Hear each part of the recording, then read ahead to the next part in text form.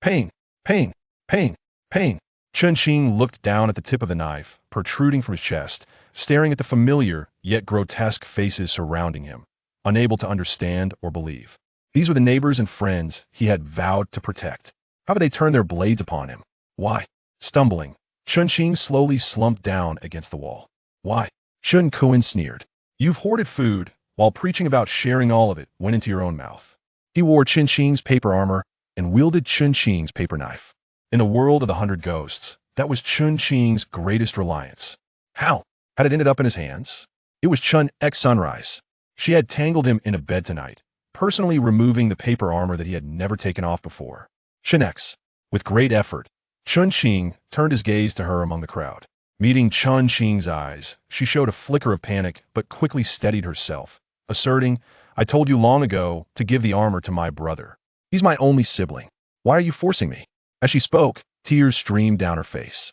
I've pleaded with you countless times for a bit more food, and each time you said there was none. It's you. You've pushed me to this point. Stop wasting breath with him. Search the place. We'll split it all. Familiar faces rushed into the room, vying for control. Nothing here. There's nothing here either. Only 2 boxes of instant noodles and half a bag of potatoes left. Damn it, where did he hide it? Chen Qing, where are you hiding the stuff? Chen Qing laughed. Food. He had finished it all. If not for his strict rationing, they wouldn't have lasted this long. You better spill it, or well roast your brother alive. Liu Yanhong grabbed the hair of a chubby boy, threatening fiercely. This was Chen Man, the only family Chen Qing had left. Chen Qing, does it hurt? Chen Man stared blankly at the knife in Chen Qing's chest. The chubby boy, born with a missing soul, never cried and never smiled. Let him go. I'll talk. Liu Yanhong joyfully released Chen Man, and Chen Qing gently embraced him. Whispering, he said, Little man, they won't spare you. Don't blame your brother. With that, he pressed Chen Man's back against the knife protruding from his chest. Chen Man glanced down at the sharp tip lodged in his heart, but he only held onto Chen Qing tightly. Child. A blind man stumbled in with a wailing cry, colliding into things before he found his way to Chen Qing. His hand was stained with warm blood. You bastards, do you have any conscience left? Half the other neighborhoods are dead, and not a single person in ours has died. How can you treat him like this? Get lost. Someone kicked the blind man away. He stumbled back, sobbing uncontrollably, his cries merging with the horrific howls outside. Chen Qing felt his strength fading rapidly as he scanned the faces around him one last time, memorizing each detail carefully. His best friend, Monkey, was not among them, but his knife was in the hands of Yu Yangfeng, suggesting that he too had met a tragic end. All the supplies. Chen Qing spoke in broken sentences. Chen Kuan quickly leaned in closer, only to hear Chen Qing whisper coldly in his ear, You're still as foolish as ever. Chen Kuan froze. Chen Qing's voice grew slightly louder. Those supplies can still last a month. Don't waste them. With that, he fell silent completely. Chen Kuan was left stunned. What did he mean? What supplies could last a month? But at that moment, a scar-faced man roared. Where are those supplies? I heard it too. They can last a month. We can survive. Chen Kuan finally understood. In this apocalypse, Chen Qing had handed him a death sentence. His face twisted with fury as he dealt a heavy punch to Chen Qing's face. At that moment, Chen Qing felt a sense of numbness. In his final moment, he noticed the blood surging through Chen Man's body. Transform into a fierce ghost. Please, let me become a fierce ghost. Little man, I'm sorry. Chen Qing, what are you saying? The 6-year-old chubby boy stood by the bed, expressionless, handing him a cup of hot water and a pill. Chen Qing had a fever. He stared blankly at the familiar surroundings and asked, What date is it today? I don't know. Get the phone. Chen Man brought over the old, battered phone. Glancing at the time, July 16th, 2055, 29 days before the blood moon's arrival. Reborn. After pondering for a moment, Chen Qing gritted his teeth. Good. The heavens have eyes. With a month left until the blood moon arrived, if he didn't seize this time wisely, all his previous efforts in the apocalypse would have been for naught. There were 2 waves of ghosts. The first, 30 years ago, erupted in the south, leaving vast emptiness. It marked the beginning of humanity's war against ghosts. In comparison, the north remained relatively stable. Ghosts existed, and ghost waves occurred, but the impact was minimal. Of course, there were scattered reports of ghostly encounters like entire families hanging from trees or the tragic death of the candy factory owner, etc. However, such tranquility would soon be shattered, for the second wave of ghosts was about to descend. It would be a catastrophic event on par with the southern ghost wave of 30 years ago. On the night of August 15th, the blood moon would rise, unleashing the 100 ghost apocalypse. In just the first night, at least half of the population would perish. And this blood-red moon, alongside the night, would persist for half a month. Following, there would be a half month of relentless daylight, repeating the cycle. What was most terrifying was that each wave after the blood moon was twice as strong as the previous one. Without those awakened ancient artifacts, humanity would have perished long ago. Those ancient artifacts refer to cultural relics and antiques. When the blood moon rises, the chi of the blood moon awakens, reviving most ancient artifacts. A piece of ancient coin, a teacher's chair, or a family genealogy could be anything. People have summarized certain patterns generally. It seems that the older the items, the stronger they are, particularly those antique pieces worshipped by many. And Chen Fan's goal was the 7 treasures demon suppression tower and the Zhong Kuei ghost suppression map. The former possessed the strongest offensive capability in Shiming City, capable of suppressing and controlling 12 ghosts. The top-rated ghost masters could only control 5. The latter offered the strongest defense in Shiming City. The Wu family, who owned this map, was known as the Unbreakable family and had attracted many to serve them. Once he obtained these 2 items, he would have the means to dominate during the 100 ghost apocalypse. He began jotting down the known ancient artifacts from memory, trying hard to remember where they might be now. The 7 treasures demon suppression tower was in the Ghostless Temple's Ghostless Tower. This was common knowledge. The Zhong Kuei ghost suppression map should still be with the Wu family. In the ghost wave, the prominent statue of Zhong Kuei visible throughout half the city had left an indelible impression on Shiming City. Chen Fan wanted to set out immediately, but he felt dizzy. Even sitting up was a struggle. "Don't move," Chen Man said expressionlessly. "Take your medicine first." Chen Fan looked at the chubby boy who had been born with a missing soul, his eyes growing misty. He could even feel the warmth of Chen Man's blood against his chest. "I'm sorry I couldn't take care of you in the past life." "It's okay," Chen Man replied expressionlessly, putting the cup away and returning to his studies. Chen Man didn't understand why Chen Fan had apologized, but he knew the appropriate response was to say it was okay. Chen Fan gazed at his back for a long moment before gathering his thoughts. He needed those 2 powerful ancient artifacts. Besides that, he needed to stockpile enough supplies. Someone who had never experienced an apocalypse couldn't comprehend the satisfaction of food sliding down one's throat when starving. But he was short on money right now. Where could he get money? The first thought that came to mind was to sell property. No matter the time, most of the assets of the average Han Chinese were tied up in real estate. But how to maximize the cash flow? After contemplating for a moment, an idea struck him: high-interest loans. If he could obtain several property titles, he could secure multiple high-interest loans. "Little man, go copy the loan shark's number from the hallway for me." Never mind, just take a photo with your phone." This was a 6-story old complex where you could almost find all the loan shark's contacts on the walls. Yellow pages?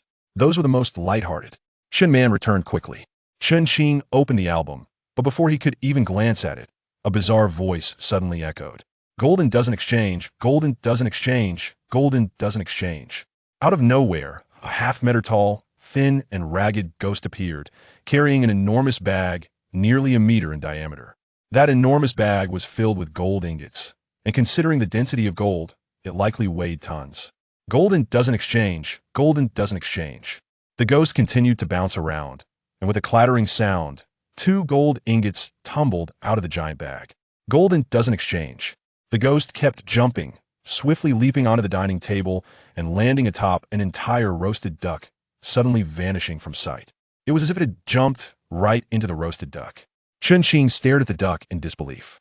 The roasted duck had turned into a golden duck. "Chen Fan, you can't eat the duck anymore," Chen Man said calmly, expressionless, as he tapped the golden duck. Chen Fan, however, was in a daze. This was Jin Buhuan, an evil ghost, wandering spirit, evil ghost, malevolent spirit. Evil ghost is a noun, a rank above wandering spirit. It does not imply that Jin Buhuan is evil. Chen Fan's mind stirred, both shocked and intrigued. Ghosts could possess virtues and vices, and Jin Buhuan represented one of the most enigmatic good ghosts. According to legend, if someone was acutely aware that they had a significant debt of gratitude before dying, and if that obsession was too strong, they could transform into the wandering spirit-level debt ghost. Also known as the gratitude ghost, Jin Buhuan is an upgraded version of the debt ghost, appearing around those he felt indebted to, turning random objects near them into gold. just like the golden duck in front of him. But who could have such a deep debt of gratitude to him? If it were in his previous life, it would be easy to comprehend he believed he had saved half the community. But in this life, he was just an ordinary high school student. If this gratitude from his previous life had somehow manifested in this new life, that concept was frightening. It implied that Jin Bu Huan could traverse time and space. Holding the golden duck, he estimated its weight. It must have been at least 40 or 50 pounds. Chen Qing's mouth fell wide open. Could it mean he could sell it for around 10 million? Chapter 2. When the legendary ghost appears before our eyes under the blood moon, countless eerie tales of spirits abound. Among them are the stories of the painted skin, the coroner, and the butcher. While legends of ghosts number in the hundreds, the truth is that humanity has encountered fewer than 30% of them. Jin Bu Huan is an exceptionally mysterious entity within these bizarre legends. Initially dismissed as mere folklore, it is astonishing to discover its actual existence. However, this roasted duck was originally intended to commemorate Chen Qing's coming-of-age ceremony, valued at 18 yuan, but unexpectedly appreciated by 500,000 times in the blink of an eye. Impatient yet feverish, he could only await the morrow. The following day, as Chen Qing's health improved, he carefully packed the golden duck into his mountaineering backpack and stepped outside. The largest gold shop in the city, known as Baifu Jewelry, was his destination. I wish to sell 10 gold bars, he announced. The counter attendant was taken aback. Such a significant client was a rarity. Taking a moment to assess Chen Qing, a youth clad in attire that could hardly exceed 50 yuan, her skepticism was palpable. Naturally, the service industry would not be so foolish as to display disbelief. Chen Qing was ushered into the VIP room. Struggling to retrieve the golden duck, the manager of the hall was momentarily rendered speechless. His first reaction was to deem it a forgery. The second was also disbelief. A golden duck. A roasted duck. It was astonishingly lifelike. Every protrusion of the duck's skin was vividly discernible. Even the half-plucked wing and the stubbornly attached down were rendered with striking realism. My family used to run a chain of roasted duck restaurants. This is our treasured possession. Upon hearing Chen Qing's explanation, the manager's skepticism began to wane. A technician was summoned with a spectrometer. Having spent their lives dealing with gold, none had ever encountered a golden duck, especially one of such magnitude. Soon, onlookers crowded into the VIP room, including several counter attendants who swapped shifts to witness the spectacle. The spectrometer revealed AU100. This confirmed that the gold content was at least 99.9. This was indeed extraordinary. Sir, if you wish to sell this, it must be cut. Proceed, he replied. Several security guards brought forth a hydraulic cutter nearly half a man's height. They had nearly forgotten when they last employed such a magnificent tool. With great effort, they severed a piece from the duck's wing and brought it to a more precise tabletop spectrometer for further examination. It still read AU100. This indicated a purity of at least 99.999. The results were astonishing. They then measured the density, which was 19.32 GCM, textbook perfect. Subsequently, they used a blowtorch to melt it down into liquid gold, which remained the epitome of standard gold. It was almost unbelievable. Remarkable, one exclaimed, overwhelmed by the absurdity of the situation. This colossal golden duck was equivalent to the total amount of gold the shop would reclaim over 6 months. Soon, a higher-ranking official from the gold shop arrived. To exercise caution, they meticulously divided the golden duck into 20 portions. It was then that they discovered the ribs intricately carved in places invisible to the naked eye. Was this truly necessary? Was it a display of craftsmanship from a master artisan? The leadership of the gold shop remained courteous and attentive to Chen Qing throughout the process. Finally, the golden duck was thoroughly evaluated, totaling 21,259.33 grams. The current buyback price of 440. The grand total amounted to 9,354,105.2 yuan. 9,354,000. The gold shop's leader grinned broadly, his smile nearly askew. Naturally, the shop would buy low and sell high. This single duck would certainly yield a profit of at least 1 million. If labor costs were added, the profit would be even greater. Upon the transaction of 9 million, the remainder was to be settled in cash. No issues arose. Swiftly, the sum of 9 million was credited, and the cash was placed within an exquisite wooden box, which was also presented to Chen Qing. Upon returning home, Chen Qing removed the golden silk lining from the box and wrapped it around the exterior. Inside, he tucked away some ropes and a hammer, which might prove useful when scaling the ghostless tower. Chen Man watched intently. Chen Qing, are you planning to sell the house? Chen Qing paused momentarily, contemplating whether his request for Chen Man to photograph the loan shark had sparked such speculation. Did you not say that even in dire straits, we must not sell this house? Chen Man's expression remained impassive as he uttered these words. Do you believe me? Chen Qing crouched down. I do. Chen Man nodded, then shook his head. But if the house is sold, Chen Shan and Chen Quan will no longer be able to find us. Chen Shan, their father, and Chen Quan, their elder brother, had mysteriously vanished. Yet, in the previous life, prior to the blood moon, Chen Quan had returned once, leaving behind the paper armor and paper sword that had allowed Chen Qing and Chen Man to survive until the third blood moon. Unfortunately, on that day, Chen Qing and Chen Man were not at home and missed the chance to meet. Rest assured, they will call, Chen Qing reassured him. After a few comforting words, he opted not to prepare a meal and instead ordered takeout. After ensuring Chen Man had locked the door and was ready for bed, he ventured towards the ghostless temple, bathed in the waning rays of the evening sun. The ghostless temple, though not expansive, possessed a rich history. At the entrance stood a modest pavilion, inscribed with adults 15 yuan, children 10 yuan, free for children under 110 centimeters. While typical tourist attractions had already closed for the day, the ghostless temple was an exception, still attracting a handful of visitors. Chen Qing purchased a ticket and made his way inside, directly seeking out the abbot. Upon locating him, the abbot was clad in reading glasses. Engrossed in scrolling through short videos. What brings you here, benefactor? He inquired. I have come to express my gratitude. Chen Qing replied earnestly, gesturing toward the box wrapped in yellow brocade beside him. There was a time when my grandfather faced near bankruptcy. But upon visiting this temple, specifically the is it called the ghost-suppressing tower, the ghostless tower. Yes, the ghostless tower, where he prayed, and subsequently, his business flourished, allowing him to live out his days peacefully. Thus, I have come today to repay my gratitude at the ghostless tower. Chen Qing spoke with an air of absurdity. Recently, my family's fortunes have been less than favorable, so in addition to expressing my gratitude, I wish to spend a night here to cleanse myself of ill fortune. The abbot appeared troubled. The ghostless tower, having fallen into disrepair over the years, has long been locked. Chen Qing slid 2 thick envelopes forward. Master, I kindly request your assistance. While these offerings may seem trivial, they represent a humble token of my respect for the Buddha. Perhaps you could use them to repair the temple doors or the like. The abbot's eyes lit up. It had been years since he had encountered such a benevolent benefactor. A broad smile spread across his face. Such filial piety is indeed commendable. We shall certainly accommodate your request. Well then, I shall take you there. With that, he naturally accepted the 2 envelopes and led Chen Qing around to the rear of the temple. The front had been developed into a somewhat polished area, while the latter half remained quite primitive, with a path overgrown with dense weeds. The abbot switched on the flashlight on his phone. At last, Chen Qing beheld the ghostless tower 0.7 stories high. It was indeed in a state of disrepair, with each level nearly obscured by cobwebs. After a good while, the door lock finally yielded, and a wave of mustiness and dust rushed forth. The sound of clattering echoed, possibly startling the mice. Benefactor, it has indeed been an exceedingly long time since anyone has tended to this place. The abbot appeared somewhat embarrassed. Chen Qing shook his head. No worries. Without being particular, he knelt directly on the dusty mat, demonstrating utmost reverence. Well said, well said. The abbot clasped his hands together and slowly retreated. Abbot, please lock the door. The abbot paused slightly, then complied and secured the door. Chen Qing feared they might feel uneasy.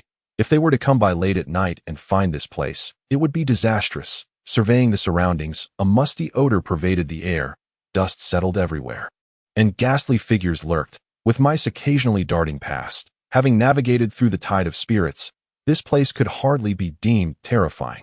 The Wuguei temple fell silent around 9 o'clock at night, by midnight. Not a sound remained.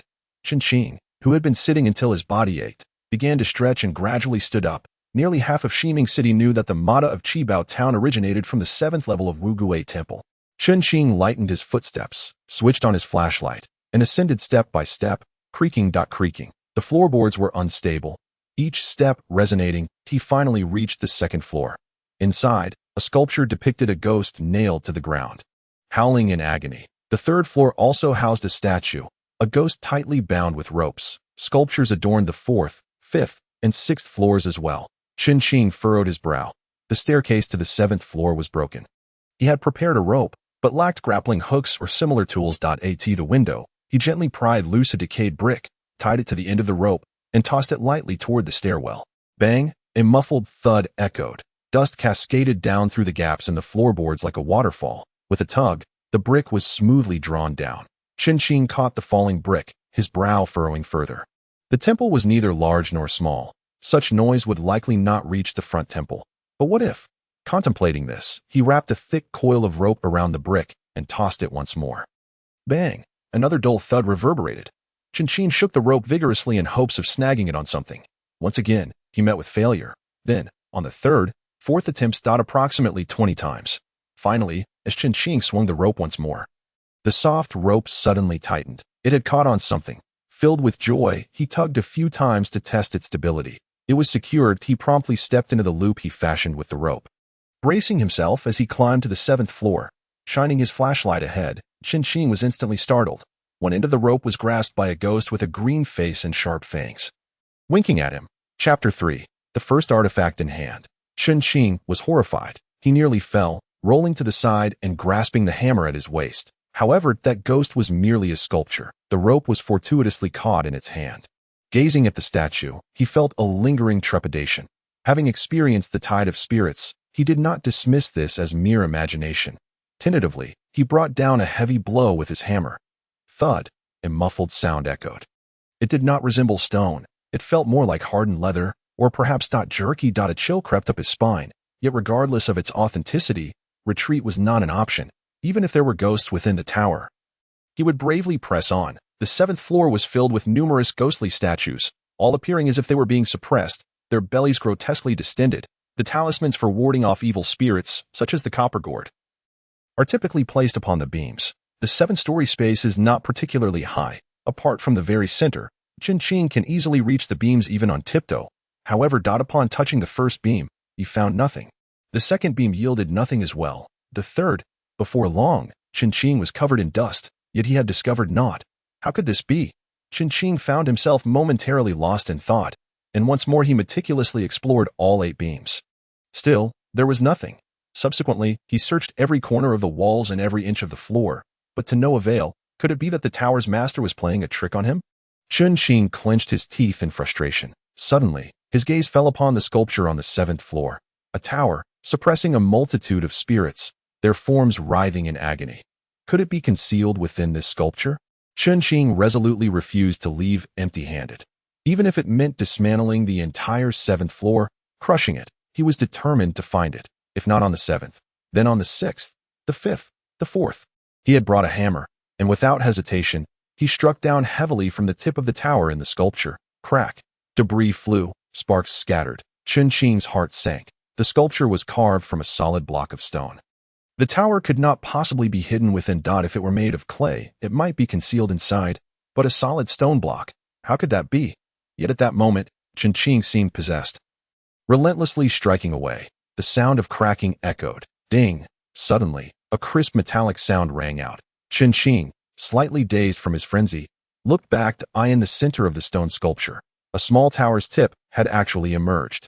He had found it. Chen Fan was overjoyed. A quarter of an hour later, the entire small tower was revealed. Chen Fan grasped the tower's body, pulling with all his might, but his hand suddenly slipped. Bang! Chen Fan found himself seated abruptly on the ground, clutching the demon-suppressing tower. Simultaneously, a chilling aura erupted from the hollow space where the tower had been. Hiss! Whoosh! A series of whispers wafted through the air, as if someone were blowing gently into Chen Fan's ear. This ghostly essence was filled with ethereal figures, most of which appeared vague and indistinct.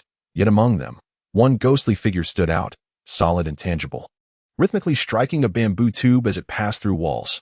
Each strike resonated deep within Chen Fan's soul. His hair stood on end, and he clutched the demon-suppressing tower tightly to his chest. Invoking all evils, retreat. All evils, retreat. All evils, retreat. All evils, retreat. Thank you, young master, for your rescue. A sweet voice circled around Chen Fan, belonging to an ancient woman holding a flowered parasol.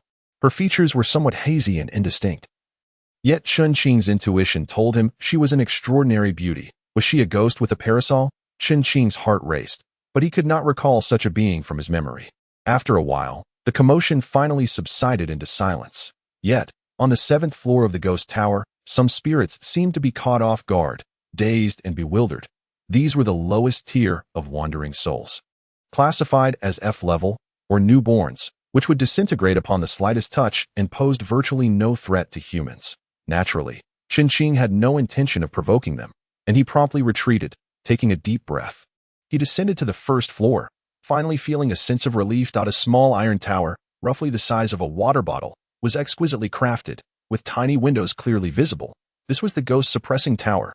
The Seven Treasures ghost-suppressing tower, one of the two super antiques of Shiming City. With this artifact, Chen Qing and his companions could be considered safe, merely gazing at the myriad footprints on the tower. Chen Qing furrowed his brow. Time raced by, and soon the dawn began to break out. A young monk hurried into the abbot's chamber.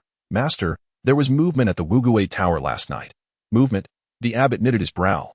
Already aware that it was due to the presence of someone inside that he casually remarked, "Ah, a devoted benefactor, wishing to spend the night within. Just as the young monk was about to leave, he turned back and said, "But the sounds I heard came from the 4th or 5th floor. The abbot could no longer sit idly.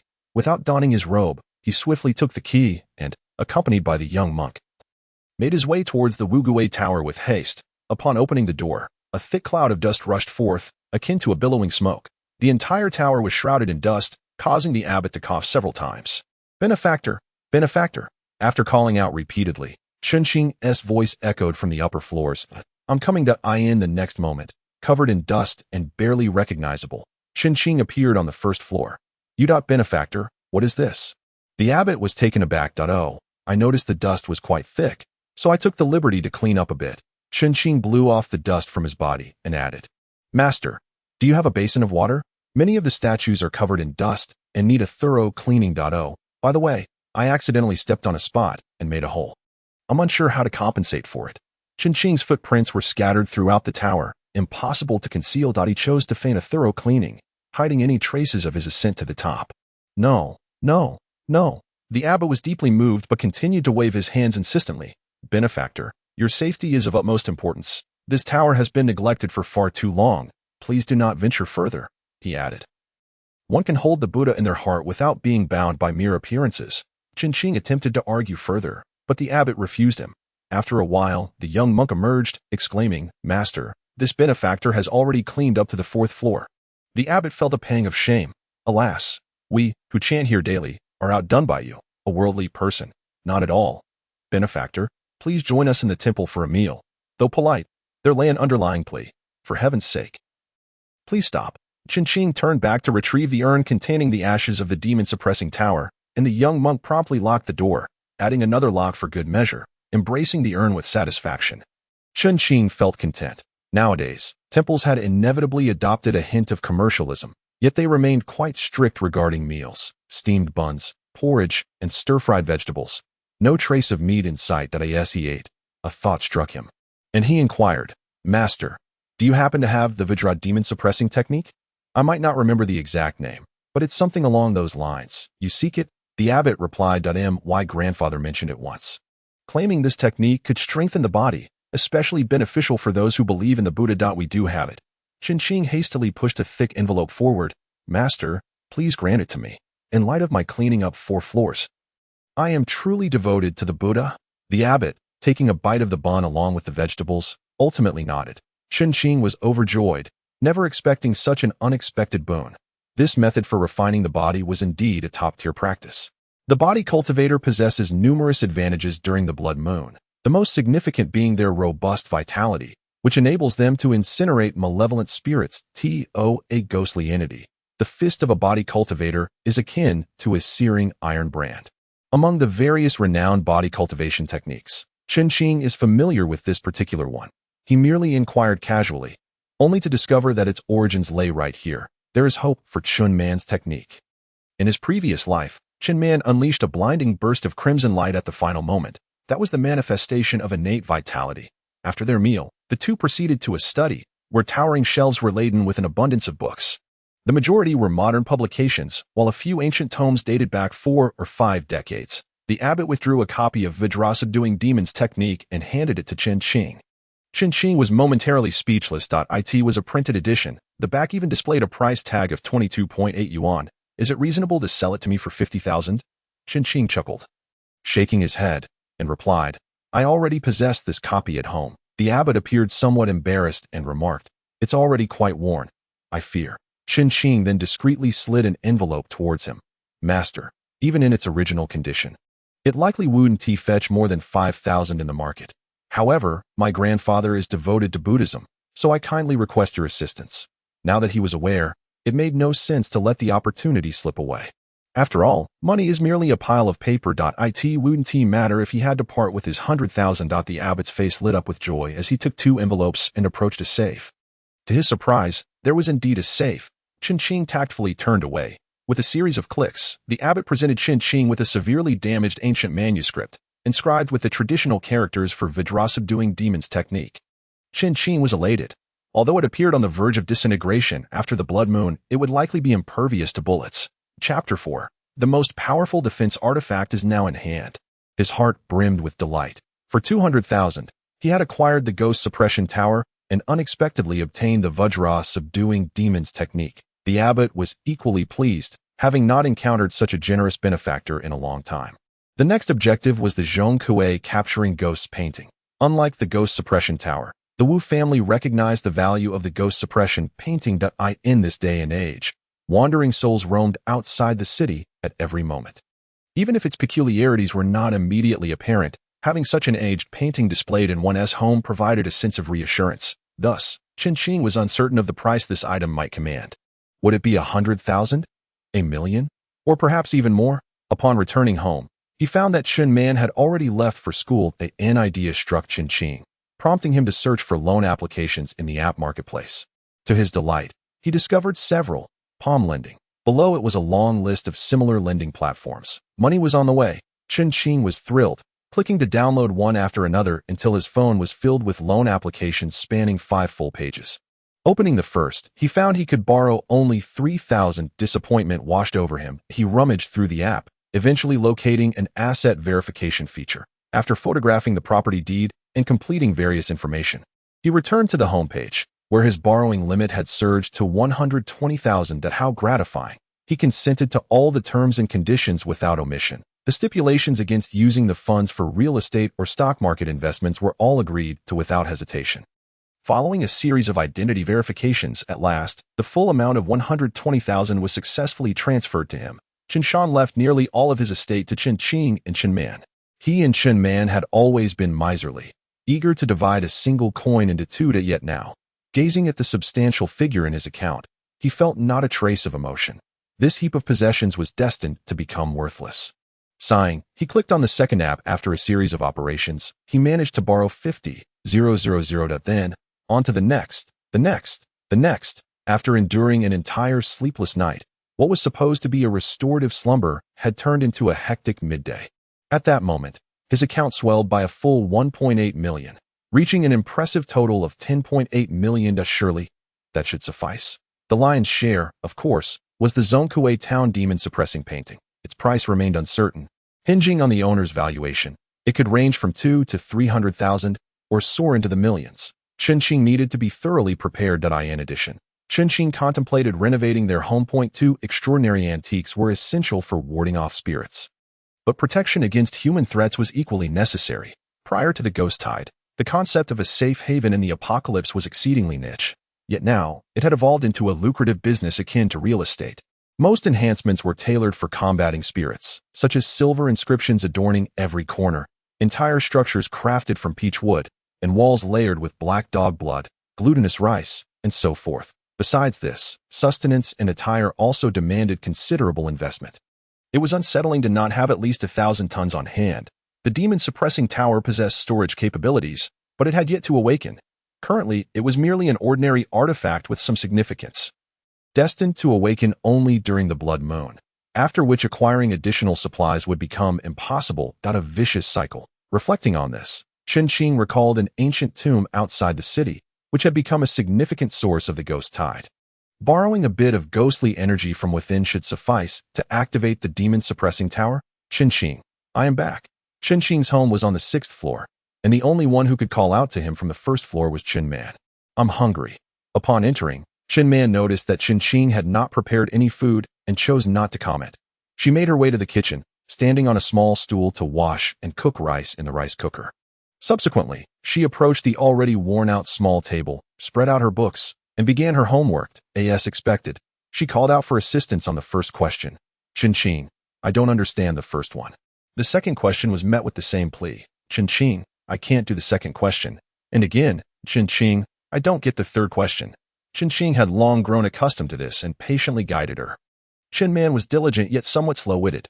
The following day, Chen Qing treated himself to a new phone, donned a fresh outfit, and had a thorough grooming session at the barbershop, observing his reflection in the mirror, a slick-back hairstyle, a tailored suit, and a briefcase. He felt as though he had aged 5 or 6 years. Finally, he arrived at the doorstep of the Wu residence. The villa was not the pinnacle of luxury, but it was quite impressive that he knocked on the door. A young man appeared, regarding Chen Qing with curiosity. "Who are you?" "I am Li Qing, sent by a foreign friend to discuss a business proposition." Chen Qing then presented a bag of vibrant fruits. This circle was neither too large nor too small, and it was all too easy for a compatriot to be uncovered. A business deal? The young man appeared somewhat puzzled but nonetheless welcomed Chen Qing inside. Soon after, a middle-aged man descended from the second floor, prompting Chen Qing to rise immediately. "I am Wu Xiaoman. Pleased to meet you." The two men took their seats. "I apologize for the intrusion. It is because a foreign friend has taken a keen interest in the esteemed painting of Zhong Kuei, which adorns your home." Chen Qing chuckled and mentioned that this foreign friend is indeed quite fond of it and has entrusted him to inquire whether you might consider parting with it. A foreigner. Wu Xiaoman furrowed his brow but shook his head, stating, "This painting has been passed down through generations. It is not for sale." The refusal, made without even discussing a price, complicated matters. "Indeed, I completely understand. The Wu family in Shiming City is regarded as a wealthy household and surely does not lack for funds." Chen Qing endeavored to find the right words. However, this foreign friend truly appreciates Tang culture, particularly Zhong Kuei, and the ghostly lore he embodies, which he holds dear. He seems to have a good understanding of your legacy and expressed great respect for you and your family's illustrious history, indicating a willingness to exchange anything of value. Wu Xiaoman smiled, recognizing that everyone has their points of pride, and his pride lay in his ancestors' grandeur. "I would very much like to meet this foreign friend. I wonder if you could introduce us, young man?" Wu Xiaoman inquired with a smile. "Perhaps not at the moment," Chen Qing replied, then steered the conversation back to the painting.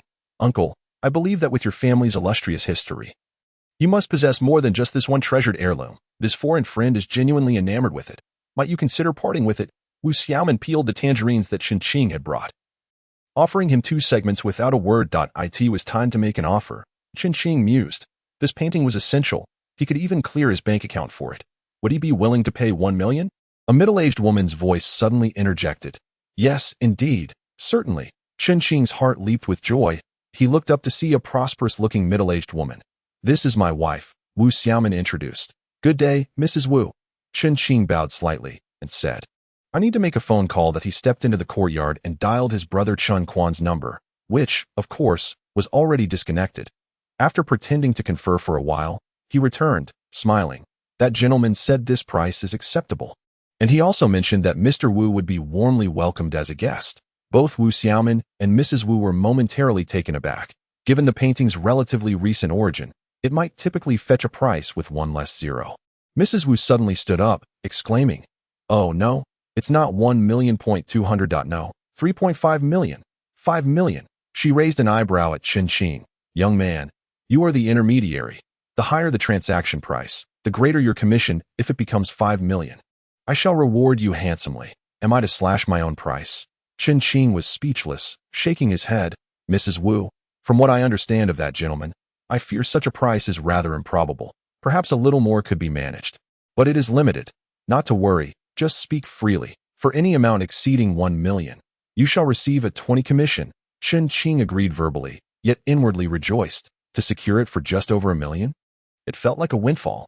He pretended to make another phone call, which lasted unusually long.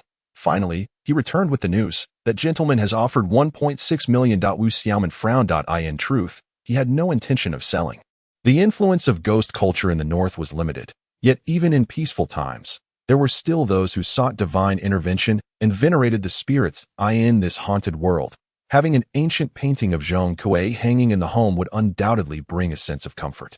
Mrs. Wu seemed to perceive his thoughts and nudged him with her elbow, saying, "Our home is filled with numerous antiquities. This money will suffice for Xiaoman to acquire a better house." Wu Xiaoman finally nodded in agreement. Only then did Mrs. Wu turn to Chen Qing, joyfully exclaiming, "How shall we transfer the funds?" "Draft a contract, and the money can be transferred immediately," came the reply. At once, Mrs. Wu and Chen Qing engaged in cheerful banter as they drafted the contract. Before long, Chen Qing transferred 1.6 million from his account to Mrs. Wu's account. Ecstatic, Mrs. Wu produced a painting. She also handed over an envelope. Chen Qing had just sent out 200,000 yesterday, so he could easily discern that the thickness of this envelope contained at most 50 or 60,000. Far from the 20 promised by Mrs. Wu, which amounted to 120,000 of this. Chen Qing's expression darkened, but of course, he was feigning distress. When it came to bargaining, one must appear utterly pained, so that the payer would feel they had gained an advantage. Oh dear, young man, that's enough. Don't be greedy. Mrs. Wu patted Chen Qing's knee, saying, you earned 50,000 in just 1 hour. That's quite commendable, and surely that foreigner will pay you a commission as well.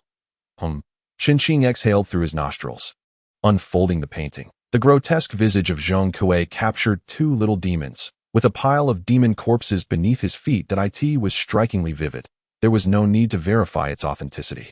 This was it. The ferocious image that half the city could see was etched clearly in Chen Qing's memory. The painting of Zhong Kuei was now in his grasp. Chapter 5. So you are called Huang Can. Are you? Upon exiting the Wu household, Chen Qing felt an overwhelming joy, nearly leaping with elation. Mrs. Wu, you were a divine ally. It was evident that Wu Xiaoman had no desire to sell, and if he had stated a price, it would likely have been significantly higher, making negotiation difficult. Yet Mrs. Wu's attempt to seize an advantage inadvertently granted him an immense benefit. Joyfully returning to the community, he spotted a group of children encircling Chen Man. Wild child, born with no one to care, wild child, scavenging buns from the garbage. I don't scavenge buns, Chen Man retorted, having clearly taken a few punches. As blood trickled from his nose, I only collect bottles to exchange for money to buy buns. The other children erupted into laughter. The eldest among them, a boy of about 10 named Huang Can, the neighbor's child, seized Chen Man's cheek and twisted it vigorously. Look at this little trash. He doesn't dodge when hit, nor does he retort when scolded. A born punching bag. Ha ha ha. Chen Qing gritted his teeth and rushed forward, seizing Huang Can's hand, causing it to crack audibly. Ouch, that hurts. Huang Can's expression changed, tears immediately welling in his eyes. Chen Qing, have you lost your mind? Hitting a child. A woman rushed out from a nearby shop, shoving Chen Qing forcefully. Chen Qing staggered but did not release his grip, coldly staring at the woman. Lu Yanhong, the owner of a snack shop in Jiangpan community, had a share in the group that harmed him. When they attacked my brother, you ignored it in your shop. Now you dare to call him a child? Let go. I will tear you apart. Lu Yanhong shouted harshly, her dry, jagged nails dug into Chen Qing's hand, tearing open a wound that bled profusely. Yet, Chen Qing still refused to release his grasp. The grip had tightened considerably. Huang Can burst into tears. Lu Yanhong, in a state of urgency, exclaimed, let go. I swear I will tear you apart if you don't believe me. At that moment, she suddenly released Chen Qing's hand, her fingers lunging towards Chen Qing's eyes. Chen Qing deftly sidestepped, evading her claws, releasing her hold. He smiled and remarked, very well. He turned to leave with Chen Man, who was dragging a large bag that clinked with the sound of numerous empty bottles. Chen Qing knelt down, gently ruffling his hair, filled with compassion. Xiao Man, you needn't pick up bottles anymore. Yet, the money left by Chen Shan was nearly depleted. Well, I've earned a great deal of money, Chen Qing said, opening the envelope given by Mrs. Wu, revealing it filled with vibrant red bills. Look, isn't it a lot? Chen Man leaned in for a closer look, shaking his head. I can't count this much. Regardless, we won't need to collect bottles anymore. Do you understand? Chen Man remained expressionless, yet earnest. All right. The two of them, in their desolation, meticulously counted every penny while persevering to earn every dime through their limited means. As long as it could be exchanged for a steamed bun or an eraser. It was worth the effort. Dignity?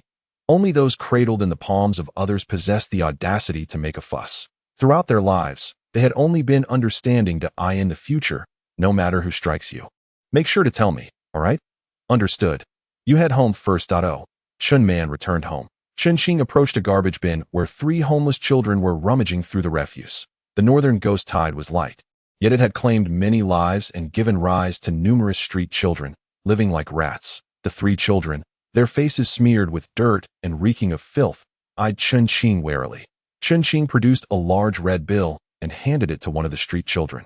Gesturing towards Lu Yanhong's eatery, go cause a ruckus at that snack shop. The homeless child beamed with joy. Chen Qing then pulled out 2 more red bills, handing them to the other 2 children. Pointing at Huang Can, who was playing a role of some sort, Go give him a beating. This is yours. The trio erupted in delight. One of them picked up a brick and cautiously approached the entrance of Yanhong's snack shop. The oil in the frying pot was bubbling, occasionally splattering hot droplets that stung painfully. The street child suddenly smashed the brick into the pot. He turned and fled. Bang! Splash! Hot oil erupted. Lu Yanhong, who was frying potatoes, let out a piercing scream. Ah! Ah! She trembled in pain, spewing a torrent of vulgarities laced with familial insults as she chased after them. Yet, how could a greasy middle-aged woman catch up to street children as slippery as mice? Huang Can, oblivious to the commotion, looked towards his mother, who was frantically shouting as she ran into the street. Filled with confusion, slap, a heavy slap left him dazed. Huang Can stumbled back, only to see a similarly filthy street child his age. You. Huang Can covered his face, instinctively taking a couple of steps back. He had always been afraid of these plague-like children. Slap, another resounding slap. Simultaneously, another street child landed a punch on his face. Your Huang Can. Huh, stars danced before Huang Can's eyes as blood gushed forth. Dazed, he attempted to push the two away but stumbled and fell to the ground. The two street children swiftly climbed atop him, raining blows upon him. Huang Can curled up, crying uncontrollably. Two homeless children observed numerous adults casting glances their way, seizing one child's face with a relentless grip. They then aimed a flurry of punches at the gaps revealed between his hands.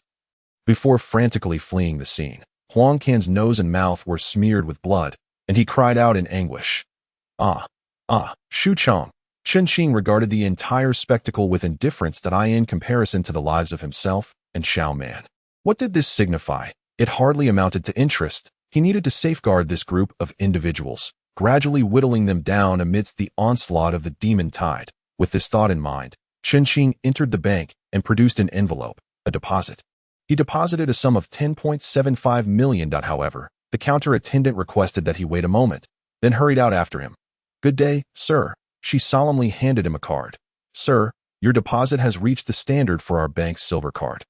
She extolled a plethora of benefits, including discounts on fuel, half-priced movie tickets, complimentary car washes, and free services at designated barbershops, among others. Chen Xing found himself at a loss for words. Logically, such perks should be reserved for the impoverished individuals with meager deposits, not for someone like himself who already possessed a silver card. Why were all the good things reserved for the wealthy? Understanding this, he casually accepted the silver card and was about to leave when the counter attendant obstructed his path once more. This time, she promoted insurance, funds, and guaranteed returns of 8, with the potential to reach 12, not to mention the possibility of 1,200. He wouldn't consider any of it. Chen Xing's patience waned, and the attendant, perceiving his discontent, mechanically opened a brochure and mentioned the construction of safety houses. At this point, she seemed disinclined to continue her pitch, closing the brochure with a polite smile. I apologize for disturbing you for so long.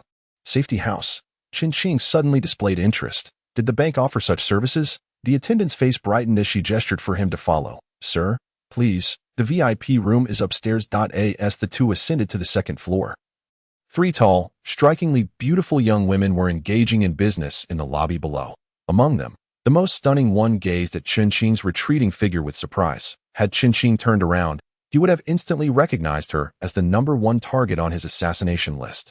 Cheng Shi pondered something and approached the spot where Chen Xing had just made his deposit, picking up the discarded empty envelope for a glance. The back bore the small golden letters of Ximing Securities. Her gaze instantly sharpened. She, who was constantly contemplating how to attach herself to a wealthy benefactor, was acutely aware that such securities were classified. The ordinary envelopes from Ximing Securities bore red letters. Silver letters indicated total assets of 5 million, while golden letters denoted 50 million. Chen Xing was unexpectedly affluent. Unbeknownst to her, this envelope originated from the Wu family, and Chen Xing himself was entirely unaware of Ximing Securities' location. Golden letters. Cheng Shi's companion, Fu Yeye, glanced upstairs and remarked, "Did I see that incorrectly? Wasn't that the Chen Xing who pursued you?"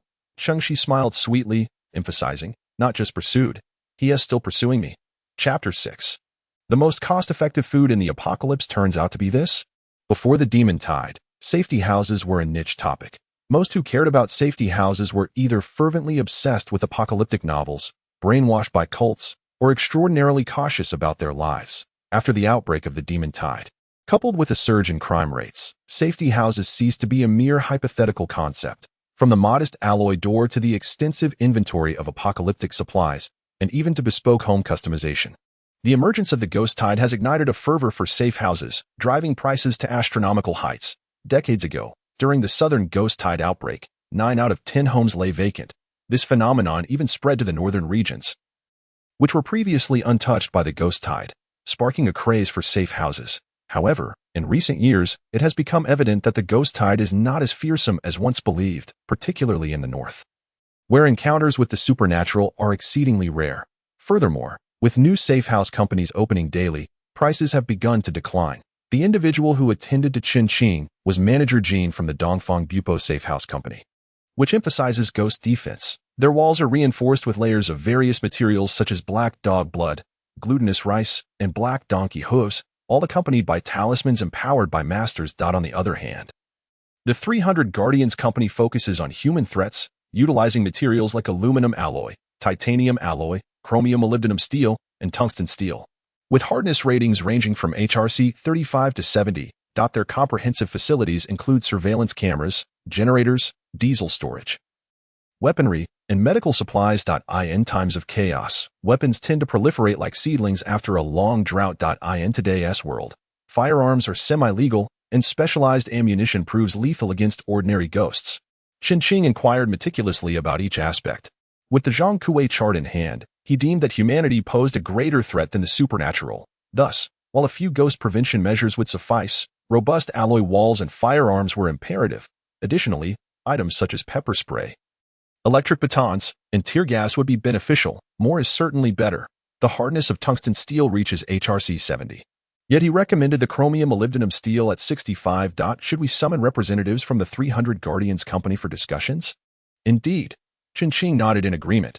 Soon, the representatives from the 300 Guardians Company arrived, exhibiting far greater professionalism than manager Jean. Good day, Mr. Chen. My name is Yang, and here is my business card. Have you considered a small farm? If your living space permits, a small farm can be established. Here is a diagram of a vertical farming system utilizing our recommended crops, capable of yielding approximately 3 kilograms of vegetables per square meter each week. We suggest potatoes, such as Qingshu 9E, which, with optimal temperature and humidity control, can produce up to 90 kilograms in 80 days. The fertilizers we provide are specially formulated, combined with organic fertilizers, essentially human waste, allowing for around 300 cycles of cultivation. Even with intensive farming, this can sustain productivity for 50 years. Additionally, there is a rainwater collection system requiring only a small opening to extend the collection pole, which can gather around 1 liter of water daily. Rainy days yield even more. The medical room will be stocked with common medications for minor ailments, along with a decentralized intravenous setup that is user-friendly. Simply apply it to administer fluids.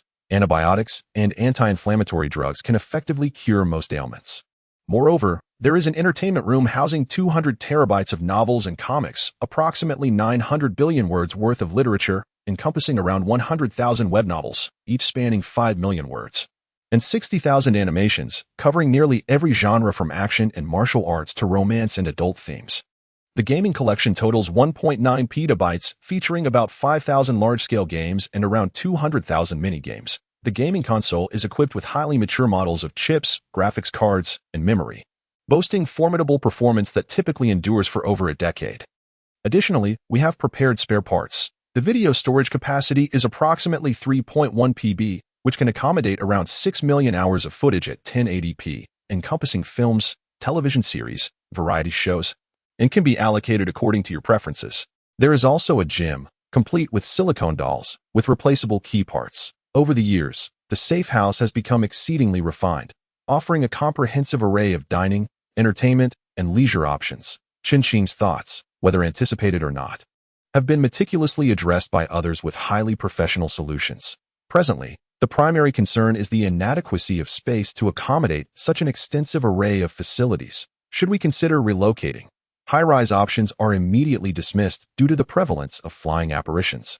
A 6-story residential complex seems to offer limited alternatives as well. The riverside community, situated by the water, is advantageous since most spirits, aside from those who have drowned, tend to fear water. The community is conveniently bordered by streets on all 4 sides, resembling a protective wall, and our residence is centrally located, which is also quite favorable. With an area of several hundred square meters, it is essential that sunlight reaches the space. What would be the approximate cost of a property meeting such criteria? Either a villa or an estate. In the villa district of the western city, a 3-story villa generally costs around $7 million, with a usable area of approximately 300 square meters and a garden of about 70 square meters. It is entirely within reach. Chen was greatly intrigued. What would it cost to transform a villa into a safe house? It might be somewhat expensive. 300 square meters is already substantial. Furthermore, the family farm located on the ground floor necessitates a fully enclosed protective structure, with a price tag around $46 million. Customization of the villa is required, and the construction period would take roughly 3 months. Chen was at a loss for words. He finally understood why it is said that villas are easy to purchase, yet challenging to renovate. Most importantly, 3 months is ample time for calamity to strike multiple times. He calculated in his mind. Irrespective of the approach taken, the cost of the villa's area would not be inexpensive. That a family farm is essential. Although I usually neglect to glance at the cabbages and tomatoes, the craving for fresh vegetables in an apocalyptic scenario could drive one to madness. My home is on the top floor. Can these elements be extended to the rooftop? Can it bear the weight? Mr. Chen, you may not be aware that the buildings in the Tang Dynasty are designed with a strength that exceeds mandatory standards by at least 30, generally ranging from 40 to 60. Our older community utilizes more robust materials, ensuring that load-bearing capacity is not an issue. Moreover, we will reinforce the structure during construction, further alleviating concerns. Chen felt elated and inquired, what if the ground floor were to be bombed? Manager Yang was momentarily taken aback and replied, the regulation of explosives is exceedingly stringent, and ordinary individuals cannot acquire them. If someone were able to obtain explosives for that individual, the safety of a house on the ground or 6th floor would be irrelevant. Because at sufficient yield, even if the safe house withstands the blast, the shockwave could still prove fatal to those within. Therefore, we shall opt for the 6th floor. At the very least, we can cultivate vegetables on the rooftop. However, after prolonged contemplation, Manager Yang expressed his concern. The top floor is indeed an excellent choice, but it constitutes an illegal structure. Although regulations are currently rather lax, if someone reports it and it is discovered, demolition will be mandated. No problem. It is indeed astonishing that someone has reported this. With the efficiency of the Tang Dynasty's government, it would take mere moments for various departments to pass the buck before the blood moon rises. However, Manager Yang contemplated a different layer. This young man evidently possesses governmental connections, capable of maneuvering through numerous channels. With this thought, his regard for Chen naturally elevated a few notches. Next came the discussion of prices. Chen invited Manager Yang from the safe house and Manager Jean from the bank to his home. Manager Yang was quite forthright, even displaying the market price of chromium molybdenum steel, swiftly estimating the costs based on the blueprints. The pricing was fair. As the counterpart mentioned, they were making merely around 5 profit. Yet, as the items were tallied, Chen found it somewhat overwhelming. The medical room was undoubtedly essential. What about the medications? That too required funding. Cold and pain relief medications must be adequately stocked. Glucose, anti-inflammatory drugs, antibiotics, and painkillers also needed to be sufficiently provided. Adding in some rare medicines, the total came to $850,000. The entertainment room proved to be a significant expense. Skipping over TB, the storage space measured in PB sounded enticing. However, when constituted as NAS, each PB approached 100,000, coupled with various gaming devices and spare parts. The entertainment room's cost soared to $1.3 million. As for food, they decided against running to the supermarket, opting instead to order 125 cubic meters of assorted canned goods. There was simply too much to fit anywhere but the rooftop. The power generation equipment included not only diesel engines, but also solar panels covering the entire building, wind turbines, and hand-crank generators, each equipped with spare parts. There was even a home super farm, which, despite being merely soil, was sold by the kilogram. Summing everything up, the price escalated to $14 million. This exceeded their budget. Manager Jean aptly interjected, Mr. Chen, how would you like to proceed with the payment? What down payment would you prefer? Down payment. How could I have forgotten that? With a spark of realization, he asked, what is the minimum down payment? Typically, it's 40, but as a silver card holder, you can go as low as 20. Wonderful. Chen felt elated. To his ears, this was akin to a liquidation sale at a fraction of the price. It was truly a heartfelt clearance. This was more than adequate. He also purchased some firearms and ammunition, which amounted to around 3 million. All three were in high spirits. Chen Qing secured the safe house at a bargain. Manager Yang closed a deal worth 14 million, and manager Jean finalized a loan in the millions. Had they been better prepared at home, it would have been worthy of a toast. After a moment's contemplation, Chen Qing asked manager Yang, as an expert, what, in your opinion, offers the highest cost-effectiveness under the survival is key standard? In a post-apocalyptic world, every morsel of food is a priceless treasure. Food, indeed, is the hard currency of such an era. As long as there is food, anything imaginable can be acquired. Both he and Chen Man surely desired exquisite delicacies, but for food to be used as a bargaining chip, mere ability sufficed. Manager Yang chuckled softly, providing Chen Qing with an unexpected answer. Pig feed. Chen Qing paused momentarily in surprise. Pig feed, generally made from the oil residues of soybeans, peanuts, sesame seeds, and corn from oil factories, consists of the remnants after oil extraction. It is high in carbohydrates, high in protein, low in fat, entirely natural, and specially fortified with vitamins. To speak candidly, even disregarding the apocalypse, it is healthier than what most people consume today. Chen Qing pondered over this issue. He considered directly purchasing raw materials such as wheat and corn, planning to see if he could process them later. To his surprise, a shift in perspective brought clarity. How is pig feed generally sold? If the quantity is small, it typically costs around 2 yuan per gene, but for larger quantities, well, it could be procured for a little over 1 yuan per gene. Settled. This is it. Chapter 7. Wait. Is this top contender really that formidable? After ensuring nothing was overlooked, both parties finalized the contract. Regarding the completion date, Chen Qing was quite stringent. Within 20 days, this was still due to an additional layer being added to the rooftop. Otherwise, a modular custom house could be assembled in just 2 to 3 days. Accompanied by Chen Man, they checked into a hotel, staying in a presidential suite costing 4,999 a day. Indeed, having wealth is quite delightful. This suite spans over 200 square meters, with all the furnishings exuding an air of opulence. What Chen Qing cherished most was a large safe. Locking the Zhong Kuei painting inside, he heard Chen Man exclaim, Chen Qing, this is bigger than our home. Inside, there was even a children's room filled with toys, but Chen Man showed little interest in them, instead engrossing herself in a nature documentary, refocusing his thoughts. Chen Qing realized that activating the demon suppression tower was of utmost importance. He needed to store a vast quantity of food. The tower had a storage function, but it had yet to experience ghostly energy. It remained an ancient artifact, not yet awakened. When the blood moon arrived, it would be too late. Fortunately, Chen Qing was aware of an ancient tomb in the east of the city, reputed to be the burial site of a princess. After the blood moon, it had become a significant source of ghostly tides. There should be enough ghostly energy to activate the demon suppression tower, right? Lost in thought, Chen Man finished her ablutions and nestled beside Chen Qing. Good night, Chen Qing. Good night. The following day, bright and early, Chen Qing received a phone call. It was his homeroom teacher, Lu Shi, nicknamed Shi Lang. Chen Qing, how long are you going to let this cold linger? It dawned on Chen Qing that he had taken leave a few days prior. It had nearly been a week since he last attended class. This cold had become rather severe. Hurry up.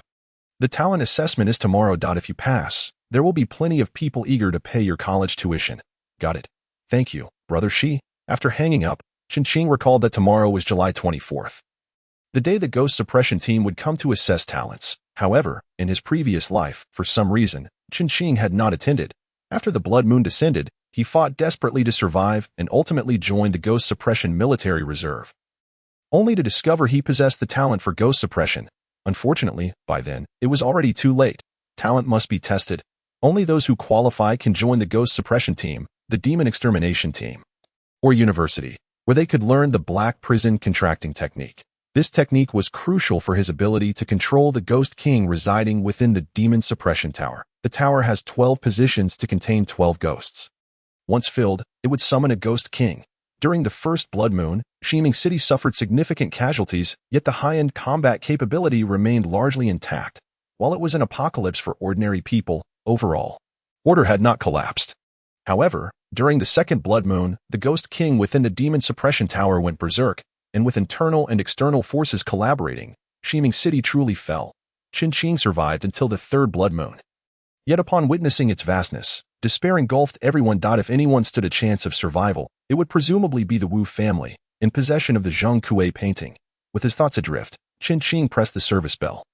After all, it was the presidential suite, and soon 2 attendants arrived, ceremoniously wheeling in breakfast. They laid out a spread: pan-fried ham, eggs, bacon, cured meat, youtiao, bread, sandwiches, congee, soybean milk, orange juice, along with several side dishes, totaling 15 varieties. The pleasures of wealth were indeed delightful.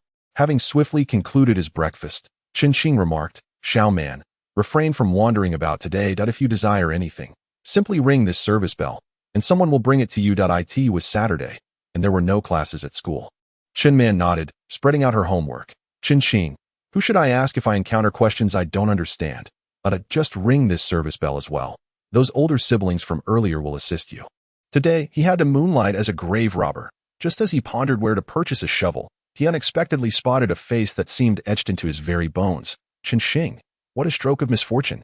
Chen had pressing matters at hand and chose to ignore her, striding purposefully out of the hall. Chen had been trailing him since she spotted him at the bank yesterday. Employing various methods to track him down, eventually discovering his location, she had indeed displayed her prowess by uncovering Chen room number, the presidential suite. At last, she confirmed his identity as a low-key, wealthy second-generation scion. A distinguished client of Shiming Securities, currently constructing a safe house valued at no less than 10 million. He could afford to reside in a presidential suite. She inwardly cursed her previous lack of discernment, having foolishly treated Chen as a mere backup option. However, when it came to handling men, she was brimming with strategies. Thus, she waited here, intending to feign a chance encounter. When Chen neared, she would pretend to twist her ankle and fall into his embrace, expecting him to graciously invite her to stay for a while. As for the next steps, it was still too soon for a home run. That might lead him to underestimate her. Better to give him a taste first.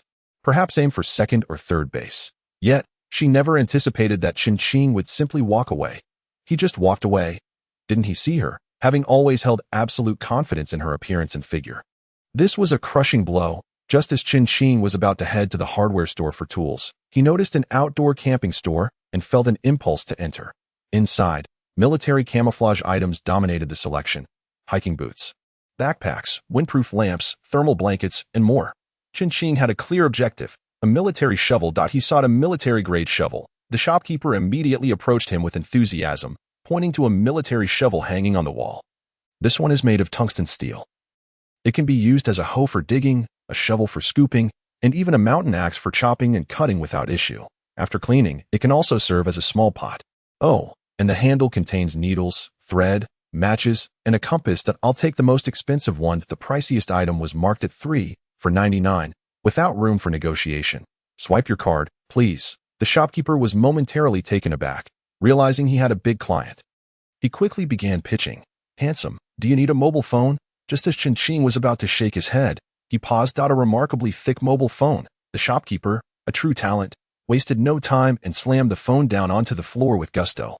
Wang, he picked it up again, and it was as good as new. 4 defenses: dust-proof, shock-proof, waterproof, and drop-proof. Under normal usage for a week, the energy-saving mode can last an entire month. Moreover, it features a distress signal module and satellite communication. This device is truly a perfect companion for the apocalypse. Chen immediately nodded and requested 4 units, instructing that 3 of them be delivered to the presidential suite at the Aria Hotel.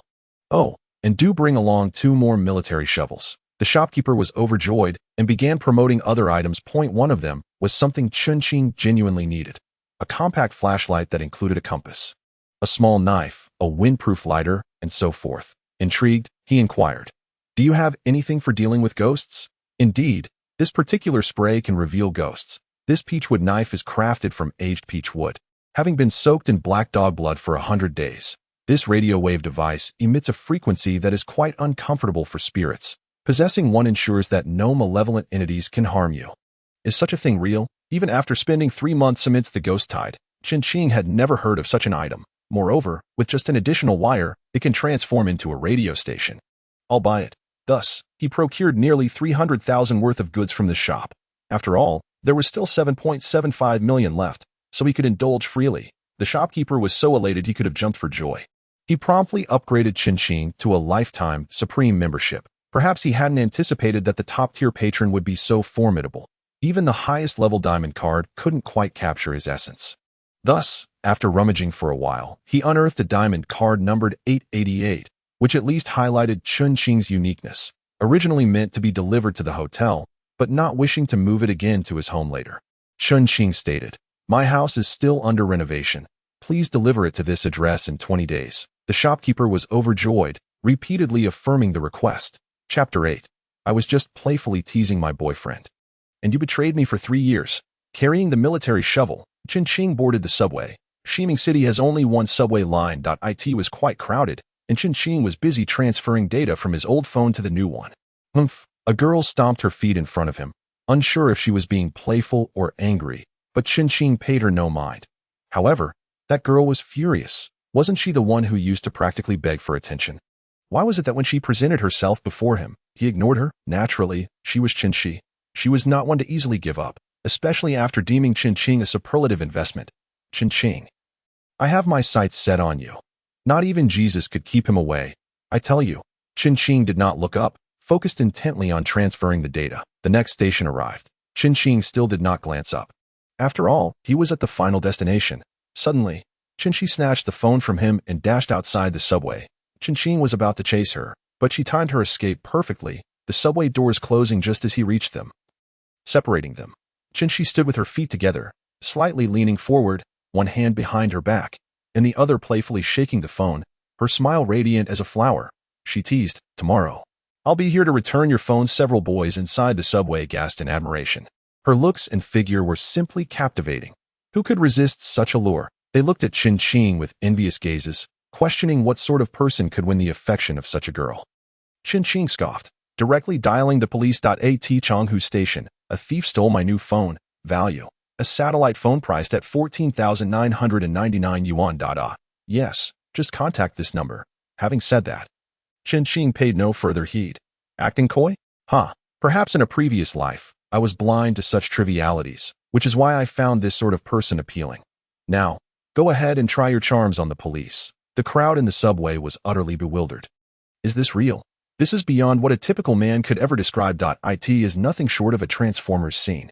Clearly, this stunning beauty has taken an interest in you. And what is the deal with calling the police?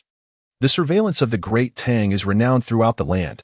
Soon, the officers pinpointed the suspect with undeniable clarity regarding the crime. In a mere moment, they found Chen Shi, who was waiting for the bus. She was utterly perplexed. Please come with us. Officers, you must have mistaken me. No mistake here. You snatched someone's phone, and the surveillance footage is quite clear. Is it not this one in your hand? This. Chen Shi was at a loss for words. Utterly speechless. Is he out of his mind? Her thoughts were in disarray. How could he dare? How could he have done such a thing? The scene she had just enacted was no mere whim. It was a meticulously rehearsed script she had played out in her mind countless times. Maximum youthfulness, maximum vitality. She was confident she could win over Chen Qing. Even if he were angry, was it not simply a matter of acting cute? Grasping his arm, feigning a casual brush against his chest, if one approach failed, she could always try another. In all her imagined scenarios, she never anticipated this turn of events. Let us go. Chen Shi was truly bewildered as the police seized her arm. She forcefully broke free from their grasp, her eyes welling with tears. I thought we were just joking. Chen Qing is my friend. No, he is my boyfriend. Do you not believe me? I have his number right here. WeChat. I have that too. Please come with us. The officers were unyielding. They had seen too many of these tricks in nightlife operations. They had dealt with those who would grope while claiming innocence, and others who would strip down, offering anything for their release. What was this compared to that? They had grown numb to it all. Should she wish to explain, she could do so at the station. Chen Shi was truly frightened as she was escorted into the police car, her eyes brimming with tears. Wronged. Utterly wronged. Upon arriving at the station, she retrieved Chen Qing's number and dialed it. She desperately wanted to ask what was going on. Was this really necessary? But it went straight to voicemail. He truly is my boyfriend. We were merely playing around. While giving her statement, she cried, setting aside whether he is indeed your boyfriend, even if he were. This constitutes a crime. Another officer cast her a glance. This phone is worth 15,000. Robbery carries a sentence of 3 to 10 years. A wave of shock washed over Chen Shi. 3.3 years. Tears streamed down her face, her hands trembling slightly. Meanwhile, Chen Qing had arrived in the eastern part of the city. The atmosphere was heavy with foreboding. It felt like wearing a thin garment on an autumn morning or abruptly throwing off the covers in winter. Having experienced the ghost tide, He was well aware that although it was daytime, there remained a possibility of an encounter with spirits, albeit a very slim chance. At the onset of the blood moon ghost tide, the city's prominent figures had orchestrated a counterattack, which included this princess's tomb. Hence Chen was quite familiar with the route. In contemporary times, the majority of individuals have relocated to urban areas. However, numerous villages still exist on the outskirts, inhabited by a considerable number of people. The reality is that the cost of housing in the city is prohibitive. One cannot simply resort to sleeping on the streets. Can one? After walking straight for half an hour, Chen arrived at a deserted village. Not far from the village, there was a mound of earth, upon which stood a colossal, withered locust tree. Beneath this mound lay the tomb of a princess. Please, just a smidgen of ghostly essence, Chen mused inwardly, folding the military shovel into a hoe shape and beginning to excavate. The top layer of loose soil was easy to dig, but as he delved deeper, the earth became increasingly compacted. With each stroke, a resounding clang echoed, akin to striking stone. The tomb of a prominent figure was likely quite deep. Chen was prepared to toil for several days. Yet, before long, noon approached. With another thrust of the shovel, his grip suddenly slackened. Had he struck an empty cavity, hastily clearing away the soil, Chen uncovered a slanted passage, just wide enough for a person to enter. A chill emanated from within, causing goosebumps to rise on his skin. This was the essence of ghosts, a looting tunnel. Clearly, this tomb had been visited by someone of considerable skill. That if he were a legitimate tomb raider, he would be on the verge of tears at this revelation. But Chen was filled with exhilaration. The workload that would have taken at least 3 or 4 days was now completed in an instant.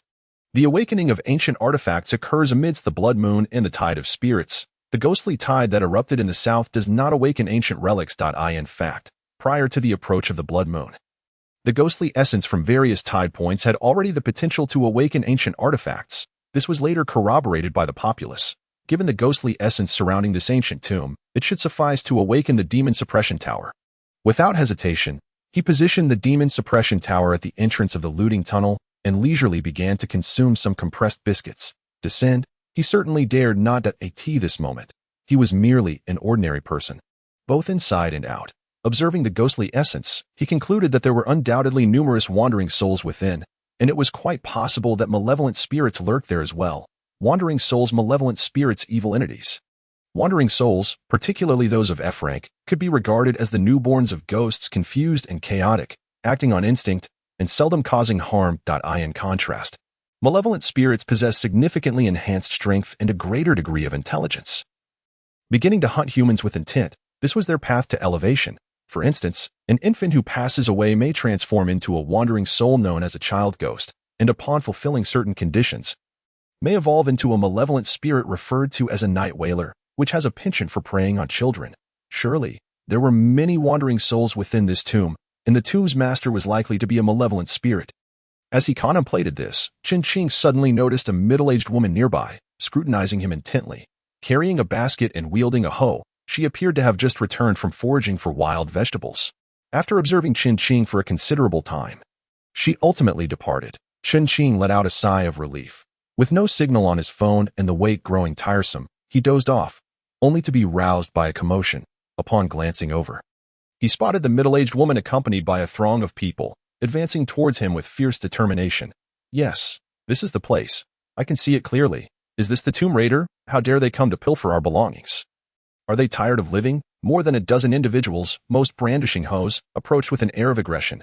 Chen felt a sense of foreboding, yet he stood calmly, unperturbed. Having endured the apocalypse, he understood a crucial principle. If you show even a hint of weakness, your adversary will seize upon it with overwhelming force. Silently concealing the demon suppression tower, he maintained a neutral expression and addressed them. Is there something you require? Chapter 9. Kind words fail to persuade the damn ghost. The leading man, with a face full of flesh, bellowed, dare to come to our village to rob graves. Have you lost your mind? Stop wasting breath on him. Kill him. Damn it, kill him. The crowd was incensed, their emotions boiling over. Many were fixated on the grave behind Chen, their gazes ablaze with fervor. At present, Chen was merely an ordinary individual, and it was likely that not a single one of these burly men could be subdued. His thoughts raced, and he boldly stepped aside, revealing the entrance to the cave. A chilling aura spread forth, causing goosebumps to rise even in the middle of the day. I am from the City Exorcist Corps.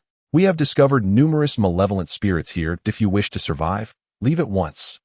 Oh, fear flickered across the faces of several individuals. Ghosts. In the past, such tales were merely stories to frighten children, but now these entities were undeniably real. Who were they trying to scare in broad daylight? And the Exorcist Corps? What a farce. One among them sneered.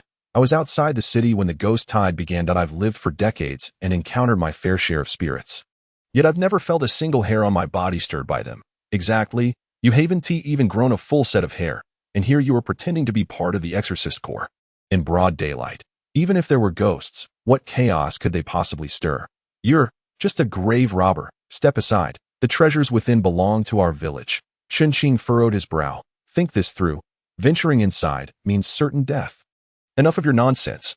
A girl who appeared to be a high school student had been recording Chen Fan with her phone and now merely scoffed. Just moments ago you were pretending to be part of the Exorcist Corps. And now you're acting benevolent. Truly laughable. What are you standing guard for? To welcome the ghosts. An elderly woman, who had been foraging for wild vegetables, shouted angrily, "Young man, we've shown you considerable respect by not attacking you. Step aside quickly. We will pretend this grave robbery never happened. But if you don't move, do you believe we want to bind you and take you to the police station?" Kind words failed to persuade the damned ghost. Chen Fan shook his head, quietly gathering the demon suppression tower, the armory shovel, biscuits, bottled water, and other items. Stepping aside, the demon suppression tower had likely not yet awakened. He could not leave just yet. What are you still doing here?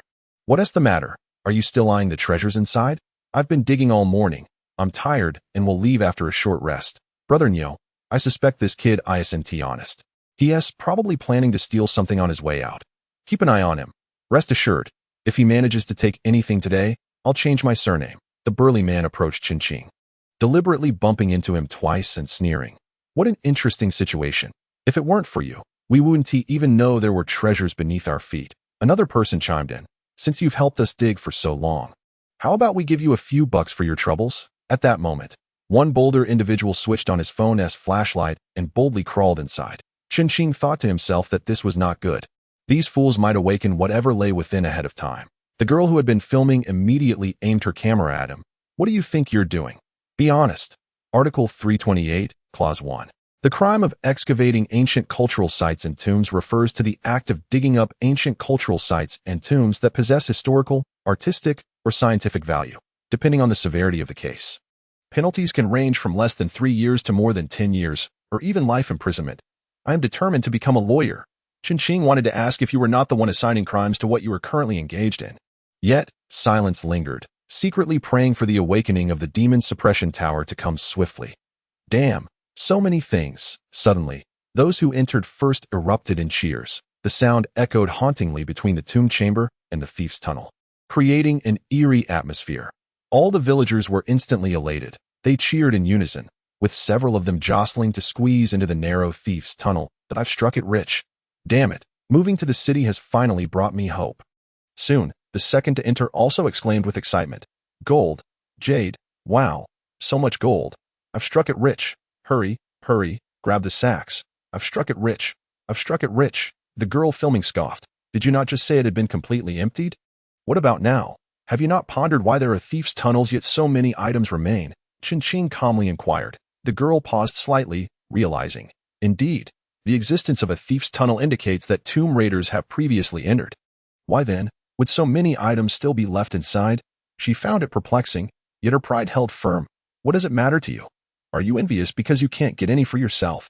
Kid, have you rested enough? Scram, the burly man added. The clamor within the tunnel intensified. Don't shove. Don't shove. Everyone behave. Regardless of the quantity, we shall share evenly. Don't push. Damn, I've struck it rich. This ring is definitely worth a fortune. Only about 10 people had entered the tunnel, yet the uproar resonated as if dozens had joined. They were indeed very excited. There's a coffin. Come. Everyone, push together. With this shout, a wave of ghostly energy surged forth, exponentially stronger than before, causing everyone to tremble. The demon suppression tower shuddered slightly. A dark aura began to spread around it. It was awakening. In his previous life, Chen Quan had awakened the paper armor and paper knife. So Chen Fan was no stranger to this phenomenon. To be on the safe side, Chen Fan refrained from disturbing the demon suppression tower, but was prepared to flee at any moment. Ah, Suddenly, a piercing scream shattered the air. Damn it, you scared me half to death. What happened? She seemed to have moved just now. Moved my foot. It truly got moved. Damn. A ghost. A ghost. Several shrieks echoed. Everyone's complexion changed drastically. The demon suppression tower finally began to shift. The girl who had been filming was abruptly yanked into the tunnel by some unseen force, her hands desperately clutching the entrance at the last moment as she looked at Chen Qing. Save me. Save me. Chen Qing smiled faintly, discarding his weaponry and other assorted items, fleeing in a frenzy. Buzz, the entire ground shook violently, as if a colossal beast were about to emerge from the depths below.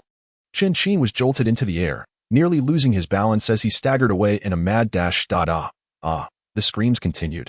Outside, several individuals were already paralyzed with fear, the burly man fleeing in a frenzy. Meanwhile, the girl who had been filming leisurely crawled out of the thief's tunnel, her expression peculiar, her eyes bloodshot, beckoning towards Chen Qing's retreating figure. Come back, little brother. Come back, little brother, a chorus of voices. Both inside and outside the tunnel, chimed in unison, subtly forming a feminine tone. Chen Qing dared not look back, fleeing with all his might. At a certain moment, all the anguished cries abruptly ceased, the scorching sun remained tranquil, and the earth lay still without a whisper of wind. Only Chen Qing gasped for breath, gripping the demon suppression tower tightly as he ran frantically. He ran until his lungs felt as though they might tear, and his throat seemed on the verge of smoking. Only then did he finally collapse onto the ground, panting heavily. Undoubtedly, it was a malevolent spirit. Those who had perished at its hands would likely become specters themselves. After a considerable time, Chen Qing managed to catch his breath. Having traveled a significant distance, nearing the city, he then turned his gaze towards the demon suppression tower. He retrieved the flashlight he had just purchased, pressed the small blade to his fingertip, and made a tiny incision, smearing the blood upon it. Instantly, he experienced a peculiar sensation. Weighing the demon suppression tower in his hand, he exclaimed. Small, at that utterance, the tower, which was no larger than a mineral water bottle, immediately shrank by half. Chen Qing was elated. Small, the tower transformed to the size of a number 5 battery, spotting a large rock by the roadside. He concentrated his thoughts and commanded, collect. The stone vanished instantly, absorbed into the tower. Truly, these were 2 extraordinary ancient artifacts. With a surge of determination, Chen Qing gently tossed the tower, while simultaneously thinking, large, in the next moment. An iron tower, towering as high as a person, crashed heavily to the ground. It struck like a massive hammer, sending sparks flying and creating spiderweb-like cracks in the cement. Chapter 10. I apologize. I am the wretched one. It is futile to reason with a damned ghost. The lives of these individuals were of no concern to Chen Qing. On his way back to the hotel, he once again found himself at the outdoor camping store. The shopkeeper welcomed him as if he were the god of wealth. Do you have a necklace, or perhaps something else, that can hold half a cigarette for easy carrying? Chen Qing displayed the half cigarette for comparison. He refrained from revealing the shrunken demon suppression tower, though no one might recognize it. It was better to be cautious in a world filled with peril. It had to be sturdy, impervious to blades, fire, and water.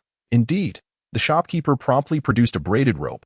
This is called dynema, a super strong polyethylene fiber with a strength 15 times that of steel. Even stronger than aramid fiber. Do not be deceived by its slender appearance. It can easily tow a 5-ton vehicle. He then presented a fingertip-sized mummified object. With a press at the bottom, it rotated counterclockwise to reveal a groove large enough to accommodate half a cigarette. This was known as the deadly necklace, rumored to have been worn by spies, containing lethal poison capable of killing or facilitating self-destruction. It was now said that extreme enthusiasts would place adrenaline within it, potentially saving lives in critical moments. Chen Qing assessed the item. It was perfectly sized to hold the shrunken demon suppression tower. He promptly requested the shopkeeper to fasten it around his neck, welding it securely. Handsome, think this through. Once it's secured, removing it without professional tools could take several days. Understood. Everything is in order. How much? As our esteemed customer, it costs nothing. Chen Qing did not press the matter further and departed directly. Upon reaching the hotel lobby, Chen Qing received a phone call. It was from Chen Xi. As soon as he answered, her distraught voice erupted. Chen Qing, what do you mean by this? What would you bastard? Daring to insult him? Chen Qing smirked coldly in his heart and hung up. The phone rang again. Chen Qing, don't hang up, I implore you, do not hang up. The voice of Chen Qi was laced with desperation. I beg you. I was wrong. Please come and explain. Chen Qing feigned ignorance. What do you mean? Another voice emerged from the phone. Today, you reported that someone had stolen your phone, but this young lady claims that you were merely playing around as a couple. Please come to the station. Otherwise, this young lady could face a minimum of 3 years. After hanging up, Chen Qing was taken aback. He truly had not anticipated the severity of the situation. He had thought it would simply result in a 15-day detention. Not a minimum of 3 years. Wouldn't that essentially mean her demise within those walls? That would be a fate too grim for her, among the myriad of grotesque faces from his past life. It was only Chen Shi and Chen Kuan who could not be allowed to perish so easily. Absolutely. They must not be allowed to die in the police station. Ugh, what dreadful misfortune. Upon arriving at the station, Chen Qing encountered the already tear-streaked, swollen-eyed Chen Shi, her makeup smeared as though dirted. The moment she laid eyes on Chen Qing, she leapt toward him. Chen Qing instinctively sidestepped, forcefully shoving her against a nearby table.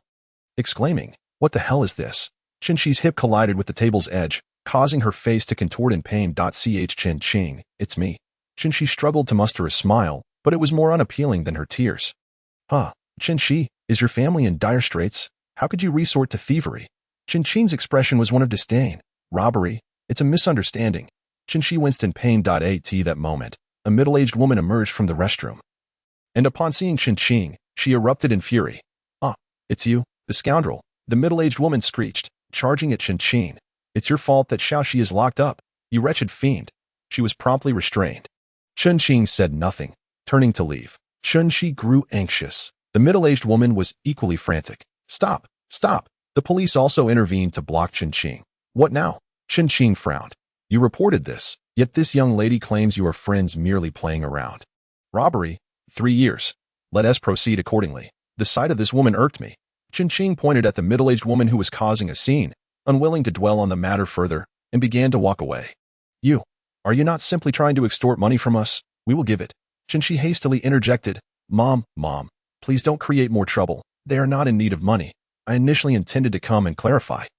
But now I have lost the desire. Chen Qing scoffed. The facts are clear, the evidence irrefutable, so let it be 3 years. The middle-aged woman was livid. Her finger trembled as she pointed at Chen Qing. If you utter one more word, I shall turn and leave. Chen Qing smiled benignly at the middle-aged woman. Please apologize for your earlier behavior. Apologize? Not a chance. You, wretched being who has cursed your own parents. Once again, Chen Qing turned to leave. Come back. Return to me. Chen Qing was unyielding, shutting off his phone and returning to the hotel. Chen Qing, you are back. Chen Man remarked impassively. He gnawed on a chicken leg while completing his homework. With a tutor seated beside him. One tutor cast a weary smile at Chen Qing, expressing that assisting Chen Man with his studies was more exhausting than 2 night shifts combined. Thank you for your hard work. You may leave now. Chen Qing casually pulled out 200 yuan bills. The waiter accepted them with a beaming smile and departed, before Chen Qing could exchange a few words with Chen Man. There was a knock at the door. Upon opening it, he found 2 police officers, one older and one younger. Young man, there's no need to be so impulsive, the elder officer said amiably. If we can mediate, let us do so. Would you truly feel at ease sending a young girl away for several years? Chen Qing pondered seriously for a moment, then replied, I would feel quite at ease. Indeed. The elder officer was momentarily taken aback. His anticipated dialogue disrupted by that singular statement. The well-rehearsed rhetoric had encountered a glitch, rendering the atmosphere awkward. The younger officer seized the opportunity to inquire, how would you like to resolve this situation? Out of the corner of his eye, Chen Qing noticed someone lurking at the entrance of the nearby hallway. An apology, of course, he asserted. A daughter committing robbery, a mother resorting to violence and insults. What kind of upbringing produces such a lack of decorum? The figure in the distance trembled, clearly infuriated. Chen Qing felt a sense of satisfaction. Did you see that menopausal woman today? She was flailing about, utterly terrifying. I thought a ghost had appeared. Even my cat in heat is not as fierce. The shadow trembled even more violently. Cough, cough. The elder officer awkwardly cleared his throat and waved his hands dismissively. All right, enough of this nonsense. He gestured towards the back. Eugene Xiu, come over and apologize. Indeed. It was the middle-aged woman. Her face was flushed, and her hands trembled as she stated heavily, I'm sorry. Chen Qing promptly shut the door. Hey. The younger officer pressed his foot against the door, frowning. What do you mean by that? Didn't you see how she apologized? Chen Qing scoffed. Who is she trying to impress? The elder officer, visibly displeased, glanced between Chen Qing And the middle-aged woman. If this mediation fails, I won't be able to intervene any further. And your daughter will indeed face consequences. The middle-aged woman's expression shifted at this statement. She inhaled deeply, gritting her teeth. I'm sorry. Chen, cleaning the dirt from under his nails, didn't he even look up. Not sincere enough. The woman trembled with rage, taking several deep breaths. What happened today was my fault. I apologize to you. I'm sorry. And what about the insults directed at my parents? Chen flicked away some black dirt. You said I'm the wretched creature who caused my parents' demise. The woman paused, inhaling sharply, her body quaking as her voice broke into sobs. I am the wretched creature. I am the one who caused my parents' demise. Is that sufficient? She asked, striving to maintain her composure, her eyes reddening. Chen smiled. No.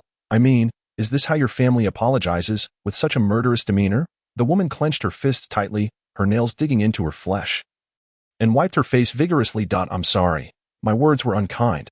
I said things I shouldn't have. Please be magnanimous. With that, the woman unexpectedly slapped her own face. Smack. Smack. Chen observed calmly, unperturbed. Is that enough? The elder officer furrowed his brow. Let it be. Chen smiled and said, I am quite satisfied with this. Let us call it a day. Chapter 11. Our lit friendship. The case has been withdrawn. Chen signed a mediation agreement. The dawn light revealed swollen, red eyes, and her makeup resembled that of a filthy gutter. Yu Jinxi's eyes were also bloodshot, her cheeks puffy. Chen felt not an ounce of pity. In comparison to his own life and Chen Man's, what was this? Not even worth the interest. Yet, this did not diminish his exhilaration today. He hummed a tune on his way back to the hotel. Tomorrow was July 24th, the day to assess his talents. He needed to rest early today. The 24th. The 24th. Chen felt as though he was forgetting something. He couldn't quite recall, so he let it go. After dinner, he took Chen Man out for a stroll. The streets buzzed with life, warm with the glow of street vendors. The myriad of shops were ablaze with lights, neon signs illuminating the night, while the calls of hawkers filled the air. Such a mundane scene. Yet in a month, this very atmosphere would vanish from this land. Presently, a half-rotten orange lay discarded in a trash can, while someone might strive for it. Would there still be people vying for pristine banknotes and the splendid garments displayed in shop windows? Observing the chubby boy beside him, Chen realized that Chen Man had truly never enjoyed a day of luxury. Clumsy yet sensible, he had always strived diligently, though his mind often hindered him from succeeding in many tasks. At times, when life became too arduous, Chen would curse Chen Shan and Chen Quan for abandoning the two. However, Chen Man never held any grievances. That he never blamed Chen Shan while scavenging for bottles. When no one cooked, he would obediently take on the task. When the family ran out of provisions, he would find ways to gather something to sell, then buy steamed buns to eat, sharing equally with Chen when funds allowed. If not, they would divide it in half. Even in their previous life, when Chen had pressed him against the knife to perish together, there was not a single complaint from him, only a tight embrace around Chen. Now, with two extraordinary artifacts in hand, a weight lifted from his heart, Chen was determined to help Chen Man savor the final days of prosperity. He squatted down to embrace him. Little man, what do you desire? What do you wish to eat? What do you wish to play? Speak freely. Jiabingguizi, with an extra egg. We can indulge in even tastier treats. Do you fancy KFC? How about ice cream? Too expensive. Have you forgotten that I now possess an overwhelming amount of money? Very well. Chen refrained from suggesting steak, knowing well that Chen Man would not appreciate it. That night, Chen felt lighthearted. In the most luxurious shopping mall, he selected several outfits for Chen Man. The fabric was soft, devoid of any chemical odor. He purchased the finest children's watch, capable of making calls and playing games. He bought him a small bicycle, albeit one that required training wheels for stability. He acquired the softest, whitest socks, the brightest shoes, and the largest balloon. Observing the clean, bright-faced little chub, a smile graced Chen face. He should have been living such days long ago. How should a child of his age experience life? Chen Man had never had a reference point, thus his life trajectory remained uncorrected. Consequently, his small world was filled with empty bottles, cooking, and occasional glimpses of cartoons or nature documentaries. He neither spoke out when wronged nor retaliated when insulted, merely striving to complete his homework. Chen carried a multitude of bags, brimming with Chen Man's belongings. And at that moment, he felt an overwhelming sense of satisfaction. As he passed by the lottery shop, a sudden realization struck him. He recalled something he had overlooked, the lottery ticket, the one for the 24th. The numbers 24, 25, 26, 27, 28, 29, 33, except for the last number, the first 6 were consecutive. He had previously remarked on how impeccably arranged those numbers were. Undoubtedly the work of human hands, thus it remained etched in his memory. Without hesitation, Chen purchased 5 tickets. He refrained from being overly greedy. Goodness, 25 million, just like that. This world is truly peculiar. With a sigh, he returned to the hotel with Chen Man. Chen Man's little belly was round and full. Having feasted more than ever before. I'm so stuffed. Chen, I'm sleepy. Good night, Chen. Good night. Shaman taking out the demon suppression tower, Chen began his experimentation. The tower possessed a storage function, that much was certain. What Chen needed to ascertain was the flow of time within it. He set a mechanical timer to 0 and placed a cup of hot water inside the tower along with it.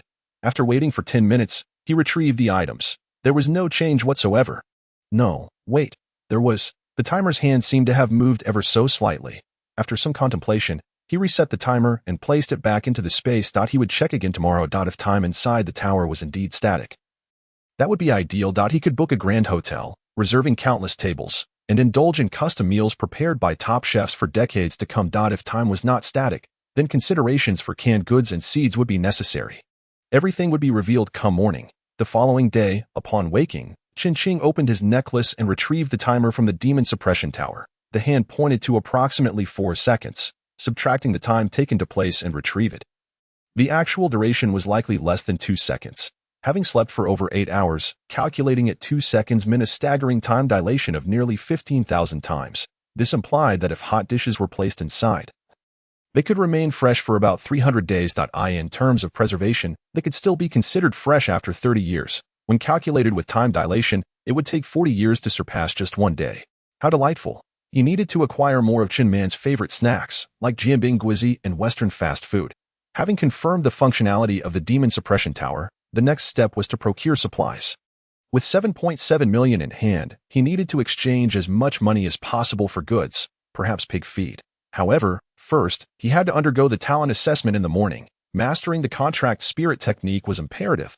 Today was Sunday, yet the school was bustling with activity. With a spiritual talent, one could join the spirit conquering army, the demon extermination squad, or even a martial arts academy, regardless of the path. It was a significant leap forward. In his previous life, Chen had opted out of the assessment, partly because he was concerned about leaving Chen Man unattended, and partly due to his own insecurities. In truth, his confidence had been cultivated through the trials of the apocalypse. It was through countless life and death struggles that he had gradually found his footing and built self-assurance. Chen, I thought something had happened to you. A robust young man approached him. Ho Tianyi, Monkey, his brother. Monkey, Chen was taken aback. A childhood friend, they had grown up together, and that day, when those individuals had come in, they were already stained with blood. Wielding Monkey's knife. It was likely that Monkey had met his demise at their hands. Chen tightly embraced the monkey, exclaiming, "Good brother. What the hell? How disgusting. Let go. Damn it. My sexual orientation is perfectly normal. We share a platonic friendship. Release me." After a prolonged moment, the monkey finally remarked, "Why not give it a try? One swift jab, and you'll be welcomed with open arms." A shiver ran down Chen spine, and he ultimately relinquished his grip. At that moment, the speaker on the flag-raising platform began to address the crowd. Today, testing your talents is none other than the captain of the Ghost Summoning Army's 5th Regiment, Han Yuan. A robust man with striking brows and eyes stood upon the platform. Chen was taken aback. It was the captain. In his previous life, Chen had been under Han Yuan's wing. He had survived the 3rd Blood Moon Ghost Tide, whereas Han Yuan had perished during the 2nd Ghost Tide due to a betrayal by his ghost, a terrifying existence of the spectral grade. This ghost originated from the Demon Suppression Tower. Han Yuan was, in fact, the master of the Demon Suppression Tower in his past life. Chapter 12. Energy Level S. On the flag-raising platform, Han Yuan spoke eloquently. In terms of equivalent weight, you can scarcely find a species more fragile than humanity, let alone the terrifying specters. The reason humanity has withstood the onslaught of these malevolent entities for so long is due to our formidable souls. Soul movement, essence, and ethereal springs. However, the prerequisite for cultivation is that you must possess this innate talent. As long as your talent reaches level C, you can become a reserve member of the Ghost Summoning Army's extermination team, earning an additional 50 points on your college entrance examination. Achieving level B qualifies you as a formal member of the Ghost Summoning Army, granting an extra 100 points. As for level A. Trust me, it will undoubtedly exceed your wildest imagination. With a mysterious smile, Han Yuan ceased his discourse. The crowd began to stir with excitement. While many had heard whispers of such matters, hearing them articulated by a captain of the ghost summoning army certainly felt different. Let us commence. The test is straightforward. Simply place your hand upon the immense ghost orb on the platform. The ghost orb, semi-transparent, contains swirling shades of gray and black mist. One student stepped up to test. Yet no change occurred. Then came the second, the third dot on the fourth attempt. The mist seemed to disperse slightly as if blown by a breath. Wait, beckoned the staff member. Give it another go. The student, filled with excitement, reached out again and no matter where he touched, the gray-black mist parted as if evading his hand. This was an indication of spiritual energy leakage. Han Yuan declared with conviction, only in this manner can one cultivate. His energy level was merely C. However, this did not imply a bleak future for him. Much like intelligence, individuals with high IQs may find learning easier, but it does not guarantee they will secure the top rank. Energy levels can be enhanced. There is no need for despair over a lower classification. Next, one by one, individuals approached. The proportion of those with talent hovered around 20. Yet, the majority were rated at level C. With the occasional B eliciting gasps of astonishment at that moment, another individual stepped forward, placing their hand upon the orb, and the mist within swirled as if stirred by a gust of wind. Energy level A. The crowd erupted in exclamations. Wow, a big shot has arrived. This is quite impressive. While others seem to merely exhale gently, he appears to have activated an electric fan. Another individual steps forward. And Chen Xing furrows his brow. Chen Kuan, the younger brother of Chen Shi, the second name on the kill list. That knife was the one he plunged into Chen Xing's chest. Naturally, Chen Xing remembers that his energy level is S. However, one's temperament and circumstances will ultimately dictate the heights one can achieve in the future. In his previous life, Chen Kuan began with an air of invincibility, yet after the demise of a ghost pet, he lost all courage to confront spectral entities, retreating instead to seek refuge behind his own rear. How much more so in this life? Regardless of how many S levels you possess, I will undoubtedly flay you alive. In the truest, most literal sense, Chen Kuan felt a twinge of anxiety, inhaling deeply as he placed his hand upon the ghost pearl. The ghost pearl quivered slightly, and the mist within swirled furiously. Goodness, has this encountered a bug? No way, no way, another level? Everyone gasped in astonishment, and even Chen Kuan was taken aback, though his surprise quickly transformed into delight. Han Yuan, too, looked astonished and remarked, to think there is an S level among us. Upon hearing it was an S level, everyone was utterly shocked. Teacher, is S level the highest rank? What are the odds of that? Does it qualify as a once-in-a-million talent? Don't dwell on that. Han Yuan waved his hand dismissively. High talent will certainly lead to accelerated cultivation speed, but it is not the sole criterion, nor can it definitively predict that his future achievements will surpass those of others. Nonetheless, the crowd erupted in cheers. They had witnessed such narratives far too often. Does not every novel claim that such individuals can cultivate in a day what others achieve in several? Damn it, how unfortunate. The monkey spat, clearly at odds with Chen Kuan. After a few more curses, it was his turn. The monkey nonchalantly placed his hand upon the ghost pearl. The ghost pearl stirred gently. Energy level C. Next, the monkey paused momentarily before bursting into joy. I am destined to bring glory to my family. The next candidate is Chen Xing. Aware of his own talent, Chen Xing recalled that in his previous life, when Han Yuan of the Ghost Army descended upon Jiangpan community, he had bestowed upon him an entry-level cultivation technique, promising to provide more advanced methods once he had mastered the basics. However, by then, it was far too late, and in the face of mounting pressure, Chen Xing could only spare a scant amount of time for cultivation. Han Yuan regarded Chen Xing with a nod. Chen Xing placed his hand upon the pearl. Whoosh, it was as if an electric hairdryer had been turned on, causing the mist within the ghost pearl to whirl violently. Goodness, here we go again. Another S level has emerged. The big shot has arrived. Han Yuan and several staff members were taken aback. It was declared. Energy level S. Wow. Xiao Qingzi. The monkey immediately rushed over to congratulate him. Does the big shot still take younger brothers? Chen Xing. You are remarkable. The homeroom teacher, Shi Lang, also approached, giving Chen Xing a hearty pat on the shoulder, saying, see, this is why I encouraged you to participate in the test. Suddenly, Chen Kuan approached, coldly gazing at Chen Xing, flames of fury nearly erupting from his eyes. You were the one who harmed my mother and sister, weren't you? I did not harm them. Chen Xing sincerely shook his head. Recounting, Your mother, when apologizing to me, slapped herself repeatedly, left and right. Oh, indeed. She did not merely strike. Her mouth was also uttering, I am the real dog thing, slap. You are magnanimous, slap.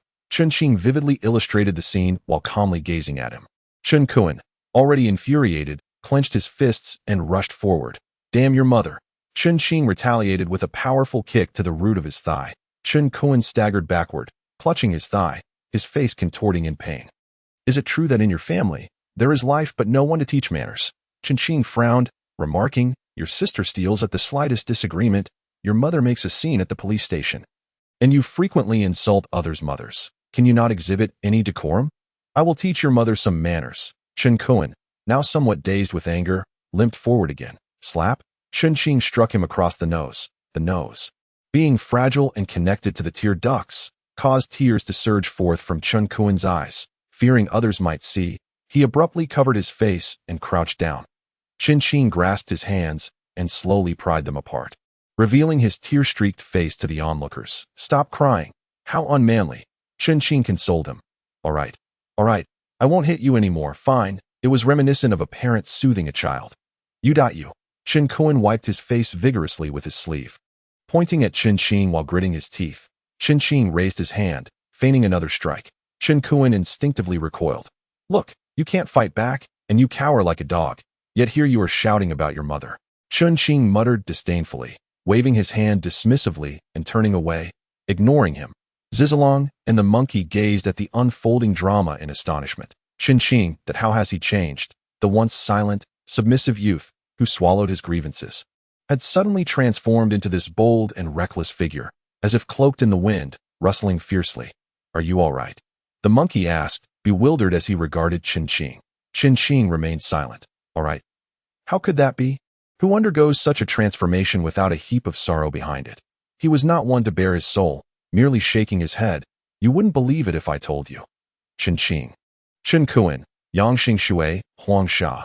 The staff read out a long list of names. Please come up to the stage. Chen Qing. Zizalong immediately exclaimed, they probably want to recruit you into the Yuguijin. Don't rush to agree. Delay for a few days and see if the martial arts school can offer better terms. The martial arts school? Chen Qing had no intention of considering that.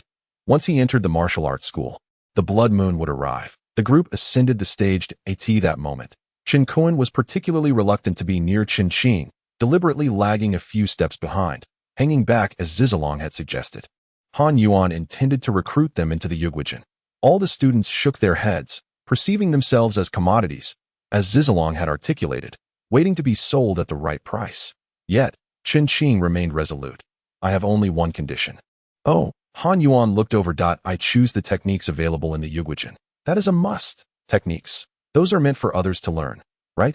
Good to see you, boss. Chen Qing struck his chest with a fist and performed a salute. Han Yuan was taken aback by Chen Qing's knowledge of the ghost team's greeting, but quickly returned the gesture.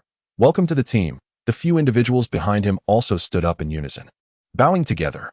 Welcome to the team. The group exchanged smiles, their laughter ringing out heartily, creating a peculiar sense of camaraderie, as if they had traversed mountains and rivers only to encounter old friends once more. Chapter 13. The blind man Shi Zhilong observed from a distance, somewhat lost in thought.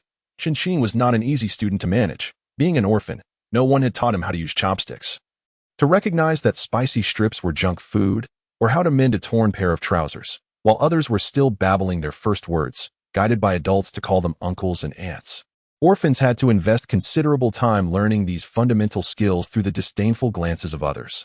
Thus, Chen Qing was indeed a challenging student, sensitive, insecure, and beset by various issues. Yet, the child most cherished by their parents is often the one with the most faults and shortcomings. Hence, Shi Zhilong's protection of Chen Qing was almost overt. As long as he was present, no one could bully Chen Qing. However, now, as he gazed at the audacious youth on stage, a faint smile crept upon his lips. This boy, who had lost both parents and bore the responsibility of caring for his younger brother, seemed to be someone who would no longer require his worry that on the way back. Chen Qing called out to the monkey. Monkey, do you trust me? The monkey paused, grinning widely. First, tell me what it is, and then I'll decide whether to trust you. Stock up on food, instant noodles, canned goods, anything that can be preserved for a long time. Not a problem. The monkey nodded. This small request is granted. If possible, we could consider building a safe house at home. A safe house. The monkey furrowed his brow. This was no small project. Do you have some inside information? Not exactly inside, but this time may prove to be quite difficult. Chen refrained from elaborating, for it was too outlandish. The monkey nodded. I'll go and do some persuasion work with them. Chen also sent a text to Shi Zhilong, urging him to stock up on food. Without revealing the specific reasons, Shi Zhilong replied with a single word. Okay. The monkey lived in the riverside community. But since Chen was currently staying at a hotel, they parted ways at the intersection. While still en route, Chen called Manager Yang. Manager Yang, do you have any reliable suppliers of pig feed on your end? Are you really looking to buy? Not at all, just a curious inquiry, and I want to prepare a little. You know, I tend to be a bit paranoid. Indeed, there are some. Soon, Manager Yang sent over a PDF document. It was inconvenient to examine it in detail while on the road, but a cursory glance revealed over 10 suppliers of pig feed. Upon returning to the hotel, Chen found a lavish lunch spread before Chen Man, who was indulging with grease smeared across his mouth. Chen sat down, casually grabbing a tomahawk steak to gnaw on while glancing at the PDF. Among the suppliers, 2 seemed particularly suitable. Local, reasonably priced, and adequately scaled. He called one of them to inquire about prices. How much do you need? 1,000 tons. 3 million then. What if we add meat to it? The person on the other end paused, their tone growing somewhat impatient. Are you adding meat to your pig feed? Are you just bored? Without jest, I am introduced by Manager Yang of the 300 Guardians, though. It's either adding commodity meat or zombie flesh. Or perhaps those aged frozen fish and meat that if you have connections, even the scraps from processing plants will suffice. It is truly peculiar. In this day and age, someone is mixing meat into pig feed. This customer service is a tad audacious. Very well, let us deliberate and provide you with a response by tomorrow. Once the call ended, Chen let out a long sigh. Prolonged abstinence from meat leaves one devoid of vigor. If one exercises restraint in consumption, 10 adults could deplete a ton in a year. 1,000 tons would sufficiently sustain a community. The vitality of a person is the foundation of all. Without it, even the most formidable formations will crumble. Generally, in places where people possess ample vitality, malevolent spirits dare not approach, such as military camps or schools. However, the funds are insufficient, thus I must seek out a loan shark to procure additional money. Just as Chen was about to make the second call, he felt a gentle vibration from the necklace around his neck. Chen was taken aback, his heart tightening. There is a ghost here. A peculiar voice, imbued with an odd cheerfulness, echoed, Jin Bu Huan, Jin Bu Huan, Jin Bu Huan. Suddenly, a ghost, half a meter tall, thin and ragged, appeared in the room, bearing a gigantic bag nearly a meter in diameter. Is it Jin Bu Huan? Chen was momentarily stunned. Jin Bu Huan, he called out, but received no response. Jin Bu Huan, Jin Bu Huan, Jin Bu Huan. Yes, Jin Bu Huan continued to chant. He leapt high into the air and vanished into a slipper, which subsequently transformed into a slipper of pure gold. Weighing it, Chen estimated it to be around 10 pounds. Gold is dense, and this slipper has a thick sole. When the opportunity arises, he could sell it for supplies. Casually placing it into the demon suppression tower, Chen arrived at the Jiangpan community. The construction of his safe house was in full swing, with promising progress. After some contemplation, he turned into the northeast corner of the community, to the electric bike shed. Upon reaching the back of the shed, he spotted a familiar figure, Uncle Xia, who had not betrayed Chen in this apocalypse, alongside only 2 others, the monkey and Uncle Xia himself. In fact, Chen also had relatives residing in Jiangpan community. His aunt, when Chen was 13, he endured a period of true famine. Emboldened, he sought aid from his aunt, pleading for a mere 200 yuan with the last vestige of his dignity. What he received in return was only humiliation, especially during moments when he hid in the corridor. He would hear his aunt laughing heartily at home, every word etched deeply in his memory. That wretched child has always targeted me, surpassing me in every regard. Haha. Look, now her despicable offspring has come crawling to my doorstep. That winter, Chen believed he and Chen Man might perish. It was during this time that Uncle Xia provided him with a handful of filthy, odorous small bills, totaling 48.5 yuan, which even included 2 toy notes. Thus, when the blood moon rose, Uncle Xia would be well fed, and only then would Chen eat. Were it not for Uncle Xia's unwavering refusal, he would have long since taken him home. At this moment, Uncle Xia was busy preparing a meal. The hygiene of a blind man living alone is surely quite abysmal. The water in the pot was murky, and he groped to place the small pot atop a stove made of 3 bricks. After fumbling for a while with a lighter, he finally ignited the wooden pieces beneath the pot, those scraps seemingly left over from construction. During this endeavor, the lighter burned his hand, yet perhaps accustomed to such discomfort, he merely shook it off, disregarding the pain that as bubbles began to rise in the pot. Uncle Xia tore open a crumpled packet of instant noodles. Fumbling to place the noodle cake inside before sequentially adding the flavor packets, he shook out the broken bits of noodles from the bag into his hand and consumed them, licking the flavor packets clean afterward. After a brief wait, Uncle Xia retrieved a wooden board, pushed the ashes aside to extinguish the flame, and then took a pair of disposable chopsticks from a nearby large bag. Just as he was about to eat, he suddenly furrowed his brow. "Who is it?" Chen Fan took a deep breath, plastering a smile across his face as he replied, "Uncle Xia, it's me, Chen Fan."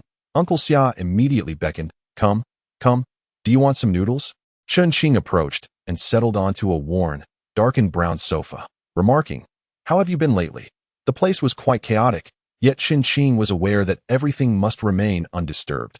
Uncle Xia had long memorized the positions of all his belongings. Even the slightest movement could cause him distress. Chen Fan pondered how to give him some money. Unlike others who were struggling, Uncle Xia was a strong-willed, stubborn man.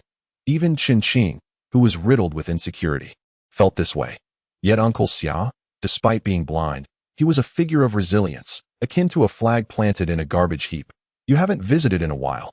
Chen Man came by a few days ago and gave me a bun." "Ah." Chen Fan was somewhat taken aback. Don't be fooled by his seemingly dull demeanor. He will surely amount to something great. Uncle Xia chuckled. "What about you? You must have taken the aptitude test by now." "How did it turn out?" "I passed. My aptitude is rated S level. Quite excellent, right?" "Really?" Uncle Xia exclaimed with delight. "See, from adversity comes fortune. From adversity comes fortune." At that moment, an idea struck Chen Fan. "Uncle Xia, here's the thing. When you pass your aptitude test, they give out shopping cards. But this one is about to expire. I bought a lot of things, and some of them I can't finish. If you can't finish it, give it to me, you little rascal."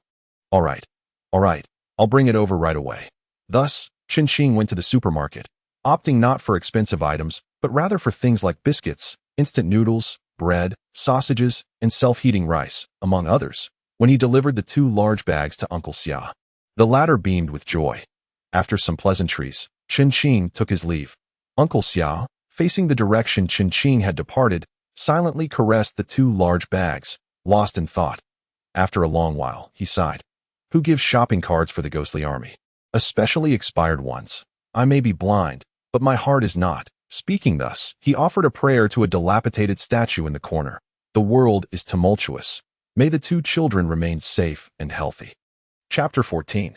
Do not overthink, do not question, do not be curious. After all, being blind prevents one from giving too much money for fear of attracting unwanted attention. For now, this would suffice until the blood moon approached. Then, he would have to ensure he was taken home. Lost in thought, the feed factory's phone call came through. "We can proceed as per your requirements, achieving a meat content of around 8. With an additional charge of 320 yuan per ton. Is that all?" Chen Fan was momentarily taken aback. Originally, a ton was sold for 3,000 yuan, and with the addition of meat, the price had only increased by a mere 10. However, upon further reflection, it was not entirely surprising. Firstly, the meat content was minimal, and secondly, the quality of the meat in question was rather subpar. "Let us settle on 3,300 then. I'll start with 1,000 tons. Please send me your account number." The person on the other end was slightly taken aback, having never encountered such a business discussion before. Nevertheless, they promptly provided the account details. A sum of 3 million was swiftly transferred. Soon after, another call came in. This time the tone was considerably more courteous. "Sir, may I inquire how to address you?" At this point, he himself found it rather absurd. They didn't even know his surname, yet had directly transferred 3.3 million. Unconcerned about the possibility of being swindled, "Chun, time was of the essence, so please expedite the production. Just notify me once it's ready." "Certainly, I will send you a number that operates 24/7. Feel free to communicate any instructions." After hanging up, Chen Fan called Manager Yang. "Manager Yang, do you have an empty warehouse I could borrow for a week at most?" "Yes, there are 3 vacant warehouses in the northern high-tech zone. You are welcome to go at any time, and I will make the necessary arrangements. Thank you. Not at all. Without delay, he took a cab directly to the high-tech zone. The ghost tide here operated almost around the clock. Although the impact of the northern ghost tide was minimal, the current vacancy rates of the warehouses indicated that it had indeed affected various aspects significantly. Each of the 3 warehouses was quite spacious, exceeding 10,000 square meters, and what particularly appealed to Chen was the conveyor belt that it connected directly from the back door of the warehouse to the front door. Remarkably, the conveyor belt passed through 2 security check machines, effectively dividing the entire warehouse into 3 distinct areas, each invisible to the others. In short, he would simply instruct them to package the vegetables and place them on the conveyor belt. Chen retrieved a phone number. I hold a VIP card number 527. Do you have any special offers for table reservations at your hotel? Certainly, sir, as long as it is within the city. If you book a full table, we can provide a takeaway service with a guarantee against any delays. Furthermore, for reservations exceeding 50 tables, we have mobile dining carts that can prepare food on-site. Chen was aware of this and inquired further. How much is a table? The prices vary across 5 tiers, ranging from $688 to $4888. The standard for a table at $688 is, tell me about the 4,888 option. The 4,888 yuan table includes a total of 18 dishes. Exquisite 8 cold dishes, garlic Australian lobster, poached shrimp, wine-infused fresh fish, huadiao treasure crab, secret sauce beef head, scallion oil dalian abalone, lotus leaf stewed turtle. Absolutely a feast of mountain treasures and ocean delicacies. However, it all sounded excessively indulgent. He then inquired about the other tiers. The 688 menu consisted of everyday dishes like sweet and sour ribs, twice-cooked pork, and meatball soup. Ironically, these were far more to his liking. Truly the fate of the impoverished. For the 4888 option, I'll reserve 100 tables. For the 1288 tier, 500 tables. For the 688 tier, 1,000 tables. Sir, are you sure? The other party hesitated slightly. 100 tables is already considered a substantial banquet. The scale of 1,600 tables is unheard of, and moreover, dietary is generally frowned upon for different tables to feature varying tiers. If funds are lacking, it is preferable to have the dishes on each table and downgrade them by 2 tiers, rather than having some tables of superior quality while others are substandard. Thus, at this moment, one might regard Chen merely as an annoyance, akin to a prank caller, or perhaps a fraudster. Naturally, in the service industry, he must don a facade of politeness. Then, he directed them to the warehouse area in the high-tech zone. Specifically Warehouse C, number 2-11. I apologize, sir, but due to the excessive quantity of your order, we must request a deposit before we can proceed. Oh, how much? The total price is 1.82 million. Thus, a 20 deposit is required, amounting to 364,000. What is your account number? The operator provided the account details, suppressing a smirk within. This method of deception is exceedingly cliché. They will likely soon claim that the bank card has been frozen, followed by a barrage of time-worn scams, such as urging the recipient to click on a link in a text message. Suddenly, amidst his thoughts, a voice erupted. There's a large order of 1,600 tables in the warehouse district? Are they planning to host a feast for the entire city? The operator was taken aback. What? Is this not a clear scam? How could it be real? Quickly, everyone mobilize. Chef Team 1 was dispatched with ingredients for 100 tables of homestyle dishes, while others rushed to procure additional supplies. Contact all suppliers. We must secure this order. The operator hesitated slightly, questioning, is this a scam? The deposit has already been sent. What nonsense. The entire hotel became a hive of activity. Everyone was astonished. 1,600 tables. Were they truly hosting a banquet for the whole city? The hotel staff worked with remarkable speed, and the mobile catering vehicles soon arrived at the warehouse area, where several chefs stood in bewilderment. Where is everyone? Just one. Where are the guests? Mr. Chen, where are the attendees? This is an emergency task. Do not concern yourselves with that. Just pack everything and place it on the conveyor belt. Someone will take it away from the back. Remain in the loading area. Do not venture to the back. Do not speculate. Do not inquire. Do not be curious. A chill ran through the chefs at these instructions, igniting numerous theories in their minds. Their gazes towards Chen shifted markedly. Could it be that the Imperial Ghost Army? This young man, despite his age, must surely be a prominent figure within the ranks. Curiosity surged within them, yet they restrained themselves from probing further. instead rallying their comrades to begin their preparations. That a semi-trailer truck was activated. Upon switching on, both side doors opened, gradually unfolding into a space approximately 7 meters by 7 meters. The chefs moved with alacrity, quickly immersing themselves in their tasks. The sounds of ingredient preparation soon filled the air. The conveyor belts in the warehouse were covered with plastic sheeting, which, when lifted, revealed pristine surfaces. Moreover, the meals were already pre-packaged, rendering any dust inconsequential. With a whoosh, boom, the flames ignited. The intensity of the fire ensured a swift output, and soon the first dish traversed much of the warehouse, arriving before Chen. Upon inspection, it was sizzling stir-fried pork slices, steaming and aromatic. Chen was greatly pleased, securing it within the demon suppression tower. The 15,000-fold time flow discrepancy meant that even after 10 or 20 years, when retrieved, the dish would still be warm. Chen Man could comfortably spend the latter half of his life in solitude. Subsequently, the second, third up to the 100th, 200th. After 2 hours, the speed of food delivery suddenly doubled. It seemed the second shift of staff had arrived. In the midst of this bustling activity, dusk quickly approached. Chen made a phone call to Chen Man, advising him to dine and rest on his own, while she casually nibbled on a couple of boxes before immersing herself back into her work.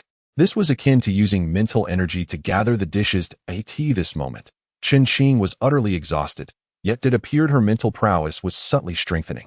Could this be regarded as a form of cultivation? Chapter 15. Inquiring little about affairs in the Jianghu like Chen, the chefs in the food truck were drenched in sweat, having changed layers of clothing multiple times. Everyone was utterly fatigued. Clap, clap, clap. The manager appeared, suddenly wearing a broad smile. Everyone, perk up your ears and listen closely. Keep working and listen. The chairman is aware of this order. He has decreed that if we execute this well, each of you will receive a bonus of 10,000. Wow. What? 10,000. Incredible. Long live the chairman. Damn it. I would rather perish on this food truck today. Let us push ourselves, brothers. The crowd erupted with enthusiasm. The head chef seemed to have an epiphany, leaning over to quietly inquire. That young man has quite a background, doesn't he? Most likely from the ghost summoning army, the manager whispered. The ghost summoning army has been quite active lately. They probably intend to undertake something significant. This is likely all for them. Then why not simply go to the military? Wouldn't it be better to do it on-site now? If we could do it on-site, would I be asking you? The manager shot him a glare. In the affairs of the Jianghu, it's better not to pry. Just then, the phone rang. It was a call from the chairman. Even without seeing him, the manager instinctively shrank a little as he answered. Xiaojin, this matter must be handled properly. Do you understand? Yes, chairman, rest assured, I guarantee it with my head. I wish I could rush over myself. But since they didn't come through official channels, I can't intervene. Just remember, if we execute this order well, we might just secure a connection. Understood. Absolutely, we'll get it done. The chairman, still anxious, reminded him, there are many from the ghost summoning army in the city lately, according to several bigwigs. They might be taking over Shiming City. In any case, whatever that young man says, comply unconditionally. No inquiries, no curiosity. Just focus on doing your job well. It's worth more than 1,000 compliments. Understood. Understood. The manager hung up the phone and dove back into the food truck, emphasizing, wear those hats tightly. I know everyone is hot, but we must maintain cleanliness. Not a single hair should fall. You, go and fetch 10 more cans of gas, and also 20 pounds of green onions and 200 pounds of potatoes. You pick the best ones yourself. Xiaoqin, make the meat cubes finer. Just as Chen was about to yawn, she suddenly slapped her forehead. While gathering the ingredients, she opened her phone. Chen Man's favorite was KFC, and she had forgotten to order. Therefore, she placed an order for 100 family buckets at each of the 21 stores across the city. Having made yet another call, I requested the manager's assistance in placing the order onto the conveyor belt.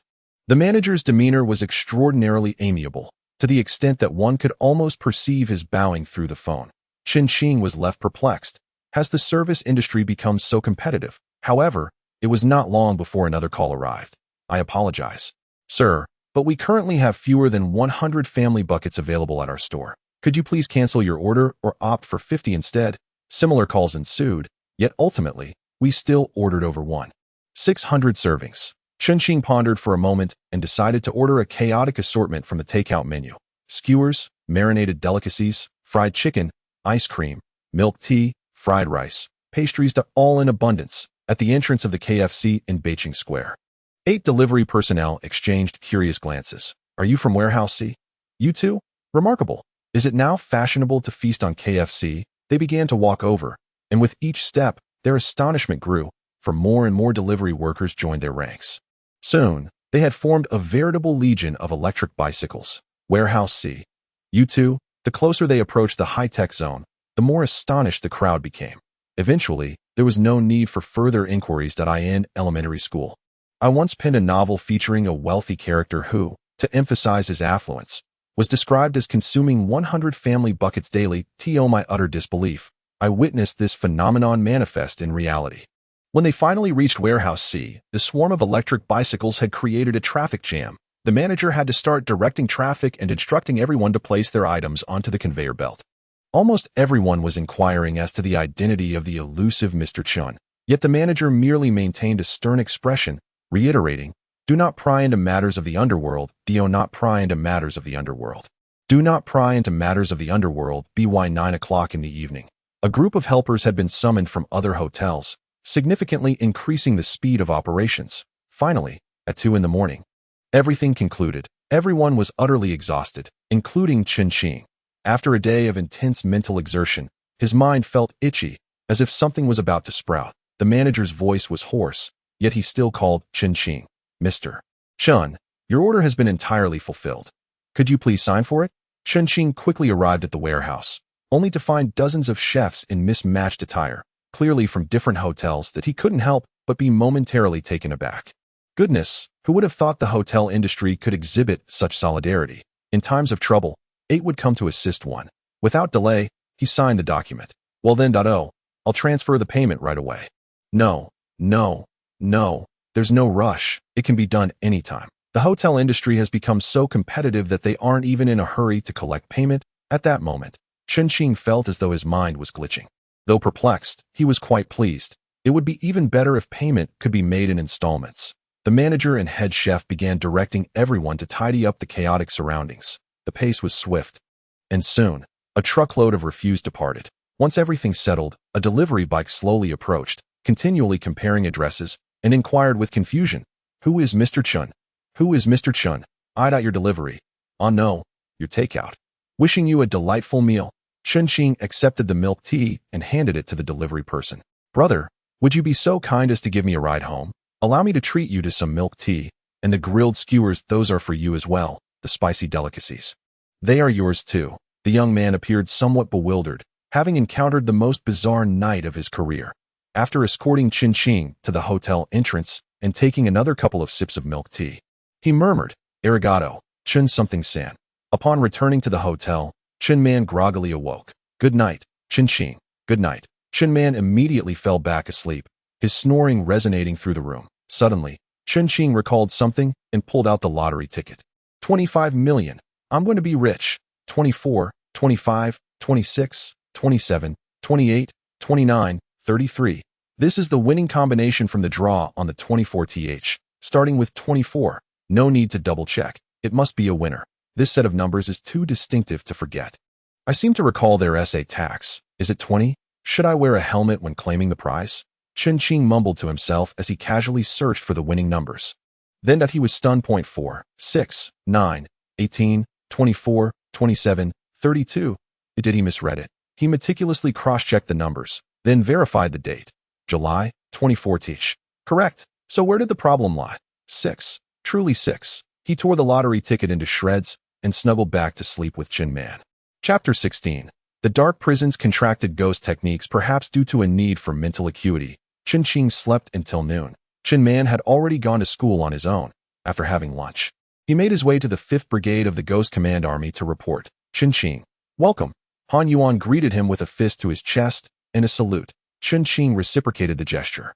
"You may already be familiar, but let me introduce our brigade. The Ghost Command Army, the Demon Extermination Team, and the Martial Arts Academy constitute the 3 major cultivation systems of our time. Among them, the Ghost Command Army is primarily responsible for defense and is the most populous, serving as the foundation of the entire Tang dynasty. The Demon Extermination Team is considerably more perilous. They are a mobile unit tasked with beheading and exploration. akin to special forces, representing the pinnacle of combat strength. The Martial Arts Academy, on the other hand, gathers most of the gifted individuals who are not accustomed to violence, focusing on technique improvement and weapon development. For instance, the standard weapon of the army, the Conqueror blade, was developed by the Martial Arts Academy. Chen Fan was well aware of this. The best treatment is afforded to the demon extermination team. But given that I must care for Chen Fan, it is evident that I cannot roam the battlefield. You seem quite knowledgeable about the Ghost Command Army. You know our 3 types of weaponry? The Conqueror blade, the Kunlun crossbow, and firearms. Chen Fan answered without hesitation, I choose the Conqueror blade. Once a weapon is selected, it effectively determines the subsequent assignment. I understand. The Conqueror blade is for close combat. The Kunlun crossbow is for assistance, effective at mid to short-range sniping. Firearms serve as support for long-range sniping. Han Yuan nodded. Let us formally assess your talent, and then you will receive your equipment. Those who achieve an A-level talent generally have their own opportunities, so there is no stringent requirement to remain in the brigade. And you? I wish to study within the brigade for a few days. The contracted ghost techniques must be learned, especially the Dark Prison's contracted ghost techniques. He Chong. Take Chen Fan to assess his talent. Soon, a robust man approached, brimming with conversation. My name is He Chong, and I have a passion for fishing. In the past, my family used to slaughter pigs. Have you ever killed a pig?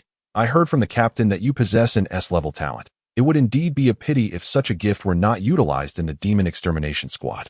What is it like to have S-level talent?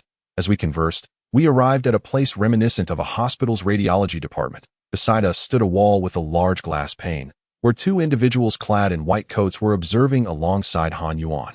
In the center was an apparatus resembling an electric chair, with hand-shaped indentations on the armrest for seating and inserting one's hands. Numerous wired clamps were affixed to both hands and feet, and a helmet connected to a multitude of wires was placed atop one's head. It had been quite some time since an S-level newcomer had joined the squad. Those that did were often snatched away by the Demon Extermination Squad. Let us hope this S-level talent remains here. He Chong confirmed that everything was in order and gave an okay gesture from behind the glass, grinning mischievously. Are you ready for your soul to leave your body? Chen Fan nodded. A low hum resonated, and a tremor coursed through his entire being, particularly his head, as though something were pulling at him from a distance. It truly felt as if his soul were departing. The display panel on the computer flickered with erratic values before abruptly stabilizing. Among the final metrics, a small inscription appeared. Energy level, SS. The doctors gaped in astonishment. Double S level, SS level. You are of the same caliber as the captain. Han Yuan also widened his mouth in shock before suddenly whispering, this is a mistake. Change it back to S level. Huh, you want me to change it? Do you dare to challenge me? All right. They were acutely aware of the implications. If the Demon Extermination Squad were to learn of this, they would undoubtedly demand the individual be taken away. But Captain, the machine will have a record of it by the time they discover it. With my charisma, Chen Fan won't be driven away. Soon, He Chong and Chen Fan also beheld the results. Indeed, it was a genuine S level. Congratulations, Chen Fan. You've made a slight improvement since last time, Han Yuan remarked with a smile. The 2 doctors exchanged glances, remaining silent. Chen Fan thought to himself that there had indeed been a slight enhancement. He had sensed it while using the demon ceiling tower to pick up takeout. Contemplating this, he inquired of Han Yuan. Captain, my head has been quite itchy these past few days. How should I describe it? It feels like I might be growing a brain. Upon hearing this, Han Yuan, the 2 doctors, and He Chong all fell into a stunned silence. Congratulations. He Chong began, but Han Yuan abruptly kicked him away. He Chong was sent sprawling, promptly sealing his lips. Han Yuan spoke gravely. The new brother's mind may be undergoing a transformation. Do you still wish to be clever? He Chong.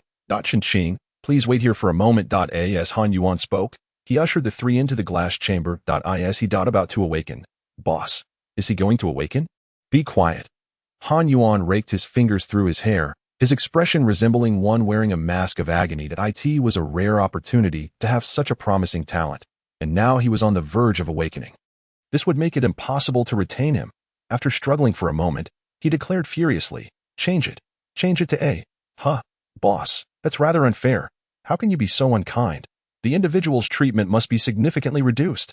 How absurd. Do you think I would allow him to suffer losses? I shall compensate him doubly. Mark my words, or I shall not hesitate to confront you. Tiske Hiske, from now on, I shall refer to you as Captain Hay. There seems to be no law to abide by now, no regard for authority. He Chong attempted to interject with a few sarcastic remarks, only to be swiftly kicked away. Spare me your nonsense. I have a plethora of valuable items in my warehouse, and I will certainly make it up to him. Doubly so. Upon returning to Chen Qing, Han Yuan's expression bore a weight of gravity. There exists a mental tumor within your mind, siphoning off your mental energy. Therefore, your correct energy level stands at a mental tumor. This affliction will gradually dissipate as you cultivate further. There is no need for concern. Chen Qing was momentarily taken aback.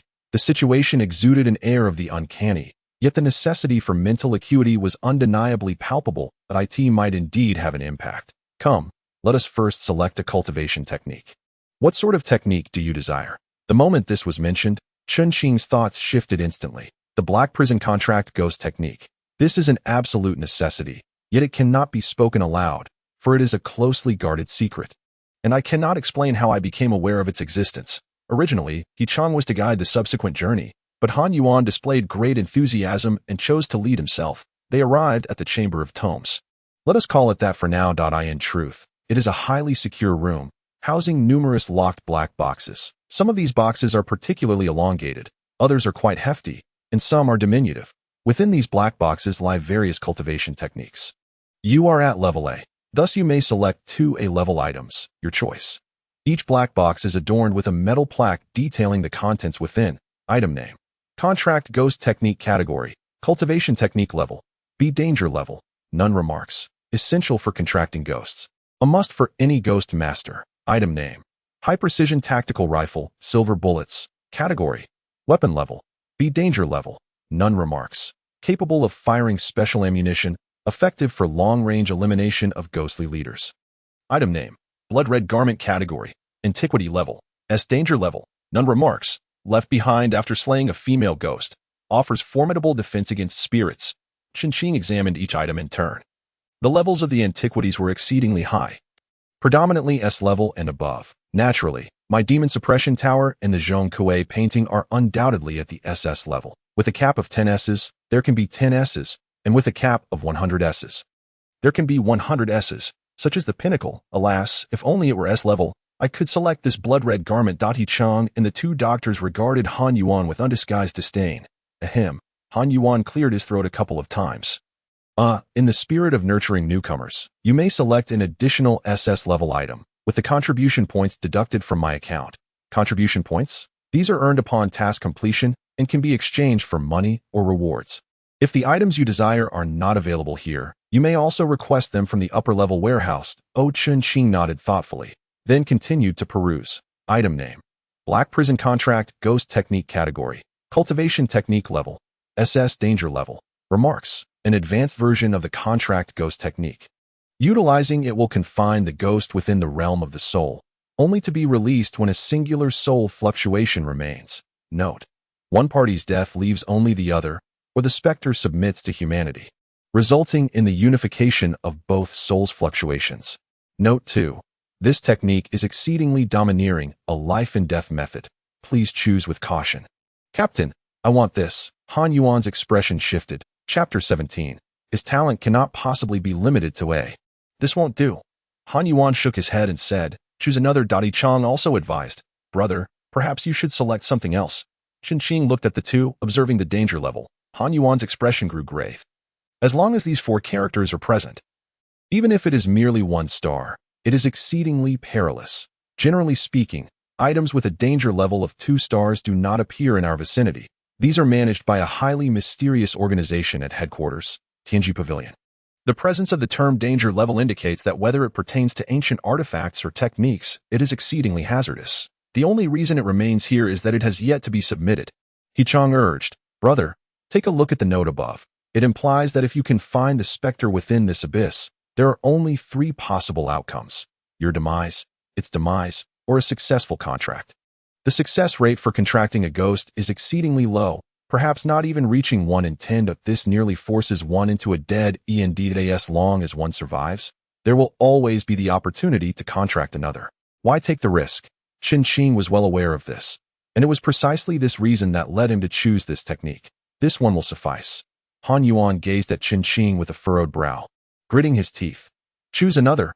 Opt for an SSS level. Consider it on my behalf. Yet Chen Qing remained resolute. Thank you, Captain. Did you not say that attaining an A-level talent requires one's own fortuitous encounters? And my opportunity just happens to necessitate this. Han Yuan sighed. He then retrieved a peculiar key to unlock a box. Inside lay a slender ancient tome, marked with numerous acupoint indicators and annotations on how to manipulate spiritual energy to traverse the vacant spaces.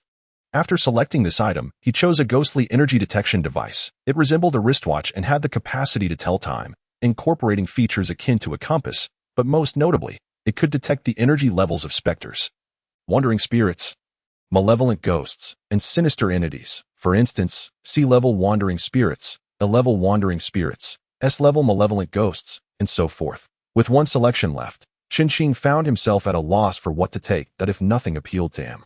He could always choose again next time. Very well. Next, he received the standard Kunwu sword, resembling a tang knife, adorned with crimson patterns and impressively weighty. Following this were the team uniform, identification, and other essentials. Your room number is 5 to 27. No key is required. Facial recognition will suffice. The Ghost Extermination Team and the Ghost Subjugation Corps will undergo concentrated training, and you are no exception.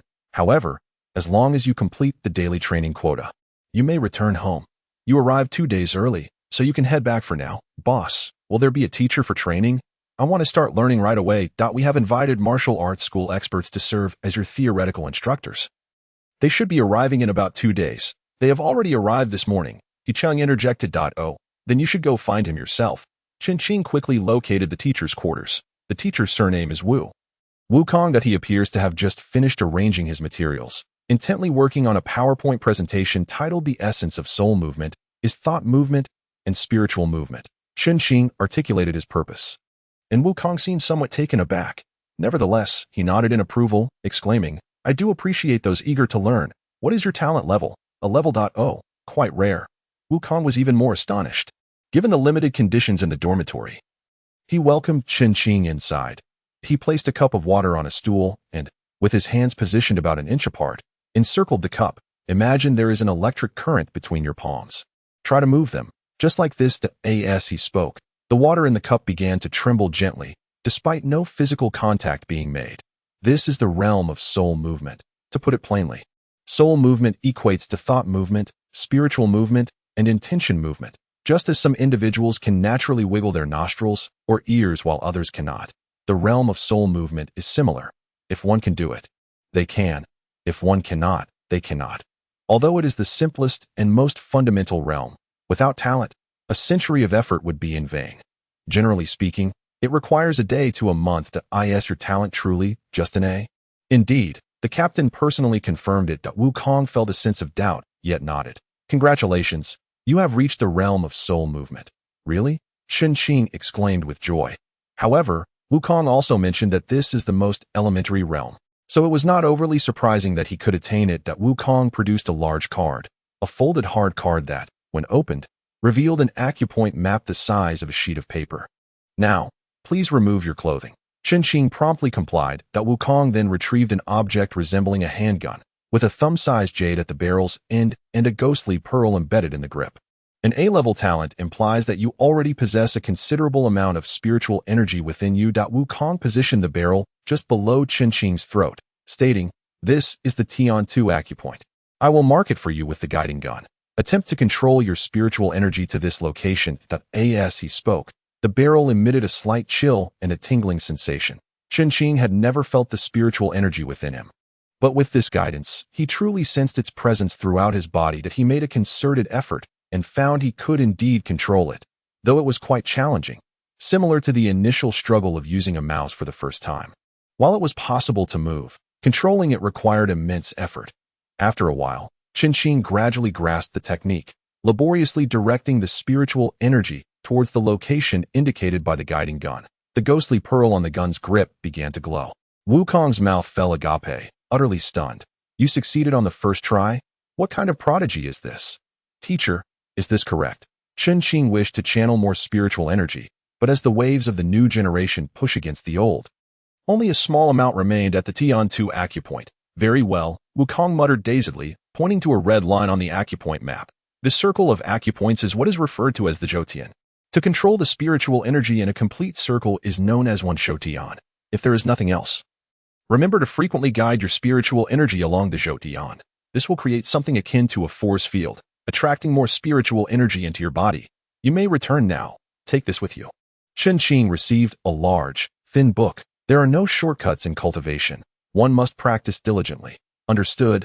Thank you, teacher. Chen Qing departed, leaving Wukong in a state of bewilderment. After a moment's contemplation, he dialed Han Yuan's number. Captain Han, there seems to be an issue with Chen Qing's talent assessment. It cannot possibly be just an A. Han Yuan fell silent, yet steeled himself to respond. Indeed, I conducted the test personally, he then inquired.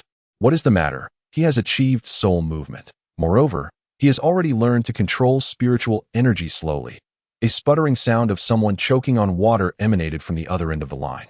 Chapter 18. I'll give you 10,000. What? Han Yuan was genuinely astonished. Soul movement typically requires a period of 1 week to a month, yet he succeeded instantaneously. Furthermore, when activating spiritual energy, Chen Qing managed to do so successfully on his very first attempt with the guiding gun, which was only set to the first gear.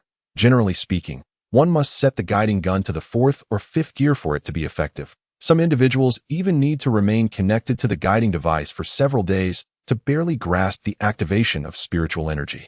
This talent is utterly terrifying. It is absolutely impossible for him to be merely a grade. It is likely he could be S, double S, or even triple S, thus that he is no longer your student. Han Yuan said helplessly. In an instant, Wukong comprehended everything. The usually mild-mannered individual exclaimed, "How outrageous! What nonsense!" Han Yuan retorted angrily, "What abilities can I not teach? Or is there some equipment that I lack? Besides, he himself has no desire to join the Demon Slayer team. I did not force him to remain here." Wukong was left in a daze. Regardless, he is an A. Do you understand? A. Opening his necklace, he stored the Kunwu sword and equipment within the demon-suppressing tower. Chen Qing began to concentrate on circulating his spiritual energy. With the guiding gun, it felt as though a lighthouse had been illuminated in the darkness. One merely needed to surge towards it. However, now it had transformed into a chaotic mass, requiring a slow and deliberate exploration. Referring to the acupoint chart, Chen Qing meticulously guided his spiritual energy. Chen Qing. I'm back, Chen Man shouted as he entered. Seeing Chen Qing in practice, he did not inquire about what he was doing, but instead busied himself with a snack before starting his homework. Chen Qing, I can't solve the first problem. Chen Qing waved his hand and pressed the service bell, then sank back into meditation. Chen Man pressed the service bell, and the attendant began the arduous task of tutoring him. Until dinner, Chen Qing remained undisturbed. At 9 in the evening, Chen Man yawned. Suddenly, Chen Qing opened his eyes. Haha, I've completed it. The first cycle is finished. Chen Qing, good night. Chen Man brushed his teeth and quickly fell asleep. Chen Qing hastily consumed his meal and resumed circulating his spiritual energy. This time, it was noticeably quicker. Upon completing the second cycle, it was pitch dark, and he had no idea what time it was. Chen Qing then attempted to embark on the second cycle. The acupoints for the second cycle were more challenging to locate, and the path was more complex. Consequently, Chen Qing's pace slowed considerably. He remained immersed in his cultivation until Chen Man left after breakfast. Perhaps due to the restorative effects, he felt no fatigue despite having stayed up all night. When he opened his eyes once more, it was to the sight of Chen Man returning from school. No wonder one can retreat for several years. Time indeed passes all too swiftly. Just as Chen Man and I were enjoying our dinner, the hotel doorbell rang. Chen Man opened the door, and a voice, somewhat familiar yet oddly strange, echoed through the air. Chen Man, look how you've grown. You are becoming increasingly delightful. 3 individuals stepped inside, a middle-aged woman, one hand clutching a box of milk and the other a bag of fruit. Somewhat slender with elongated eyes and bold crimson lipstick, a middle-aged man, attired in business attire, with a large and heavy belly, his leather shoes gleaming, and a young girl of an age similar to Chen Qing. Chewing gum, her eyes also elongated, inheriting the traits of the middle-aged woman. Chen Qing furrowed his brow. The middle-aged woman was his aunt, named Huang Shui, the uncle, Hong Jian, and the cousin, Hong Ya. They also resided in the Riverside community and were now Chen Qing's only remaining relatives. Yet they had long ceased all contact for 6 or 7 years. During Chen Qing's most arduous times, when he had run out of provisions, he had sought their assistance. He would never forget that bitter winter at the age of 13 when he knocked on their door, merely asking for 200 yuan. 200. a trifling sum for a dual-income household.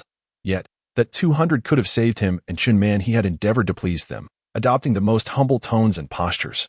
But what had he received in return? His aunt sighed heavily, even rummaging to produce a few rotten apples to feign poverty. Yet, the plates beneath those apples were undeniably silver when Chen left. Dejected and lost, he sat at the doorstep for quite some time, hearing a laugh that would haunt him forever. That wretched girl has always targeted me, surpassing me in everything. Ha ha ha. Look, now her wretched offspring has come begging at my door. How piercing it was. Chen had never imagined that relatives, considered close kin, would chuckle as he struggled in the mire, while it was a blind old man, living a life of solitude, who offered him a helping hand. From his filthy pocket, he pulled out a handful of dirty coins, rescuing both himself and Chen Man during that frigid winter. Since then, despite residing in the same community, Chen had severed ties with them. They had not exchanged greetings when their paths crossed. Chen, you have grown into such a handsome young man, his aunt exclaimed. Gazing at him with a hint of rarity as she spoke, she began to survey the surroundings. Huang Shui sat down, sighing. Your parents left us too early, leaving you too forlorn and desolate.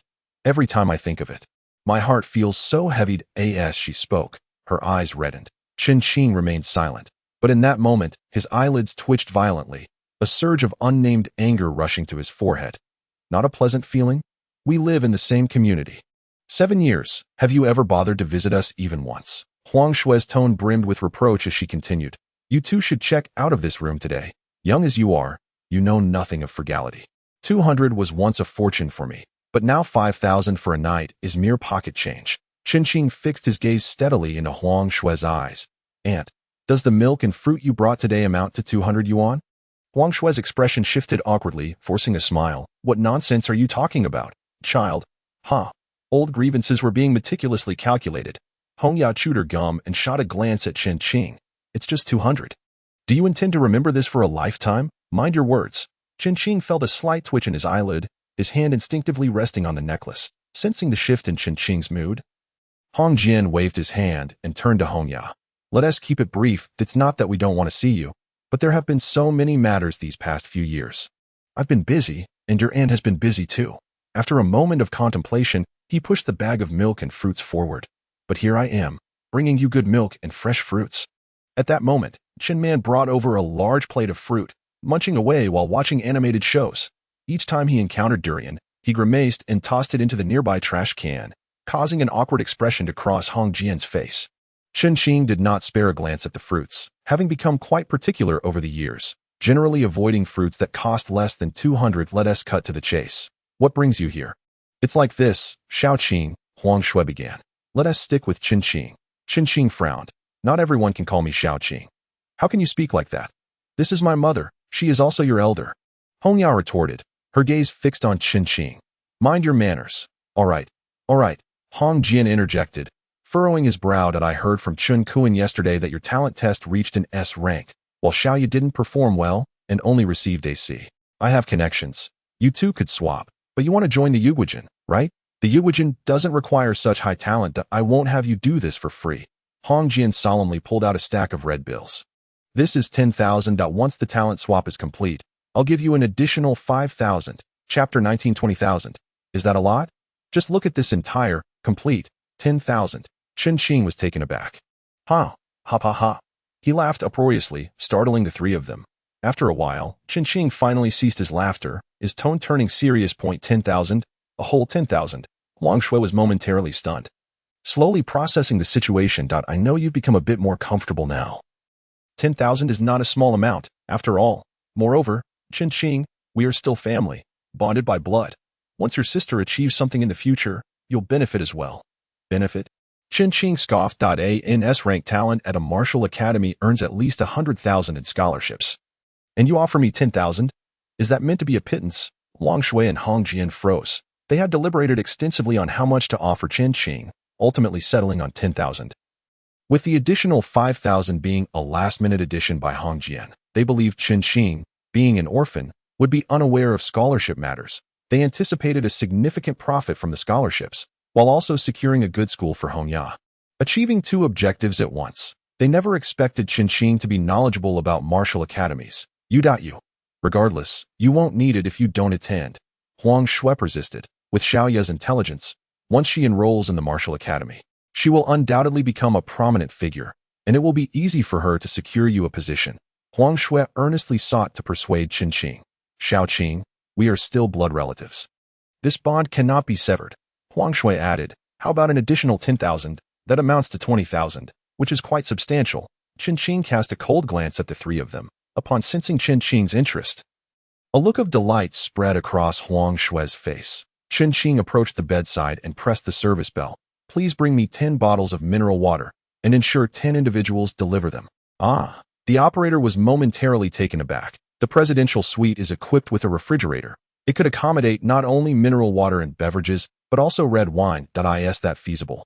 Ah, yes. The operator, grumbling inwardly, still acquiesced. The attendants grumbled amongst themselves, yet they had no choice but to each carry a bottle of mineral water upstairs. They truly don't regard us as human beings. It's as if they're merely indulging themselves. Perhaps they think this way they can recoup a bit of the room fee. It's utterly absurd. All right. Let's refrain from excessive chatter. All requests for the presidential suite must be met to the best of our abilities. 10 individuals lined up, each cradling a bottle of mineral water. Upon seeing the door ajar and 3 additional people inside, they were puzzled yet still smiled as they knocked gently. Mr. Chen, your mineral water has arrived. Qin Qing gestured for them to come in. The first attendant presented the bottle with both hands. Qin Qing casually accepted it and handed him 2 yuan, stating, for the water. The attendant was momentarily stunned, about to mention it was complimentary. However, Qin Qing handed over 2 stacks of red bills. This is your tip. The attendant was rendered speechless. Huang Shui was taken aback. Hong Jian was astonished. Hong Yu was left speechless. This stopped Mr. Chen. The attendant stammered, his hands trembling slightly. Finally coming to his senses, he accepted the 2 stacks of red bills, his face flushed with excitement. Thank you, sir. The other attendants were equally astounded. The once orderly line had become somewhat chaotic. Qin Qing cast a cold look at Huang Shui. 20,000? Is that a substantial amount? The second attendant, suppressing his excitement, approached Qin Qing with the mineral water. Qin Qing produced another 2 yuan, stating, for the water. He then moved to the safe, retrieving 20,000. This is a reward for you. Qin Qing turned his gaze back to Huang Shui. When I was struggling to find food, borrowing 200 from you was a matter of life and death for me and Xiao Man. Qin Qing scoffed. Now, 20,000.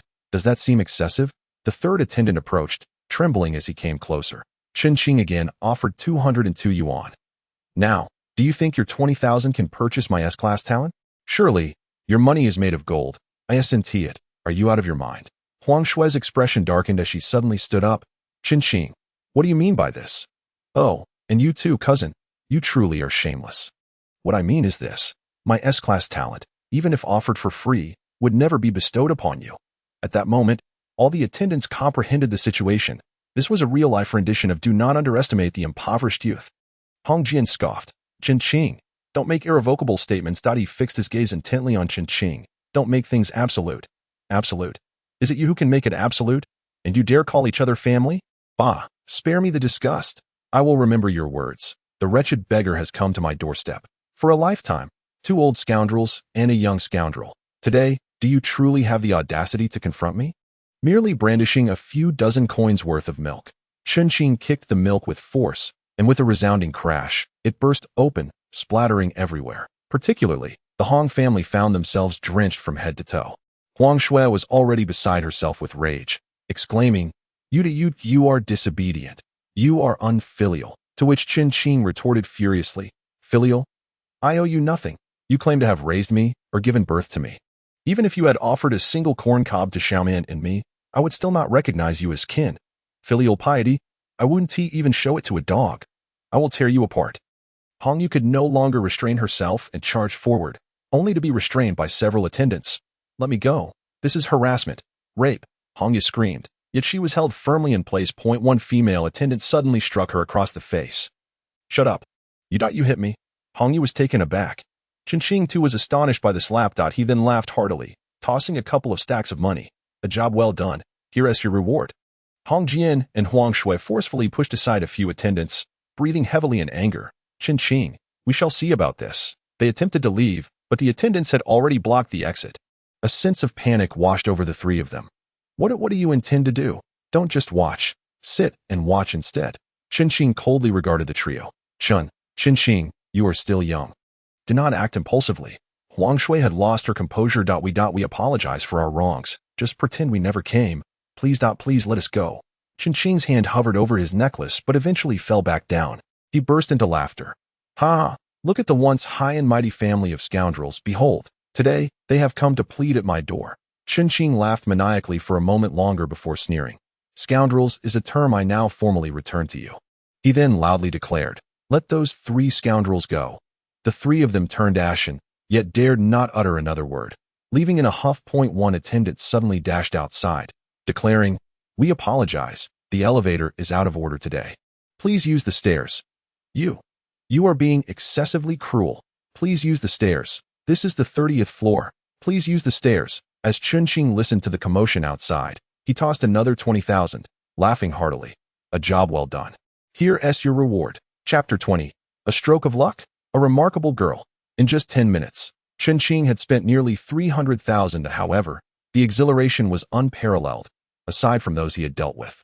The family of Huang Shui was among his greatest grievances. The other 2 were Chen Shan and Chen Quan, who had mysteriously vanished for 6 years. Yet, in the 3 days preceding the blood moon in the last lifetime, Chen Quan had indeed returned home, leaving behind 2 paper knives and 2 pieces of paper armor. But it was precisely with this equipment that Chen Xing and Chen Man managed to survive the 3rd blood moon. Unfortunately, on that day, both Chen Xing and Chen Man were not at home and missed the encounter entirely. They might have had their reasons, but abandoning the 2 for 6 years, when they left.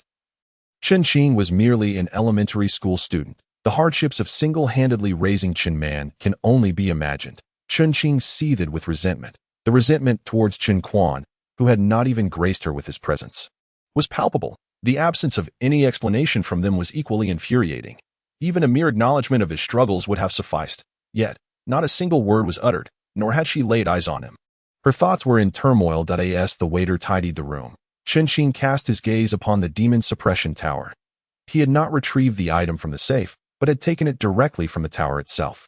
Having reached the soul motion realm, he could now manipulate spiritual energy and retrieve objects from a distance. Dismissing these distractions, Chen Xing immersed himself once more in his cultivation, eager to master the black prison contracting ghost technique as swiftly as possible. Meanwhile, Chen Shi, filled with hope, approached the Araya Hotel, carrying a beautifully arranged basket of fruits adorned with 9 peculiar little flowers. These were soma flowers, the sacred blossoms of the people, symbolizing restrained love that eternally belongs to you. This choice came after meticulously sifting through countless floral options, ensuring it was unique and not commonplace, with a meaning that resonated perfectly. Initially, after the incident at the police station, she contemplated giving up. However, upon hearing 2 pieces of news, Chen Xing's home renovation expenses nearing 10 million and his S-grade talent assessment, she could no longer remain seated at a potential investment, a supremely promising one. It was imperative to seize this opportunity. Upon reflection, she recalled her interactions with Chen Xing as remarkably harmonious, save for the misunderstanding regarding the subway incident. Yet, adversities often strengthen bonds, rendering their relationship extraordinary. Much like a romantic drama, they must navigate through numerous misunderstandings and trials for their affection to solidify. For instance, she could now gracefully apologize and perhaps employ a few subtle tactics. Tonight, she could stay over. When the moment came to surrender her innocence, what demeanor should she adopt? Painful, fearful, although she had experienced this many times before. The thought of a fresh rupture after mending still stirred a twinge of discomfort. Men, after all, harbor a beast within. The sensation of conquering, particularly the breaking of that barrier, must rank among the highest achievements. She donned a loosely draped shawl, modest yet precarious, and wore an ultra-short skirt that revealed her long, slender legs. As the elevator ascended slowly, she adjusted her appearance in the reflective walls, emerging from it with a new expression, tinged with shyness and delight. She had applied just the right amount of lipstick, a shade of red that was both alluring and slightly translucent. With a deep breath, she pressed the doorbell. Moments later, Chen Man peeked out. Upon spotting Chen Shi, he turned and called, "Chen Xing, someone is looking for you." "Tell them I'm not here," came the reply. Chen Man closed the door with utmost seriousness. "Chen Xing is not home." Bang! The door slammed shut. Chen Shi stood frozen, her mind racing through countless scenarios, none of which had prepared her for this outcome. This had to be a cruel joke. Taking a deep breath, she sent a voice message to Chen Xing. "Chen Xing, Open the door, it's me. Yet, there was no response. He was engrossed in his own cultivation, striving to circulate his energy. Adjusting her stance at the door, Chen aligned her toes, gazing downwards, embodying a blend of timidity and anticipation. As Chen opened the door, she slowly lifted her gaze. Her mind raced, envisioning the ensuing moments, complete with dramatic music and special effects. However, 0.5 minutes passed without any sign of movement. Did you not see it? The dawn gradually became impatient and sent another message. Chen, please open the door for me. I am here to apologize. 0.5 more minutes passed, and my heels were starting to ache. Still, there was no sign of movement. Damn it. Chen gritted her teeth and pressed the doorbell again. Chen Man peered through the crack of the door, not releasing the security chain. Chen, she has come again, no matter who it is. Do not open the door. Chen replied impatiently. In this day and age, there are far too many alluring harlots, many of whom are utterly worthless. Just ignore her. That Chen cheeks flushed crimson. How unpleasant. She had indeed indulged a bit too much for a while. Did he find out? As Chen Man was about to close the door again, Chen wedged her foot against it and called out, Chen. It's me, Xiaoxi. Please open the door for me. What do you want? Chen eyes glistened with unshed tears. I just want to apologize. She began to sob softly, looking down at her toes, about what happened on the subway. I was in the wrong, and I know it upset you. Look, I brought you some fruit. Again with the fruit. Chen cursed under her breath. Chen was momentarily taken aback. What did that mean, at this moment? Chen was deeply engrossed in her own issues, still reeling from the aftermath of the Huang family incident, and simply had no time to deal with her. Chen, please let me in, okay? I've been standing here for ages. Come in. For what purpose? Chen frowned. Chen was momentarily puzzled. What could she possibly want? Wasn't it obvious given her attire? But she couldn't just act as if she were delivering takeout, could she? At a loss for words. She suddenly stamped her foot and cried out, You're bullying me. With that, she covered her face and hurriedly ran away, disappearing at the end of the corridor, the moment she stepped into the elevator. Chen brows furrowed. She felt so wronged. Truly, she felt so wronged. She was confident that she had done nothing wrong. So why did every situation seem to spiral out of her control? Taking a few deep breaths, she reflected on her earlier actions and tone, reassured that she still held the reins. Without a doubt, Chen message would arrive shortly. The phone rang. Sure enough, Chen heart leapt, but the caller ID displayed Chen Kuan. Why was it him? Sis, where are you? I'm at Araya. As soon as Chen spoke, she slapped her forehead. Just as expected. Chen Kuan exclaimed angrily. Have you gone to find that bastard Chen? Do you have no shame? Chen felt wronged, tears nearly spilling from her eyes. Do you have any conscience at all? Who do you think I'm doing this for? I SNT it all for you, and you dare speak to me like this. After a moment of silence, Chen Kuan replied, Fine, I shouldn't have said that, but sis, you must meet someone. Who? A man whose family background, looks, and potential far surpassed Chen by 100-fold. Chen Kuan's voice held a note of excitement. His name is Ji Luo. Both of his parents are significant figures. Let me tell you, he possesses SS-level talent. He has already reached the soul motion stage. It's said that soon every community will be organized into battle zones. And his family has insider information, which is why he has come to Shiming City. If you can connect with him, Chen won't matter at all. Chen instantly understood. This was the wealthy young master here to seek his fortune. Perhaps there lingered a thought of accumulating merit through combat. Chen felt a surge of emotion. Where is he? We are together, and will come to fetch you shortly. Do not come to the hotel. Meet me at at the entrance of Dahua bookstore. Before long, a large G-class vehicle came to a halt before the bookstore. Chen, cradling a copy of Jane Eyre, stood with her feet together, a smile adorning her face. Seemingly oblivious to the car, her gaze directed elsewhere. She exuded an air of youthful vitality. Is your sister? Ji Luo's voice carried a note of astonishment, hailing from a prestigious lineage. He had long been ensconced in a semi-isolated environment, immersed in martial arts and studies, and had indeed encountered few girls of his age. Ji Luo hurriedly alighted from the vehicle, excitement evident in his demeanor as he extended his hand. You must be Chen? I am Ji Luo. Chen reached out her hand, only to find it firmly grasped. Her face flushed instantly, her voice barely above a whisper. Please let go. Ji Luo quickly released her hand, and upon noticing the book she held, his admiration deepened. You enjoy Jane Eyre as well? I particularly admire Mr. Rochester. He embodies the masculine qualities I find appealing. Ji Luo's heart raced with fervor. What extraordinary fortune to encounter such an exceptional girl on his first outing. With her striking appearance, graceful figure, extensive knowledge, and serene disposition, she was indeed a prime candidate for a life partner. Chapter 21. The Wandering Soul and the Gluttonous Ghost. Chen Qing resumed his meditation on the carpet. A wave of nausea washing over him at the thought of Chenxi. What had clouded his heart in his previous life to find such a character appealing? Yet, the importance of cultivation loomed larger in his mind. He refocused and settled into a cross-legged position once more. Cultivation could not be rushed, but with the blood moon drawing near, and having learned the techniques of the Black Prison contract ghost art, he faced a multitude of pressing matters that required swift action. Chen Qing, will you accompany me outside today? Chen Man inquired, edging closer. After some contemplation, Chen Qing shook his head. How about letting those older brothers play with you instead? As he spoke, he pressed the service bell. Chen Qing yearned to relish the fleeting tranquility that was soon to vanish. However, he could not afford such luxury. Then I won't go, Chen Man replied, her expression unreadable as she shook her head, leaving one to wonder if she felt disappointment. Time slipped away swiftly, and soon it was midnight. Chen Qing gradually rose, pointing towards a teapot. Black Prison. A surge of dark energy enveloped both Chen Qing and the teapot. In the next moment, they found themselves within a void of blackness. The space was circular, devoid of walls, shrouded in what appeared to be mist or tendrils, creating an ethereal and surreal ambience.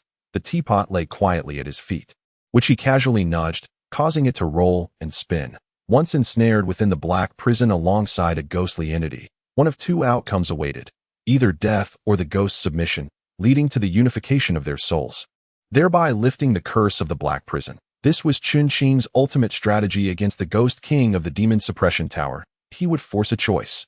Either the ghost would end its own existence, while he, as the master of the tower, would effectively meet the same fate, or it would submit to him. In his previous life, during the second blood moon, the Ghost King had betrayed him, resulting in the collapse of order within the city at that very moment. Chen Qing was determined not to witness such a calamity unfold again. Thus, he was prepared to gamble. He wagered that this Ghost King would yield to him. Presently, within the Black Prison, he was the sole living entity, thus capable of dismantling the prison at any moment. With a mere thought, he released the Black Prison. Suddenly, the necklace stirred. Jinbu Huan, Jinbu Huan, Jinbu Huan. The voice of Jinbu Huan resonated unexpectedly.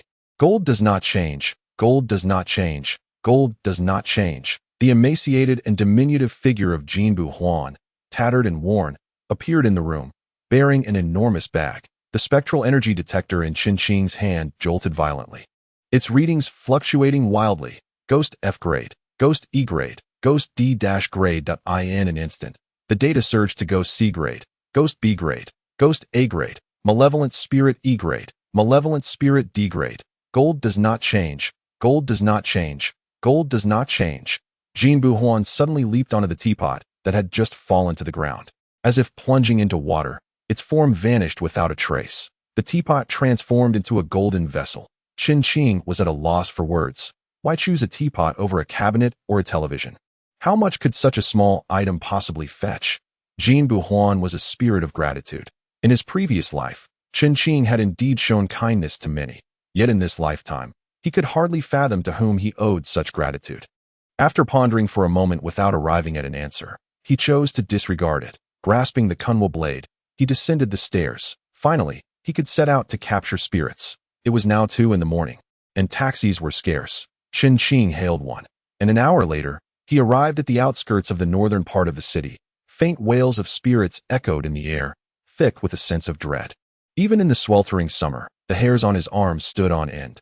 Chen Qing took a deep breath, blade in hand, and cautiously advanced. 10 minutes. Half an hour. Soon, Chen Qing furrowed his brow. The spirits were far too few. Unlike the multitude of spirits roaming after the blood moon, the current density and strength of spirits were alarmingly low. After wandering for quite some time, he had yet to encounter a single one. Checking the spectral meter, his ghost energy detector, he noted some variations in the surrounding concentration. Chen Qing decided to abandon the main path, using the detector as his compass, and slowly made his way toward the areas with denser malevolent energy. He hopped over ditches, traversed fields of wild grass, and circumnavigated fish ponds. In the distance, he spotted a small building. His necklace quivered slightly. Here we go. He tightened his grip on the blade. Chen Qing approached the small structure. Measuring merely 4 meters in length and width, with a flat roof that appeared to be a storage shed for agricultural tools like hand tractors.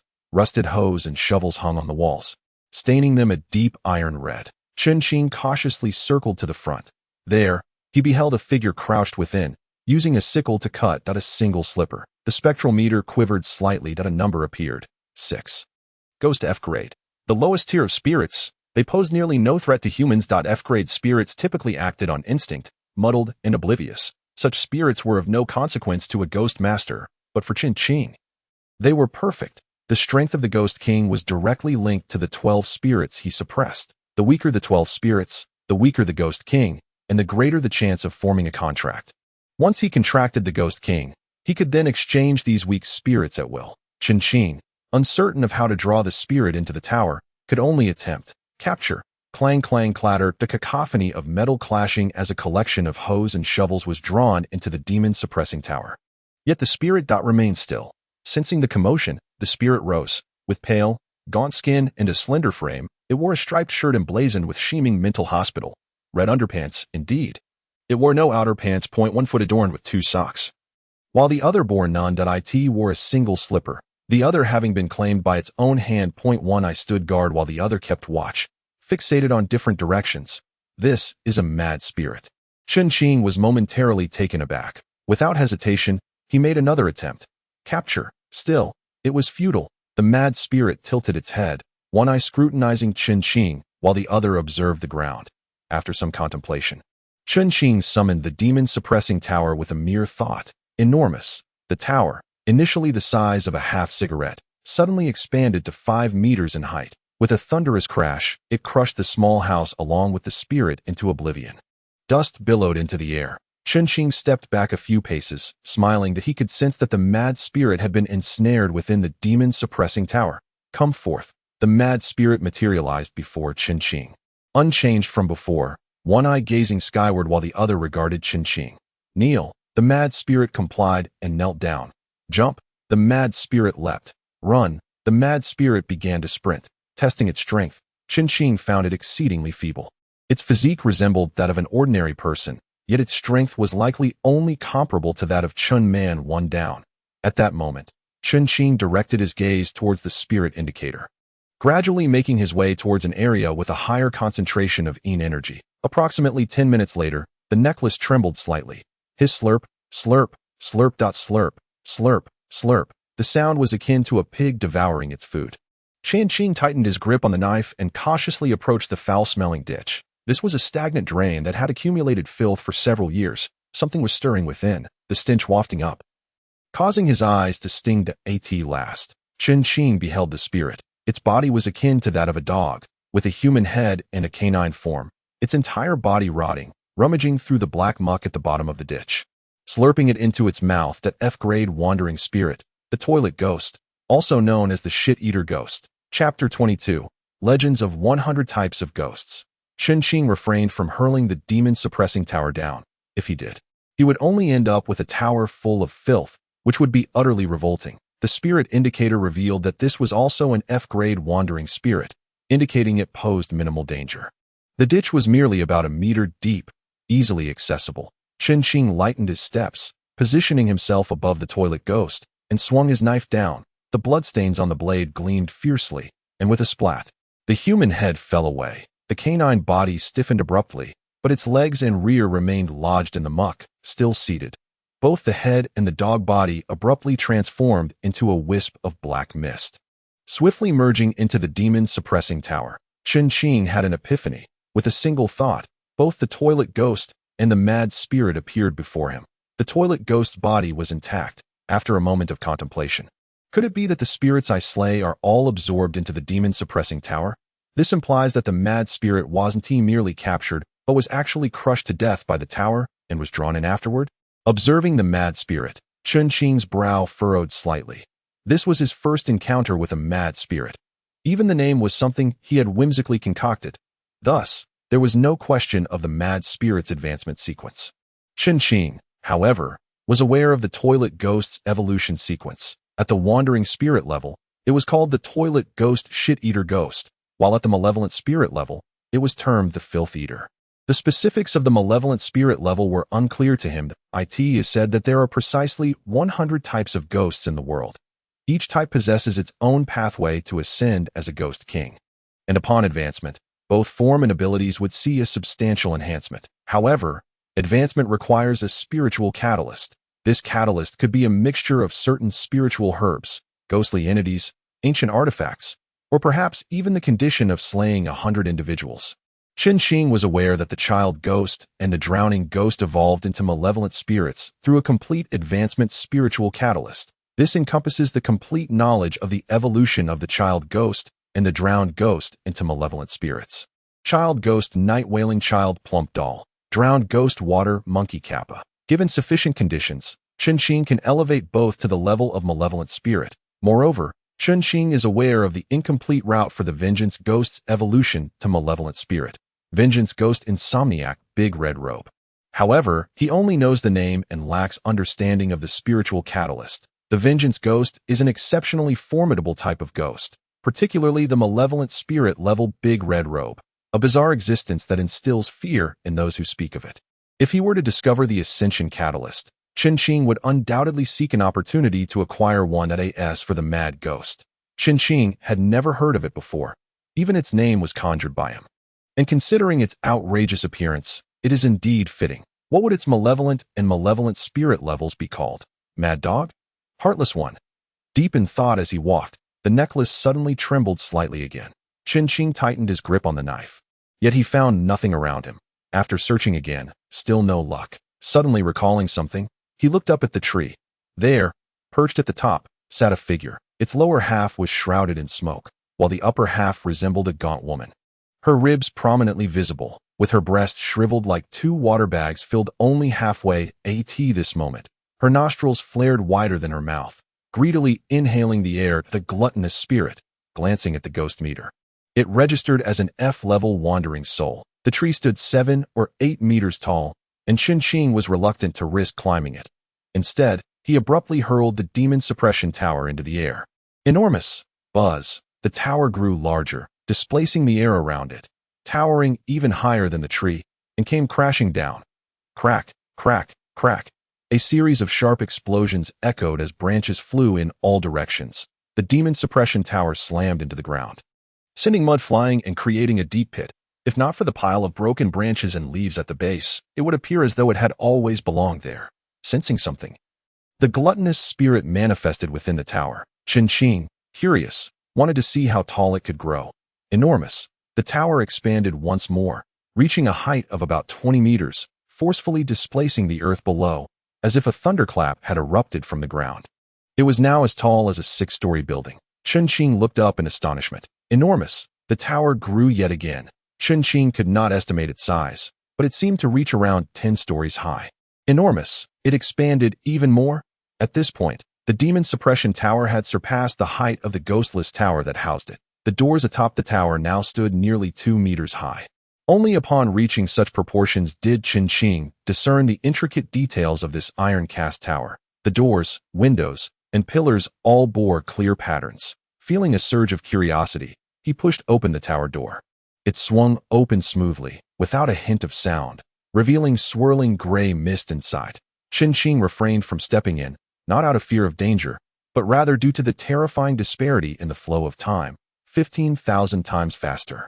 Under such a dreadful disparity, even if he entered and immediately exited, months could pass outside. Given the proximity to the city, he feared attracting powerful entities, prompting him to retract the demon suppression tower. Continuing to follow the ghost meter, the necklace vibrated once more. Gripping the kunwa knife, he cautiously approached by the riverside. The grass rustled gently. Checking the ghost meter, it had yet to register a response. This device's detection range and speed were significantly inferior to that of the demon suppression tower. Gradually moving closer, he finally caught sight of the ghost, in the depths of darkness. Almost indistinguishable from the water's surface, a figure resembling a human shape emerged, albeit with disproportionately large limbs and webbed fingers. Its back adorned with scales that seemed to be evolving towards that of an otter or a water lizard, a drowned spirit. Chen Fan possessed the complete evolutionary sequence of this drowned spirit. However, he furrowed his brow, for this entity appeared remarkably intact, likely indicating a formidable level. The spirit meter trembled. Indeed, after a rapid fluctuation, it settled. 32 to D grade wandering soul. The conventional grading system comprises 6 levels, E to A. The wandering souls have an additional F grade, representing the nascent stage. For wandering souls, levels are categorized as follows. 1 to 10K is F grade, 11-20K is E grade, and thereafter, every increment of 20K elevates the grade. 21 to 40K is D grade. 41 to 60K is C grade, 61-80K is B grade, and 81 to 100K is A grade. The pinnacle is A grade, while surpassing A grade leads to the SSS tiers, known as transcendent levels, which cannot be measured by conventional standards. They are referred to as numerical anomalies. At this level, beings possess the capability for advanced combat. A NS grade wandering soul possesses strength that far exceeds that of lower-tier malevolent spirits. The records ominously inscribed 4 words: extreme danger. This drowned spirit was particularly suitable for Chen Fan, especially since he was aware of its complete sequence. Yet, precisely because of its elevated level, Chen Fan found himself unable to make a choice. The attributes of the Ghost King directly corresponded to the 12 spirits. If it could be weak, it would be in that moment. Chen Fan cautiously withdrew, retreating step by step. Before long, he encountered the 5th spirit, a toilet ghost at E grade. This spirit was immersed in a latrine, reveling in its filth. And despite his struggles, Chen Fan could not bring himself to act that he slipped away. Before dawn broke, he stumbled upon the 6th spirit, a hunger ghost, F-grade wandering soul that he decided to capture it. This venture yielded substantial rewards: a mad ghost, a toilet ghost, and 2 hunger ghosts. Soon, the first light of day began to illuminate the world. The apparitions had all but vanished. With the blood moon yet to rise, the spirits encountered were merely the most commonplace, characterized by low levels and diminished strength. Once the blood moon arrived, a myriad of bizarre and excessively powerful entities would inundate the realm. Even contemplating it sent shivers down his spine. Lost in thought, a call from He-Chong interrupted. Chen Fan, training has commenced. Understood. Unlike other novices, Chen Fan enjoyed a degree of freedom, provided he fulfilled his training quota. Today marked the first day of intensive training, necessitating his attendance. Chapter 23. The training begins. On his way back, the scene outside the car window bustled with activity. Renovation teams were pouring into various neighborhoods, diligently constructing. Reflecting on this, he opened the community WeChat group. It's so annoying. What's with this community defense nonsense? Ghosts have never invaded the city. Who are we defending against? Exactly. The cars can only be parked outside. Who's going to cover the parking fees? As he scrolled further, opinions varied, with some expressing support and others voicing grievances. Chen Fan's brow gradually knitted in concern. Community defense? This had never been implemented in his previous life. Could it be that the Tang dynasty officials foresaw the impending blood moon? Such a notion seemed utterly preposterous. Yet if he could be reborn, others might possess the same capability. Sir, are you with the Ghost Command? As his thoughts drifted, the taxi driver kept glancing at Chen Fan in the rearview mirror. At that moment, Chen Fan donned the dark blue uniform of the Ghost Command. Yes, he nodded. What an honor. The Ghost Command is truly remarkable. Wasn't the aptitude test conducted the day before yesterday? My son didn't get selected. And now I find it difficult to enjoy my meals that I dream of joining the Yugwajin. But alas, he lacks the talent. What about your aptitude test results? The driver, a loquacious fellow, chattered incessantly that we soon arrived at the Yugwajin battalion. Just as Chen Fan was about to pay, the driver waved his hands repeatedly. No, no, no. How could I accept fare for a Yugwajin vehicle? I shall never accept it in this lifetime. Chen Fan nodded in agreement, allowing him to proceed. Numerous newcomers were already present, all clad in Yugwajin uniforms, chatting in small groups. The monkey had also arrived. Upon seeing Chen Fan, he quickly approached. Chen Fan, do you happen to have any insider information? What? As soon as you mentioned stockpiling supplies, I urged my parents to purchase a plethora of items: rice, flour, oil, instant noodles, canned goods, filling our entire storage room. However, they refused to agree to a safe house, as it would be too costly. Nonetheless, community defense renovations began yesterday, so my father asked me to inquire whether something truly is amiss. The monkey was a brother, and he must repay the debt from his previous life. Indeed, Chen Fan replied solemnly. Money becomes useless if it remains unspent if you truly lack it. I can lend you some, he added with caution. Do not disclose to others that your family has hoarded a substantial amount of supplies. The monkey paused for a moment, pondering the implications. Not to speak of it, could it be that others might try to steal? The situation could escalate to the point of food theft. Realizing this, the monkey nodded earnestly. I understand. Qin. Suddenly, a female voice called out. Qin turned around to see Hongya, dressed in the Yugwijin uniform. With a cold gaze fixed on Qin, she declared, originally, I intended to attend a martial arts school, but now I have changed my mind. Wherever you are, I shall be there too. Everything you have given, I shall repay tenfold, 100-fold. Do not presume that your A-grade talent makes you extraordinary. Though I possess only a C-grade, I can still bear the weight of this world. I will trample you underfoot and shatter everything you hold dear. Qin was rendered speechless. The heavy air of juvenile arrogance was palpable. Had she consumed several volumes of Do Not Underestimate the Youth in Poverty? He waved his hand dismissively. Oh. Turning to the monkey, he whispered, the type of safe house should ideally accommodate both ghost and human defenses. The monkey nodded and softly inquired, what about weapons? We should acquire a variety at that moment. Hongya stumbled briefly as the atmosphere reached a climax. She anticipated a confrontation, yet Qin merely responded with a nonchalant "oh." At a loss for words, she found herself in a limbo, where the moment should have surged to a crescendo, but instead lingered awkwardly. Infuriating, with a huff, she turned and walked away. Damn, the monkey observed her retreating figure and muttered. How did these individuals come together? Qin turned to see Hongya, Chen Fan, and a handsome young man conversing while casting glances in his direction. Did you notice the person with Chen Fan? The monkey's tone turned serious. You must be cautious, I have never encountered him. Qin replied with certainty. His name is Ji Luo, and he is likely the strongest of our cohort, having achieved an SS grade in the aptitude test and reportedly reaching the soul motion realm. Is the soul movement particularly difficult? Qin found it somewhat puzzling. Besides him, there was another female, rumored to possess a fateful ghost. This revelation, Qin was genuinely taken aback that a fateful ghost. Ghosts and humans are sworn enemies. Yet a fateful ghost is inherently drawn to a specific individual, almost achieving a state of spiritual unity that a fateful ghost does not occupy the spirit tamer's ghost pet space and will never betray at any time. The most terrifying aspect is its ability to share part of its powers with its master. It is an exceedingly rare ghost pet, far surpassing the significance of an S-ranked ghost pet. To think it is a fateful ghost, what remains unknown is the nature of this fateful ghost. If it were a powerful ghost species, it would be even more formidable. Silence. Suddenly, a resounding voice echoed throughout the venue. He-Chong coldly surveyed the crowd. The man exuded an air of intimidation when he spoke sparingly. Instantly, everyone fell silent. This time, there were 118 individuals joining the team, with 9 possessing A-grade talents or above, and even a newcomer accompanied by a fateful ghost. Both the quantity and quality are unprecedented in all previous cohorts.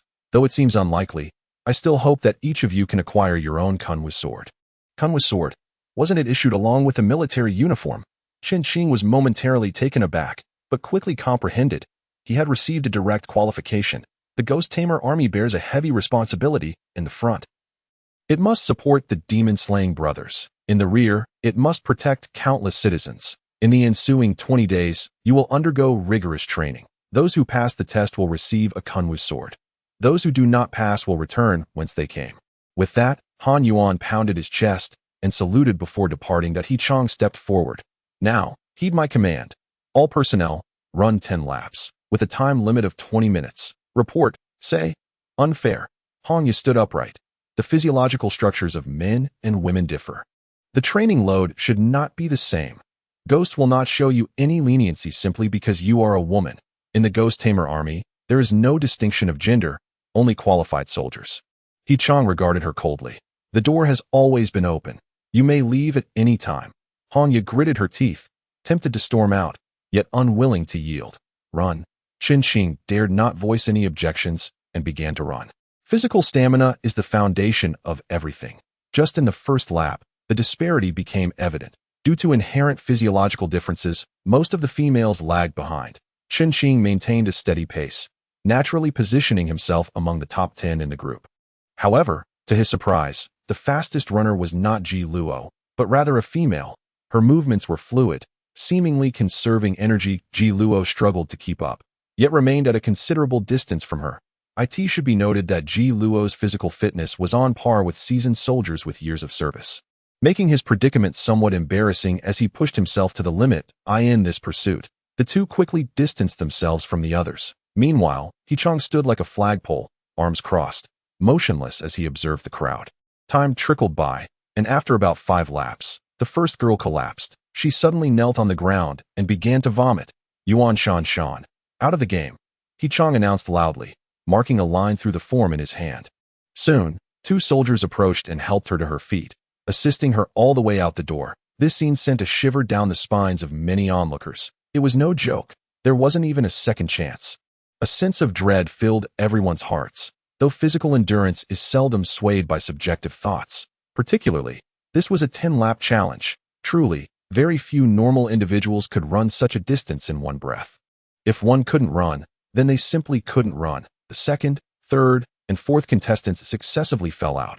Meanwhile, the girl who had consistently maintained her lead had come to a halt. She had completed the entire course.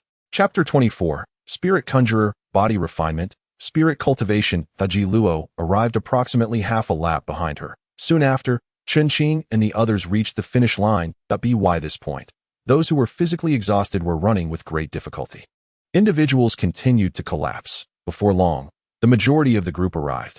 Among them were Ho and others. As they crossed the finish line, they all collapsed onto the ground. Moments later, Hichang began counting down. 10, 9, 8, 7, 6. Those closest to the finish line were giving it their all. A few crossed the line in succession. 5, 4, 3, 2, 1. In the final moment, a chubby boy leaped forward recklessly, crashing heavily to the ground. His head struck the ground with a thud, blood streaming down his face. Another contestant eliminated. No, this is unfair. We are just ordinary students. This is our first race. Eliminated. Hichang spoke coldly once more. Despair washed over the faces of those behind him. Damn, I refuse to accept this. I also refuse to accept this. This is unjust. Let us go. We will lodge a complaint. The Spirit Conjurer Corps is not solely under your command. Hichang remained unwavering, summoning numerous members of the Spirit Conjurer Corps to usher everyone out of the camp in succession. Did you see that? The girl is just as capable as the boys. Hongya's voice resonated with excitement. The first place is a girl.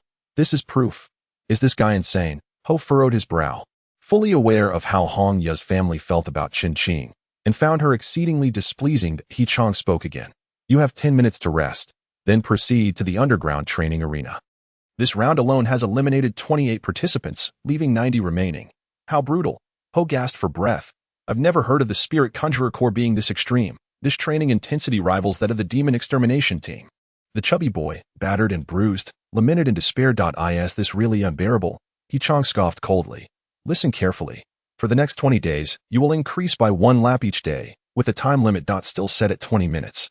How is that even possible? Someone exclaimed in horror. On the final day, we must complete 30 laps in 20 minutes. This is impossible. That's nearly a 100-meter sprint record. Each lap must be run at the pace of a 100-meter dash. Chen Fan was also taken aback. Is that even achievable? Time's up. Hichang picked up his stopwatch. You have 2 minutes to reach the underground training arena. The crowd gasped in shock, hastily struggling to their feet and sprinting towards the underground training area without hesitation. This time, 3 more were eliminated. Only 87 remained. The underground training arena was vast, larger than a standard basketball court, and dimly lit, illuminated only by a few faint green lights. A chill swept through the air, causing the hairs on everyone's necks to stand on end. However, Chen Fan furrowed her brow slightly. It was not merely a chill, but a sinister aura. Wukong stood shrouded in darkness, the faint glimmer of his glasses reflecting the dim light. As the crowd gathered, Wukong spoke in a resonant voice. Has anyone here ever encountered a ghost? A few scattered hands went up in the crowd. Upon seeing others raise their hands, Chen Fan followed suit. The ghost exorcising army would indeed be a laughingstock if they had never laid eyes on a ghost. Just then, a gentle breeze swept by, bringing with it an unsettling presence that caused everyone to stiffen in fear. Suddenly, a terrified scream pierced the air. Ghost. Ghost. It's a ghost. High above the training ground, a massive figure loomed, its body reminiscent of a toad with an oversized mouth akin to that of a catfish.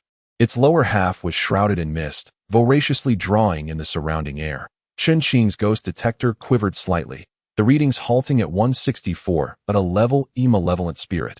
This creature was known as Wind Devourer.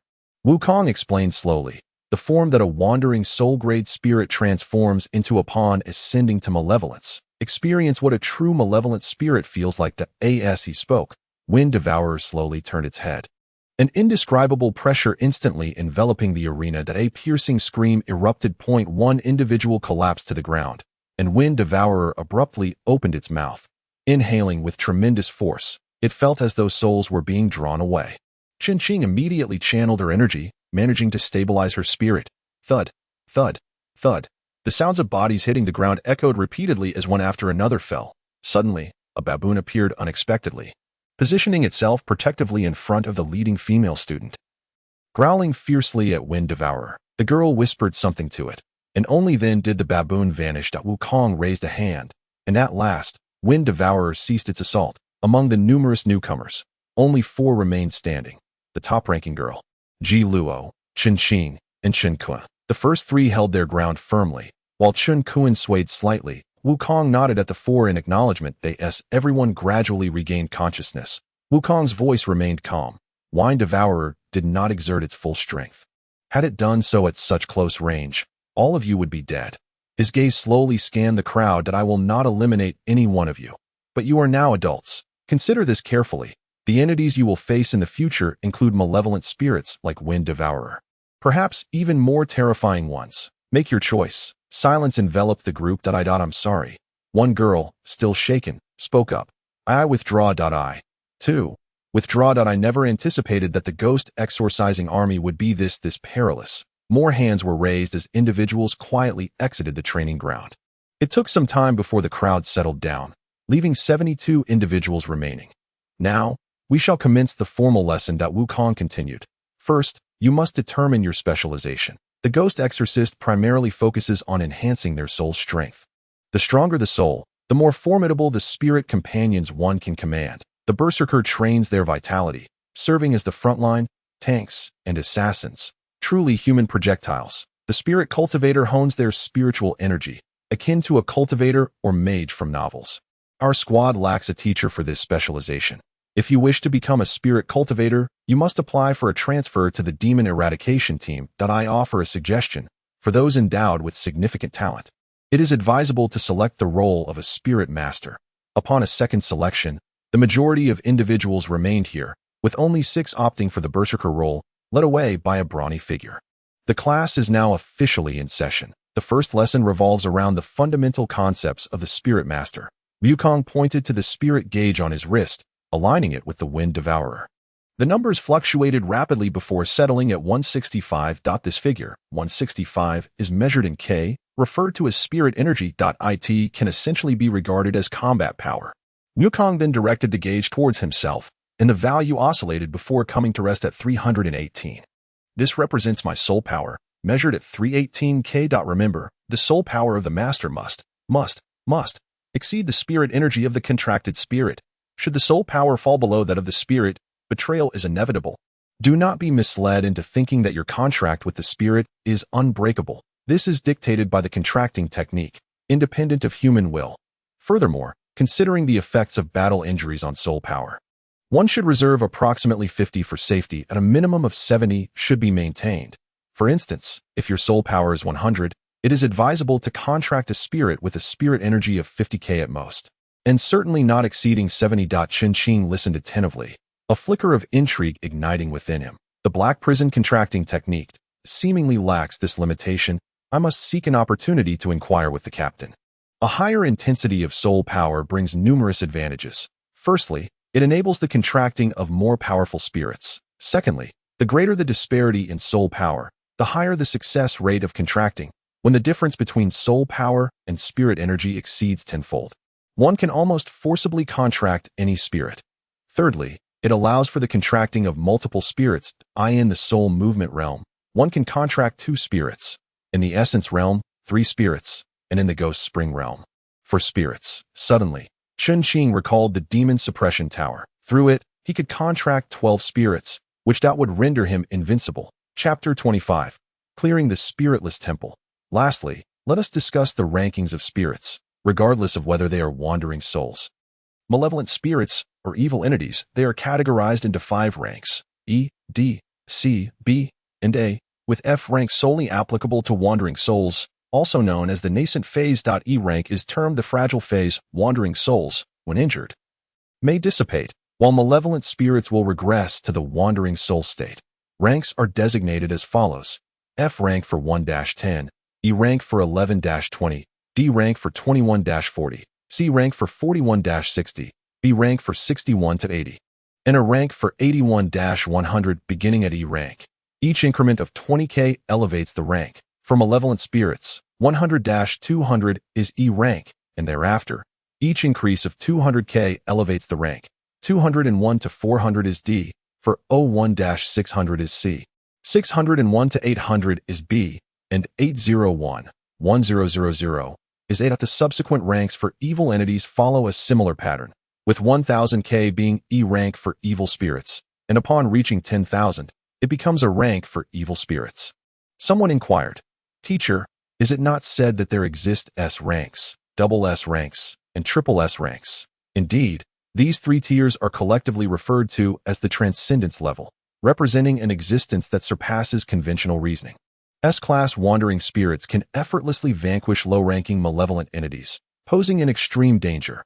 Thus, one should refrain from attempting to forge a contract, an S-class spirit companion.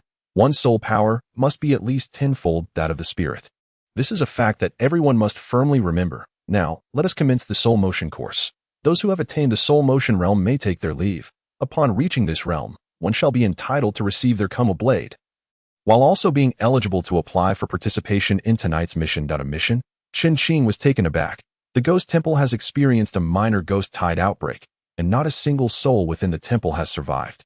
Tonight, the captain will lead a team to eradicate the threat. The captain, Chen suddenly comprehended. In his previous life, Han Yuan likely obtained the demon suppression tower during this very mission. Presently, he is still short 8 spirits. And the spirits in the wild are exceedingly scarce. He is reluctant to provoke places such as the princess's tomb. Following the captain to seize opportunities would be the most prudent choice. Brother Luo, you needn't squander time here. You have long since reached the soul motion realm, far surpassing us. Chen Kuan flattered. Ji Luo nodded. Yes, I shall take my leave first. With that, he rose and departed. The top-ranking female student also stood and left. Chen turned to the monkey. I shall excuse myself first. After saying this, he too stood and left. The departure of the first 2 elicited no surprise from the crowd. Yet Chen rise caught them off guard, particularly Hongya, Chen Kuan, and the monkey, who gazed at him in disbelief. Once the 3 had exited, Hongya, in a daze, remarked, "Teacher, could it be that Chen has also reached the soul motion realm?" Indeed, Wukong nodded. He had initially intended to add that Chen achieved this in merely an afternoon. Or rather, to be precise, in just a few minutes. However, he refrained from voicing this thought. This year's cohort had already witnessed the emergence of 3 SS-class prodigies, which was disheartening enough. Further discouragement could extinguish their motivation to learn. He had always held high hopes for Chen. Had it not been for Zhou Yanxiao in Han Yuan's office, Zhou Yanxiao, Ji Luo, and Chen arrived in succession. Are you 3 here to register? Certainly. Meet at the playground at 6 o'clock this evening. As the 3 exited the office, Han Yuan couldn't help but smile. Did you see that? This is the charm of personality. In previous years, any A grade would be a cause for celebration. This year, we have 3 double S's. He Chong rolled his eyes. Yes, indeed. In the next moment, He Chong was abruptly kicked out. Growing weary of the back and forth, Chen arranged for the hotel to take good care of Chun Man while he remained at the base to diligently practice. The tasks were manageable enough. But the final day's requirement of running 30 laps in 20 minutes posed a significant challenge. Timing himself in the playground, he sprinted with all his might, completing 19 laps by the 20-minute mark. They could not possibly assign an unachievable task. Was there perhaps a trick to it? For instance, could soul power enhance the physical body? Throughout the afternoon, Chen meditated in the dormitory while pondering this question. As 6 o'clock approached, the monkey's voice echoed. I'm utterly exhausted. How can one achieve soul motion? The entire afternoon had passed, and that cup of water remained motionless, while some had stirred slightly. We must continue to strive. As evening descends, I feel an overwhelming desire to surrender to slumber, though the night's activities beckon me to continue. 2 voices engage in conversation. drawing nearer from a distance. One belongs to a figure known as Monkey, while the other is a rather portly boy alongside a rather aloof young man. The aloof youth checks the dormitory number and promptly reclines upon his bed. Monkey gestures towards the chubby boy, saying, "Chen, I wish to share a dormitory with you.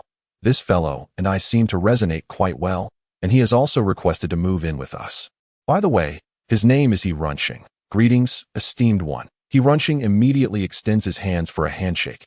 "Hello." Chen glances at him, inquiring, "You hail from a family of immense wealth, do you not?" The chubby boy is taken aback and shakes his head, replying, "Not at all. Brother, what is your name?" Monkey directs his gaze towards the aloof youth, who is still reclining on the bed. Jiu. Is that even a surname? Monkey does not pursue the matter further and instead shifts to lamenting with the chubby boy. "Esteemed one, may I inquire how you managed to reach the realm of soul motion?" That bowl of water simply refuses to budge. Chen reflects briefly and replies, "I merely followed Master Wu's instructions and exerted some effort. And then it moved that he truly possesses little experience to share. He Runchung, taken aback, sighs, "Indeed, the esteemed one is worthy of his title. By the way, Chen, how many attempts did you make?" Monkey inquires. Chen does not conceal the truth, stating, "Just once." "What the heck? Is that for real? Just once?" "Indeed." Monkey stares in astonishment for a moment before bursting into laughter. However, Chen Kuan's bowl of water did move, but he spent an entire afternoon on it. Today he is entangled with Hongya, claiming he will make you pay for this disparity. I am rather curious to see how they intend to make you pay. What is the matter? Do you harbor animosity? As Monkey recounts how Hongya's family treated Chen, the chubby boy furrows his brow, exclaiming, "That is utterly unacceptable." Noticing the time, Chen rises and heads towards the playground. Be cautious. Esteemed one, take care. At the playground, 5 armored military vehicles await. After a brief moment, all personnel have gathered, including the 3 newcomers, a total of 30 individuals present. Han Yuan declares, "Let us stick to our established tactics." He Chong, please vacate 3 seats on the vehicle for the newcomers. He will brief them on the strategy while en route. Let us depart. The group swiftly boards the vehicle, which soon rumbles away from the base. The 3 are seated in the back row, with Zhou Yanxiao on the left, Chen in the center, and Ji Luo on the right. The IT is quite fragrant. Chen muses that He Chong begins to outline the strategy. Have you heard of the 3-3 tactic? When dealing with specters, we typically employ this approach. 3 individuals form a small team, arranged in a triangular formation. 3 teams together constitute a combat squad, still in a triangular shape, and 3 combat squads form a combat group. Maintaining the triangular structure, that a combat group consists of 27 individuals, not including the 3 of you, which means we precisely total 20-7. It would be best for you to observe how we engage today. Any stray specters can serve as suitable practice. The vehicle soon comes to a halt, approximately 1 kilometer from the ghost temple. If we draw too close, some may hesitate to reveal themselves. We shall wait until they all emerge before advancing. Suddenly, Chen inquires, "Brother Chong, where do the ghosts conceal themselves during the day?" "No one knows." He Chong chuckled. "This is the world's greatest unsolved mystery. We must wait for their appearance. And one knows." Chen pondered thoughtfully. The evil spirit has manifested. Suddenly, the intercom crackled to life, and Han Yuan's bold voice resonated. "Brothers, follow me." Chapter 26. The Sixfold Evil Spirit. The Watchman. 5 armored military vehicles surged up the mountain, reaching the Temple of No Ghosts in mere moments. The group had grown quite accustomed to their formation. Upon disembarking, they immediately divided into several small teams of 3, almost wielded Kunwu swords, while those with Kunlun crossbows positioned themselves towards the rear. One soldier, holding a sniper rifle, was searching for a vantage point. Han Yuan stood at the center, drawing his Kunwu sword with a swift motion. A flash of crimson light erupted as the sword ignited in roaring flames, enveloping half of Han Yuan's body. "Charge!" With a single command, everyone surged into the Temple of No Ghosts, some entering through the doors while others scaled the walls, all moving with remarkable speed. Chen gripped his Kunwu sword tightly and followed closely behind. At that moment, a figure emerged before them. Gaunt and with an unnaturally pale complexion, the creature was riddled with festering sores, slowly moving while coughing violently, as if it might expire at any moment. A member of the Ghost Exorcism Army rushed forward, his Kunwu sword gleaming. With a swift slash, the demon was cleaved in 2 at the waist. Coughing and gasping, The upper half of the demon struggled to crawl forward. The soldier stepped closer and severed its head with a single stroke that a resounding thud echoed as Han Yuan leaped in from an unknown location, driving his flaming Kunwu sword into the demon's corpse. The inferno quickly consumed the remains. Han Yuan furrowed his brow. This is a deathly spirit. Withdraw from this mission and return for disinfection and inspection immediately. The soldier, taken aback, nodded and hastily exited the Temple of No Ghosts. A short distance ahead, 3 soldiers had engaged in a struggle with a female ghost clutching a child. The female ghost muttered incessantly, her legs apart, dragging a mass resembling intestines, blood gushing forth. A gaping wound was visible on her abdomen, where a small child sucked its thumb, gazing placidly outward. Despite the ghastly mass trailing behind her, the female ghost moved with astonishing speed, each step akin to an arrow released from a bow. The 3 men surrounded the female ghost, ready to strike as soon as she targeted one of them, while the other 2 would swiftly respond with their Kunwa swords. Whoosh, the female ghost lunged again, her claws aimed at a soldier's face, who was taken by surprise and executed a backward roll. The other 2 struck simultaneously, one aiming for her neck, the other for her abdomen. Clang, clang. 2 sharp sounds rang out as both blades were caught. One sword was seized by the female ghost, while the other was gripped by the infant within her womb. In that instant, the ghostly child leaped toward the soldier on the ground, while she swiped at the 2 warriors. Bang! A silver bullet exploded against the female ghost's chest. Her body was hurled backward as if struck by a heavy truck. Seizing the opportunity, the 2 soldiers, one on each side, brought their blades down, cleaving the ghost into 3 pieces. The infant from the ghost's womb tumbled out, emitting a chilling wail, still struggling toward its mother, clutching her tightly and crying inconsolably. Gradually, its form began to dissolve. Is this the legendary spawn of a ghost? The warrior felt a lingering dread. This is merely at the level of a wandering spirit. How absurd. If it were to ascend to the level of a malevolent ghost, it would likely claim several lives.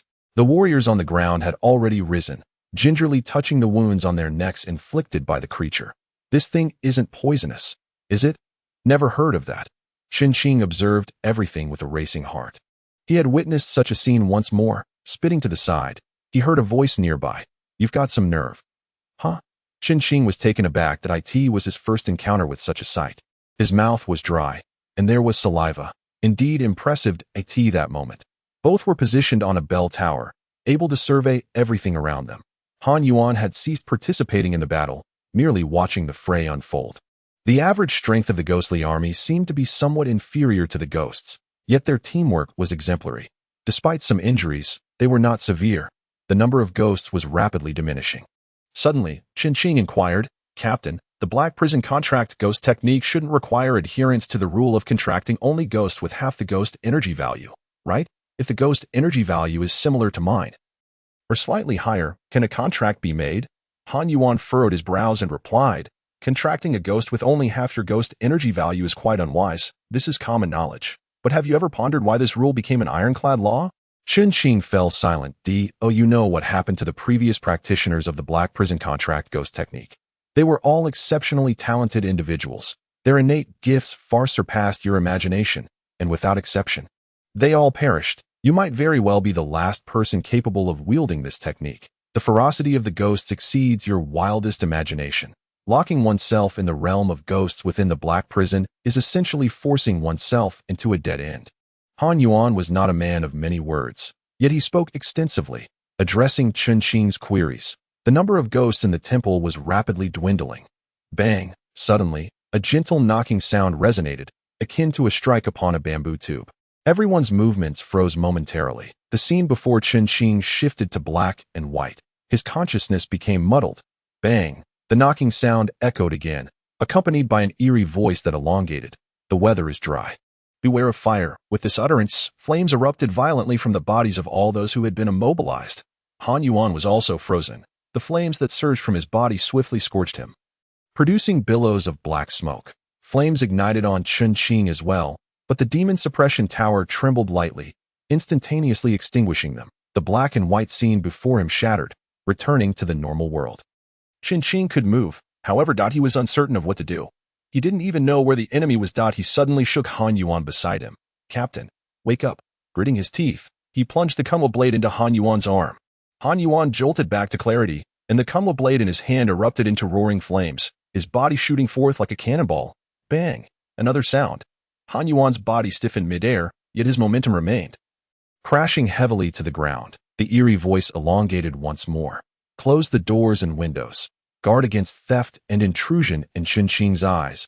A wooden lattice window swiftly shut, while his body seemed ensnared by some unseen force, rendering him unable to move. The demon suppression tower trembled once more, and the window before him shattered. Chen Qing disregarded everything and charged towards Han Yuan, thrusting his blade once again. In this dire situation, only he could salvage the predicament. The Kunwa blade possessed the power to dispel evil, and in an instant, Han Yuan regained his senses, his form shooting forth like a cannonball. The specter seemed to be muttering incantations. But Han Yuan's body closed the distance in an instant. With a single stroke, peace fell abruptly silent. The crowd regained their mobility, quickly shedding their burning garments, all emitting hisses of pain. Chen Qing rushed over to find a ghostly corpse pinned to the ground by Han Yuan's Kunwa blade. Rapidly engulfed in flames that it was vaguely discernible as a farmer from ancient times, adorned with a bamboo tube at the waist at a B-grade malevolent spirit, the night watchman. Han Yuan furrowed his brow, producing several portable adhesive bandages to cover his wounds. To encounter such a creature was unexpected. Chen Qing, however, stood in stunned silence. Wasn't this night watchman one of the entities he had inadvertently released upon activating the demon suppression tower? Could it be that the ghost tide at the ghostless temple was of his own making? Taking a deep breath, Chen Qing reassured himself. Regardless, with the blood moon approaching, a ghost tide would inevitably erupt here as well, and by then, the death toll would likely multiply by 100-fold that moment. He Chong rushed over, his neck already scorched, with layers of skin burned away, yet he nodded towards Chen Qing. Chen Qing, you have made a significant contribution this time. As he spoke, He Chong's expression grew grave. Boss. It seems there is still another malevolent spirit, another one. It appears to be possessing something. Han Yuan's face lit up with excitement. Possessing? What is it attached to? Uncertain. Let us go. As Han Yuan proceeded, he added, Chen Qing, you might as well practice a bit. Be cautious. Target its weaknesses. Chapter 27. The Ghost King approaches. Possession is not a verb, but a noun. Such spirits are relatively common, classified as obsessed ghosts at the wandering soul level. They are the manifestations of individuals who, in life, were obsessed with certain matters. For instance, a drunkard, a gambler, a miser, or a libertine at the malevolent spirit level. They typically attach themselves to an object they cannot part with. For example, if He Chong were to die and become a malevolent spirit, he might transform into a fishing rod. The peculiarities of human obsessions are boundless, and so too are the manifestations of possession. A drunkard, upon ascending to possession, might become a bottle of liquor, while a degenerate might transform into a pair of black stockings. If a modern individual were to become an obsessed ghost, it could lead to a myriad of amusing scenarios. A mobile phone, a keyboard, a camera, a figurine, a basketball, or suspenders. Any of these would not be surprising. Chen Qing retracted his thoughts and slowly made his way towards the latter half of the ghostless temple. A rapid fire. Incessant murmur reached his ears. Chen Qing strained to decipher the words, finally catching snippets. I heard that fellow was a notorious gambler, entangled with the butcher's wife, and was caught by the butcher who decapitated him. Lao Qing hasn't returned in 2 years. They say he was caught smuggling salt and ended up being victimized in prison. The chatter continued, incessantly verbose. Chen Qing turned around a corner and finally beheld 2 female spirits. Their mouths flapped rapidly, tongues extending a full foot, drooling as they spoke. Long-tongued ghosts. The 2 female specters exhibited markedly different levels of proficiency. One spoke with an urgency that suggested a practice time exceeding 2 years. Her words were so rapid that they were almost imperceptible unless one listened intently. The other, however, moved with a slight sluggishness, her utterances muddled and indistinct. The glance at the ghostly gauge revealed one to be of F rank and the other E rank.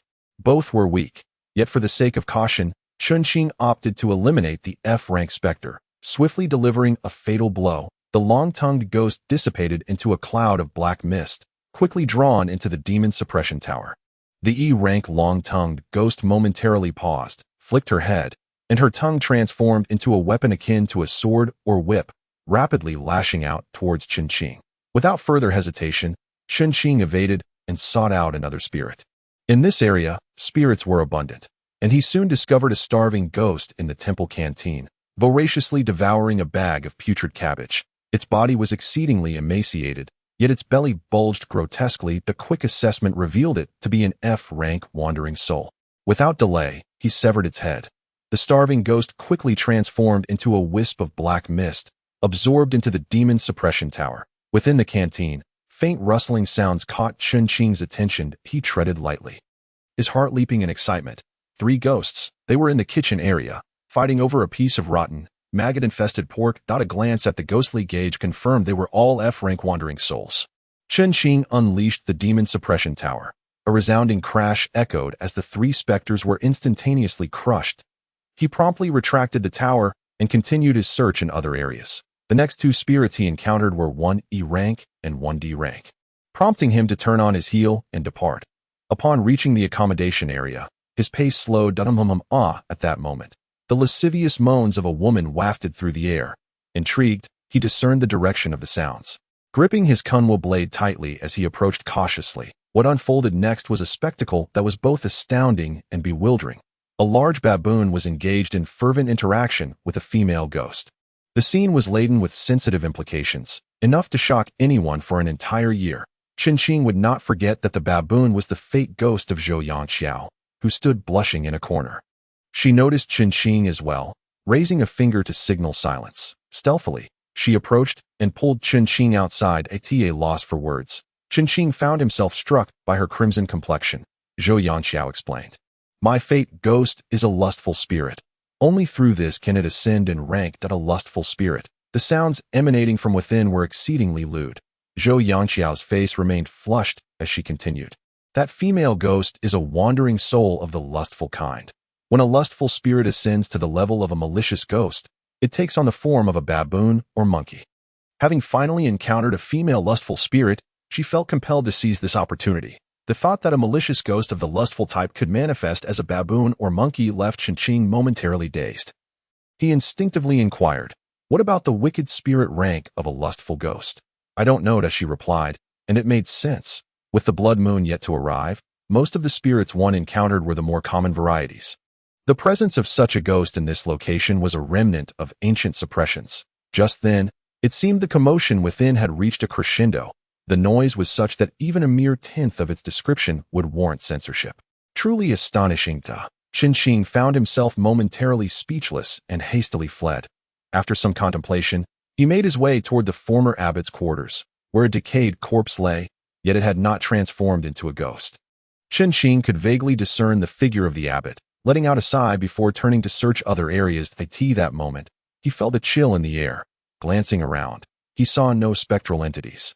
However, each step he took felt increasingly heavy, as if an unseen force was pressing down on him. A strange, inexplicable coolness seemed to blow from his thighs, reminiscent of an air conditioner. The jolt of alarm surged through Chen Fan's heart as he looked down to find nothing at his feet. Yet his pant legs were gently swaying. Realization dawned upon him. This was the presence of a hanging boot ghost, commonly known as a follower. These creatures are notoriously swift, adept at eluding one's line of sight. Fortunately, they are typically harmless, merely fond of frightening others. A gust of cold air whispered against the back of his neck, indicating that it was likely clinging to him at that very moment. Without turning around, Chen Fan employed his ghost detector to glance over his shoulder. 7. F-grade wandering spirit. Understanding the situation, he steadied himself and hurled the magic suppression tower behind him. Boom! The tower, towering at 3 to 4 meters, thudded heavily onto the ground behind Chen Fan. Although he did not catch sight of the follower, he could sense a new ghost had been captured within the tower.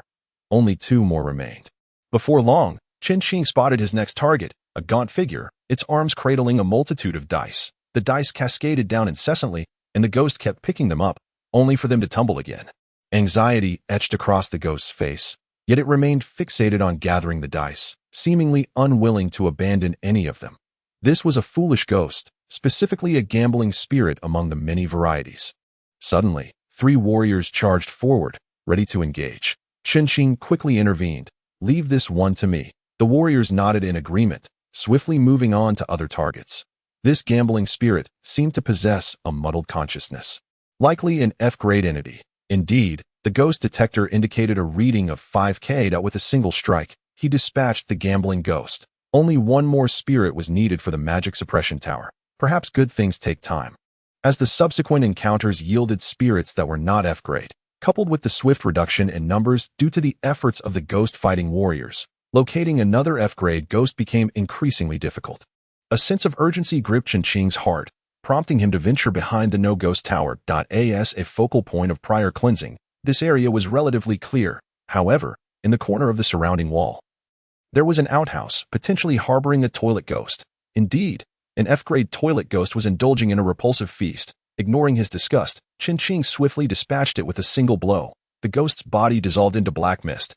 Absorbed into the tower, the magic suppression tower trembled in response. Initially, it quivered gently, but soon the vibrations intensified, growing stronger until the tower and the necklace around Chen Qing's neck danced about, resembling a small fish freshly caught. Finally, the commotion subsided, and Chen Qing felt the presence of the 13th ghost, the Ghost King, that had arrived. Chapter 28.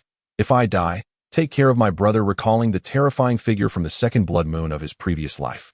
Chen Qing's heart raced that he had gathered these 12 useless ghosts solely to capture this Ghost King. His mastery of the Black Abyss contract ghost technique was solely to control this entity. Typically, employing such a technique would incite resistance from the ghost, leading to a life-or-death struggle. However, Chen Qing was different. He was the master of the magic suppression tower. With this in mind, he could make certain arrangements. For instance, he could submerge himself in the sea or position himself atop a cliff. In doing so, if he were to perish, the tower would inevitably plummet. In other words, the ghost has but two choices, either to submit or to perish together. That should suffice. Chen Qing felt uncertain in his heart. However, only by obtaining this Ghost King could he possess the absolute confidence to survive the blood moon. He pondered silently. The commotion within the ghostless temple gradually diminished. Aside from the fearsome caretaker, the Ghost Guard had also dealt with several troublesome A-grade wandering souls, one of whom was severely injured. The battle was slowly reaching its conclusion. At last, the portable intercom crackled to life with a call for assembly. The group made their way toward the temple entrance, where Chen Qing encountered Zhou Yangxiao. With a smile, he inquired, "Was it smooth sailing?" Zhou Yangxiao's face flushed, and she mumbled a vague response. It was at that moment Chen Qing noticed how pleasingly attractive Zhou Yangxiao was. Her delicate nose, eyes, and lips perfectly proportioned. Please don't speak to anyone about my fate-related ghost." Zhou Yangxiao leaned closer, locking her gaze onto Chen Qing's eyes. Chen Qing was not one to indulge in discussions about others. Yet, he feigned hesitation, saying, "Well, consider it a favor owed to you."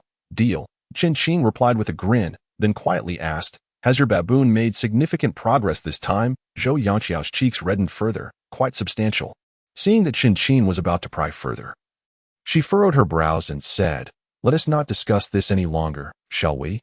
Noticing her genuine urgency, Chen Qing decided to drop the subject. One armored vehicle was missing, presumably taken by the soldier who had slain the sickly ghost. Han Yuan remarked, "Although everyone has suffered considerable burns during this mission, it can be deemed a complete success. The subsequent cleanup will involve other comrades. Thank you all for your hard work." With one less vehicle, should they squeeze together or wait for another to arrive? Squeeze. It's just a few minutes. Let us get it over with. Han Yuan beckoned 3 newcomers to join him in his vehicle. And immediately 2 more squeezed in. One was He Chong, and the other a round-faced soldier named Zhang Mingyuan, nicknamed QQ Egg. "Damn it, QQ Egg, don't crowd me. The vehicle is this small. I don't want to squeeze with you either." After much shuffling, they ultimately decided that He Chong would hold QQ Egg in his lap. As the vehicle started, Han Yuan declared, "Chen Qing, you must take the lead today." "Oh, not at all. Without the captain's wise command." "What's this? Have you learned to flatter in just a few days?" Han Yuan grumbled at Chen Qing's tone. Chen Qing chuckled. "Is there a reward?" "Indeed," Han Yuan smiled. "However, I plan to collectively apply for our combat team to be able to defend against special attacks. Otherwise, with a ghost possessing special abilities, we might not even know how we perished." Chen Qing almost inquired whether the possessed had been located but held back. "What about Ji Luo? Did you successfully contract that homebody ghost you've been working on?" "I did." Ji Luo's face lit up with excitement at the mention. Han Yuan pondered for a moment before asking, "Is the complete series of the homebody ghost for sale?" Given Han Yuan's astuteness, he naturally understood that Ji Luo's exhilaration over contracting an E-grade ghost stemmed from his family's awareness of the complete advancement route. Ji Luo fell silent, but did not deny it. After a while, he bitterly smiled and said, "Perhaps my father won't approve." "All right then." Han Yuan chose not to press the matter further. The complete series was far too precious. Each complete sequence is the result of countless individuals exchanging their lives in the Southern Ghost Tide. "Captain, isn't it the duty of the Ghost Extermination Team to eliminate these specters? They have been unable to spare any hands recently." Han Yuan's tone grew somewhat serious. "An unknown princess from a bygone dynasty has awakened, and it poses quite a challenge." Chen Qing was momentarily taken aback. He realized it was the very specter he had roused. Nevertheless, Chen Qing had inadvertently rendered significant assistance for once the blood moon arrived. This ghost would likely become exponentially stronger, leading to even more catastrophic losses. He pondered whether he should disclose the locations of the ghost strongholds he was aware of. Chen Qing fell into contemplation.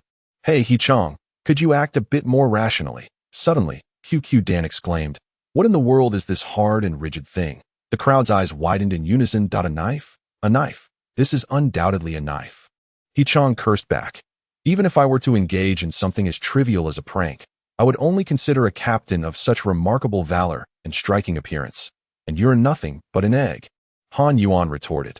"Get lost." After a moment, Han Yuan lowered his makeup mirror, stroked his chin and neck, and nodded. "However, your description of remarkable valor and striking appearance is indeed quite apartment." The four vehicles sped along, swiftly entering the urban area. Chen Qing inquired, "Captain, may I leave the vehicle?" "Certainly," Han Yuan replied. "Are you injured? If so, it would be best to attend to it at the base. No, then you may go." After disembarking, Chen Qing glanced at the time. 4:30 this hour. Taxis were scarce. He opened a ride-hailing app, set his destination, and offered 1,000 yuan. Ding. Instantly, the request was snatched up. Shortly, a car halted before Chen Qing. "Good evening, Mr. Chen," the driver exclaimed joyfully. "Are you heading to Shizhu Peak?" It was evident that running a car at such a late hour was merely an effort to earn a little extra. A fare of 1,000 yuan was simply delightful.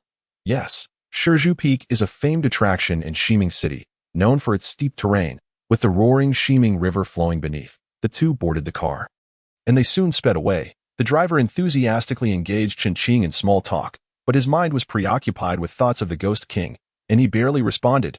The driver then focused intently on driving. After a while, they arrived at the entrance of the scenic area, where the driver deliberately dropped Chen Qing off at a point where no vehicle could ascend further, while some popular attractions operate around the clock. This place had already closed. Chen Qing switched on his flashlight, maneuvering through winding paths. His physical stamina far exceeded that of an average person, and he pressed on without pausing until he reached the steepest cliff. He found a precarious spot along the edge. The slope was steep enough for a person to barely stand, but if one were to die, their body would inevitably plunge into the river below. The river wind howled around him. Chen Qing composed himself and wrote a message. On August 15th, the moon will turn into a blood moon, heralding the apocalypse, with ghosts multiplying by 100-fold. Countless malevolent spirits will be everywhere. Ensure that you bring Xiaoman and Uncle Xiao into my safe house, and stock up on provisions as much as possible. Above all, do not trust anyone. My bank card is located beneath the large pine tree at Shizhu Peak, pressed down by 2 stones. The password is 371896. After composing the message, he set it to send at a specified time and buried the bank card beneath the 2 stones. Should he fail to return alive, the monkey would receive this message by noon the following day. Taking several deep breaths, I managed to steady my wildly racing heart. A thought struck me. The Ghost King from the Demon Suppression Tower appeared before my eyes. His figure seemed somewhat frail, crouching on the ground with his back turned to Chen Qing. There was no time for hesitation. Chen Qing pronounced each word clearly. Black Prison Contract Ghost Technique. Chapter 29. Ghost King, Words Manifesting Power, Black Prison Contract Ghost Technique. Tendrils resembling both tentacles and dark mist swiftly enveloped the two of us. Chen Qing's heart raced uncontrollably. In a low voice, he said, "You have witnessed the environment we found ourselves in moments ago, on the edge of a precipice. A person can stand, but if I perish, my body will plummet down the cliff, along with the necklace. It may sink to the depths of the river for decades or even centuries. You have no other choice. Either submit to me and become my contracted ghost companion, or we shall both meet our demise.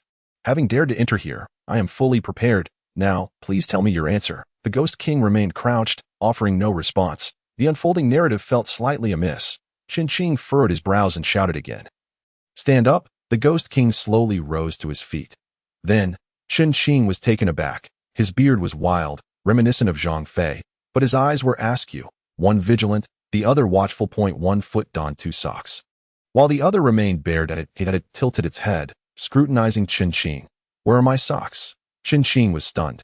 Despite the unruly beard, was this not the very mad ghost he had first captured, the Ghost King? This creature was the Ghost King. In his imagined narrative, there were scenes of tragic heroism and the desolate fate of a corpse in the river, yet never did he foresee sharing a space with a lunatic.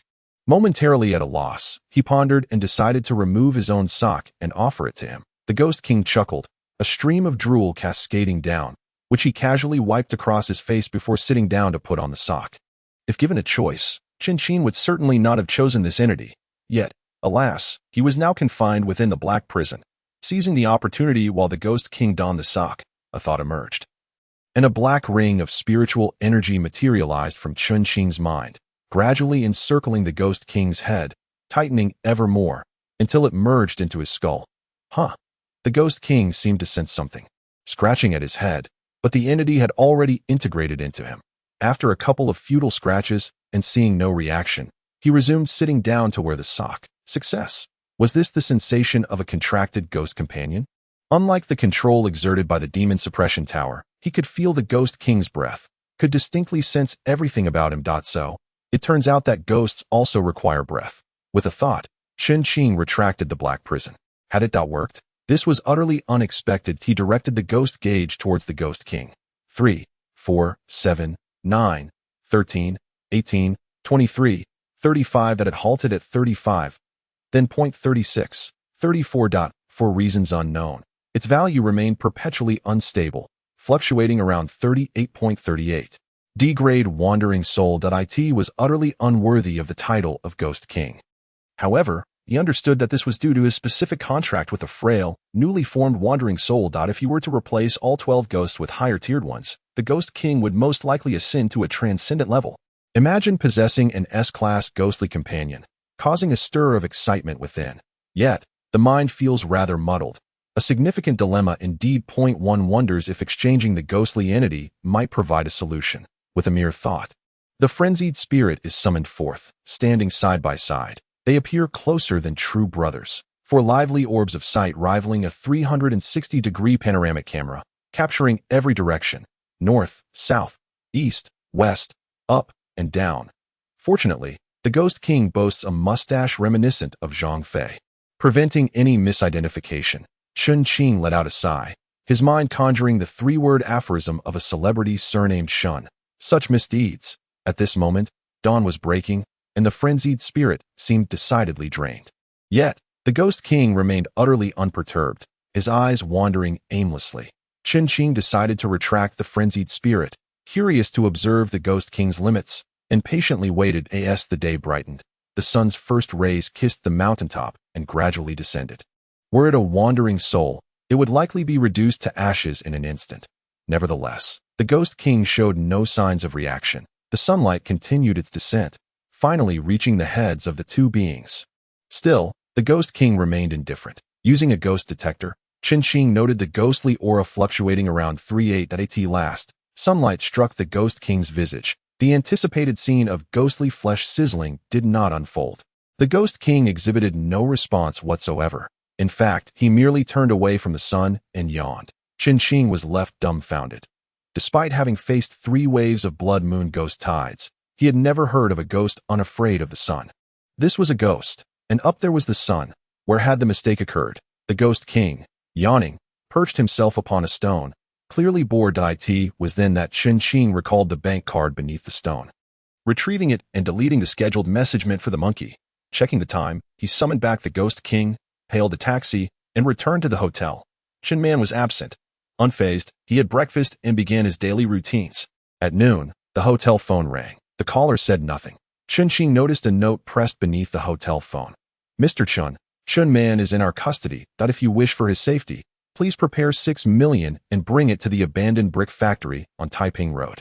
Chen Fan was taken aback that a surge of cold dread and fury welled within him. Chen Man was his only family, the only one. Chen Fan contemplated resolving the matter through the ghost army.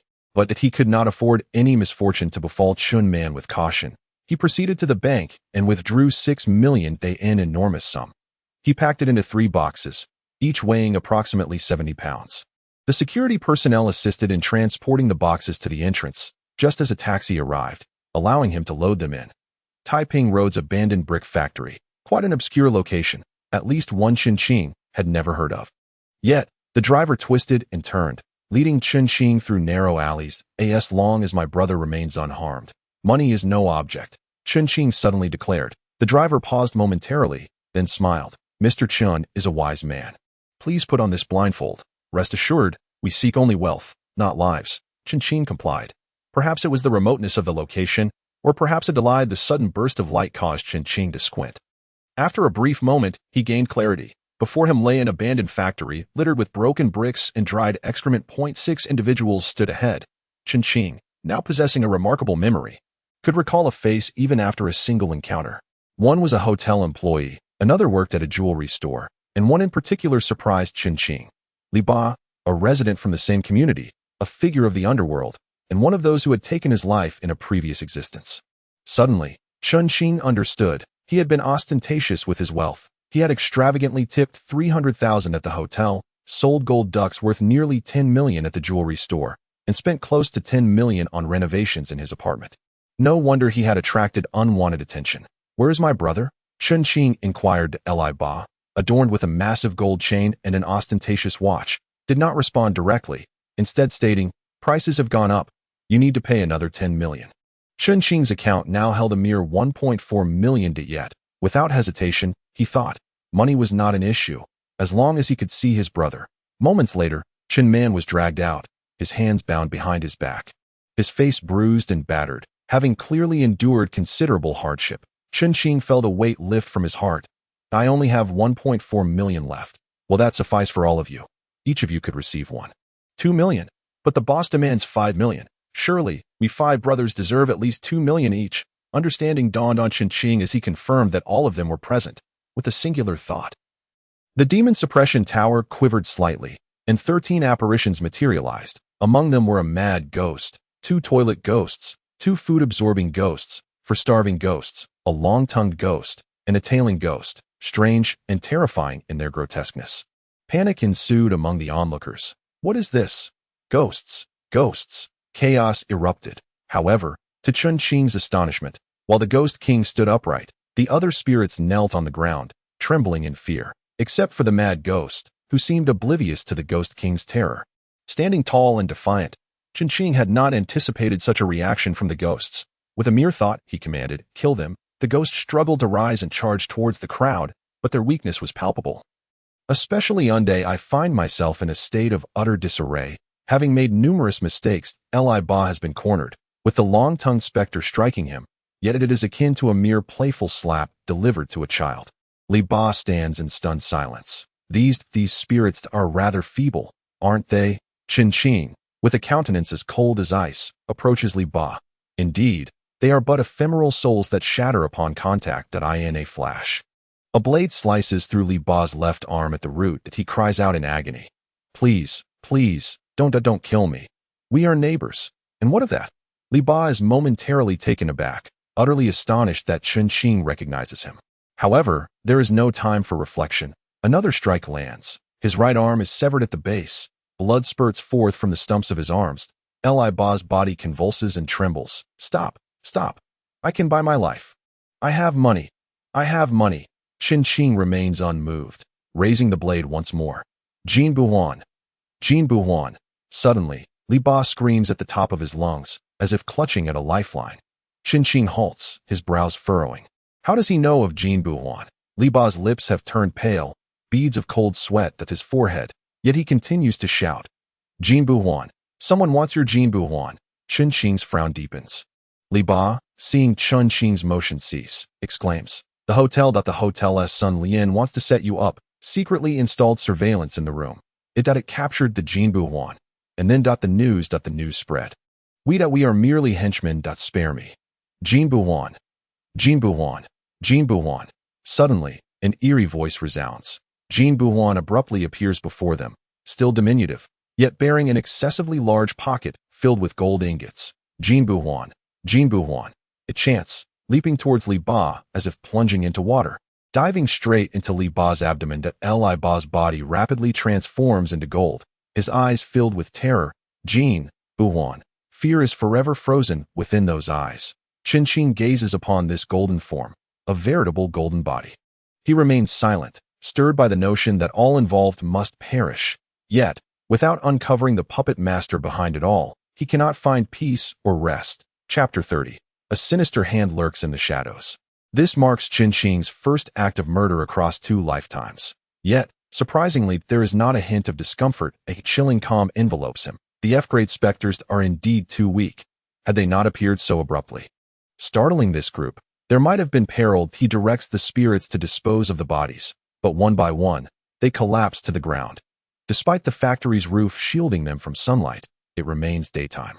Apart from the Ghost King, the rest cannot endure. Reluctantly, he recalls the spirits and employs the demon-suppressing tower to collect all the remains. Li Ba's corpse has already turned to gold. What surprises Chen Fan is that Li Ba's phone has fallen to the ground. Given that his hands had been severed before the transformation to gold, they should be usable for unlocking.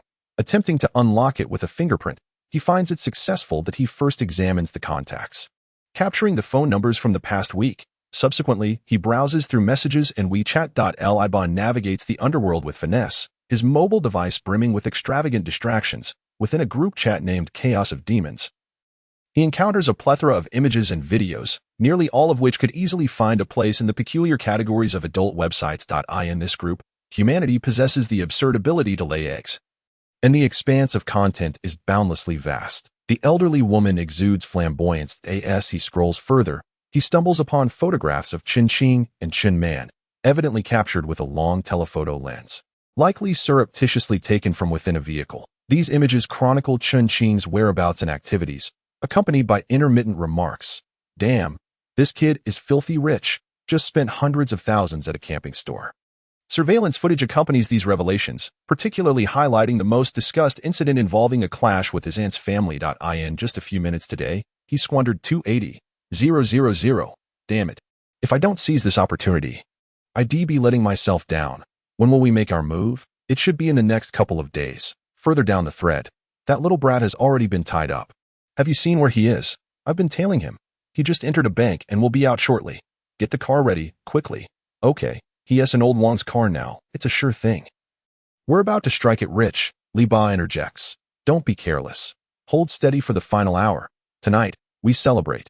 3 skinny horses each. Just as he was engrossed in reading, a message suddenly popped up on WeChat. Did you succeed? Chen Fan scrolled upwards, a glimmer of murderous intent gradually emerging in his eyes. Messages from 3 days earlier had been deleted, yet Li Ba continued to report on the progress. It seemed this was the individual orchestrating the plot against Chen Fan. The person deliberately obscured their identity, utilizing a string of letters and numbers as a nickname, with a blank avatar and no description. However, Li Ba had noted them as Yu General. The surname Yu is relatively uncommon. Not rushing to respond, Chen Fan swiftly perused Li Ba's replies to others. Contemplating his habitual tone, he replied, "Both are secured. Damn it." The other party responded immediately. "That's good. You all lay low for now. I'll call you shortly." Although he wished to inquire further, he feared alarming the snake in the grass and chose to hold off. The disappearance of 6 individuals would undoubtedly raise suspicions. It was imperative to swiftly unmask the mastermind behind this. Glancing once more at Li Ba's banking app, he noted a deposit exceeding 11 million. Indeed wealthy, Chen Fan mused, inspecting recent transfers, 2 transactions of 5 million each. The remittance account bore the name Jinhua. Could it be Yu Jinhua? Yet, given the cautious nature of his WeChat interactions, the likelihood of using his real name during the transfer seemed slim. Chen Fan pondered. Were they plotting to steal our money? Chen Man had endured considerable hardship, with finger marks still visible on his face. Any ordinary child, upon witnessing such a gruesome scene, would have long since crumbled. However, Chen Man, devoid of the spectrum of human emotions, appeared remarkably composed. Well, that's why they were all eliminated. The scene still held 4 mobile phones, and utilizing the fingerprints from the severed limbs, they attempted to unlock them one by one. 3 were successful, yet yielded no valuable information. Perhaps they were unaware of Yu General's existence. As these thoughts crossed his mind, Li Ba's phone suddenly chimed. Chen Qing pressed the recording button before answering. Neither party spoke a word. After 2 seconds, the call ended abruptly. He inwardly cursed, sensing trouble. Chen Qing dialed the number again, only to be met with silence. That it seemed this number would never be operational again. With his eyes narrowed, Chen Qing felt a wave of pressure wash over him. The secretive entity known as Jin Buhuan was not something an ordinary person could comprehend, nor was he lacking in wealth. As evidenced by his lavish expenditures, his identity was undoubtedly complex. After securely storing several phones along with their corresponding fingerprints, Chen Qing began his journey back. He could no longer stay at the hotel. In fact, he decided against sending Chen Man back to school. After contemplating various options, it appeared that the only place he could go before the completion of the house was the base. He was uncertain whether he could bring Chen Man along. That he called He Chong to inquire. He Chong hesitated. Can children stay in the dormitory? There's no precedent for that. Brother Chong, please help me. Recently, someone has been targeting my brother and me, and I cannot keep an eye on him every day. That if absolutely necessary, can I exchange my remaining opportunity to select antiques for this? After a moment of silence, He Chong replied, I will ask the captain. After a while, an unfamiliar number called. Upon answering, Han Yuan's cheerful laughter resonated. I have always said that my impressive character can move everyone. They didn't believe me. Look, not only are you here, but you've also brought your family to seek refuge with me. In light of your significant contributions, I grant you permission. Chen Qing was overjoyed. Thank you, Captain. After hanging up, Chen Qing arrived at the hotel. He needed to see if any clues remained. The room was too spacious for a thorough search. Summoning the Ghost King to assist him, he couldn't help but feel a tinge of skepticism given the Ghost King's extraordinary appearance. Surveillance, surveillance. Where are you, surveillance? The Ghost King exclaimed. Chen Qing felt a headache coming on and was about to intervene when suddenly, with a clink, a screw from the central air conditioning unit fell. Looking up, he noticed a slat swaying precariously, about to detach. He fetched a chair to stand on, dismantled the slat, and discovered a tiny camera hidden within. Casting a deep glance at the Ghost King, he suspected this creature truly possessed an abnormal ability to manifest its desires. Extracting the storage card from the wireless Wi-Fi surveillance camera, he connected it to his computer and scrolled to the beginning. On the screen appeared a face, tense and adjusting the camera's position before hastily reassembling the slat and exiting the room. Chen Qing recognized this individual. It was the employee who had met his demise earlier that day. The trail of clues had reached a dead end. This is perplexing, Chen Qing murmured. Suddenly, he turned to the Ghost King. Newly born spirits typically drift aimlessly, stabilizing around level D to 8T this stage. Most could engage in normal conversation and exchange ideas. However, awakening abilities was a matter reserved for malevolent spirits. Yet today, this D-level spirit had awakened to power. When it shouted about dismemberment, a person was inexplicably torn into 8 pieces. When it cried out to burn someone alive, an eerie fire appeared, consuming the victim. Now, upon uttering the words, "Where is the surveillance?" the cameras had indeed materialized. Could it be that the ability awakened was akin to the power of manifestation? The degree of this abnormality was truly alarming. Chen Qing furrowed his brow. The Ghost King defied all logic. As a spirit, it was unbothered by sunlight, and despite being merely a D-level entity, it had awakened a unique ability. You are, what is your name? Chen Qing pondered aloud. The Ghost King gazed with one eye fixed upon the restroom and the other upon the ceiling, exuding an air of indifference. As if I had said nothing.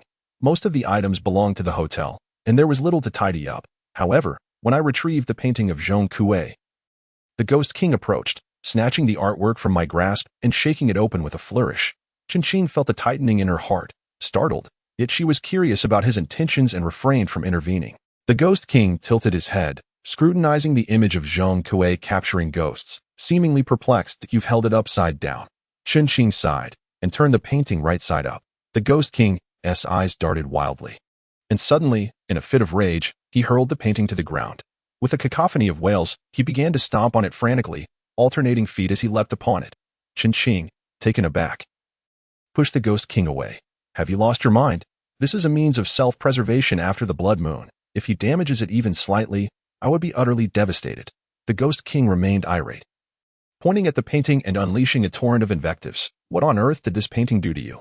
Chen Qing exclaimed. Get away, get away. Yet the Ghost King was still brimming with fury. Who depicted me so atrociously? Chen Qing's body stiffened, and a tempest brewed within her heart. Pointing at the figure of Zhong Kuei in the painting, she asked, You mean this is you? The Ghost King offered no reply. continuing to bellow at the image of Zhong Kuei. Chen Qing was genuinely astonished. However, upon reflection, it began to make sense. The Ghost King's fearlessness of the sun was exceedingly unusual. Chen Qing knew of only two types of ghosts that were not afraid of sunlight, one being those that possessed a human host, and the other known as a Mao Jiang. Aside from these, all other ghosts were profoundly terrified of the Ghost King, not out of respect or submission, but out of fear. Perhaps only Zhong Kuei possessed such influence. Ultimately, there was the peculiar ability of commanding the laws of reality with mere words, evidently not a trait of ordinary wandering souls. But why, then, was he imprisoned within the demon suppression tower, lost in contemplation? Chen Qing felt a shiver run through her. In her previous life, the Ghost King within the demon suppression tower was certainly not Zhong Kuei. What could this possibly mean? Chapter 31. I shall take this disciple. He is indeed the foremost disciple of our sect. Could it not be the same demon suppression tower? Chen Qing shook her head, dismissing this notion. After relocating their belongings to the base, Chen Qing accompanied Chen Man to report to the captain's office. As a formal introduction was in order. Is this your brother? He was beaten. Upon seeing Chen Man, Han Yuan paused momentarily, his expression shifting to one of gravity. Chen Man was a natural in the realm of vital energy, a fact that Chen Qing only discovered at the moment of their demise together. Could Han Yuan perceive this? Chen Qing, your brother. Han Yuan furrowed his brow. This shouldn't be the case. He reached for the telephone in the office but then set it down again. Perhaps I should take him with me. What is the matter? Chen Qing inquired. The density of his vital energy is quite remarkable. He is a natural prodigy for cultivating vital energy. Chen Qing was well aware of this. However, he did not wish for Chen Man to learn inferior techniques if he were to cultivate. It should be the Vajra suppression of demons technique, with two divine artifacts now by his side. Safeguarding Chen Man during the initial stages would pose no issue. Chen Qing, what if you allow your brother to become my disciple? Han Yuan exuded an air of confidence, stating, I shan't make grand claims. But in terms of blood vitality, I can be considered a minor master in Shiming City. Chen Qing hesitated. Han Yuan was undeniably formidable, having once possessed the demon suppression tower in his past life, and he ranked among the elite in Shiming City. However, Chen Qing harbored doubts that Han Yuan could impart superior techniques. Chen Man required guidance to enter the realm of martial arts, yet Chen Qing lacked experience in this domain. After a moment's contemplation, Chen Qing nodded emphatically. Thank you, Captain. He then turned to Chen Man and said, Xiao Man, come pay your respects to your master. Chen Man, with an expressionless visage, replied, I have already learned a great deal. I do not wish to learn more. This is martial training. From now on, we shall not engage in scholarly pursuits. Very well, Chen Qing conceded. Immediately, Chen Man knelt down and, with 3 resounding bows, proclaimed, Master, I, disciple Chen Man. Pay my respects. Where on earth did you learn that? Chen Qing was at a loss for words. Yet Han Yuan burst into hearty laughter, exclaiming, Excellent, excellent. He then winked at Chen Qing, adding, Sometimes, you truly ought to learn from the charisma of your captain. After assisting Chen Man to his feet, Han Yuan led him to the martial arts hall.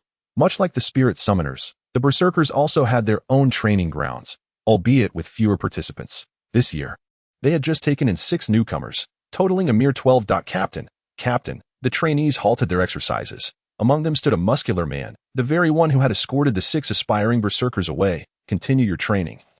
Han Yuan instructed. Juba, come here. The bald man, whose real name was Lin Tao, earned his nickname due to his exaggerated musculature. Boss, could you show a bit of leniency? My students are all present.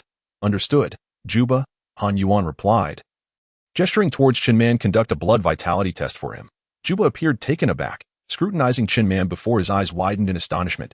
What the heck? Impressive, isn't it? Han Yuan beamed with pride. He is my newly accepted disciple.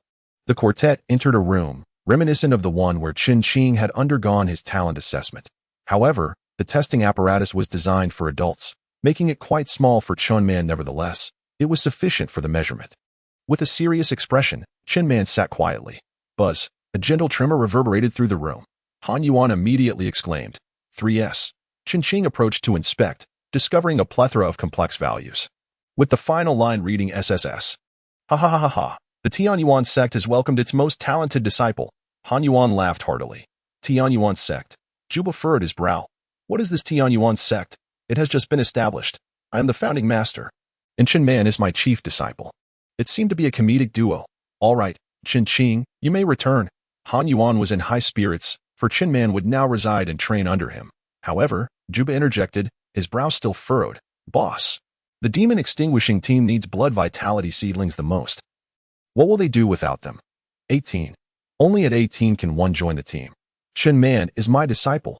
Do you understand? He is not a military personnel. Once a master, always a father. Who dares to take my son? Juba could only nod in agreement. A and SSS level talent is indeed extraordinary, not to mention the spirit summoning army. Even the demon extinguishing team might not encounter one in a year. This is indeed an extraordinary talent.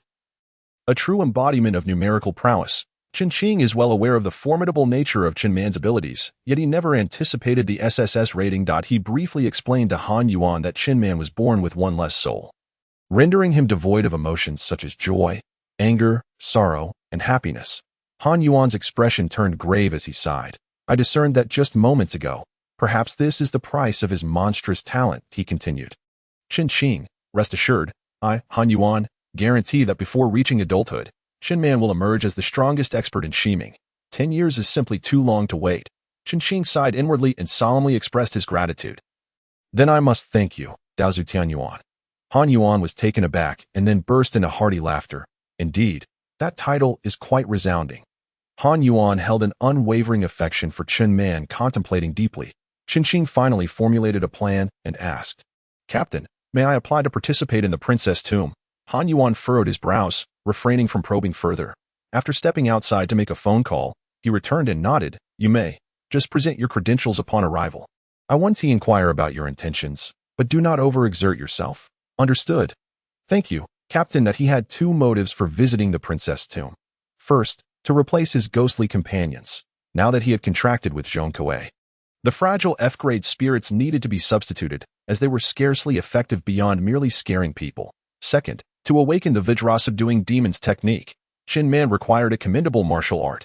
While Han Yuan was undoubtedly powerful, he likely lacked this particular technique. Entrusting its awakening to Han Yuan would enable him to teach Chen Man more effectively. Upon returning to the dormitory, he found that all three roommates were presumably engrossed in studying the soul movement and had not yet returned. Chen Qing sat in meditation, circulating his energy. Moments later, the trio returned to the dorm. Ji Yuxing remained aloof, silently lying on his bed without uttering a word. The monkey and the fatty incessantly lamented the difficulties of mastering soul movement. To achieve soul movement within a week, and to possess one's own ghostly companion within 2 weeks, that I truly cannot fathom how this can be accomplished. I have lost all hope. That I feel the same. I suspect I will be eliminated after a week. The two sighed disconsolately. After a brief interval, the three shared a meal, and Chen Qing exited the base. He hailed a cab and made his way to the outskirts of the city. Arriving at the princess tomb as night fell, guards were stationed along the roadside, and upon presenting his ghostly soldier certificate, he proceeded that a continuous buzzing sound echoed, reminiscent of wind rustling through treetops. Yet upon closer inspection, it was interwoven with faint whispers. That it seemed as though a woman was softly speaking from a distance. When he tilted his ear to listen, the voice vanished, only to occasionally resurface near him. Checking his ghostly gauge, he noted that the concentration of ghostly energy was still lacking. Hold on, I must endure. At that moment, a demon extermination team rushed past, carrying a severely injured soldier. The wounded soldier, drenched in blood, bore a gruesome gaping wound in his side and had long since lost consciousness. However, as the pair rushed past Chen Qing, the seemingly unconscious soldier unexpectedly lifted his head, his eyes glowing red, and grinned at Chen Qing. In that fleeting moment of their mutual passage, Chen Qing inexplicably discerned the woman's visage. Alas, Chen Qing wished to say something, but the individual carrying the soldier was evidently anxious, showing no signs of pause, and swiftly departed. The chill gradually enveloped Chen Qing's heart. Though the eerie presence within the tomb was not directly witnessed, it was conveyed through the voices of the crowd, uttering, "Come back, young man." The gaze of the severely injured warrior upon himself caused Chen Qing to pause momentarily. However, reassured by the knowledge that the main force of the demon extermination squad was stationed nearby, he proceeded onward. Before long, Chen Qing encountered his first ghost, a starving ghost, classified as an E-grade wandering spirit. The encounter offered little in terms of enhancement, so he chose to bypass it. As he drew nearer to the princess's tomb, the density of apparitional entities increased. The frequency of ghostly encounters escalated at a perceivable rate. Chen Qing set his sights on D-grade and C-grade wandering spirits, anything beyond that might prove too formidable for him. Of course, if he were to encounter a drowned ghost or a child ghost, he could relax his criteria slightly, for he possessed comprehensive knowledge of the ascension sequences for these two types of spirits. Suddenly, the necklace vibrated gently, prompting him to grip his kunwa blade tightly as he caught a fleeting glimpse of a figure ahead. It moved swiftly, quickly vanishing from sight. "Who are you? What are you doing here?" A sudden voice rang out, causing Chen Qing's heart to race. He turned to find a girl, roughly his age, standing before him. Her shoulder was bandaged, indicating an injury, and she appeared quite frail. Yet, her features were striking. Her stature upright, each detail of her visage seemingly sculpted by a master artist. Her large eyes sparkled as if filled with stars, captivating in their clarity. Chen Qing momentarily lost his train of thought, but quickly regained composure. "Oh, I am from the Ghost Exorcism Corps, here to participate in a mission." The girl regarded him with skepticism, nodding slightly before inquiring, "Have you seen my teammates? One is injured, and the other is carrying him." "I just saw them. They went that way," Chen Qing replied, gesturing toward the direction the two warriors had taken. "That's good," the girl nodded, but suddenly stumbled, collapsing to the ground. Chen Qing rushed forward, catching her in his arms. She was exceedingly weak, yet still conscious, struggling to say, let go of me." "Oh, my apologies," Chen Qing stammered, flustered as he helped her to a nearby tree, allowing her to lean against it before releasing her. She gasped for breath, prompting Chen Qing to express his concern. "Are you all right? What do you think?" she retorted sharply. Chen Qing opted for silence. "That princess is incredibly powerful. She scattered us all. And many of our brothers and sisters were grievously injured, with numerous fatalities." Chen Qing was momentarily taken aback, not having anticipated the princess's formidable prowess. "How many of you came? Did you call for reinforcements?" he asked urgently. The girl's pallor was evident as she leaned against the tree, shaking her head slightly. Rising to his feet, Chen Qing recognized he had matters to attend to. "Would you mind keeping me company for a while? I'm feeling a bit frightened." The girl immediately tensed. Chen Qing hesitated, realizing that if he left and she encountered a ghost, it would spell disaster for her. That he glanced at his ghost chart. The concentration of ghostly energy here was insufficient to awaken the Vajra suppression demon technique. Nevertheless, he retrieved a book, rolled it into a cylinder, and secured it in the long pouch meant for his dagger. Fastening it to his belt, "I must head to the princess's tomb. Perhaps I should take you along." The girl hesitated before softly responding, "I would appreciate your assistance at this moment." Chen Qing had one arm draped over his shoulder, while the other hand seemed uncertain of where to rest. "It's nothing." The girl whispered, "I'm sorry for the trouble." Chen Qing nodded, finally securing his grip around her waist. He gently assisted her as they gradually approached the princess' tomb, but the girl's brow began to furrow. "It's dangerous over there." "Why are you going?" "Just a little matter," Chen Qing replied evasively, occasionally glancing at the ghostly watch and the diamond-subduing demon technique. After a moment, the girl began to piece together the clues. "Are you trying to borrow energy to awaken this book?" Chen Qing was slightly taken aback, then nodded. "Indeed, though." The girl's body seemed to grow increasingly fragile, the weight he was supporting gradually intensifying. "Could you carry me?" she asked hesitantly. Chen Qing crouched down and chuckled. "I have a knife on my back.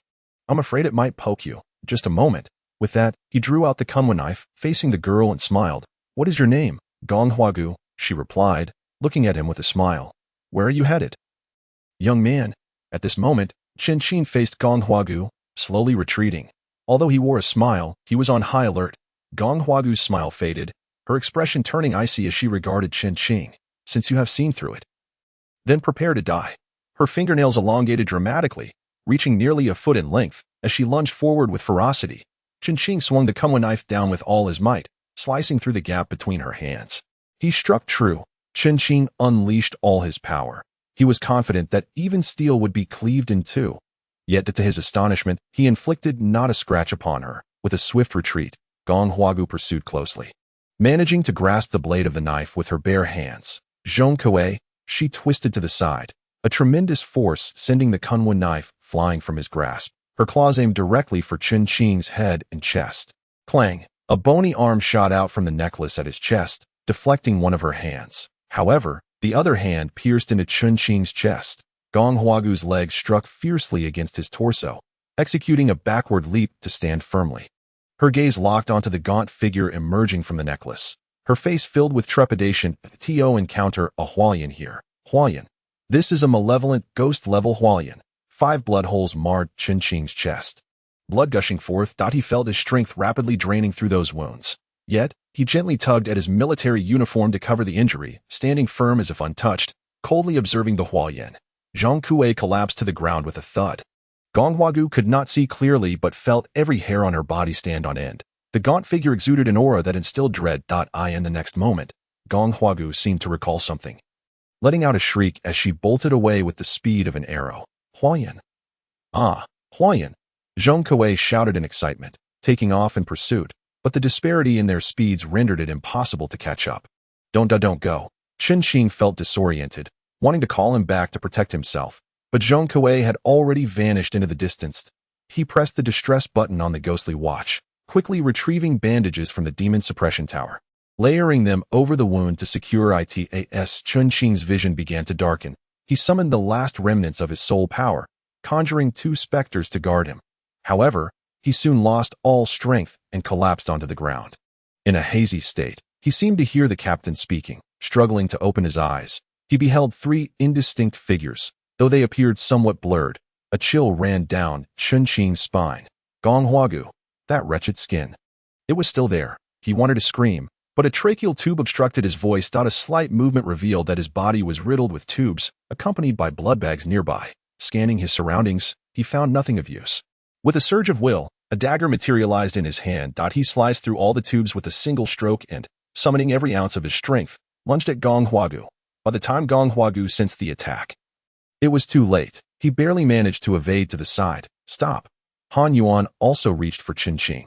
Yet, Chen Qing, in his dazed state, possessed little strength. His strike only grazed Gong Huagu's arm, drawing forth a stream of crimson blood. Frowning, Gong Huagu regarded Chen Qing coldly. Ha! Ha! Chen Qing pointed at Gong Huagu, exclaiming, a ghost. Han Yuan, ever astute, instantly grasped the situation. That skin had assumed the form of Captain Gong. Captain Gong, you shall remain in the team. Dispatch orders that Captain Gong Huagu is at the Ghost Extermination Team's base and will not leave for the next few days. Anyone who encounters a second Gong Huagu is to be killed without exception. Chen Qing, likely sedated, felt his mind clouded, yet he comprehended the gravity of the situation. Darkness enveloped him once more, and he succumbed to unconsciousness. Doctor! Han Yuan hastily summoned the doctor, who reattached various tubes. He then picked up Chen Qing's dagger. Deep in thought, he has collected all his belongings. Where did this knife come from? It's mine. Han Yuan shook his head. Gong Huagu's expression was frigid. Captain Han, since the skin has taken on my appearance, I can no longer make an appearance. I leave this matter in your capable hands. Understood. When Chen Qing awakened again, both his hands and feet were bound with restraints. His consciousness remained somewhat hazy. And although the tracheal tube had been removed, his throat ached fiercely, and his mouth felt parched. A small figure stood vigil at the bedside, expressionless. It was Chen Man, his eyes fixed intently on Chen Qing. Chen Qing, will you die? Chen Qing had long grown accustomed to Chen Man's unembellished tone. He shook his head, attempting to assure that he would not die, but his voice emerged as a hoarse whisper, nearly inaudible. Chen Shan is gone, and Chen Quan is also gone. You are all I have left. Please do not die. Chen Man gazed earnestly at Chen Qing, his expression unchanging, yet the typically stoic little rascal was now brimming with tears. I will practice martial arts diligently to protect you. Please do not die. I will not die. Chen Qing exerted himself, finally managing to emit a faint, hoarse sound. A sharp pain throbbed in his chest, yet warmth filled his heart. This little chubby fellow was becoming increasingly dependable. He pondered this. Gong Huagu entered the room. A shiver coursed through Chen Qing. Rest assured, I am human, Gong Huagu stated calmly. What transpired? Chen Qing regarded the flawless visage before him, still feeling a sense of oppression. Water. The doctor said you cannot drink water yet. Gong Huagu took out a cotton swab, dipped it in a bit of glucose, and applied it in a circle around Chen Qing's lips. That painted skin. Chen Qing's voice was barely audible, yet Gong Huagu heard him clearly. At that moment, he recounted everything regarding the painted skin and the events that followed, deliberately concealing the existence of Zhang Kuei. He glanced at the bandage on Gong Huagu's hand and murmured, I apologize, it's a trivial matter. Gong Huagu replied, furrowing his brow, which implied that the painted skin possessed formidable strength as well. No wonder so many had perished. Such abilities were indeed quite troublesome. Rest well, but if you are capable, circulate your energy. It will hasten your recovery. With that, Gong Huagu took his leave. Shortly after, a doctor arrived to administer more medication to Chen Qing and untied the restraints. Chen Qing felt somewhat overwhelmed. The painted skin was of the malevolent spirit class. Although Zhong Kuei possessed various strange powers, he was ultimately just a D-level wandering soul, and the outcome remained uncertain. However, worrying about it now was futile. Chen Qing lay quietly on the bed, beginning to circulate his energy. One cycle after another passed, and his body felt considerably lighter. During this time, Han Yuan visited once more and took Chen Man away. The operation to capture the painted skin had escalated to a level nearly equivalent to the eradication of the princess's tomb. While the painted skin may not be exceptionally powerful, its bizarre abilities were exceedingly difficult to guard against. Moreover, if it transformed into a human, especially one of high status, the danger would be significant. Those tasked with capturing the painted skin updated a secret code each day, effectively preventing the creature from assuming the guise of those around them. After lying in bed for 3 days, Chen Qing applied for discharge. Although his chest was still bandaged, it had mostly healed. Upon retrieving his belongings, he found everything intact, particularly the Vajra subduing demon art, which had indeed awakened. Without delay, he hailed a taxi and headed outside the city. Zhong Kuei, I must locate you. Yet, finding a madman in the wilderness was no easy feat. Fortunately, the two were bound by a contract. Their souls were unified, providing a faint sense of connection. Chen Qing closed his eyes and sensed the presence, albeit weakly, allowing him to discern a general direction. With no other choice, he silently walked towards the west. Every 10 minutes or so, he would pause to reassess his direction. Thus, time passed swiftly, and soon it was noon. He took out the warm braised pork with preserved vegetables from the tower and enjoyed it with a full bowl of rice before setting off again. An hour later, Chen Qing's sense of connection grew stronger. At this point, he adjusted his direction every 2 minutes. After another 10 minutes, he finally caught sight of a figure. Zhong Kuei? Chen Qing felt a surge of joy. At last, I have found you. Zhong Kuei appeared momentarily stunned, then turned to look. Ha! You've come. You've come. What should we do? What should we do? Upon seeing Chen Qing, Zhong Kuei immediately beamed with delight. Muttering to himself, is there a way? Do you have a solution? Chen Qing had long grown accustomed to this madman's eccentricities and paid them no mind. He scrutinized Zhong Kuei, noting that he must have traveled quite a distance over the past 3 days. His slippers were lost, and the 2 socks on his left foot were already worn through, with the sock tops hanging around his ankles like wristbands. The demon-suppressing tower contained an abundance of clothing. So Chen Qing produced a new pair of socks and shoes. Initially intending to instruct him on the correct way to dress, he soon abandoned the idea. The complex maneuver of putting on athletic shoes was ill-suited for Zhong Kuei, who reverted to his old habits. What to do? What to do? Zhong Kuei paced anxiously, his brows tightly knitted in distress. What should be done? Look!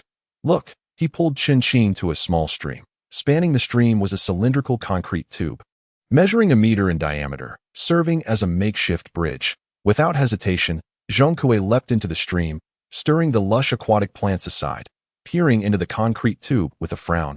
What to do? What to do?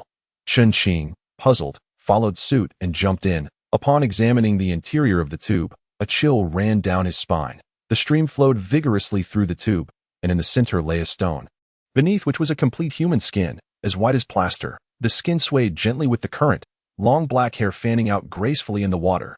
Chen Qing's scalp prickled in horror as he turned to Zhong Kuei. Is this the painted skin? Yes. Yes, indeed. The painted skin. It is the painted skin. Hiss. I can't find the corpse oil.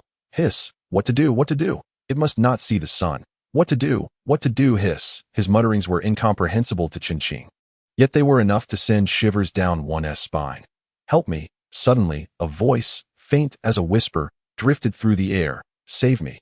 Great immortal, save me. Chen Qing felt his skin crawl. The voice emanated from the human skin in the water. Chapter 34. The Second Ghost Pet.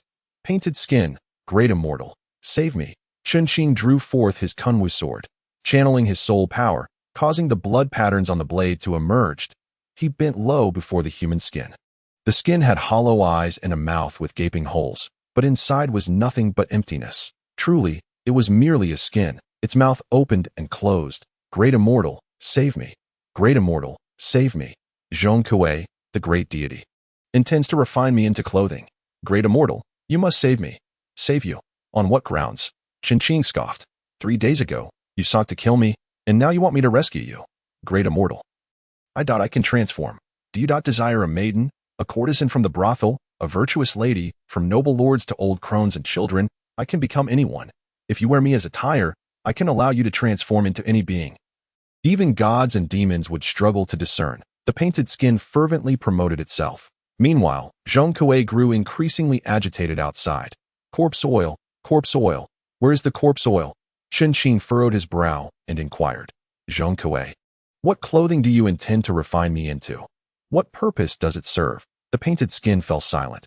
Take your time to ponder. Chen Fan turned to leave that I will speak. A cloud robe. He wishes to refine me into a cloud robe. The painted skin's voice trembled with a hint of weeping. A cloud robe?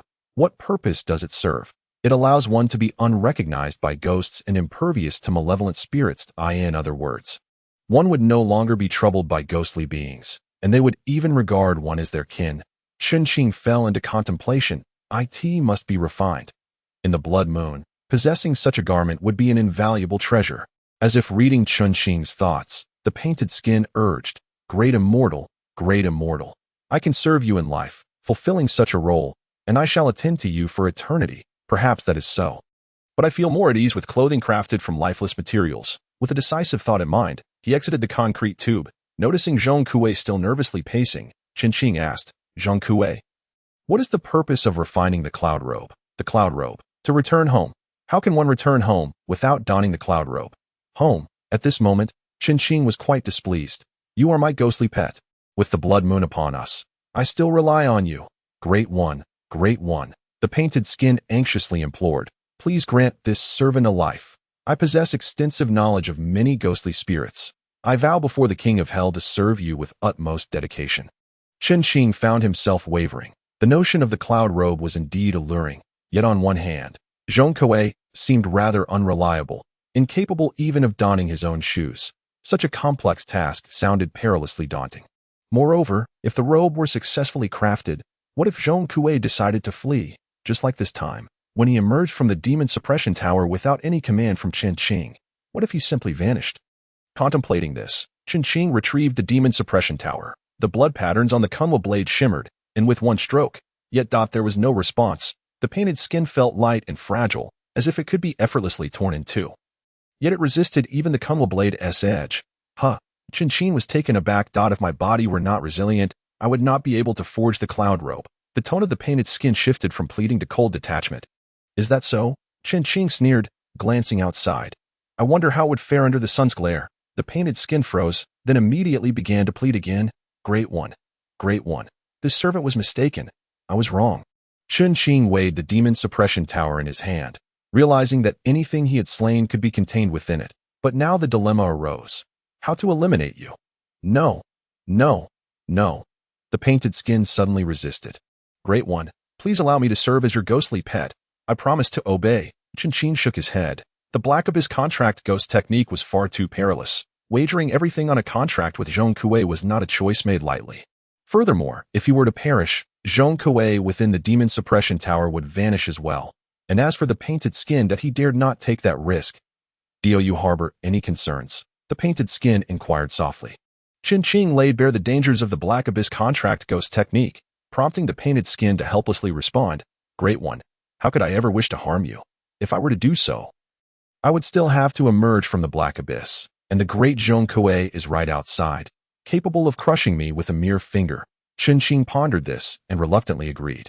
Yet it still felt insecure. Moreover, Great One, while you are in the Black Abyss, you should be able to summon the great Zhong Kuei to enter. With him present, I would not dare to harm you in the slightest. Chen Fan was taken aback. He then stepped outside, focusing his thoughts to summon Zhong Kuei. Almost immediately, Zhong Kuei appeared before him.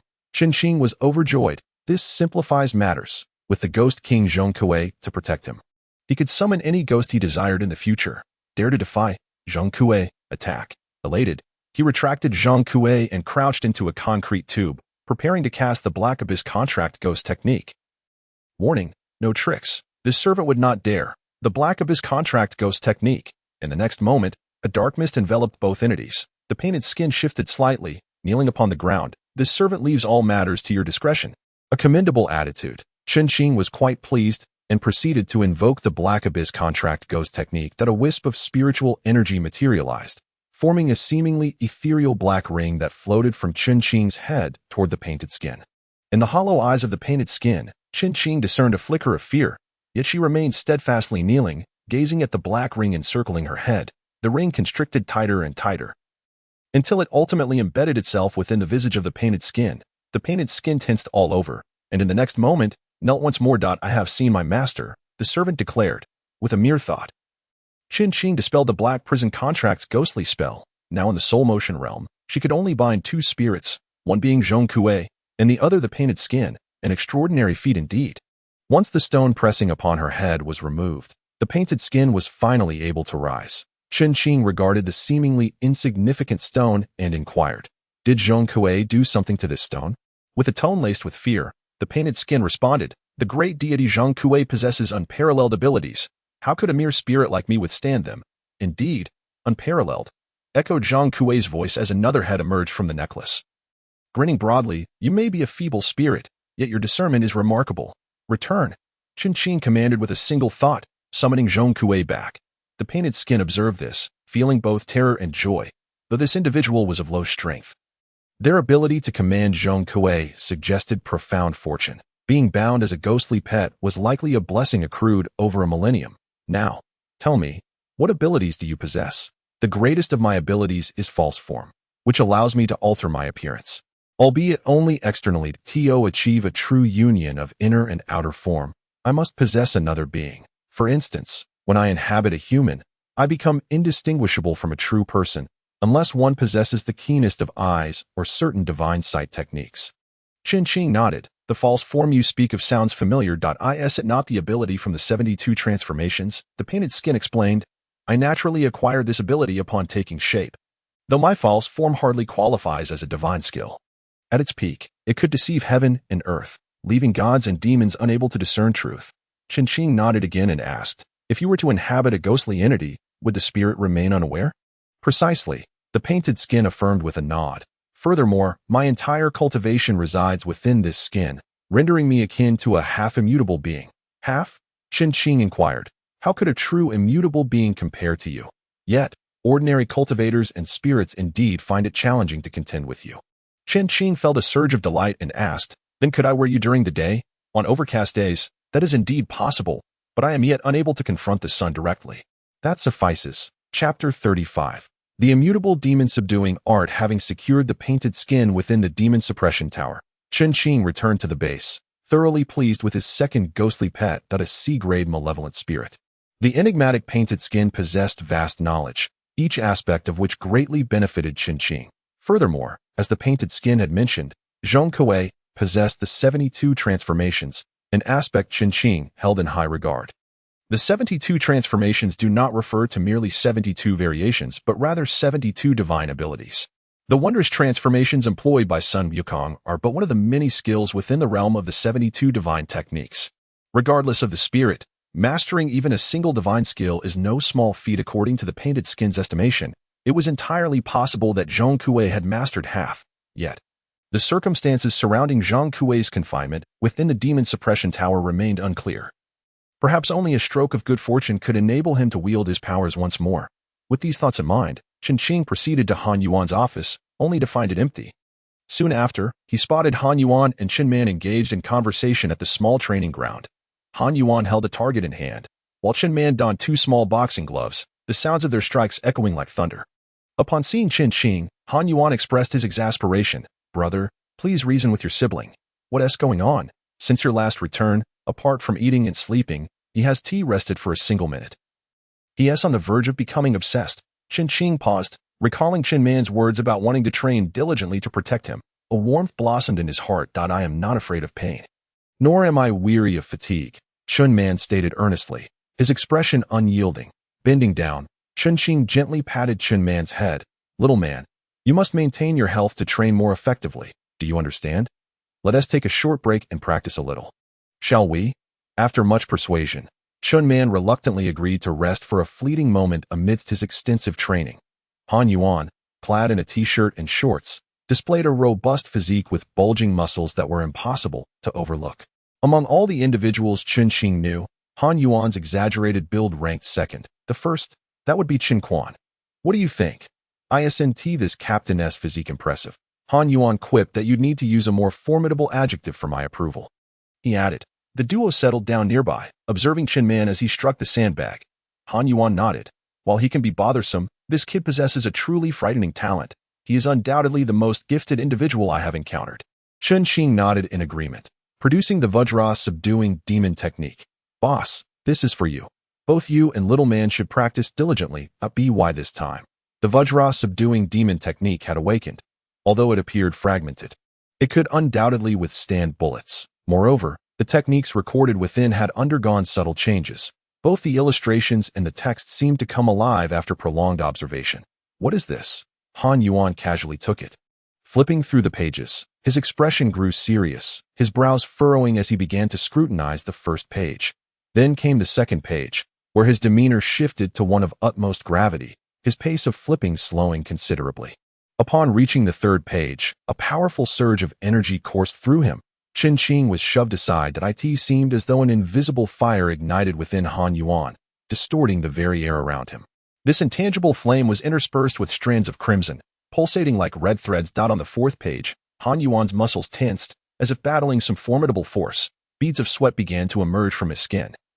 And moments later, those droplets were tinged with blood. The crimson hue gradually spread, soaking through his clothing and turning it a deep red. An ominous sight. Is he truly on the brink of obsession? Chen Xing worried silently, yet he understood that interference was unwelcome at this moment. So he quietly stepped aside to BY the fifth page. Han Yuan slowly rose, suddenly unleashing a powerful punch. Bang! A visible wave of air rippled outward. Simultaneously, a pillar on the arena shattered explosively. Chen Xing was taken aback and hurriedly led Chen Man outside. I want to learn that technique, Chen Man exclaimed immediately, recognizing the extraordinary nature of the skill. I'll ensure both of you can learn it, Chen Xing assured him, patting Chen Man's head. Bang! Bang! Bang! The commotion within escalated, causing the entire wall to tremble gradually. The training arena varied in size, with the larger one being as expansive as a basketball court, while the smaller one was about 4 times smaller, arranged on either side. This moment, everyone in the training arena sensed something unusual and turned their gazes toward the small training area. What is happening? Is it the captain? The commotion was utterly terrifying. What was he doing? Jiba, filled with suspicion, was about to step in to investigate when Chen Xing halted him, stating, "We cannot disturb him now." Bang! Bang! Bang! The vibrations grew increasingly intense. The very ground of the training arena began to tremble slightly. Tiny stones fell from the walls, bouncing gently upon hitting the floor. Jiba's expression shifted dramatically. "Let's go outside," he urged, and everyone hurriedly made their way out. Suddenly, one wall of the training ground, along with the ceiling, erupted with a cacophony. A golden, wrathful Vajra soared into the sky, with 6 arms waving in a circle. It formed 3 unique seals. After a considerable moment, the figure gradually became translucent.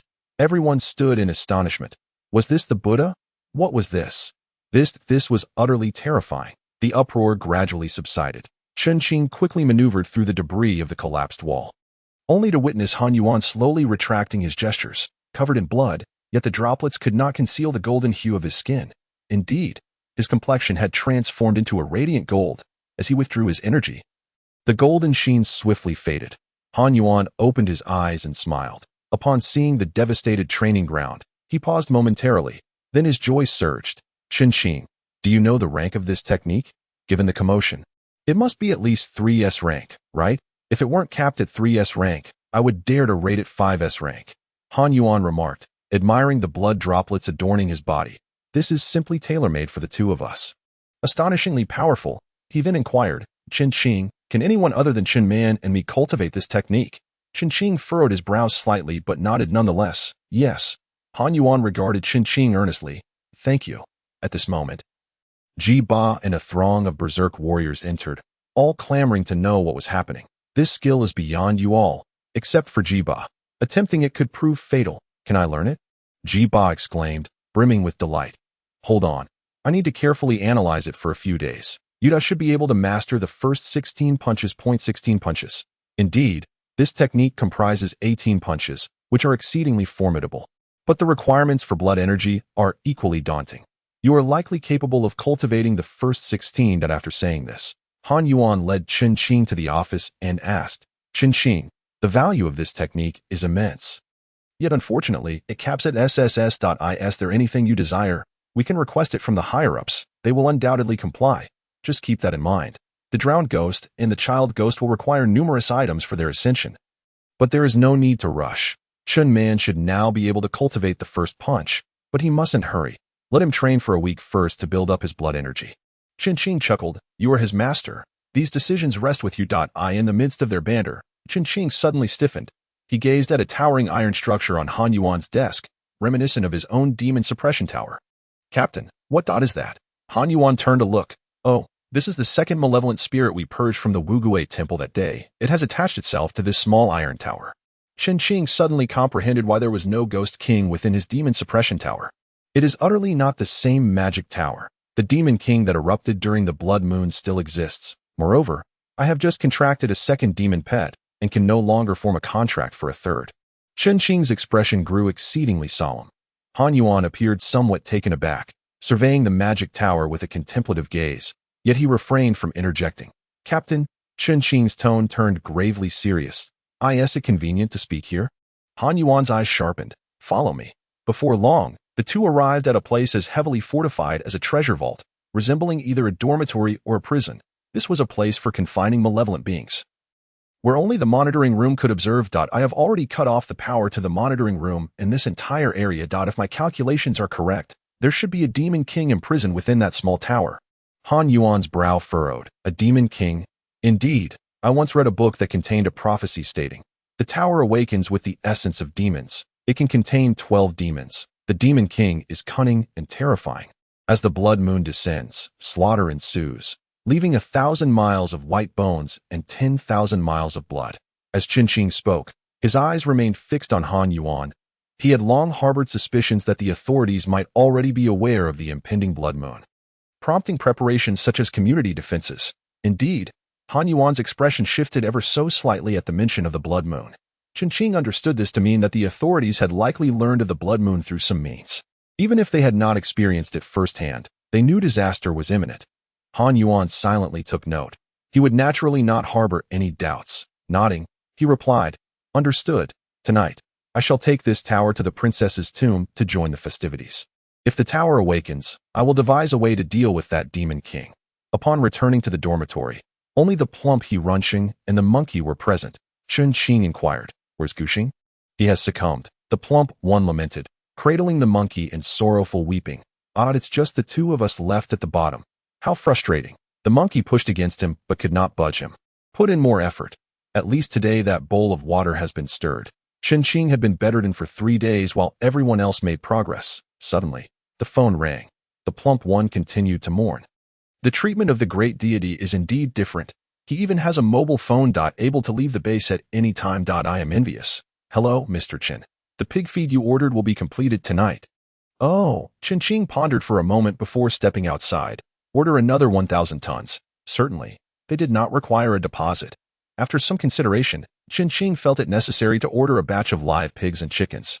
Certain demonic entities require fresh blood and flesh to ascend in rank. Although he currently did not possess such entities, one could never be too certain about future needs. It would be unthinkable to resort to murder. Right? He casually searched online, discovering that at the current price for live pigs, 1 million could purchase approximately 500 pigs weighing 200 pounds each. Not quite sufficient. With this thought in mind, he dialed the bank's gold manager. Live pig loan? The gold manager hesitated. I plan to establish a pig farm. The feed has already been purchased, and now I need to order a batch of live pigs and piglets. The gold manager evidently found this hard to believe. I am now part of the demon command. Some procurements are inconvenient for the military to intervene. Manager Jean remained skeptical. After a moment of contemplation, he said, Mr. Chen, would it be possible for you to invite someone from the Yuguijin for dinner tonight? Chen Qing, feeling somewhat helpless, sought out Han Yuan, who had just finished bathing, and relayed the situation. Han Yuan replied, Is it really that troublesome? Just turn on the video. Chen Qing activated the video call, and Manager Jean answered. Is this Manager Jean? I am Han Yuan. Do you remember me? Of course. Manager Jean even stood up in the video. So it's Chen Qing, my brother. He's currently in charge of procurement. Oh, Oh, no problem, no problem. Manager G nodded eagerly. Thus, the matter was resolved, with a direct approval of a 10 million quota.as for which pig farm to select. The bank would decide, as one must always provide some form of incentive. That night, Han Yuan's military vehicle departed from the base, presumably heading towards the princess's tomb. Chen Qing sat in quiet meditation, cultivating the 7th cycle of his Zhou Tian. There are a total of 12 cycles. And once all are completed, he would unlock the great Zhou Tian of Qingguang in his mind, thus attaining the Jingpa realm at T 10 o'clock. The monkey, the fatty, and the lone star returned together. The training intensity had been overwhelming. After a few moments of chatter and laughter, the room was filled with the sounds of snoring. After completing another cycle, suddenly, the necklace stirred. Chen Qing was instantly awakened, and the next moment, he sensed a tremendous pulling force emanating from the necklace. What could this be? It felt like a summons. Chen Qing attempted to resist, but it seemed impossible to refuse. In his panic, he focused his thoughts. Hua Pai.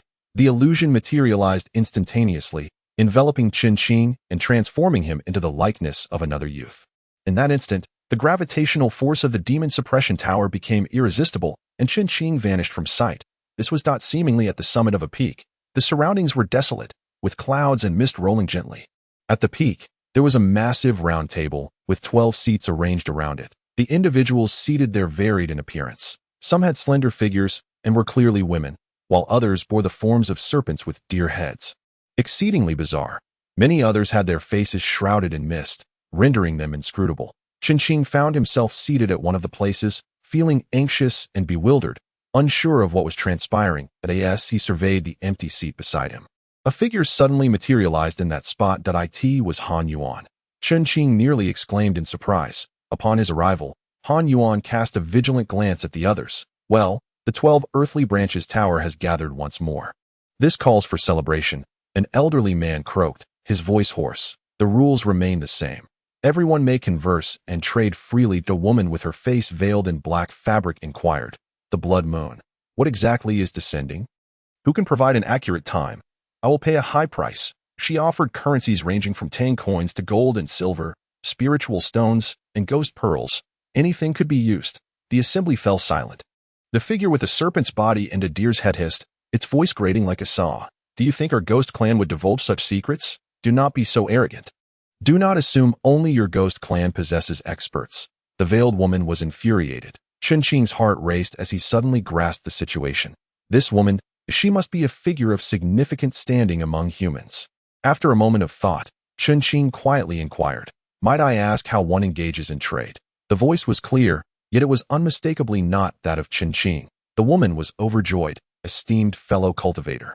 Please follow me. Chen Qing, filled with curiosity, rose and followed her. The creature with a serpent's body and a deer's head hissed, we are all unaware of when the blood moon will descend. Why would you trust a mere boy? The woman in the black veil was momentarily taken aback, but perhaps adhering to the philosophy of treating a dying horse as if it were alive, she accompanied Chen Qing to a nearby location. This spot was not far from the round table, yet the voices of the others had inexplicably vanished. The veil, though not thick, enveloped the woman completely, and for some reason, Chen Qing could sense her gaze fixed upon him. Fellow cultivator, are you certain you know the exact timing of the blood moon's arrival? Indeed. The woman remained silent for a moment before finally asking, how much do you require? Chen Qing was uncertain about how to price such information.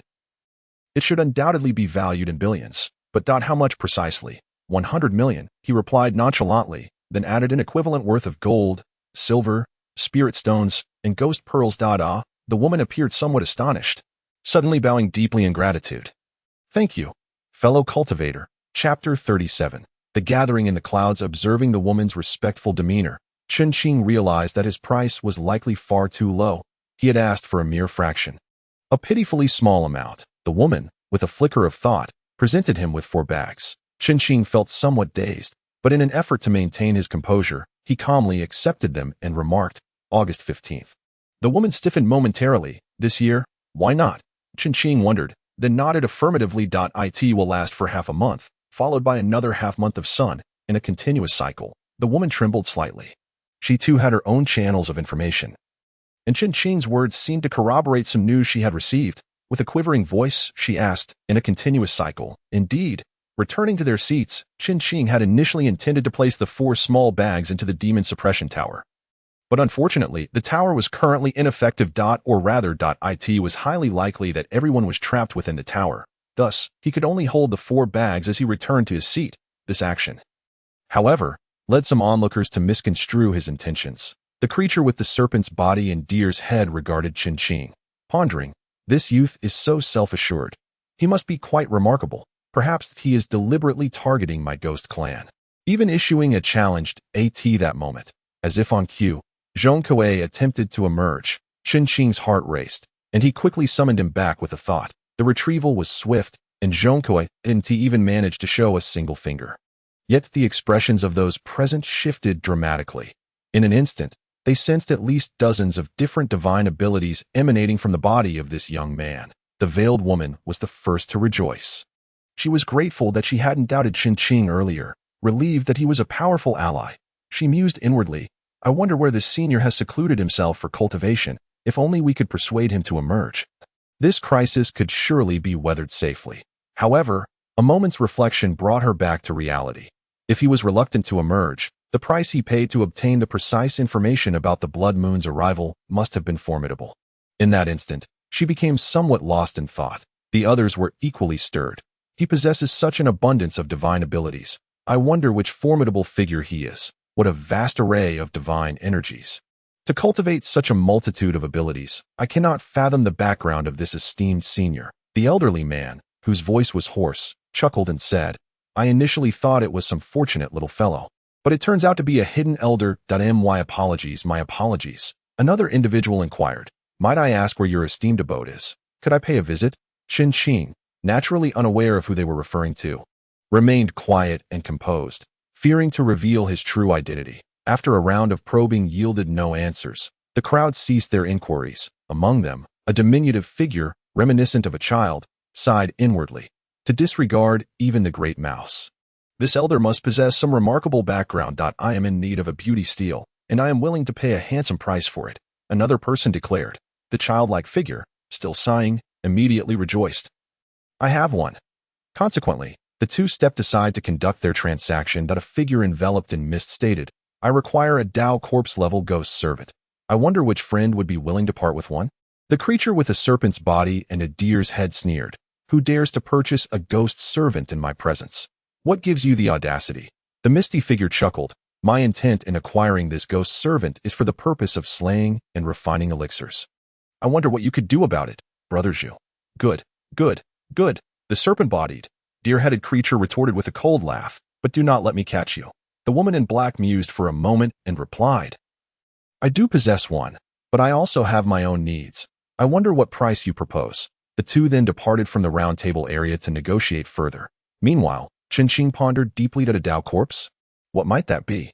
Judging by the tone of the speaker, it must be a rank.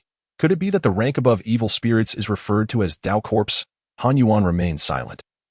Observing without uttering a word, "I wish to inquire about a person who should be within the realm of the Yellow Springs Ghost Mansion," a voice proclaimed. Chen Qing's entire being trembled. That voice. So familiar, the figure shrouded in mist, yet this towering figure, at least 2 meters tall. Could it be?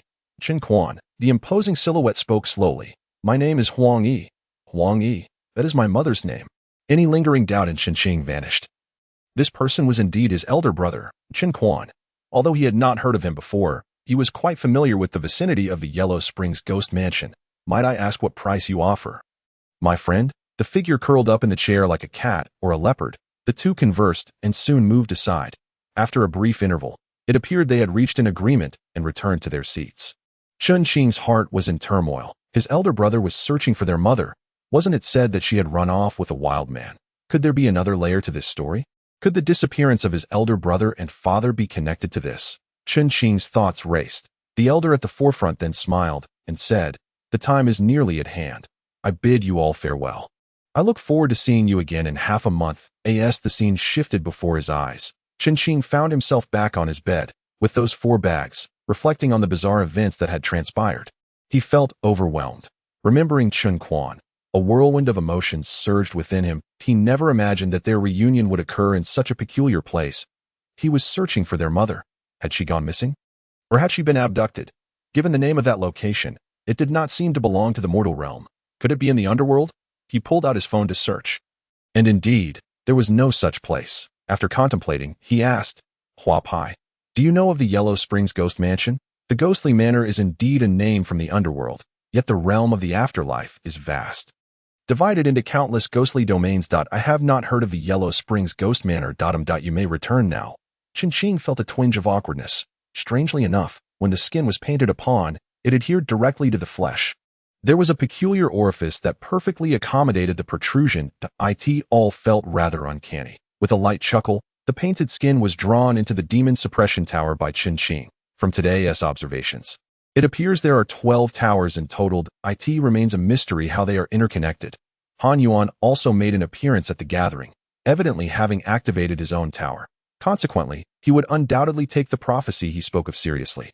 Seeking ways to confront the Ghost King within the tower. As for the need to subdue 12 ghosts before the king emerges, Chen felt there was no need to remind him. He likely had already vanquished several during today's expedition to the princess's tomb. With these thoughts in mind, he took a look at the cloth bag, which was shrouded in darkness. As he reached inside, he was momentarily taken aback. Gazing at the palm-sized bag, he found that his entire arm could fit within. Upon withdrawing it, he held in his hand a somewhat colorful translucent orb. These orbs were the size of glass marbles, yet they contained immense spiritual energy. How fragrant! Give me one to eat. I am so hungry. The voice of Zhong Kuei emerged once more, a hand reaching out to snatch one. This sensation was indeed peculiar. An adult's hand, its base ensconced within the necklace, was as slender as a hair. In any case, there were plenty of orbs, so Chen casually handed him a few, preoccupied with his thoughts. He found himself unable to meditate or sleep for the remainder of the night. About an hour later, he heard Han Yuan's voice at the door. Chen, are you awake? Chapter 38. A frenzy of purchases. Chen stepped outside, and Han Yuan whispered, let us go. Upon reaching the office, Han Yuan's expression was grave. Chen, that prophecy was indeed accurate. Chen feigned ignorance. Tonight, I participated in the expedition to the princess's tomb, and the tower awakened. Upon awakening, I was transported to a very distant place. It resembled an online conference filled with formidable ancient beings. Particularly, there was a youth beside me, to whom these ancient entities showed great courtesy and reverence. Unfortunately, my cultivation is too low to discern what makes this youth exceptional. Chen, that at this moment, Chen realized that the predecessor they had been referring to was, in fact, himself. This youth possessed formidable strength. Judging by today's events, he had even calculated the timing of the impending calamity. Therefore, the most pressing matter now was to locate him. Look, do you recognize this? Saying this, Han Yuan produced an A4 sheet, upon which was printed and imaged. It bore a striking resemblance to the form Chen had assumed today. Fortunately, he had the painted skin. Chen felt a wave of relief, scrutinizing the image for a moment before shaking his head. I should not know him. He seems unfamiliar. Han Yuan was not surprised and inquired further. The reason I sought you out was to ask if there are any other prophecies concerning this tower, especially regarding the blood moon. Is there anything else? None, Chen replied, shaking his head.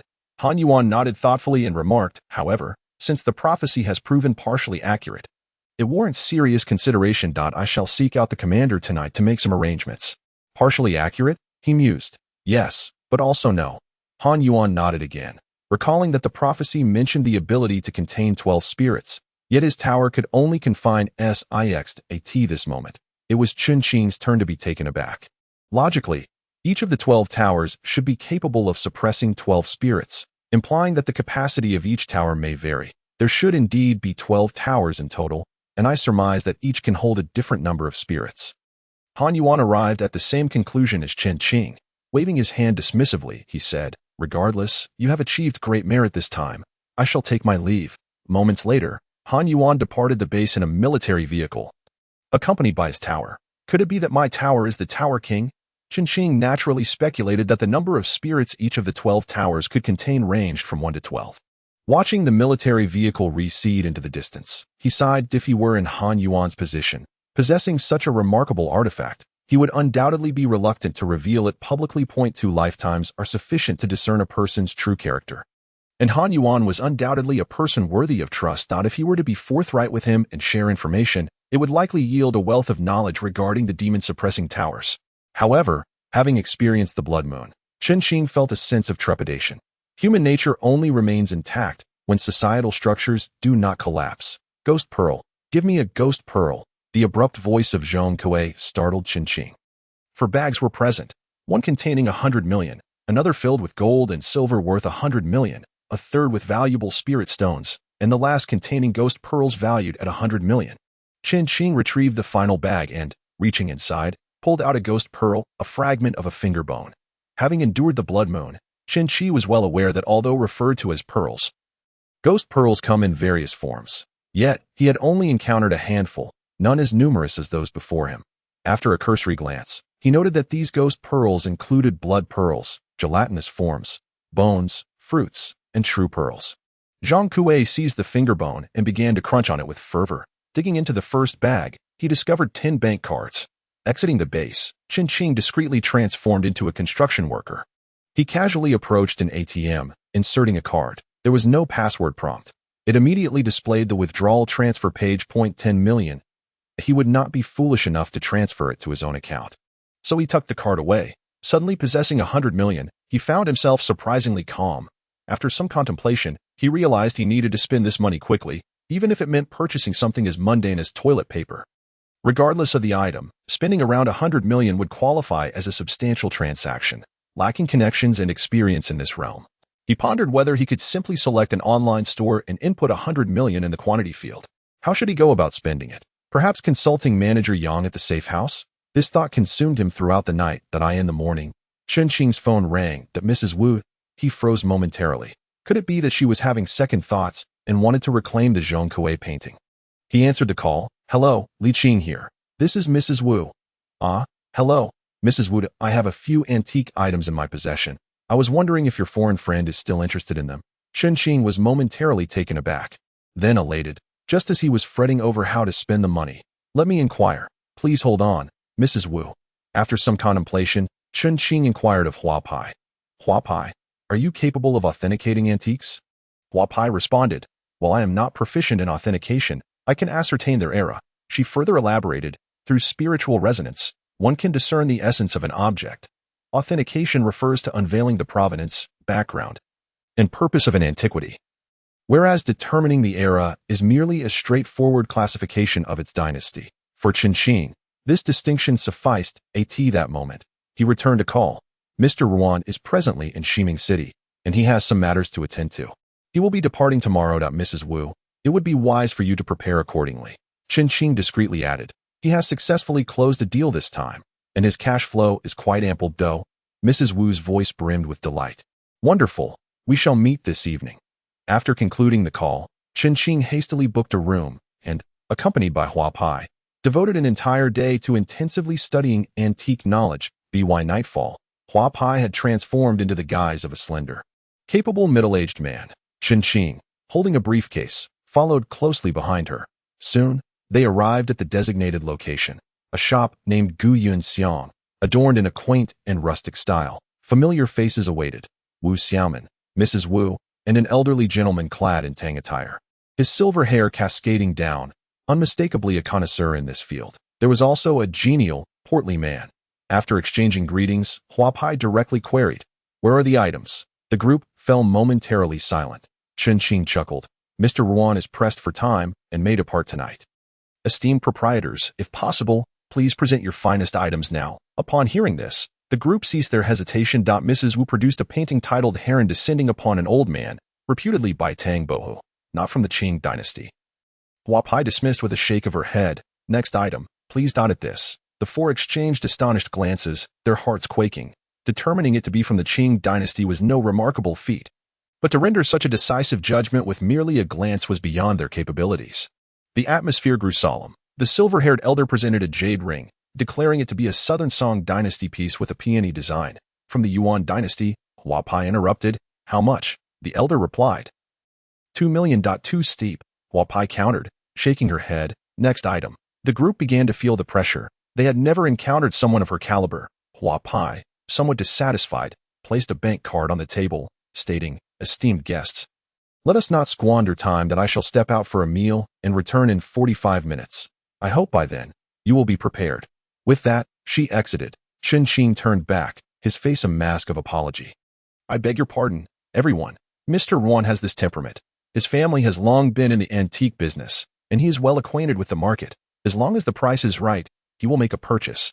By the way, he has a particular fondness for ghost culture and for items that, while not particularly valuable, possess some age. Wu Xiaoman nodded in understanding. Chapter 39. I'll take your entire warehouse.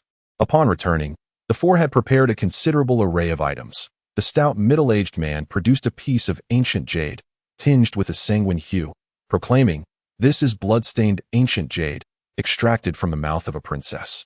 Due to its heavy spiritual energy, it has remained unsold." Hua Pai examined it closely, nodding in approval. "How much?" "The market price is 50,000. Acceptable," she declared. Without hesitation, Hua Pai placed the jade aside on the table. The stout middle-aged man was taken aback for a moment, then chuckled.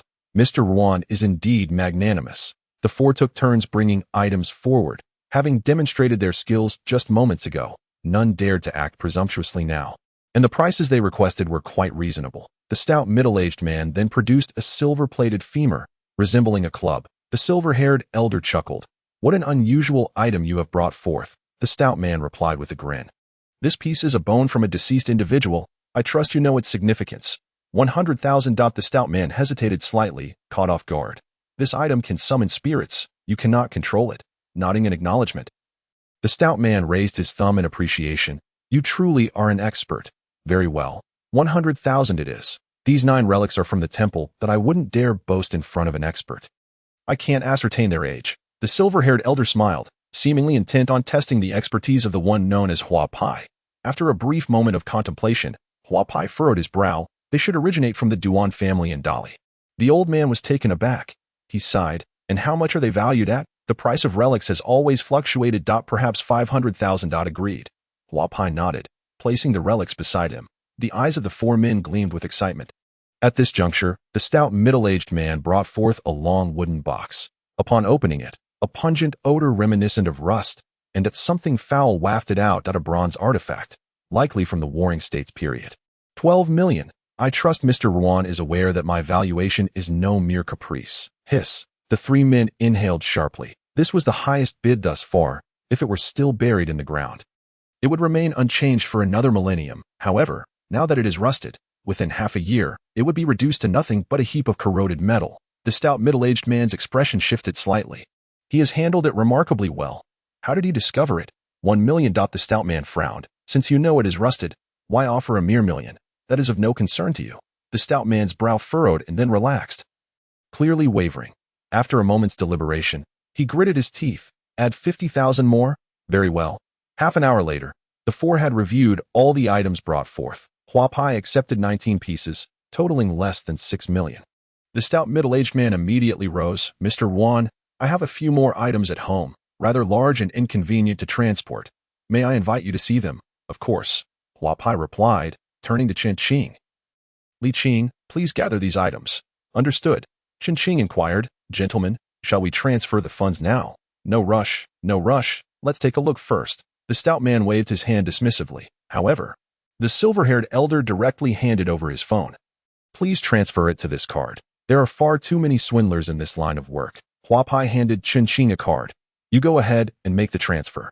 Thus, Chen Qing accompanied the silver-haired elder downstairs, where he completed the transaction at an ATM. Upon seeing the funds deposited, the elder finally felt at ease, saying, "Li Xiaoyu, you all proceed to the Qin residence and keep watch. I will prepare. And I humbly request that you visit my humble abode shortly."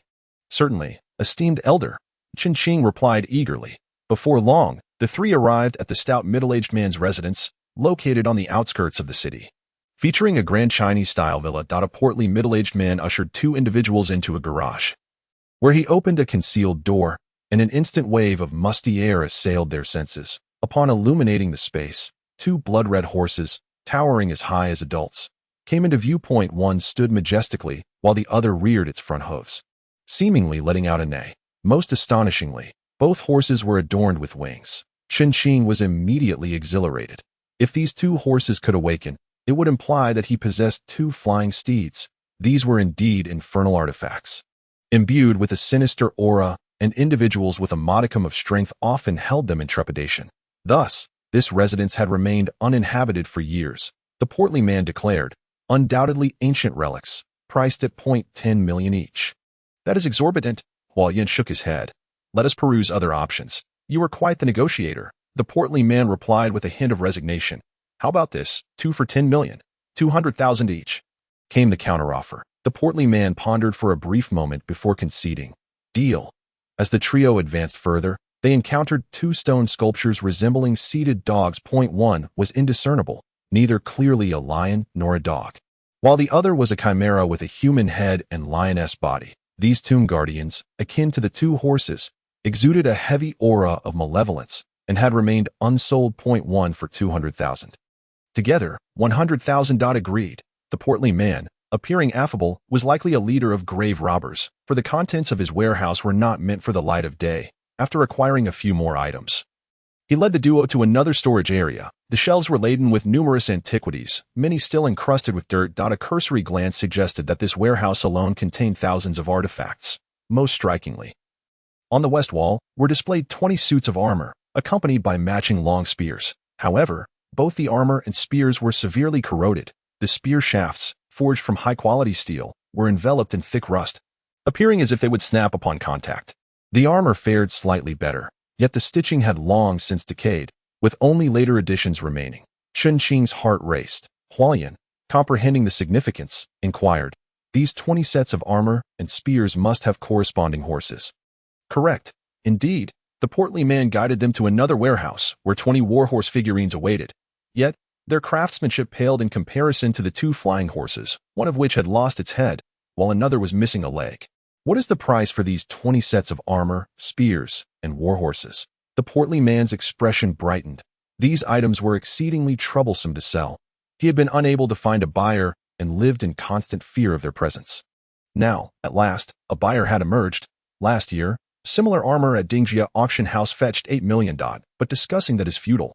Hualien shook his head. These items are not meant to be seen, and aside from myself, no one else would dare to procure them. The portly man fell into a contemplative silence. After a considerable pause, he stated, "A total of 50 million. 5 million.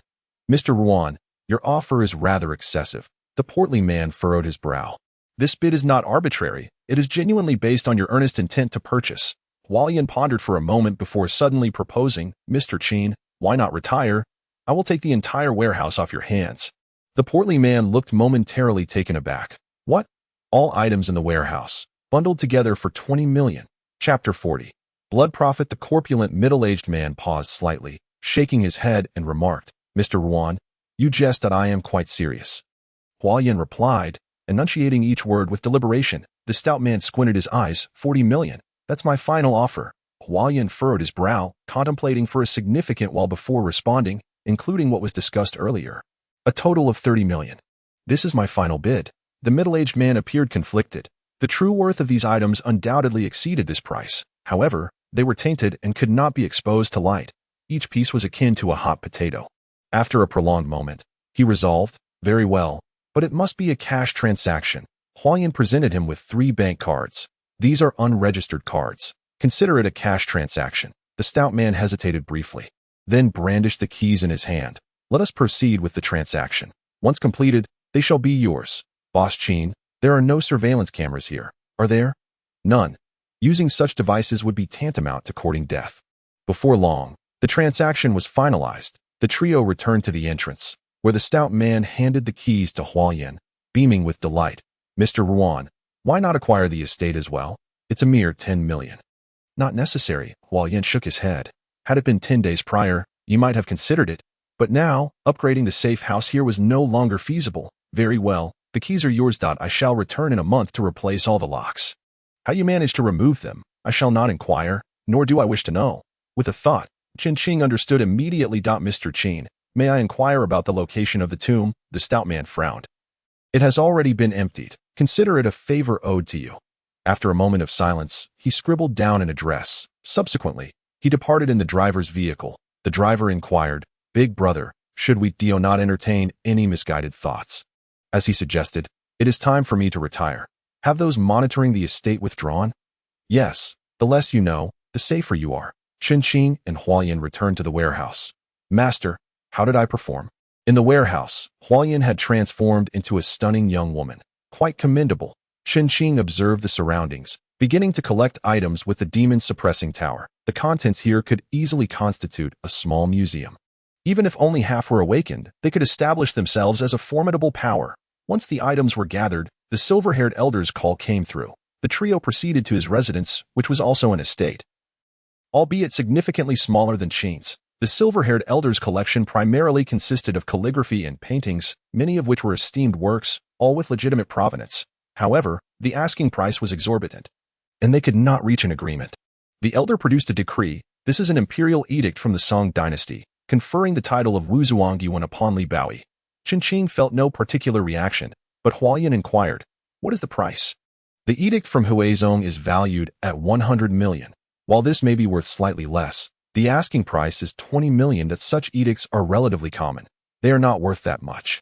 Are there other edicts available? The one for Wuzhuangyuan. I have 2 more pieces. The silver-haired elder presented 2 additional items, but one was in poor condition, and the other belonged to a more recent dynasty. The edicts were valued at less than 1 million. Collectively, the 3 amounted to 300,000. The silver-haired elder pondered for a moment before acquiescing. With a warehouse full of treasures, the subsequent offerings hardly piqued his interest. Ultimately, he suggested, "Mr. Wan, you might find this particular item appealing." The elder led the 2 individuals to a secluded corner of the estate. There, they discovered a doghouse, yet instead of a dog, it housed a black panther adorned with goat-like horns, a guardian of tombs. This creature exuded a heavy aura of malice, making it unsuitable for domestic dwelling. Discarding it was equally unthinkable. "Name your price." He offered 50,000. Came the reply. Agreed. At that moment, the 2 paid the sum, and Chen Qing hoisted the guardian beast away, leaving the silver-haired elder thoroughly shaken. This guardian beast was no small matter. Once outside, they stored their acquisition in the demon suppression tower. Chen Qing inquired, "Do the imperial edicts hold significant power?" "Indeed," replied Huapi, beaming with delight. "What are the objectives of these 3 edicts?" Chen Qing contemplated briefly. "To confer titles?" The instant the words escaped his lips, realization washed over him, his expression transforming into one of astonishment. Precisely. Should all 3 awaken, it would signify the addition of 3 martial champions to the master's ranks. However, Chen Qing was unfamiliar with the rank of martial champions in the realm of wandering souls. One was referred to as a martial man, while in the domain of malevolent spirits, they were termed martial champions. This was indeed a formidable class of entities within the roster of 100 demons. Malevolent spirits, directly conferring titles upon them. Chen Qing was momentarily taken aback. Did the emperor's edicts possess such formidable power? However, the fortunes of humanity had waned, and the emperor had similarly fallen from grace. Had the ancient sovereign still reigned, a mere decree could invoke the level of an evil spirit. Chen Qing found himself lost in thought. Just how vast must the emperor's influence be? Huapi, what other formidable beings from the roster of 100 demons do you know about? Please, do share. It is not that the servant is unwilling to disclose, but certain entities, upon hearing their names, could bring about the erosion of one's lifespan, once one reaches the level of evil spirits and beyond. Any minor connection to the formless could render one unworthy of remembrance. Thus, it is possible to encounter such exalted beings in one fleeting moment, only to forget them in the blink of an eye. The fortunate aspect is merely the inability to remember. For those more malevolent, uttering their names could invoke divine retribution. Such entities are inherently defiant of the natural order. Chen Qing remained in a daze. Huapi solemnly cautioned, delving too deeply into the shadows can be perilous. Even passively listening can pose significant risks. The bizarre entities lurking in darkness will employ all means to ensnare you. Understood, Chen Qing nodded, committing the warning to memory. Upon reflection, this extravagant purchase totaled 38 million. It was not merely the acquisition of a small museum. Even awakening a single steed would yield immense profit, especially with the 3 guardian beasts nearly given away. Guardian beasts naturally possess a formidable deterrent against malevolent entities. Simply awakening one to keep at home would ensure safety, even in the absence of a Zhang Kuei painting. How delightful! The more Chen Qing observed Huapi, the more he appreciated her presence. So, what reward do you desire? Upon hearing this, Huapi became animated. Might the master bestow upon the servant a ghost pearl? Perhaps sensing her request was rather audacious, she timidly added, "A malevolent spirit-level pearl would suffice. What use do you have for a ghost pearl?" Huapi's face lit up with anticipation. Is there perhaps a ghost pearl belonging to the umbrella flower maiden? Chen Qing swiftly discovered a palm-sized little umbrella. This one, exactly this. At once, Hua Pai was filled with delight. She then said, "Esteemed master, I may need to enter seclusion for a few days. Please wait for me." With that, Hua Pai vanished without a trace. Chen Qing was momentarily taken aback and summoned Hua Pai once more. "What is it?" Hua Pai inquired, puzzled. "But the time flow within the demon suppression tower is 15,000 times faster. Inside. Isn't it almost as if time stands still? How do you cultivate?" "There is a second level," Hua Pai questioned. "Did the master not know?" "I had no idea. Why did no one inform me?" Hua Pai explained. "The great deity Zhongkue has resided on the second level since the beginning. I was initially unable to ascend. However, after the last gathering at the summit, the second level has become accessible. The time there is indistinguishable from reality." Chapter 41. Too much money. Too much worry. Could there truly be a second level? Does that imply the existence of a third, fourth, fifth, sixth, or even seventh level? Since the awakening of the demon suppression tower, Chen Qing had not delved deeper, yet it now appeared that the tower held many secrets. Chen Qing pondered. "Hua Pai, can you hear my voice?" "Yes, esteemed master," she replied. "Zhongkue, Zhongkue, Zhongkue." After several calls, there was no response from Zhongkue. "Master, the great deity Zhongkue has entered the third level." "The third level? Where is it?" "I do not know. Only the great deity Zhongkue can access it." Hua Pai patiently elucidated. "The demon suppression tower is one with the master. As the master's strength grows, so too does the tower. The current state of the tower could be likened to that of a small infant. Anything beyond the third level is likely still in a state of chaos." "Then Zhongkue must be safe, right? The great deity Zhongkue possesses divine status and numerous powers. Even if he is somewhat confused, there is little in this world that could pose a threat to him." "Who are you referring to?" Suddenly, a mysterious voice echoed. "Great deity? What great deity?" Within the second level of the demon suppression tower, the environment was not as one might envision. It resembled an ethereal expanse. Shrouded in swirling mist, Hua Pai sat cross-legged, her face a mask of fear. Zhongkue's large face was nearly pressed against hers, his bristly beard resembling that of Zhang Fei poking her cheek. Hua Pai dared not resist, merely whispering, I have met the great deity." Though Hua Pai was a C-grade evil spirit, before the D-grade wandering soul Zhongkue, she felt as fragile as a little chick. Zhongkue, with one eye on the ground and the other on Hua Pai, suddenly extended his hand. "Ghost orb, ghost orb, ghost orb. I want to eat a ghost orb."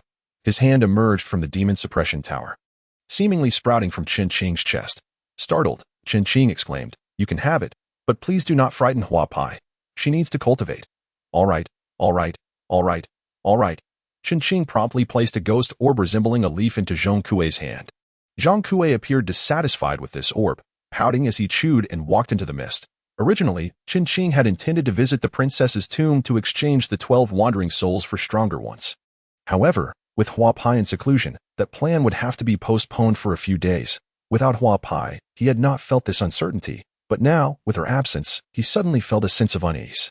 He returned to the base and began to circulate his energy. In the coming days, rigorous training will be undertaken during the daylight hours to enhance physical fitness, while the evenings will be devoted to the cultivation of the Zhou Tian. Each day, the physical assessment demands an additional lap, and I have now reached the remarkable feat of completing 17 laps in under 20 minutes. Under such pressure, many are eliminated daily. Correspondingly, the collective improvement is astonishingly swift. In the final 2 days of the 7-day deadline, both the monkey and the fatty attained the soul movement realm in succession. At this juncture, Chen Qing had already opened 11 channels of Zhou Tian. Standing merely a step away from the essence realm. It has truly been an arduous journey. Hirunxing was on the verge of tears. In just 7 days, Hirunxing had shed nearly 20 pounds, rendering any claims of him being overweight utterly unfounded. However, relaxation must be postponed. One must contemplate how to overcome tonight's challenge. The monkey furrowed his brow, pondering the necessity of mastering the contracting ghost technique within a single evening, as he would need to bind his first ghost pet by tomorrow night. This is utterly ridiculous. The training intensity has surpassed that of previous demon-slaying teams. Yet, it is said that this year's training has been equally merciless. Gu Xing remained silent, diligently operating his Zhou Tian. The evening heralded a significant class. All must be present. Wukong expressed his satisfaction. "The rate of your growth astonishes me, based on my 10 years of teaching experience. Achieving the soul movement realm can take as little as a week to as long as a month. Yet, all 41 of you who remain here have reached this state in merely 1 week. Commendable. Are we truly this exceptional?" Goodness, does that make me a genius as well? You're nothing like that. I achieved soul movement a day before you, mind you. The group erupted in excitement. Throughout this week, they had endured the relentless demands of the CPU. The feeling of being recognized for the first time was profoundly moving, even to the point of tears. Yet, a more formidable challenge loomed ahead. In the next 24 hours, you must master the contracting ghost technique. Tomorrow night, we will collectively head to the princess tomb, and each must possess their own ghost pet. Had this been a week prior, chaos would have ensued. However, although the demand seemed outrageous, the group fell into a contemplative silence, each pondering how to navigate this challenge. Chen Fan had already mastered both the contracting ghost technique and the more advanced hell contracting ghost technique, thus it posed no hindrance to him. This is unacceptable. Hanya stood up. Let's not even discuss the difficulty of mastering the contracting ghost technique in just one day. Finding a suitable ghost pet within that time frame is utterly absurd. With one dissenting voice, several others echoed her sentiments, particularly among the females. The group paused, realizing that females, generally possessing weaker physiques, faced significant challenges in selecting ghost pets that a single misstep could jeopardize their entire future. What do you propose? The time for females to choose their ghost pets should be no less than 5 days. No, a week. This is not my decision, Wukong interjected, shaking his head. Let us commence the lesson. From this point onward, Chen Fan found no necessity to participate in the class. The time for the closure of the transformation had nearly arrived, and it was expected that he would emerge by tomorrow. Phones were prohibited during class. Upon returning to the dormitory, he noticed 2 missed calls on his phone. Mr. Chen, the 3rd batch of pig feed has entered production, and we have brought samples, currently at the entrance of the 5th base of the Ghost Army. Would you like to take a look? Oh, I shall be there shortly. The 2nd call followed. Mr. Chen, the rice, soybeans, and potatoes have all been meticulously prepared. When will you come to collect them? It should be within the next couple of days. Holding nearly 70 million in hand, Chen Fan finds himself quite troubled these days. He has spent close to 6 million on daily necessities and hardware products. 50 million has been invested in the most reliable varieties of grain.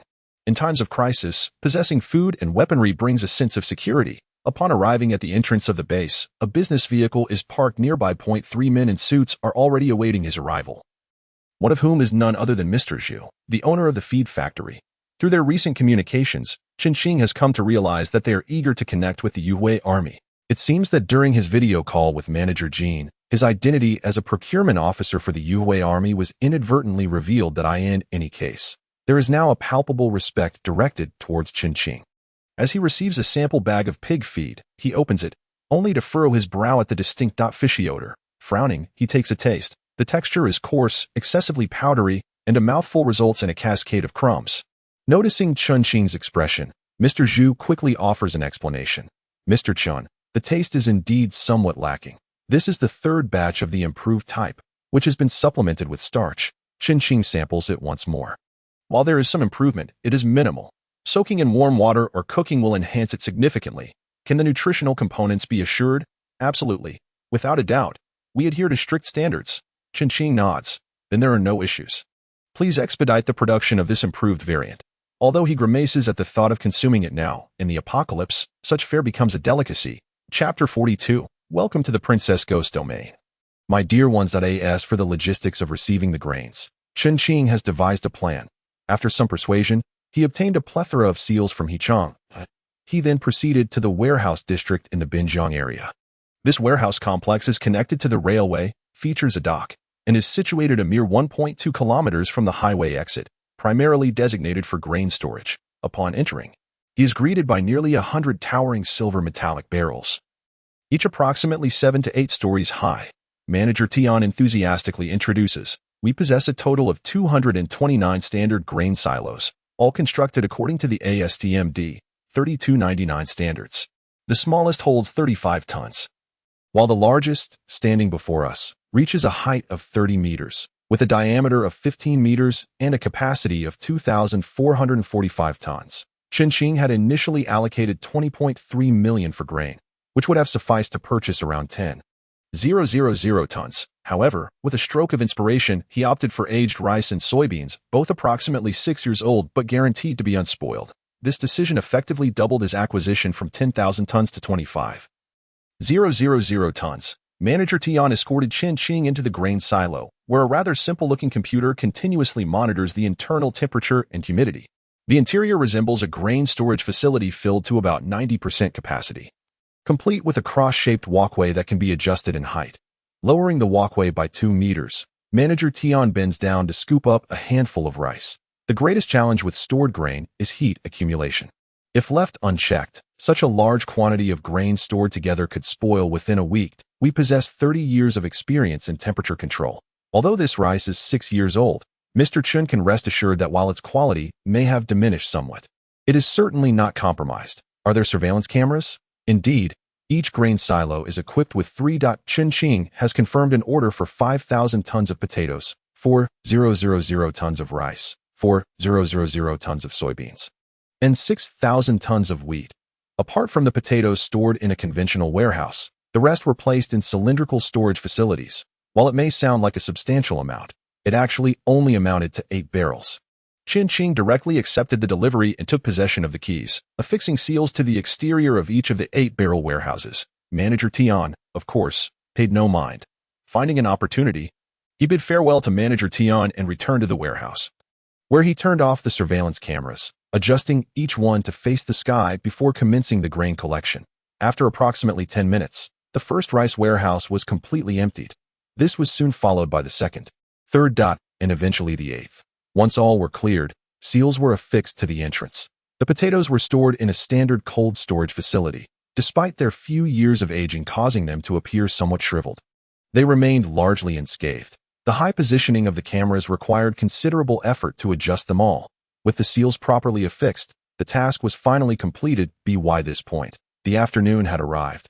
Upon exiting the compound, Manager Tian warmly saw him off. Mr. Chen, he inquired, is there a particular reason for your recent large-scale grain purchases? His words implied that it was indeed their doing. Chen Qing maintained a composed demeanor. Have other departments also come to procure grain? Indeed, several waves of personnel from the government and military have arrived, and grain prices have surged by 6 points in recent days. As a mere procurement officer, how would I know the details? Chen Qing chuckled lightly, yet inwardly nodded in agreement. As suspected, the government had intervened. It seemed the enigmatic woman in black he had encountered at the previous summit was of significant stature. Upon returning to the base, he found a small gathering of individuals assembled in the playground. 10 military vehicles were poised for action, for 5-seaters and 6 13-seaters, including a medical vehicle. Before long, Han Yuan appeared with Chun Man. Han Yuan bore a battered visage, looking quite disheveled. Today, I'll show you a thing or two about the world. Don't be too shocked. Let's go. Chen Qing hastily followed. Captain, why did you bring Xiao Man along? Him? Oh, right, he's achieved the Blood Qi realm. What? Chen Qing was taken aback. Han Yuan scratched his head. I intended to keep him restrained, but he broke through while training. There was simply no way to hold him back. Chen Qing felt a headache coming on. It seemed new challenges were on the horizon. Wait, a 6-year-old in the Blood Qi realm? Are you joking? Yes, that expression is just right. Han Yuan laughed heartily. I had the same expression back then. The commander had the same look too. That old fellow insisted on competing with me for a disciple, and we even had a tussle. That you're lying. It wasn't a fight, it was Grandpa Zhu beating you. Chun Man corrected him earnestly. You little scamp, Han Yuan retorted. That guy is not human. Do you understand? Not human. Considering you remain loyal to your master and have not defected, I shall spare you this time, Han Yuan said, waving Chen Qing over to his vehicle. As the vehicle set off, Han Yuan recounted the events of the past few days. He spoke of the matters concerning the demon suppression tower, which had garnered the commander's significant attention, leading to the invitation of several top-tier individuals to lend their strength. Han Yuan, Gong Huagu, and 4 formidable warriors had ventured to the princess's tomb, effortlessly slaying 6 spirits and successfully summoning the Ghost King. Subsequently, the 4 super warriors took the lead, forcibly binding the ghost's head, compelling it to form a blood contract with Gong Huagu, a pact of peril comparable to the infamous hell contracting technique. Amidst the presence of 2 captains and 4 formidable warriors, an unexpected event unfolded. Chun Man achieved a breakthrough to the Qi blood realm. This momentous occasion ignited a fierce contention reminiscent of the legendary duel on Mount Hua. Enraged, Han Yuan rolled up his sleeves and engaged in a scuffle with the commander, ultimately securing custody rights. Naturally, Chen Man's assertion that Han Yuan merely endured a beating carries more credibility. So, Your bruised visage is a result of being struck by the commander? Han Yuan asserted. I wasn't beaten. I lost a fight. Just as Chen Man was about to retort, Han Yuan barked, silence. Chen Man fell mute. Chen Qing observed this character, not in astonishment, but in sheer disbelief. Talents such as Zhou Yangqiao, Ji Luo, and Chen Qing himself seemed trivial before a 6-year-old in the Qi blood realm. Because of Chen Man, in this tower, our 5th team is likely to become quite lively. Han Yuan sighed. Gong Huagu is surely coming to our team, which makes sense, considering the Ghost King within the Demon Suppression Tower is essentially her ghost pet. However, if a few more old-timers join us, it will be utterly unbearable. Furrowing his brows, Chen Qing suddenly pondered a troubling question. Wait, Captain, you, Captain Gong, and the 4 ceiling-level masters went to the princess's tomb. Why didn't you also take it down? Is the princess's tomb truly that formidable? Formidable, my foot. It has become a novice village for the ghostly army, he replied. Thus, it implies that the princess's tomb was intentionally left as a training ground. Chen Qing felt both absurd and strangely rational. Moments later, 10 vehicles arrived at a location roughly 1 kilometer from the princess's tomb. ATA command. Everyone disembarked and swiftly formed 2 lines. The neatness of the formation alone showcased the results of 7 days of training. The malevolent spirits and higher entities in this area had been nearly eradicated. You shall be spending a considerable time here. Of course, there are some fearsome entities at the wraith level, but if you cannot even handle a wraith, then guarding the rear is a moot point. Having learned quite a bit about ghost studies, I trust you all have your preferred ghost companions now. Han Yuan snapped his fingers, and suddenly, the entire scene transformed. The wilderness became shrouded in ghostly mist, the sky darkened ominously, lush vegetation became barren, and scattered houses lay in ruins. The water in the small river appeared pitch black, exuding a foul odor, causing everyone to gasp in shock. Han Yuan smiled. Welcome to the princess's ghost domain, my little darlings. Chapter 43. Soldier Ghosts. Everyone shuddered at the chilling atmosphere. Having encountered the malevolent ghost-level Wind Devourer in Wukong, they were somewhat prepared. Yet the realization that a mere step forward could lead them to ghosts made many recoil. Zhou Yangqiao took the lead, followed by Ji Luo, Chen Kuan, and others. Perhaps due to some boundary, stepping inside meant they would never see the outside world again. Ghost domain? Chen Qing furrowed his brow. Another new term, or perhaps this is what was referred to in previous lives as the ghost realm. Chen Qing glanced at Han Yuan, a hint of concern evident in his eyes. Captain, you wouldn't let Chen Man enter there, would you? Rest assured, I will accompany him. Han Yuan waved dismissively. You go catch your own ghost. Chen Qing was left speechless. No matter how gifted, Chen Man was still under 7 years old. Even if he followed along. But, here, put this on. Han Yuan produced a peculiar pair of gauntlets, adorned with intricate wood grain patterns, as if sculpted from timber. He promptly crouched down to assist Chen Man in donning them. Once Chen Man secured the gauntlets, Han Yuan retrieved a wooden helmet. After considerable effort, he managed to fit it on, followed by a wooden breastplate. You are quite bothersome, Chen Man remarked, her expression impassive yet her tone laced with dissatisfaction. You muscle-bound fool, I am doing this to protect you. I am more than capable of defending myself, Chen Man retorted. You are hardly a match for me. With just a single finger, I could topple you. In 2 years, I will be able to defeat you. Not even in 10 years. Observing their banter, Chen Qing felt an inexplicable sense of relief. Chen Qing, let us form a team, suggested the monkey, who had approached. Damn it, this is my first time in the ghost domain, and I feel a bit apprehensive. Take me along. Oh great one, I implore you. Hiroashing also joined in. The Lone Star remained silent, directly entering the ghost domain. Chen Qing was indifferent to the others, but he felt a sense of responsibility towards the monkey. Nodding, Chen Qing stepped into the ghost domain. Here, it seemed some arcane method had been employed. With each step, it felt as if they had traversed into an alternate realm. The atmosphere was chilling and murky, with the air thick with a foul stench. Fatty, what is your soul power? 41. And yours? 58. The monkey muttered. We definitely need to eliminate the F-grade spirits with a ghost energy value of 1-10. We can only contract E-grade or newly arrived D-grade wandering spirits. The monkey shook his head, realizing their options were quite limited. Aren't you better off? Hiroashing was nearly in tears, looking towards Chen Qing. Great one. What about you? I am uncertain. Chen Qing replied candidly that the Great One must be concerned about our feelings as the underdogs, so considerate. Almost everyone had exchanged their opportunities for ancient artifacts for ghost gauges, which they wore on their hands as they proceeded cautiously. Soon, the The trio encountered their first ghost, feasting on sludge in a stagnant pool. A toilet ghost. Upon measuring it, they found it to be 14.A and E-grade wandering spirit. Contracting this would surely be a waste. With his 58 soul power, a D-grade ghost nearing 30 would be preferable. I do not want it either. Hiroashing shook his head. If possible, I would still prefer a D-grade spirit. 20-40 is D, 41-60 is C, 61-80 is B, and 81-100 is A. Naturally, Chen would not choose this either. Currently, his two primary pets were Zhang Kuei and a painted skin spirit.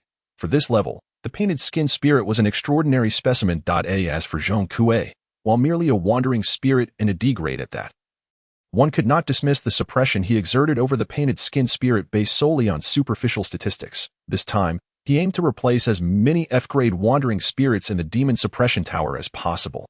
The ghost density in the ghost domain was quite high, and they soon encountered a second spirit. However, the trio found themselves momentarily stunned.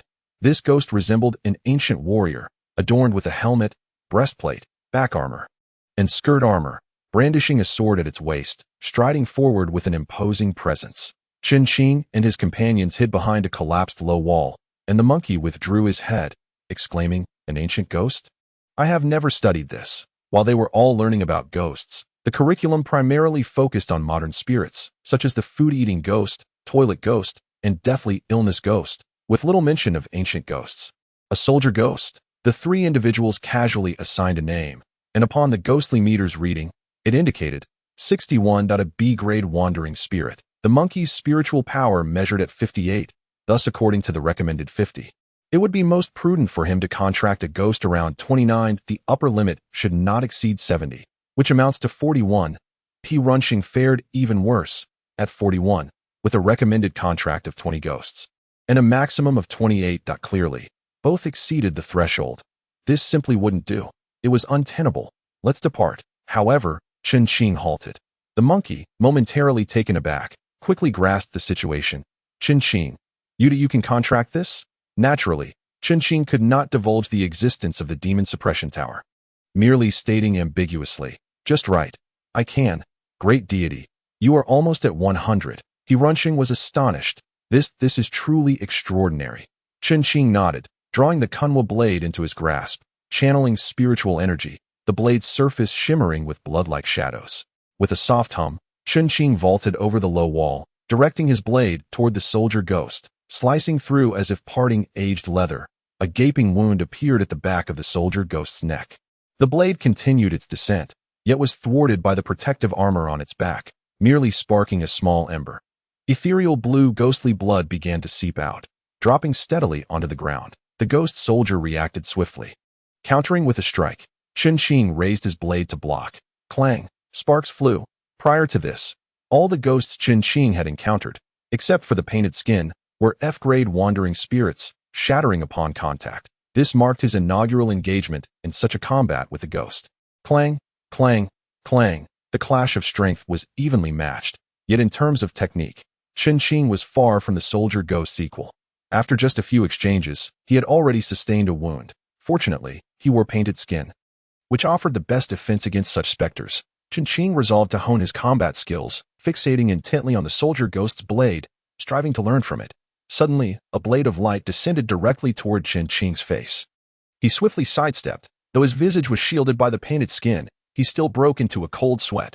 Both the monkey and Runching felt a tightening in their chests. The monkey leapt forth, brandishing his blade into the fray. "Stay back, monkey," Chen urgently commanded. With the painted skin shielding him, he was in a position of invincibility, but the monkey was genuinely at risk of death. "Damn it. I cannot bear to witness your demise. Its blade cannot harm me," Chen bellowed. "Retreat." The monkey, skeptical, closely observed the spot where Chen had been struck by the soldier ghost, though his uniform was torn. It appeared his body remained unscathed. Thus, he withdrew a short distance, yet kept his gaze fixed on the two, poised to assist at a moment's notice. Clang! Clang! Clang! Clang! Clang! The sounds of their blades clashing reverberated, igniting sparks in the air. Chen had endured over 10 strikes, and at last, swoosh, a decisive slash. If this strike had landed on a human, blood would have sprayed several meters. Yet, although the soldier ghost's wound gushed forth a fair amount of blood, it was by no means excessive. Clang, clang, clang, clang, clang. Point one strike after another. Chen Qing seemed to discern a pattern. The soldier ghost blade was becoming increasingly difficult to land upon him. That I've understood. I've become stronger. Chen Qing rejoiced immensely. In a moment of clarity, he executed a strike, sending the ghost's head flying. The monkey clapped and exclaimed, "Damn! Incredible!" He Runching remained in a stupor for quite a while before erupting into cheers. Awesome. Chapter 44.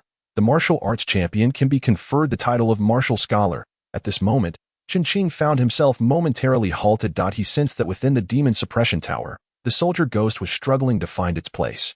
Its form was dissipating. With a flicker of thought, a toilet ghost shattered, transforming into pure ghostly essence. The soldier ghost naturally filled this void in that fleeting instant, as the soldier ghost occupied the vacancy. Chen Qing felt that Zhong Kuei had significantly strengthened. However, with the monkey and he Runching present, he could not summon it for a closer examination.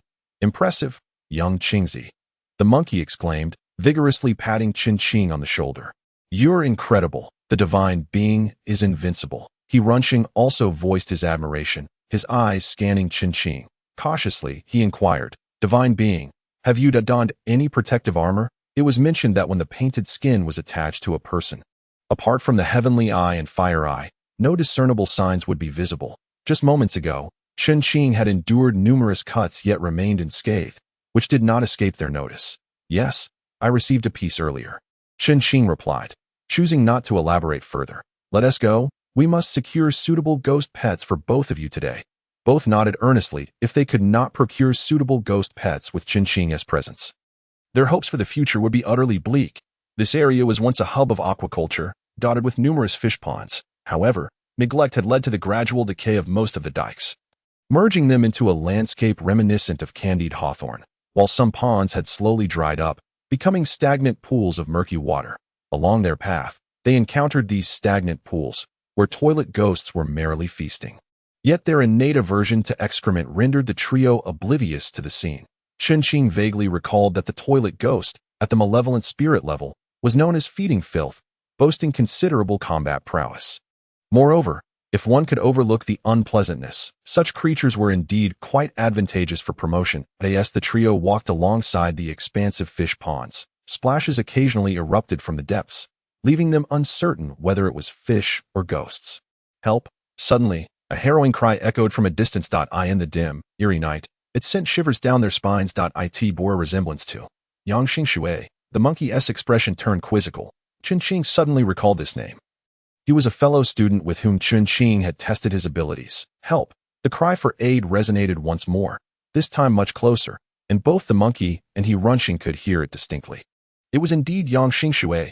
We must hurry and investigate. The cries continued, seemingly accompanied by a groan of pain. Soon, the three caught sight of Yang Xingxue. A deep gash marred his forehead, blood gushing forth, soaking his entire being.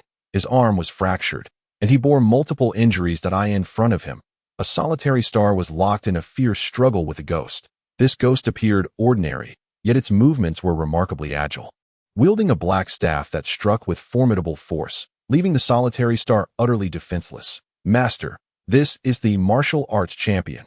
If the master accepts it, it can be conferred the title of martial scholar. The painted skin suddenly remarked. Chen Qing nodded, understanding why it was so powerful. Upon inspection, the ghost's essence value was surprisingly only 38, a D-grade wandering soul. Yet it was able to overpower the solitary star so effortlessly. It was noteworthy that the solitary star had arrived at the soul movement stage even before the monkey, with a soul power of at least 70, yet he was being thoroughly bested by this ghost, whose strength was merely half of his own. Bang, bang, bang. Three more muffled sounds echoed through the air. The black staff of the martial artist effortlessly maneuvered around the Kunma blade, striking the solitary star with precision.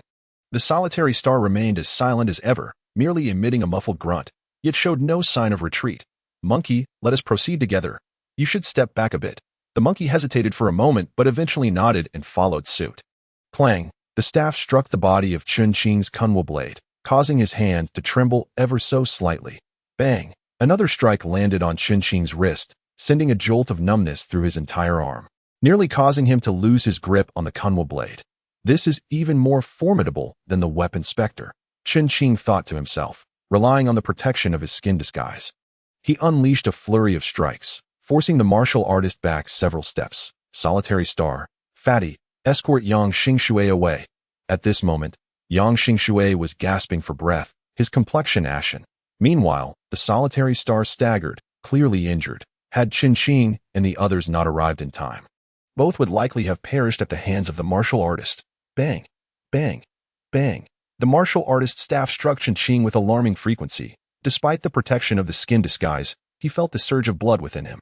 Chen Qing had just learned a few techniques from the weapon specter, yet they were wholly inadequate against the martial artist. Despite his desperate attempts to evade and block, 9 out of 10 strikes landed upon him. Bang!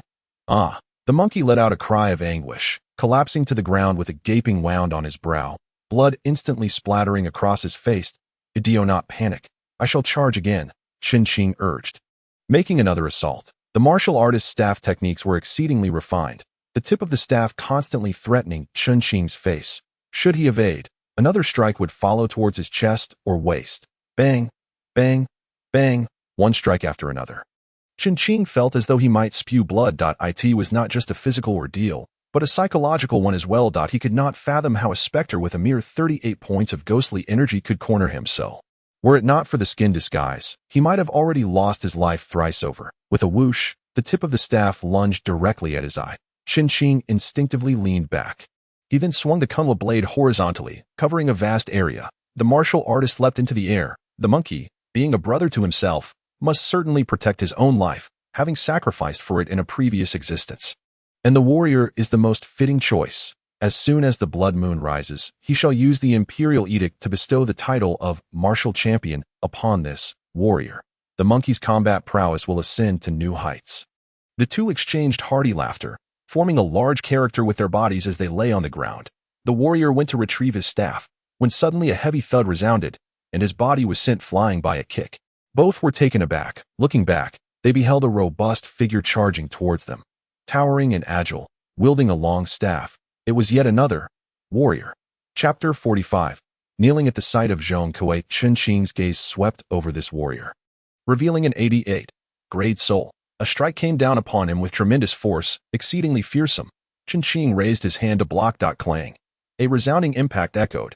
Chen Qing's arms went numb, and the kunwa blade slipped from his grasp. The staff, displaying remarkable agility, redirected mid-air, landing squarely on Chen Qing's shoulder. Bang! It felt as though a carriage had run over him, and he collapsed to the ground in a kneel. Chen Qing, the monkey exclaimed in shock. Drawing his blade and leaping up, channeling all his strength towards the warrior, seemingly possessing eyes in the back of his head, executed a graceful kick. Bang! In the next moment, the monkey's body was propelled like an arrow, crashing heavily onto the ground before bouncing several times into a muddy pond. Mud splattered everywhere. The monkey tasted blood in his mouth and spat it out, struggling to rise and quickly crawl towards the shore. At that moment, the smaller warrior attacked the larger one. Their staffs clashed, but after just a few exchanges, the smaller warrior found himself at a disadvantage. The larger warrior completely overwhelmed the smaller one. Even in martial skills, with no other options, it was time to unleash a powerful move. Chen Qing shouted, "Zhong Kuei!" In the next instant, a gaunt figure clad in a hospital gown appeared. Zhong Kuei, one eye gazing skyward, the other fixed on the warrior. The larger warrior's body trembled violently, slowly turning its head. Bang! The smaller warrior's staff struck heavily upon the larger warrior's head. Yet, its body too became rigid. In the eyes of the larger warrior, two free-moving orbs of vision finally emerged. Warrior! Both cried out simultaneously. The larger warrior, mind shattered, fled frantically into the distance, moving faster than before when escaping from the painted skin. Zhong Kuei pursued with his peculiar gait, each step launching him high into the air, as if his body bore no weight, akin to the lunar gravity seen on television. In the next moment, Chen Qing disowned. On Zhong Kuei's right foot was a golden sandal, the very one transformed by Jin Buhuan. Chen Qing was momentarily taken aback. This golden sandal possesses super abilities. Last time, Zhong Kuei's speed could not match that of the painted skin. But this time, adorned with the golden sandal, his speed had escalated significantly, and he swiftly vanished into the mist. Chen Qing felt a surge of urgency, but the monkey was of greater importance. Looking back, he saw the monkey, covered in mud and blood, staggering out of the pond. "You won't die. Hurry and pursue." Chen Qing, upon hearing this, plunged into the mist. Moments later, he spotted Zhong Kuei, and the warrior. Zhong Kuei was perched upon the warrior's neck, clutching its hair, grinning foolishly. Paired with his somewhat discordant eyes, he appeared utterly ridiculous. The martial man found himself mounted, his body rigid and trembling as if caught in a relentless vibration. Run. A sharp slap resounded. Though it appeared inconsequential, the martial man staggered as if struck by a truck, crashing heavily to the ground, dragging Zhong Kuei along with him. Enraged, Zhong Kuei shouted, "Master! Master! Quickly command the great deity Zhong Kuei to cease." With no time for further inquiries, Chen Fan positioned himself before Zhong Kuei. "Stand down. Clear the way. I shall strip this fellow of his skin." No sooner had the words left his mouth than the martial man's skin and flesh began to tear apart. As if an invisible hand was peeling it away, the martial man let out a horrific cry, yet knelt in place, paralyzed with fear. "Zhong Kuei, return." Chen Fan hastily summoned Zhong Kuei back. However, the martial man continued to wail as pieces of skin fell away, soon rendering him a pale, skinless corpse. With a resounding thud, he collapsed to the ground, lifeless. The scene was profoundly eerie, sending a shiver down Chen Fan's spine. Upon the martial man's demise, his body transformed into a black mist and entered the demon suppression tower. With a mere thought, a starving ghost shattered into ghostly essence, taking the martial man's place. As the martial man merged into the tower, Chen Fan sensed Zhong Kuei's strength had significantly increased. With another thought, Zhong Kuei appeared before him. The ghostly gauge flickered .99, 98.102.96. The values fluctuated around 99. After swapping two ghosts, he had already reached the pinnacle of A-grade wandering souls. If he were to exchange a few more, would he ascend to the level of malevolent spirits, or perhaps even the S-grade of wandering souls, the so-called transcendent level? Chen Fan was filled with astonishment. He began to comprehend that Zhong Kuei's values were not arbitrarily elevated, but rather approximately 50 of the total ghostly essence value of 12 souls. Presently, within the demon suppression tower, there were 12 ghosts, the highest being the martial man at 88, followed by the soldier spirit at 61, plus 10 F-grade wandering souls, totaling around 198. This was precisely double Zhong Kuei's value. The anticipation was exhilarating. Suddenly, Chen Fan recalled the skinning incident and inquired, "Just now, you mentioned having Zhong Kuei stop. Why is that?" The skinned figure chuckled wryly. "Master, this is merely a wandering soul. How could it withstand the might of the great deity Zhong Kuei's slaps? Did you not notice?" After receiving that blow from Zhong Kuei, the martial man's ghostly value decreased by 7 or 8 points. Is that so? Chen Fan was taken aback, summoning the martial man to check the gauge. Indeed, it was only at 81 now. "You wretched Zhong Kuei. Were it not for that slap just now, you would either have ascended to the level of malevolent spirits or become an S-grade wandering soul." The skinned figure added, "Master, I have discerned that the greater Zhong Kuei's strength, the more divine abilities he uncovers, and the stronger those abilities become, that we must strive for further enhancement." Chen Fan nodded, at present. Not only Zhong Kuei and the skinned figure, but even without them, with the A-grade wandering soul martial man and the B-grade soldier spirit, he could traverse the ghost realm with confidence. Very well, just to be safe, I should still add a contingency. After all, encountering such a formidable martial man within just 2 hours raises the possibility of others lurking about. Return, return, return. With a few thoughts, Chen Fan found Zhong Kuei either not comprehending or unwilling to heed the command, his eyes darting chaotically as he lingered before him. With a forceful thought, he attempted to summon Zhong Kuei back, who quickly re-emerged. "Very well, I do not wish to contest with him."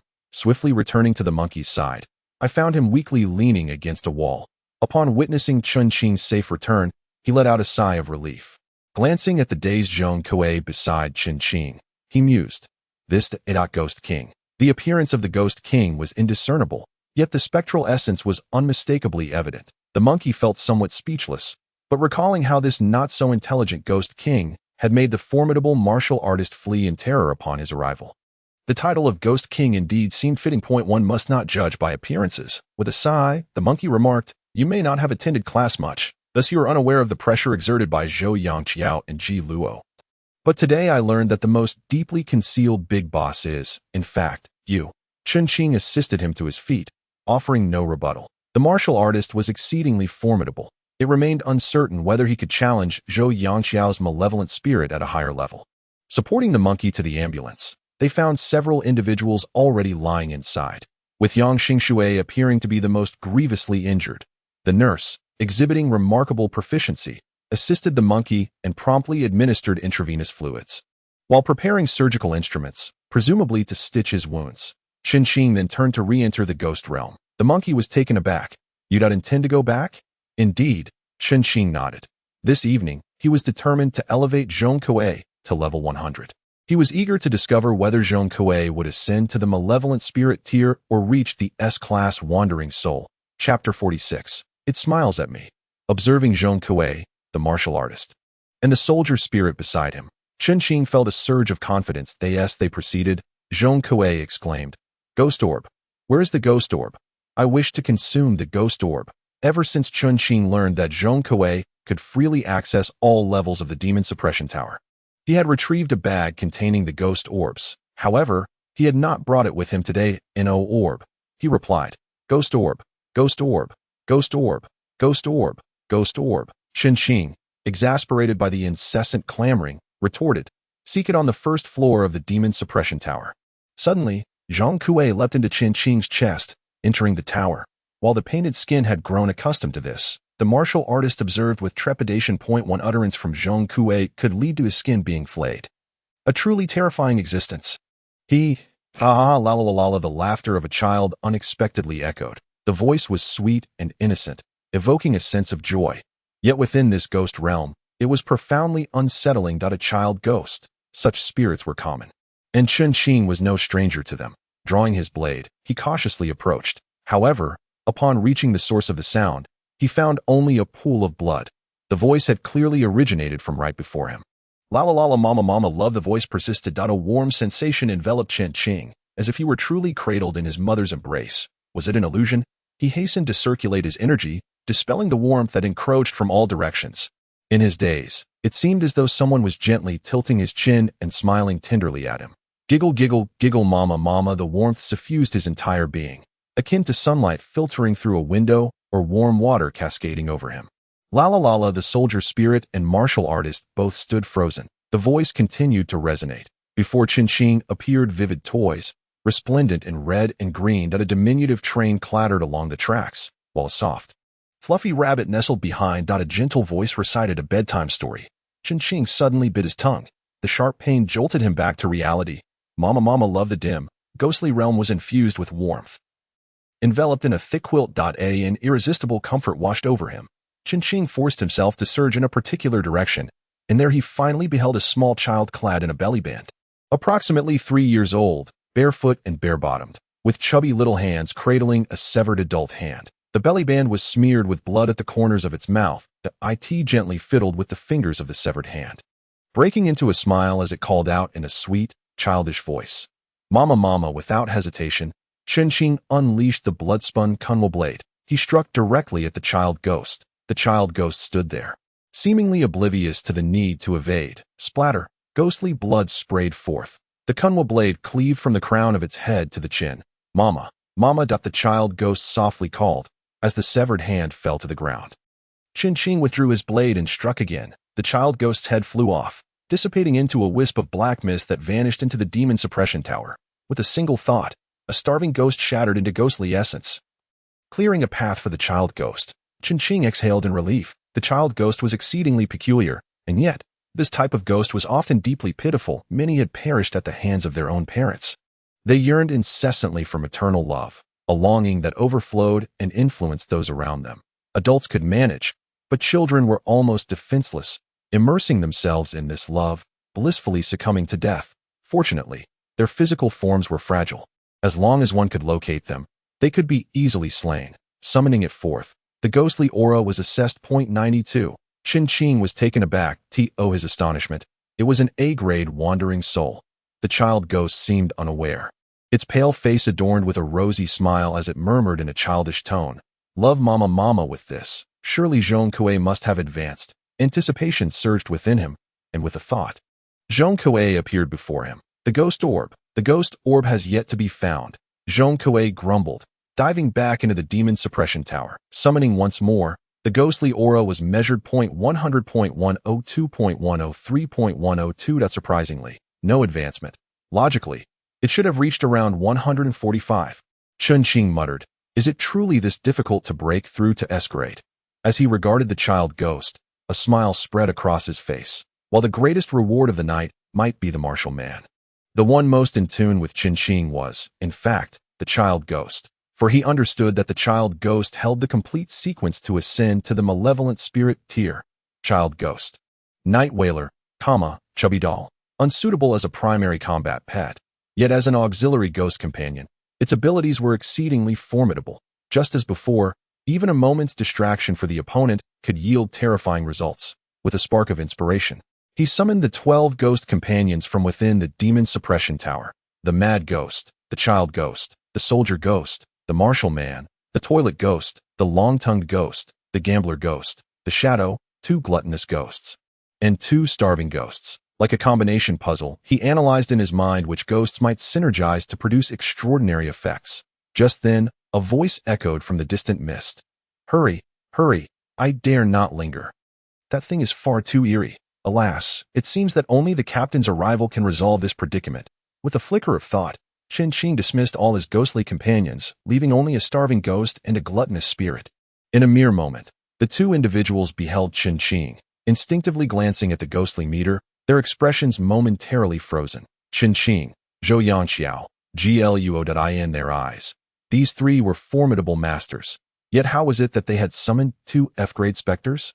"What misfortune have you encountered?" Chen Fan inquired. "I don't know." One newcomer, still trembling with trepidation, replied, "But it is quite terrifying. Many have been ensnared. Enough of this. Let us depart. Chen Fan, you 2 should accompany us." Chen Fan shook his head. "You go ahead." The 2 nodded and hastily retreated. Chen Fan wished to proceed, but was apprehensive of the terrifying entity they had spoken of. He released a few F-grade specters to scout ahead. Before long, Chen Fan encountered another ghost, the hanged ghost, clad in white. It dangled from a withered willow tree, the noose tied to a branch as thick as a chopstick, its body swaying like a feather in the breeze.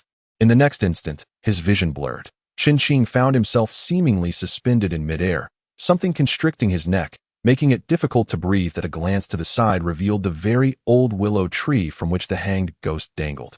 A wave of terror surged through him. Looking down, he saw a martial spirit, a soldier ghost, and himself. The Chen Fan on the ground grinned with blood-red lips, smiling directly at him. Chapter 47. S-Class Wandering Soul. Extremely dangerous. Chen Fan attempted to cry out, but the white silk around his neck stifled any sound in his heart. He shouted, "Skin painting." The skin painter paused, suddenly grasping the situation. The individual encased in her guise had been swapped. Yet, the hanged ghost's actions were undoubtedly a trap of its own making. The skin painter confirmed once more that the one enveloped was not Chen Fan, and with a sudden tightening, crack, crack, crack, splat, the hanged ghost was crushed into a mass of flesh and blood. The hanged ghost within the skin painter exploded into a gruesome spectacle. She then leapt fiercely, her claws severing the white silk, releasing Chen Fan. The hanged ghost's essence transformed into a pool of black mist, entirely absorbed into the demon suppression tower, leaving not a trace behind. Only then however, this also indirectly attests to the rarity of the S-Class. Regaining composure, accompanied by the hanging ghost, the soldier ghost, and the martial man, they made their way towards the pond. The hanging ghost remained suspended in midair, its neck bound by 2 strips of white silk that resembled the tentacles of an octopus, drifting and entwining around the trees by the pond's edge. Indeed, it required support to maintain its position in the air, and any form of support would suffice. Even a twig as thin as a toothpick could sustain it. This time, Chen Fan's target was the drowning ghost. Much like the child ghost, Chen Fan was well aware of the complete hierarchy of the drowning ghost, thus it was only natural to prioritize it. The spectral hierarchy consisted of soul swimming level drowning ghost, malevolent level water monkey, and malevolent spirit level kappa. The drowning ghost was exceedingly weak on land, yet upon reaching the malevolent level, it could almost claim invincibility in water. The riverside community bordered a river, so it was certain there would be at least one. After all, they were within the ghost realm, where spirits were abundant. Soon, one appeared. It roughly took on a humanoid shape. Yet its 4 palms were disproportionately large, with webbing between its fingers, scales on its back, and hair, presenting a rather peculiar sight. Chen Fan was quite familiar with the drowning ghost, in its nascent form. It almost resembled a human as its power increased. Its physique would evolve to resemble a blend of an otter and a water lizard. The creature before him had only half its head above the water's surface. Cautiously observing Chen Qing, noticing its human-like forehead and hair, Chen Qing deduced that this one was undoubtedly weak. Indeed, the ghost reading revealed only a strength of 45. Without hesitation, Chen Qing proceeded forward. He soon encountered a second and third, both equally feeble. At that moment, not far away in the deeper pond, the water's surface suddenly erupted with a few ominous waves. A massive tail could be discerned. What sent a chill down Chen Qing's spine was that the tail was coiled around a person's neck. In a fleeting moment of confusion, he couldn't see clearly, but he recognized this person as one of the newcomers in the ghost command. The body, bloated from being submerged, had likely been dead for several hours. Regardless of the type of ghost, any attempt to ascend in rank required a spiritual catalyst. This catalyst could be a few spirit stones, several ghost orbs, or certain conditions. For the drowning ghost, the required condition was to drown 9 individuals. He pondered how many it had already accomplished. Chen Qing contemplated how to counter this. The strategy quickly formed in his mind. With a thought, the skin disguise slipped away from Chen Qing, transforming him into an ordinary young man who calmly approached the water's edge. He leisurely began to wash himself by the water's side. Although Chen Qing could not see the drowning ghost, he knew it could certainly see this scene. Yet, the drowning ghost was inherently cautious. It was uncertain whether it would take the bait. 1 minute passed, then 2, then 3. The drowning ghost did not appear. Time slowly drifted by, and after a full 30 minutes, there was still no sign of movement from the drowning ghost. The skin disguise pretended to doze off. Suddenly, a dark spot in the water expanded rapidly. Splash, a great spray of water erupted. Like a massive crocodile leaping from the depths, a long tail swiftly ensnared the skin disguise, attempting to drag it underwater. Even with the skin disguise on guard, it hadn't anticipated such rapid action. There was no time to think. Its nails instantly elongated and plunged into the earth. The drowning ghost pulled the skin disguise forward by about a meter, leaving behind 10 1-meter-long gouges in the ground. Sensing the shift in circumstances, the drowning ghost immediately released the skin disguise to flee. But, in the next moment, a figure clad in white appeared abruptly in the water.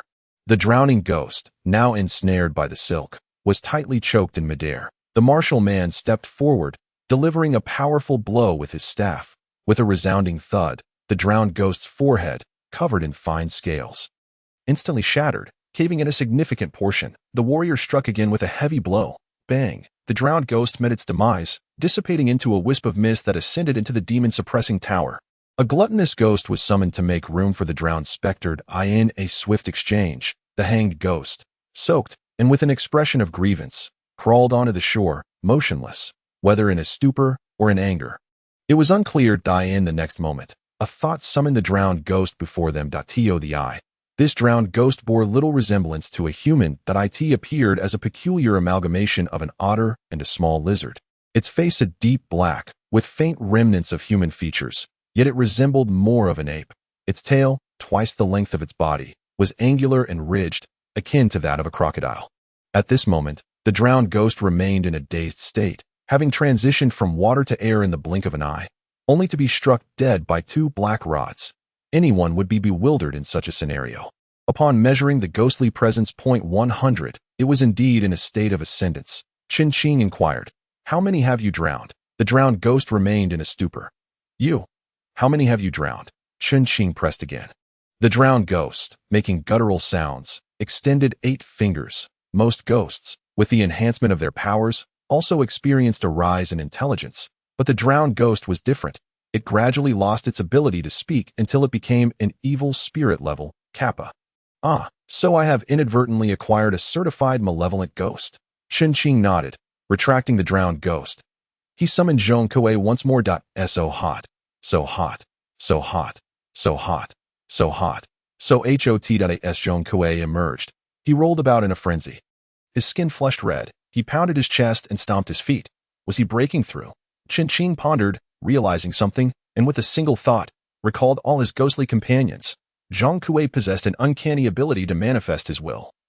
Should he bellow for them all to perish, aside from himself, the painstakingly gathered ghostly companions would likely be obliterated. After a considerable time, Zhong Kuei finally calmed down. Then, as if nothing had transpired, he stood up, covered in dirt, and reached out. "Ghost beads. I want to eat ghost beads. The Corpse King's nails. I want the Corpse King's nails. I know you have them." Hurry up, you must behave for me to feed you.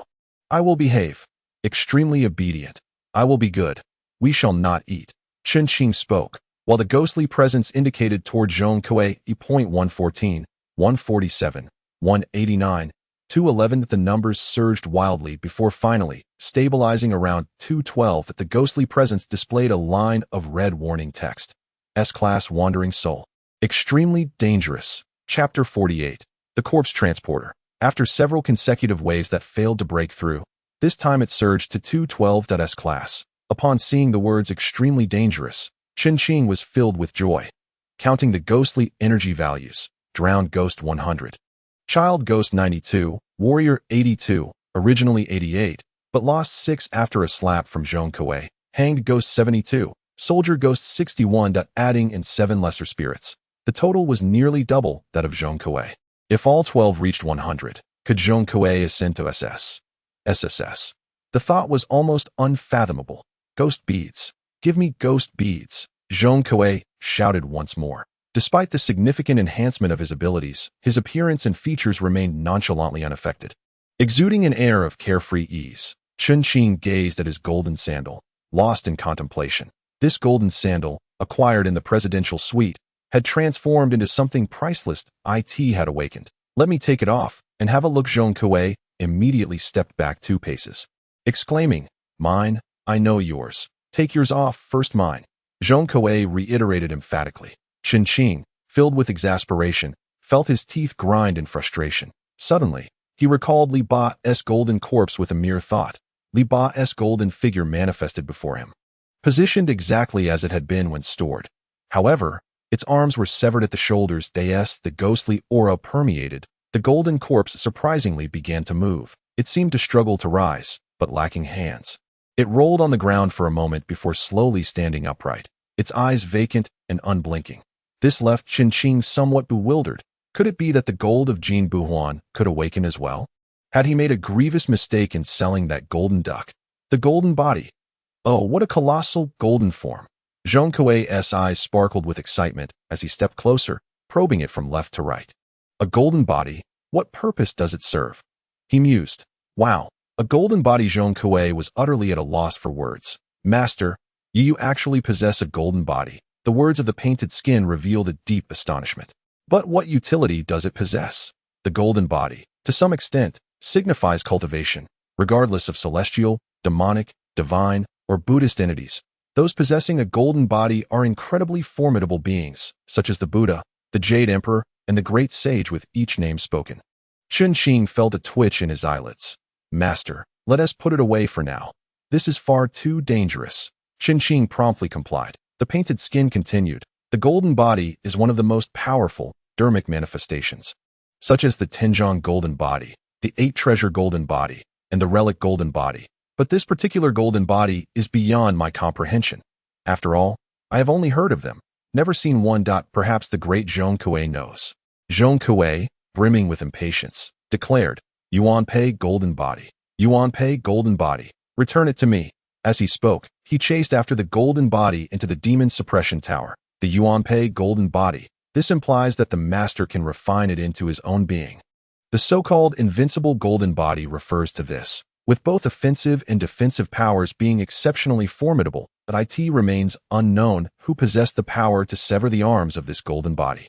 Their cultivation must be unfathomably profound. Chen Qing. The resentment within Chen Qing surged. Had he known this would be the case, he would have never dared to sever Li Ba's arms, even at the cost of his life. Without arms, what use is this golden body to him? Iron head skill, diamond legs. Just as he was lost in agitation, a rustling sound arose nearby. A hungry ghost, its eyes gleaming, slowly crawled toward him. Following this, the sound of clattering bones echoed as a skeleton staggered in his direction. Subsequently, the pond erupted with splashes as one drowned ghost after another crawled out of the water.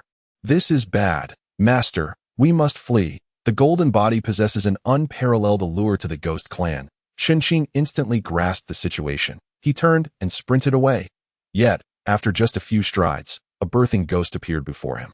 Blood-soaked, it dropped a large mass of indistinguishable flesh or entrails, its abdomen gaping open, revealing a fetus flailing inside. Without hesitation, Chen Qing veered around the birthing ghost and dashed off. Clang clang, yet Chen Qing's south body froze in place. The Conqueror blade fell to the ground, and my hands involuntarily rose, rigid as if animated by some unseen force. With a jolt, I realized that the martial artists and the spectral soldiers had likewise become stiff. Their arms raised in unison, performing a grotesque imitation of a zombie's leap that a sense of dread washed over me. It was the corpse handler. The voice of the painted skin echoed with urgency. Normally, one could engage with it gradually, but now, an increasing number of spirits were converging. The painted skin, devoid of bones, was utterly ineffective against her. Her body flowed like liquid, her ears curling inward, blocking out Chen Qing's hearing. The clang of the bell rang out, now nearly inaudible. Chen Qing could no longer exert control, his gaze darting about. The dense fog obscured the whereabouts of the corpse handler. Suddenly, flashes of fire and blood erupted sporadically from the mist. As if a battle was unfolding in the next instant, a diminutive figure burst through the haze, delivering a punch that struck the ghostly spawn on its back. The spawn's body melted away like snow scorched by flames, a significant portion dissolving instantly. Chen Qing stood in shock. Chen Man was brimming with combat fervor, relentlessly pounding the spawn with her tiny fists, each strike resonating with astonishing lethality, akin to cannonballs detonating. Numerous scorched indentations appeared on the spawn's form, as her meticulously executed techniques forced it into retreat. Enraged, the spawn's abdomen swelled violently, and the fetus inside shot forth like an arrow, hurtling towards Chen Man's face. Alarmed, Chen Qing rushed forward. Yet, Chen Man delivered a powerful kick that sent the spawn staggering backwards, while her other hand clutched the fetus by the neck. The fetus writhed in a frenzy, clawing at the air. Chen Man hurled it to the ground with great force, stomping down with a decisive foot. The entire face of the fetus caved in, emitting a muffled wail as it searched for the spawn. The spawn, in a frenzy, charged at Chen Man with reckless abandon. At last, Chen Qing arrived, brandishing a blade. The spawn's head soared into the air, transforming into a cloud of black mist that vanished into the demon suppression tower. How did it escape again? Don't be rash, Han Yuan cursed as he pursued. The bell chimed once more. This time, Chen Qing finally caught sight of the corpse handler, within the fog, adorned with a tall, square hat. One hand grasped a talisman while the other held a bell, swaying rhythmically with each step. Behind him trailed numerous specters and humans, moving stiffly in time with his advance. Han Yuan, seemingly unfazed by the fog, persisted, bolstered by his immense vitality, charging towards the corpse handler with his blade drawn. Chen Qing followed suit. Two blades, one high and one low, sliced toward the handler in unison. The handler quickly retreated, shaking the bell vigorously, while the surrounding spirits lunged at the two. Meanwhile, Chen Man had become encircled by the ghostly entities. Fortunately, the martial artists and spectral soldiers had regained their mobility. The two plunged into the fray, wielding their staffs to send the spirits flying one by one. Chen Qing clung to the corpse handler, determined to prevent him from ringing the bell. Han Yuan's Conqueror blade blazed with fierce flames, swiftly dispatching the spirits with each strike. At that moment, a buzzing filled Chen Qing's ears, as an otherworldly chant resonated throughout the realm. Even with his ears blocked, a singular phrase pierced through: the phoenix carriage approaches. All living beings must retreat. All the spirits froze, hastily kneeling upon the ground. Through the mist, 2 rows of palace maidens, scattering flowers, slowly approached. The maidens bore no features, their faces devoid of any fluctuation, perfectly smooth. The petals they scattered hovered a foot above the ground, forming an ethereal bridge suspended in the air. The royal palanquin, borne by phoenixes, demanded that all living beings take heed, accompanied by this sound. A procession of etiquette officials brandished avoidance placards, their faces devoid of features, smooth as polished marble. Following them were 4 golden steeds, gracefully trotting upon a bridge of petals. These magnificent horses drew a resplendent carriage, laden with a plethora of gold, silver, jewels, agate, and jade, a sight beyond mere counting. Go, Chen Qing, take Chen Man and flee. A thunderous boom echoed. An angry golden phantom loomed over Han Yuan, towering at least 6 or 7 zhang high. Simultaneously, the flames igniting from the Conqueror blade transformed, interspersed with flickers of gold. With a swift motion, Han Yuan slashed the ground, creating a profound chasm ablaze with roaring flames, illuminating the darkened sky. Behind us is the mighty Tang. Evil spirits must not pass. Yet, the palace maids continued unfazed, The etiquette officials remained undeterred, and the convoy pressed on, their momentum colliding with a thunderous force. The procession faced no hindrance. As the golden phantom shattered into the air, Han Yuan spat out a mouthful of blood, his body hurled backward. The royal palanquin, borne by phoenixes, demanded that all living beings take heed. Suddenly, the sky was torn asunder, revealing a colossal rift, through which a rusted sword plunged downwards. Standing defiantly before the army, the faceless palace maids were the first to collide with it. One by one, they dissolved into nothingness, and after a dozen or so had vanished, the convoy gradually came to a halt. Who gave you the audacity to emerge from the grave? A figure descended from the heavens. Looking up, one beheld a middle-aged man draped in a blood-red robe, lounging atop the sword's hilt, gazing lazily at the procession below. Chapter 49. The Golden Body in the Demon Suppression Tower. The man on the sword hilt, clad in a scarlet battle robe, exuded an extraordinary presence, yet around his waist hung an apron, and in his hand, he wielded a spatula, as if he had just been cooking. An eerie sensation permeated the air. Chen Fan, move. Han Yuan shouted towards Chen Fan, but her ears were blocked by a painted mask, rendering her deaf to his call. Han Yuan hastily rushed over, gripping Chen Fan with one hand and lifting Chen Man with the other, hastening their departure. Chen Fan finally regained her senses, tapping her ears, and the mask withdrew immediately. What just happened? Was that convoy the princess? And who was that sword-wielding figure? Countless questions swirled within Chen Fan's mind, her desire for answers fervent. We must leave this place. Han Yuan's complexion was pale, yet his speed remained swift. If a battle ensues, we may not survive. Soon, the two emerged from the ghostly domain. Outside, a multitude of newcomers had gathered, their expressions grim. There are fatalities, and quite a number at that. They likely had not anticipated such a scene, or perhaps they had, but could not have fathomed the extent of the carnage. As the faces that had laughed and spoken mere hours ago lay cold and lifeless, silence enveloped them. To join the Imperial Ghost Army was to court death. They suddenly recalled the words of Wukong on their first day of enlistment. The monkey's forehead was wrapped in bandages, yet blood seeped through, staining the surrounding area. His voice was heavy with sorrow. Yangxing's is dead. Chen Fan looked up, bewildered. What? 5 are dead, and 6 remain within, uncertain if they will emerge. Indeed, with so many spirits, death was inevitable. Chen Fan pondered silently. Several warriors from the ghost army approached, placing the 5 newcomers into body bags. Han Yuan, in silence, moved beside the bags and gestured to the soldiers. They halted their actions, and Han Yuan quietly observed, murmuring, Li Ai Huang joined the ghost army for 7 days. Aged 19, he proceeded to the next body bag. Dai Shuda joined the ghost army for 7 days. Aged 18. Yangxing Shui joined the ghost army for 7 days. Aged 19. Huang Jing joined the ghost army for 7 days. Aged 19. Zhang Tian joined the ghost army for 7 days. Aged 18. Ji Yuxing sat in the ambulance, his gaze vacant, lost in thought. Upon seeing Han Yuan approach, a flicker of emotion crossed his hollow eyes. Captain, I thought I couldn't protect him. I'm sorry. This usually taciturn youth leaned his arm against the wall, burying his face in it, weeping profusely. I'm sorry. I've never been able to protect anyone. Han Yuan silently settled beside him, recalling the moment when his fiancée perished before his eyes while he was in the Qi blood realm. Gu Xing was taken aback, his shock evident as he lifted his head, encountering a pair of eyes that should not bear such sorrow. Though their acquaintance was brief, the captain had always been a figure of immense strength. My father, my mother, they have all passed away. Han Yuan's tone carried a hint of melancholy. Afterward, I devoted myself to training, and since then, the ones I wish to protect have not died before me again. With that, Han Yuan departed the ambulance. Subsequently, for more returned, leaving 2 who might forever remain in the realm of ghosts. The journey back was steeped in silence, the weight of their first mission evident as 6 had perished, leaving only 35. Continuing this way, in just 7 more missions, they would be extinguished. Inside the vehicle, the silence was abruptly shattered. Hanya clenched her fists, gritting her teeth. I cannot comprehend such missions. I will never accept this outcome. Lives are at stake.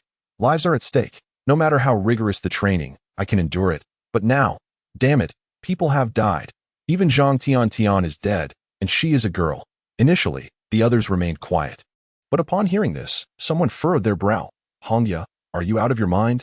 Have you gone mad from boxing? You filthy wench. Zhang Tian is a girl, so her life matters. But what of the other 5 boys? Who are you calling a wench? I'm talking about you. I've tolerated your boxing antics, but in this situation, you scummy wench dare to box. Fine. Come, let us duel. Slap. Hanya received a resounding slap across her face. How dare you hit me? Aren't you the one who wanted to duel? Wench, come on. Don't think I want to hit you just because you're a woman. Stop. Enough. The vehicle descended into chaos. Meanwhile, in Han Yuan's vehicle, Chen Qing remained silent. While he had grown accustomed to the ebb and flow of life and death, he found himself somewhat numb to such scenes. Still, there lingered a profound silence within him. Today, that sword belonged to one of the 8 pillar nations, the remnants of a blade. The ghosts had carried forth the evil spirit-level princess. Originally, the princess had been sealed at the bottom of the tomb, and the surrounding area had been cleared. However, in recent days, the malevolent spirits have surged, and numerous ghostly entities have emerged around Shiming City, with an ongoing trend of escalation. Not only the spirit exorcising army, but also the ghost extermination team have suffered significant losses. Chen Qing listened in silence. The blood moon loomed ever closer. In just a few days, Shiming City would transform into another realm of spirits, and furthermore, the duration would be prolonged, with both the quantity and strength of the spirits increasing by several magnitudes. Faced with all of this, 99 of the populace consisted of ordinary individuals. Contemplating this, a sense of urgency welled up within him. In the car, Han Yuan made calls, receiving dozens of them. It was evident that conditions were dire everywhere. The spirit exorcising army and the ghost extermination team resembled a house precariously swaying in a tempest. They might still cling to hope. Yet, Chen Qing understood that the storm would only grow fiercer, and the blood moon would serve as the final thunderbolt to topple this abode. Suddenly, he pondered what he would do if he were the decision-maker at this moment. After much contemplation, he arrived at nearly one conclusion: to consolidate forces, sacrificing a significant portion of the population. However, for those who would be abandoned, what reason would there be for that? In this world, one could only care for their own family. Upon returning to the dormitory, Chen Qing's consciousness sank into the second level of the demon suppression tower. With a single thought, he summoned the painted skin. Chen Qing inquired, "That golden body, what significance does it hold for your ghostly kin?" Indeed, the painted skin nodded emphatically. It seems the master has discerned the truth. Today's upheaval in the realm of spirits is likely due to this golden body. If we can completely assimilate this golden body, the wandering souls could even reach the level of evil spirits. Chen Qing nodded, then asked, "If we were to place this golden body here, would it benefit your training?" "Naturally. For us ordinary spirits, this would be an unparalleled opportunity." Chen Qing nodded again, and with a mere thought, the armless golden body materialized before him. He subsequently released 12 spirits. The moment the spirits appeared, they went into a frenzy: the drowned ghost, the child ghost, the warrior, the hanged ghost, and the soldier ghost immediately lunged at the golden body. The other 7 F-level spirits, their eyes ablaze with fervor, were easily batted away by the first 5. Furrowing his brow, Chen Qing commanded, "Stand down." As the master of the demon suppression tower, he was nearly akin to a deity within this realm, and the spirits dared not defy him any longer, retreating to a distance. Their eyes fixated on the golden body. Chen Qing turned to the painted skin and instructed, "You shall arrange the seating. Anyone who dares to act recklessly shall be executed." The painted skin nodded solemnly. "This servant understands." Chapter 50. Apologies. I was too heavy-handed. The morning's running task proceeded rather effortlessly. It was during this time that he learned that 8 newcomers had chosen to withdraw that morning. Thus, only 27 remained, and a modest memorial service was held for the 6 who had perished the previous day, posthumously honoring them as martyrs. After attending, Chen Qing returned to his dormitory, lay down, and entered the second level of the demon suppression tower. The spirits sat in various postures around the golden body, their expressions entranced. "Warrior," Chen Qing called out. The warrior stood, somewhat bewildered. "Teach me your skills." Oh, the warrior understood Chen Qing's intent, yet at the wandering soul stage, their intelligence was not particularly high, though the martial artist possessed unparalleled skills in both staff and fist techniques. Imparting his knowledge to Chen Qing seemed nothing short of a lofty ambition. In a state of resignation, Chen Qing resorted to donning the guise of a spirit, exclaiming, "Let us engage in combat." Combat? This was the very arena where the martial artist excelled and relished the most. Thus, the two commenced their fierce exchange of blows, each strike resonating with intensity. Yet, until this moment, Chen Qing had only encountered the martial artist on a mere handful of occasions. Meanwhile, The martial artist's long staff struck true, landing solid hits on Chen Qing 8 times out of 10. Time flew swiftly, and soon night fell, heralding the arrival of their first examination. Everyone sat upright, brimming with solemnity. The monkey whispered, "Chen Qing, this is the Spirit Companion competition, which will determine our future allocations. Upon graduation, we are to serve as guardians in various community defense zones throughout Shiming City. The position of guardian will be chosen in order of our grades. The better your score, the more desirable the community defense you can select. If you secure the top position, that you may choose our very own neighborhood, allowing you to care for your family. There are no secrets that remain concealed forever. Even with utmost efforts to hide, perceptive minds could sense the unrest brewing in the world. Thankfully, prices remained relatively stable, supply chains were intact, and the overall situation was still under control." Chen Qing nodded in understanding. Meanwhile, on the other side, Chen Kuan cast a scornful glance at Chen Qing, smirking, "Luo Go, I've learned that 2 newcomers witnessed Chen Qing's spirit companion last night, both of which are F-grade spirits. This fool doesn't realize the implications of his actions. He has effectively jeopardized his own future." Ji Luo joined in the derision, stating, "He has no grievances with me, and I had no intention of confronting him. However, his folly lies in entangling himself with Xiao Shi. Whoever dares to pursue Xiao Shi forces my hand to incapacitate them." At these words, Chen Kuan's eyes danced with delight. His scheme had borne fruit. Ji Luo harbored a profound infatuation for Chen Qing. Coming from a prestigious family, he had spent his life ensconced in an ivory tower of rigorous study and training. Upon venturing out, he encountered a woman of Chen Qing's caliber, who easily captivated him. A mere smile and a simple good night from her elevated him to the heavens. Over the past few days, Chen Kuan had subtly revealed Chen Qing's persistent pursuit of Chen Qing, even causing a stir that led to a visit from the police. How could Ji Luo not be incensed? He had suffered at the hands of his future brother-in-law, nearly losing his fiancée for 3 years and forcing his future mother-in-law to receive several harsh reprimands. Each of these transgressions could not go unpunished. Ji Luo, familiar with the strategies of warfare, understood the importance of knowing both oneself and one's adversary, ensuring victory in every battle. Initially, he held a degree of caution towards Chen Qing, but upon discovering the latter's 2 F-grade spirit companions, he shed all reservations. Today, he was determined to eliminate him. Wukong arrived, his demeanor grave. "Let us first observe a moment of silence for the 6 classmates who sacrificed their lives yesterday." After 5 minutes, he continued, "I trust you all are aware of the increasing frequency of ghostly apparitions. Though we may wish otherwise, some among you will inevitably depart." Wukong sighed, reiterating the rules. "Your final grades will be determined by your performance, participation in tasks, and examination scores. Today's competition will follow an elimination format, with higher scoring students receiving priority in subsequent rounds. The drawing of lots is about to commence. Zhou Yangqiao, Ji Luo, Chen Qing, and Chen Kuan have all received a bye in the first round. The first pair to take the stage are Hongya and He Runxing. Fearing elimination, He Runxing took a daring risk last night by re-entering the ghost domain, where he contracted an E-grade ghostly specter known as a sickly spirit. In contrast, Hongya is accompanied by a D-grade ghostly specter, the toilet ghost, and another D-grade specter, the long-tongued ghost. The outcome appears almost predetermined. Unexpectedly, He Runxing exhibits remarkable resilience, commanding his feeble sickly spirit, which audaciously strikes Hongya across the face. Yet, that is where his fortune ends. He Runxing quickly succumbs to defeat, inciting Hongya's fury as she rushes forward, exclaiming, "How shameless can you be? Do you even understand the concept of gentlemanly conduct? Given the vast disparity in our strengths, you refuse to concede and instead resort to such despicable antics? Unbelievable." He Runxing, mark my words, this isn't over. Hongya's furious tirade leaves He Runxing feeling disgruntled. However, when the results are announced, a hush falls over the crowd. Wukong, maintaining his composure, declares, "It's a tie. On what grounds?"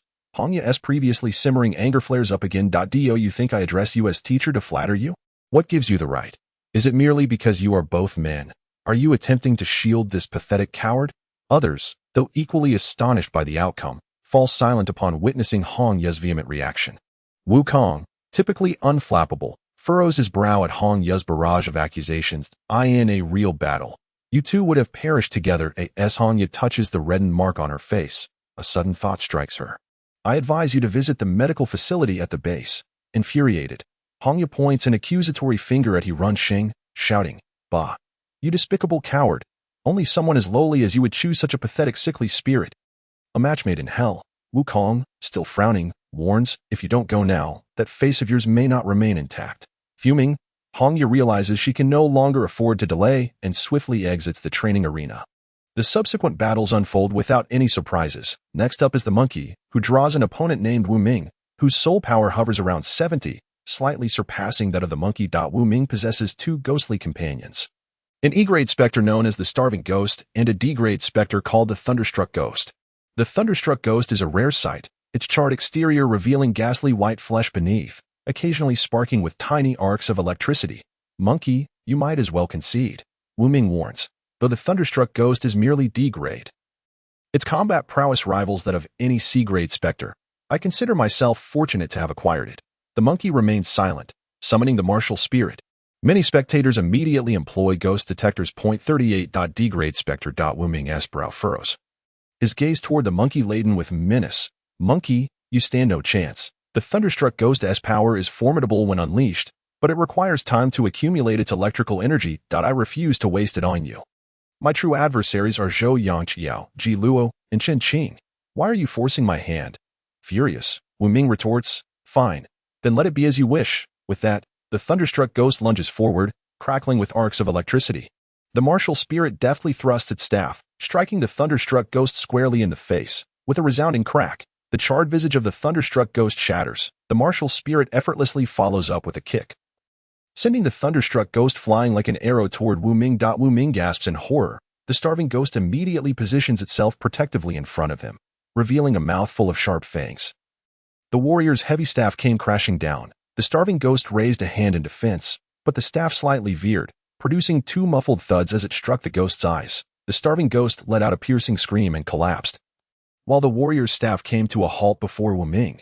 Beads of cold sweat dotted Wu Ming's forehead, his complexion paling. If that staff advanced but an inch further, his eyeballs would surely be punctured. I concede, Wu Ming stammered, recalling the bravado he had displayed merely 10 seconds prior, his face flushed with shame, alternating between hues of green and red, wishing he could vanish into the earth. The warrior retracted his staff. Chen Qing appeared contemplative. Just moments ago, he had pondered why the staff had not descended upon him, only to now realize that this group were ultimately just ordinary individuals with slightly stronger abilities.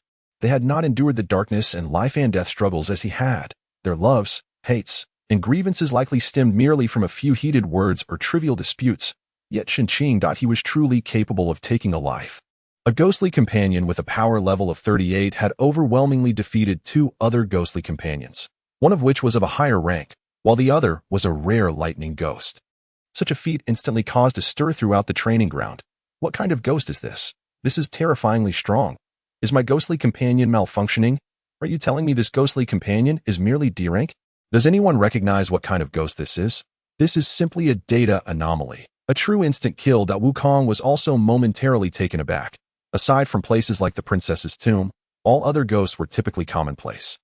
This was his first encounter with such a creature. What kind of ghost is this? A warrior. I want one too. With such a being, I would be invincible. The crowd buzzed with excitement. However, the monkey waved his hand, saying, I advise everyone against pursuing this type of ghost. I acquired this ghost with the help of a master. Without that expert, I would probably have died several times over. The crowd paused, realizing the truth in his words. Such overwhelming strength, if one were to confront it head-on, they might not even comprehend how they met their demise. The intensity was simply beyond the norm. Wukong waved his hand, signaling for the next group. Soon, the first round concluded. From 8 groups, 9 individuals advanced to the next round. Along with the 5 who received buys, 2 more also advanced, Chen Qing and Zhou Yangqiao. This time, the audience was taken aback. In their eyes, the ranking had always been Zhou Yangqiao, Ji Luo, Chen Qing, and Chen Kuan. Yet, unexpectedly, Chen Qing stood in first place. Teacher Wu, is there a mistake in the rankings? Chen Kuan furrowed his brow. Whether Chen Qing should even be ranked 3rd is debatable. How has he surpassed Luo Ge? Wukong shook his head. The scores were provided by He Chong, and the team leader has reviewed them. If there are any objections, you may raise them with the team leader. Chen Qing suddenly smiled. Chen Kuan, how about we have a match? The loser calls the winner daddy. Chen Kuan froze, his expression darkening. With 2 measly F-rank wandering spirits contracted, Chen Qing was undoubtedly no match for him. However, The last time Chen Xing had beaten him had left a shadow over him. He loathed Chen Xing. Yet, he feared him even more. He could not fathom how it was that the once timid Chen Xing seemed to have transformed overnight into a figure of dominance and coldness. But if he backed down in this situation, where would he put his face? Ji Luo whispered. He has 2 F-grade wandering spirits, which can be easily dealt with. The only real threat is his own close combat. Yet, what do you possess? Even if Chen Xing engage him in close quarters, there would undoubtedly be no match for you.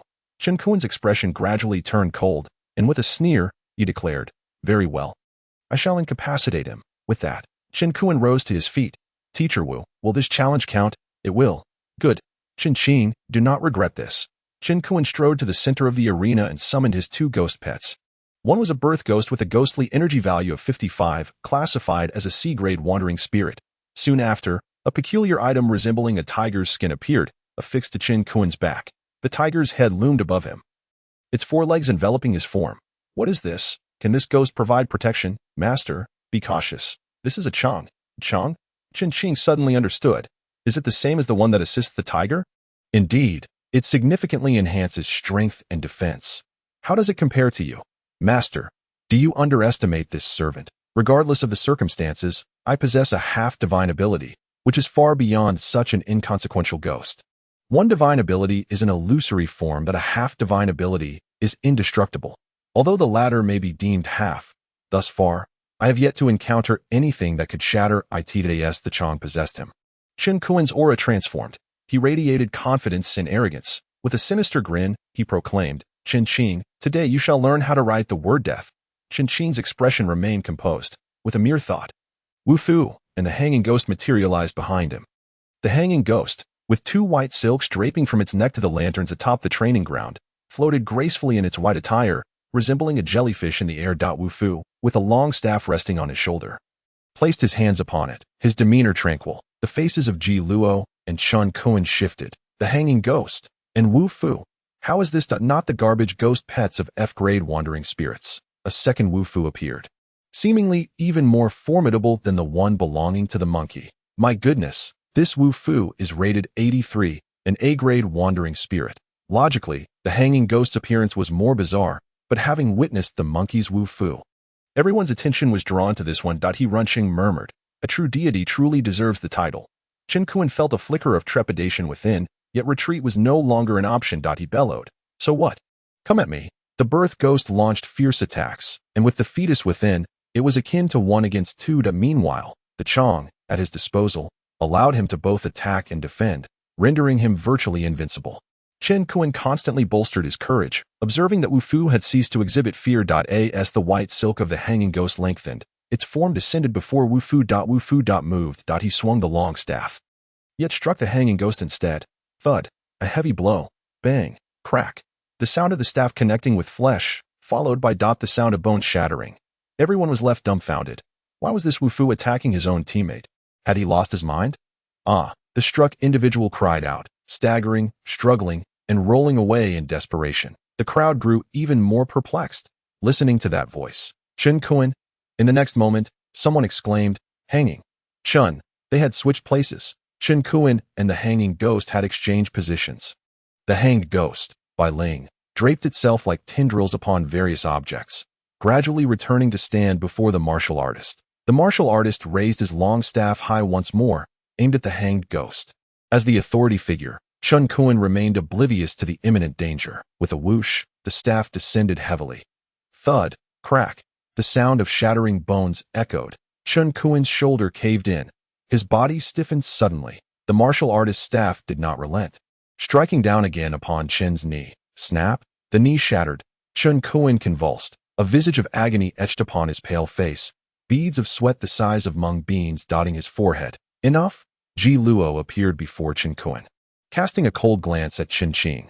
The outcome is clear. Do you intend to deliver a fatal blow? I wouldn't resort to lethal measures. If it were just the 2 of us, I would savor his demise bit by bit. Chen Xing mused internally.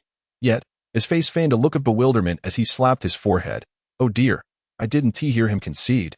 My apologies. My apologies, I was too heavy-handed.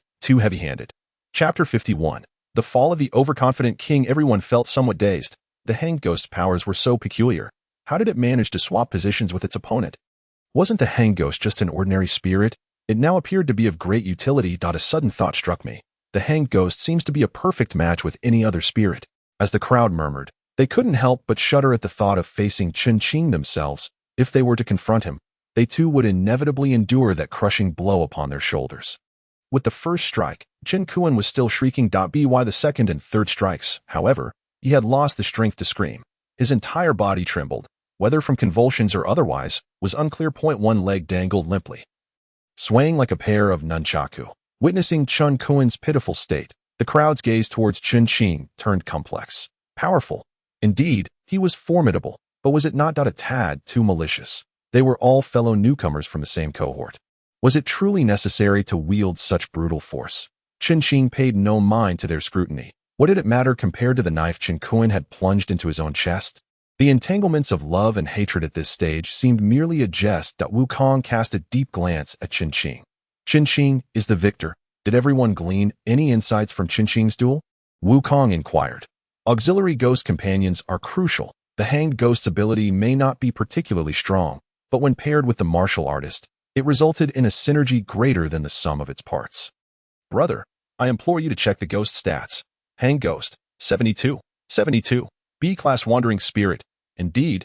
And the martial artist, ghost energy value 83. Undoubtedly an A-class wandering spirit. What? Wukong nodded. On one hand, Chen Qing's tireless efforts have earned him high soul power. But everyone must pay attention to the collaboration between different types of spirits. If a skilled practitioner's ghost companion is of a low grade, rather than feeling fortunate, one should be wary. The next match features Hongya against Ho Tianyi. Has Hongya arrived? The monkey rubbed his fists together, sneering. I've been waiting to settle the score with this fellow. The opportunity has finally come. Hongya. Shortly after, Hongya appeared, his left cheek smeared with a thick layer of what resembled lubricant. She loathed the sight of Yurun Xing, brimming with arrogance. This slap today, I shall etch it in my heart. And you shall spend the rest of your life atoning for it. I will transform into your nightmare. Are you going to fight or not? You cowardly woman. The monkey felt a headache coming on. Hongya, having meticulously prepared a barrage of sentences in the medical room, was left frustrated and turned to glare at the monkey. Fine. She let out a cold laugh. Did you think that just because I am a woman, you would have the upper hand? Have you ever heard the saying, how can one form an army like a woman, in sheer anger? Damn it, are we fighting or not? The monkey retorted, you have no real skills. Yet your mouth is quite formidable. You'll surely become a tongue demon when you perish. Ha!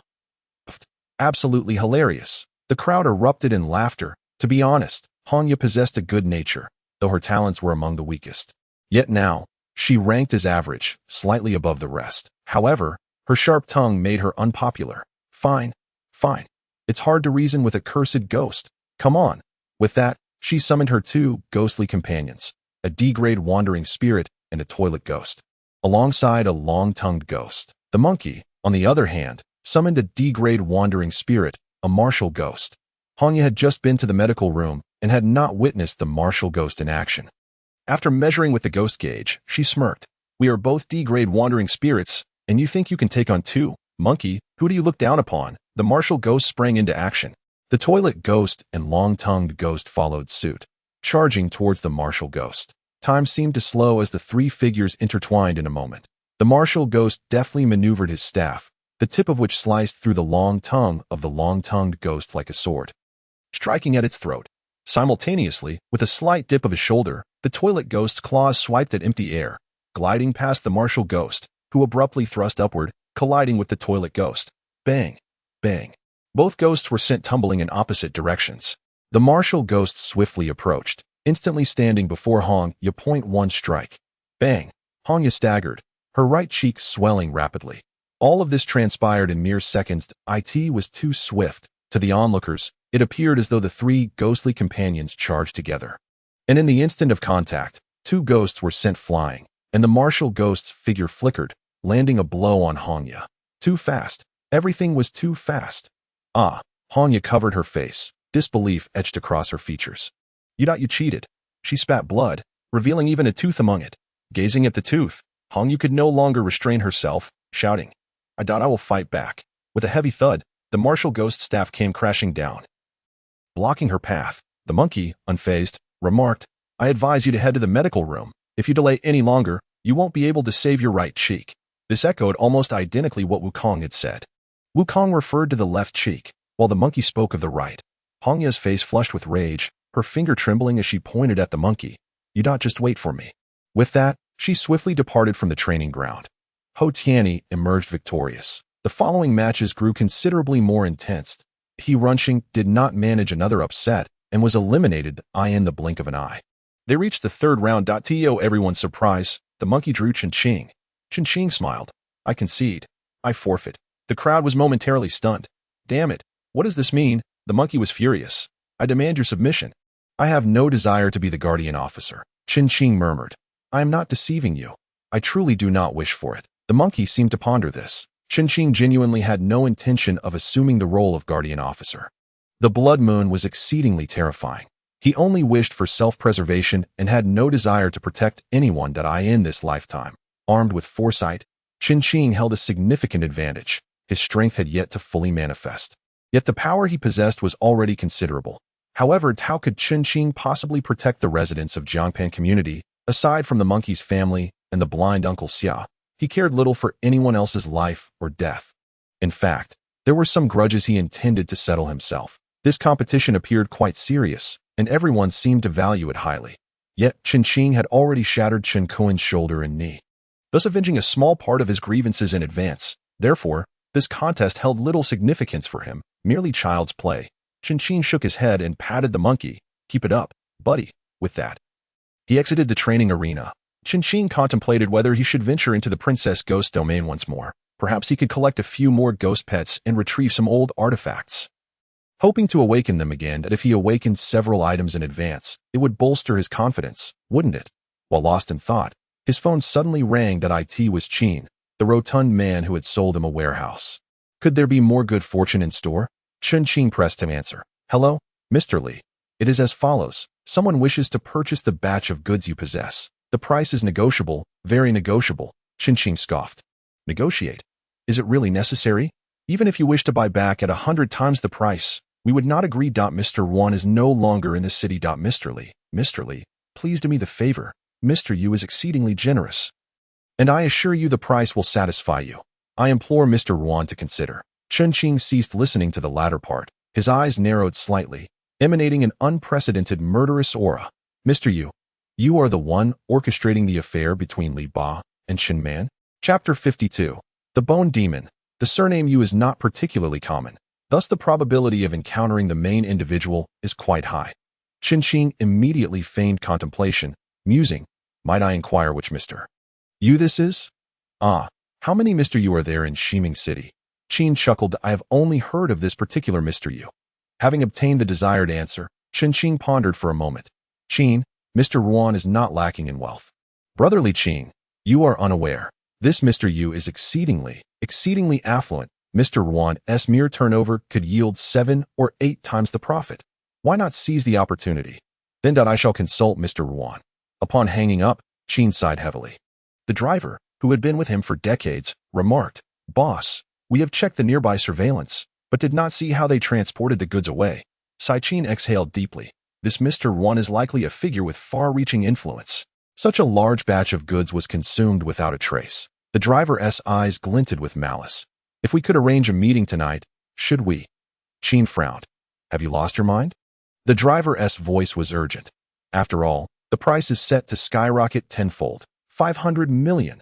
Brother, it's the key to a lifetime of wealth for all our brothers. Yet one must possess life to enjoy it. If it were you, would you be able to handle such a large shipment in just a few days?" With a long sigh, Qin remarked, "If only this shipment could be delayed for another 5 days. It could be sold to that Mr. Yu. Alas, perhaps it is simply not meant to be." The time for their meeting was set for the evening. During the day, there are numerous restrictions concerning spirits, and only at night does Chen Qing feel a semblance of peace. He felt a twinge of relief that, since meeting Wu Xiaoman, he had been using the alias Li Qing. Had he not? Mr. Yu might have had reservations. Of course, he could not reveal his true identity. Instead, he would disguise himself as Mr. Ruan for the occasion. As dusk approached, the competition concluded. Zhou Yanxiao faced off against Ji Luo in the finals. And without surprise, Zhou Yanxiao secured first place with his evil spirit-level baboon. The monkey managed to claim third place with a D-level wandering spirit warrior. To Qinqing's surprise, a newcomer approached him. "Greetings, esteemed one. You may not remember me, but I am Zhou Zhang." Zhou Zhang was of unremarkable appearance, with average grades and an overall mediocre presence. "That I have a request. Could you assist me in contracting a warrior spirit? I am willing to pay a fee of 2 million. Qinqing was taken aback. Could it be that this was a hidden rich second generation in their class? "I apologize, but I lack the capability." He shook his head, wondering if the monkey had revealed something. The monkey had mentioned that a capable person was assisting him, and after some thought, Qinqing realized it could only be him. Zhou Zhang implored, "I earnestly request your help. If it is a matter of money, we can negotiate. I am truly sorry, but I genuinely lack this ability." Qinqing was not in need of money. Moreover, warrior spirits, as described in the record of 100 demons, were ranked highly. If one were to sell, it would certainly not be for such a price. After all, money would soon become worthless, with no other option. Zhou Zhang had to depart. Qinqing once again entered a meditative state, and after a long while, he released a sigh of relief. The 12th celestial cycle was achieved. Finally, he connected the great Zhou Tian in his mind. Reaching the essence refinement stage, he had long memorized the acupoint map. Starting with the Jiao Sun acupoint, located just above the right ear, precision was not paramount. A general idea of its position sufficed. Acupoints and meridians are akin to service stations along a highway, or perhaps like a pond within a river, significantly increasing capacity. The spiritual energy began to flow. Initially tight and obstructed, it merely needed to be unblocked. At last, the spiritual energy coursing through the meridian above his ear surged forth, flooding into the Jiao Sun acupoint. Next up was the Lingxi ACU point. As time passed slowly, the sky darkened. Qinqing stepped outside to hail a cab. Arriving at the agreed location, Qin was already waiting, a broad smile on his face. "Mr. Wan, welcome, welcome." He then inquired, "Where is Li Qing, the young brother? Has he not arrived?" "He has some urgent matters at home," Qinqing replied.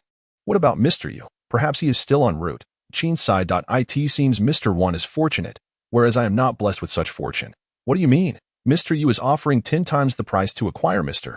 Ruan's entire stock, selling for 40 million only to find someone willing to buy it for 400 million. I dare say, Qin felt as if he might just wither away in despair. However, as someone who has weathered storms, he merely chuckled at his own plight. After exchanging a few casual remarks, the time arrived, and Mr. Yu finally made his entrance, with prominent features and standing at an impressive height of nearly 6 feet. He bore a blood-red birthmark on the left side of his face, adding a touch of ferocity to his appearance. After exchanging a few pleasantries, we swiftly delved into the matter at hand. I expressed my keen interest in the batch of goods Mr. Wan held, emphasizing that the price was of no concern. I inquired, however, what sum Mr. Yu had in mind. 10 times, Mr. Yu declared, presenting an astonishing figure that was hard to fathom. Is business conducted in such a manner? I thought, sensing a need to probe further. 400 million is indeed a considerable amount. I must first ascertain your assets. Mr. Yu grinned widely, retrieving a pouch from his pocket, from which he produced a substantial stack of untraceable cards. These cards, I presumed Mr. Wan was quite familiar with, each requiring an application threshold of 10 million. Qinqing narrowed his eyes, not merely due to the pile of untraceable cards, but because of the pouch itself. It was the very pouch gifted to him by the enigmatic woman in black during the peak of his endeavors, possessing spatial properties and a capacity of approximately 1 cubic meter. Such an item was certainly beyond the reach of ordinary individuals. Very well. Follow me. Qinqing nodded in agreement. Mr. Yu was elated, promptly tossing a card to Mr. Qin, exclaiming, "Thank you, Mr. Qin. Consider this as an introduction fee." Mr. Qin accepted it, his emotions a complex mix. Choosing not to ride in Mr. Yu's vehicle, they hailed a taxi and made their way northward through the city. The area had become nearly desolate, with roads long neglected and cracked from years of disrepair. Mr. Wan is indeed meticulous in his dealings, Mr. Yu remarked. In clandestine transactions, caution is paramount. As they walked, Qinqing smiled and asked, "Mr. Yu, have you ever heard of gold that cannot be exchanged?" He scrutinized Mr. Yu's expression intently as he spoke. The jovial demeanor of Mr. Yu shifted dramatically the moment those 3 words escaped Qinqing's lips. "Where?" he inquired eagerly. Qinqing produced the demon suppression tower and tossed it towards him, urging, "Catch." The tower expanded to the height of 3 stories, crashing down with a resounding thud. The ground trembled and cracked beneath it. Yet, astonishingly, The tower did not reach the earth, but hovered a meter above. Supported by a monstrous creature cloaked in dark fur, its arms raised high, straining to hold the tower aloft. Blood streamed from Mr. Yu's head as he lay prostrate on the ground, summoning a skeletal figure before him. The skeleton, still bearing remnants of flesh, glistened with a golden hue and wore a cloak woven from fragments of bone. Upon its appearance, it swiftly rolled Mr. Yu out from beneath the tower's shadow. He was indeed a master of ghostly arts. Chen felt a chill run down his spine as various specters, warriors, martial artists, and hanged spirits materialized around him. Master, that skeleton is a bone spirit, and the fur-clad creature is a hair zombie. Both are of malevolent spirit caliber. As Chen listened, he expanded the demon suppression tower once more. The tower's weight was now unfathomable, pressing down heavily upon the ground and shattering the road beneath it into countless fragments. The hanged ghost, clad in white silk, draped languidly over a nearby tree, while the weapons of the soldier and martial artist struck to the utter astonishment of the esteemed Yu. The skeletal beauty raised her right hand, and her index finger abruptly elongated, transforming into a bone whip several meters in length. With a delicate flick of her finger, she swung it in a circular motion, resembling a white serpent, and struck fiercely. With a resounding crack, the soldier's spirit failed to evade this lash, as the bone whip detonated at the soldier's shoulder, shattering one of his arms into fragments, sending it flying along with his hand. Simultaneously, a gaping hole erupted in the soldier's spirit's side. Chen was filled with dread. Zhong Kuei. He attempted to summon Zhong Kuei, yet for reasons unknown, Zhong Kuei was outside his reach. That moment. The skeletal beauty's middle, ring, little, and thumb fingers all inexplicably lengthened, transforming into 5 serpentine bone whips, each around 10 meters long, striking with unparalleled agility. Retreat. Meanwhile, the skeletal beauty's left hand had also elongated, creating 10 bone whips that sealed off all avenues of escape. Mercilessly constricting towards the group, Mama Love the child's spirit cried out, causing the 10 bone whips to abruptly freeze. Yet, it was merely a fleeting moment, as one of the bone whips pierced into the child's spirit's jaw. In an instant, it crushed the entirety of the child's chin. The 10 bone whips once more lifted, lunging at the group like serpents. The hanged ghost reappeared, switching places with the skeletal beauty. In an instant, she found herself 30 meters away from the group. The skeletal beauty paused for just a moment, and the 10 bone whips simultaneously plunged into the hanged ghost's body. At that moment, the nearly lifeless Yu waved his hand, and a delicate, fair-skinned maiden materialized before him. This maiden pinched her middle and thumb fingers in the void, as if wielding an embroidery needle. Be careful, the painted skin exclaimed, forcefully twisting Chen to the right. With a soft sound, he felt a sharp pain in his right chest, as if pierced by a needle. The fair maiden tugged at the void, and it felt as if all the flesh and blood in Chen right chest were being drawn, causing his complexion to turn pale from the agony. The warrior and the soldier spirit, now left with only one arm, charged recklessly towards the fair maiden. Chen shouted, Zhong Kuei, in his state of alarm. He finally sensed Zhong Kuei's presence. The next moment, Zhong Kuei appeared. With a series of resounding cracks, the 10 bone whips struck him from all angles. Pain, pain, pain, pain, pain. Zhong Kuei shielded his head with both hands, howling in anguish, his fury palpable. Who dares to strike me? Yet, most of the 10 bone whips had already shattered, akin to decayed wood striking against solid rock. The skeletal beauty was momentarily taken aback, and in the next instant she turned and fled, as if encountering a nemesis. Dare she run? Zhong Kuei, in a fit of rage, donned his golden slippers and swiftly pursued her, with the assistance of the golden slippers. His speed was akin to lightning, covering several steps to catch up with the skeletal beauty. Boom, boom. At the base of the demon-suppressing tower, the hairy corpse relentlessly pounded, with each strike. The ground trembled. The fair maiden possessed a peculiar ability, retreating while wielding the needle in the void, stabbing left and right. With each strike, the warrior's body would momentarily stiffen, but with his formidable physique, he seemed to break free from the needle's grasp in the void. Taking 2 steps forward, he seized the fair maiden's hands. The maiden struggled violently, yet it felt as though she were ensnared by steel cables. Unable to move, the warrior hoisted the fair maiden before Chen as if she were a mere chick. At this moment, Chen was still drenched in cold sweat from the excruciating pain. The embroidery girl, she could. The narrative of the painted skin was abruptly interrupted, her voice cut off. Chen, without a moment's hesitation, unleashed the bloodline of the Kunwa sword, cleaving off the head of the embroidery girl. She transformed into a wisp of black mist, drawn into the demon suppression tower. Chen commanded a long-tongued ghost to explode into ghostly energy, clearing a space for the embroidery girl. Only then did the narrative resume. This is an auxiliary-type ghost pet, and the master must have sensed it. She can pierce the master's body with an embroidery needle from a distance, somewhat akin to the hanged ghost. The hanged ghost. Chen immediately rushed over. This creature truly suffered. He withdrew it into the tower, placing it beside the golden body, where it could recover in a few days. The golden body possesses such capabilities. Otherwise, it wouldn't attract so many ghosts who are willing to fight desperately for it. At the base of the demon suppression tower, a hairy zombie is still confined. Chen understood this entity could be described in 2 words, impervious to blades and immensely powerful, before Zhong Kuei's return. The tower could not be reclaimed. Thus, he cradled the hanged ghost and approached the tower, retrieving the 2nd level of the demon suppression tower. He also collected the severely injured soldier ghost, quietly awaiting Zhong Kuei. Bang, bang, bang. The earth continued to tremble. If only the hairy zombie had a semblance of intellect, it would dig sideways and escape. Yet, with the master unconscious and no one to command it, the simple-minded hairy zombie persisted in its futile ascent, seemingly intent on breaking through the demon suppression tower. Moments later, Zhong Kuei returned. He hurled the skeletal remains that barely held together onto the ground. Infuriated, his already wild eyes darted around, daring to flee, daring to escape. I'll turn your bones into firewood. Chen's Kunwa sword revealed its blood markings once more, and he swung down. Clang. Sparks flew. It merely left a deep indentation. Master, crush it with the demon suppression tower. With Zhong Kuei present, there was no need to fear the hairy zombie. Chen nodded, and with a thought, the demon suppression tower shrank and flew back into his hand, then was tossed out again. Now the size of the 3rd floor. Boom. It landed heavily, reducing the white bone essence to mere bone fragments. The hairy zombie, like a nail driven into, although one may be protected by a skin of paint. The needle of the embroidery girl can indeed pierce through one's body from afar, which is truly bizarre. The presence of the Maojiang, the Beigujing, and the embroidery girl, each a rare breed of ghost, creates a remarkable complementarity, particularly between the Maojiang and the embroidery girl.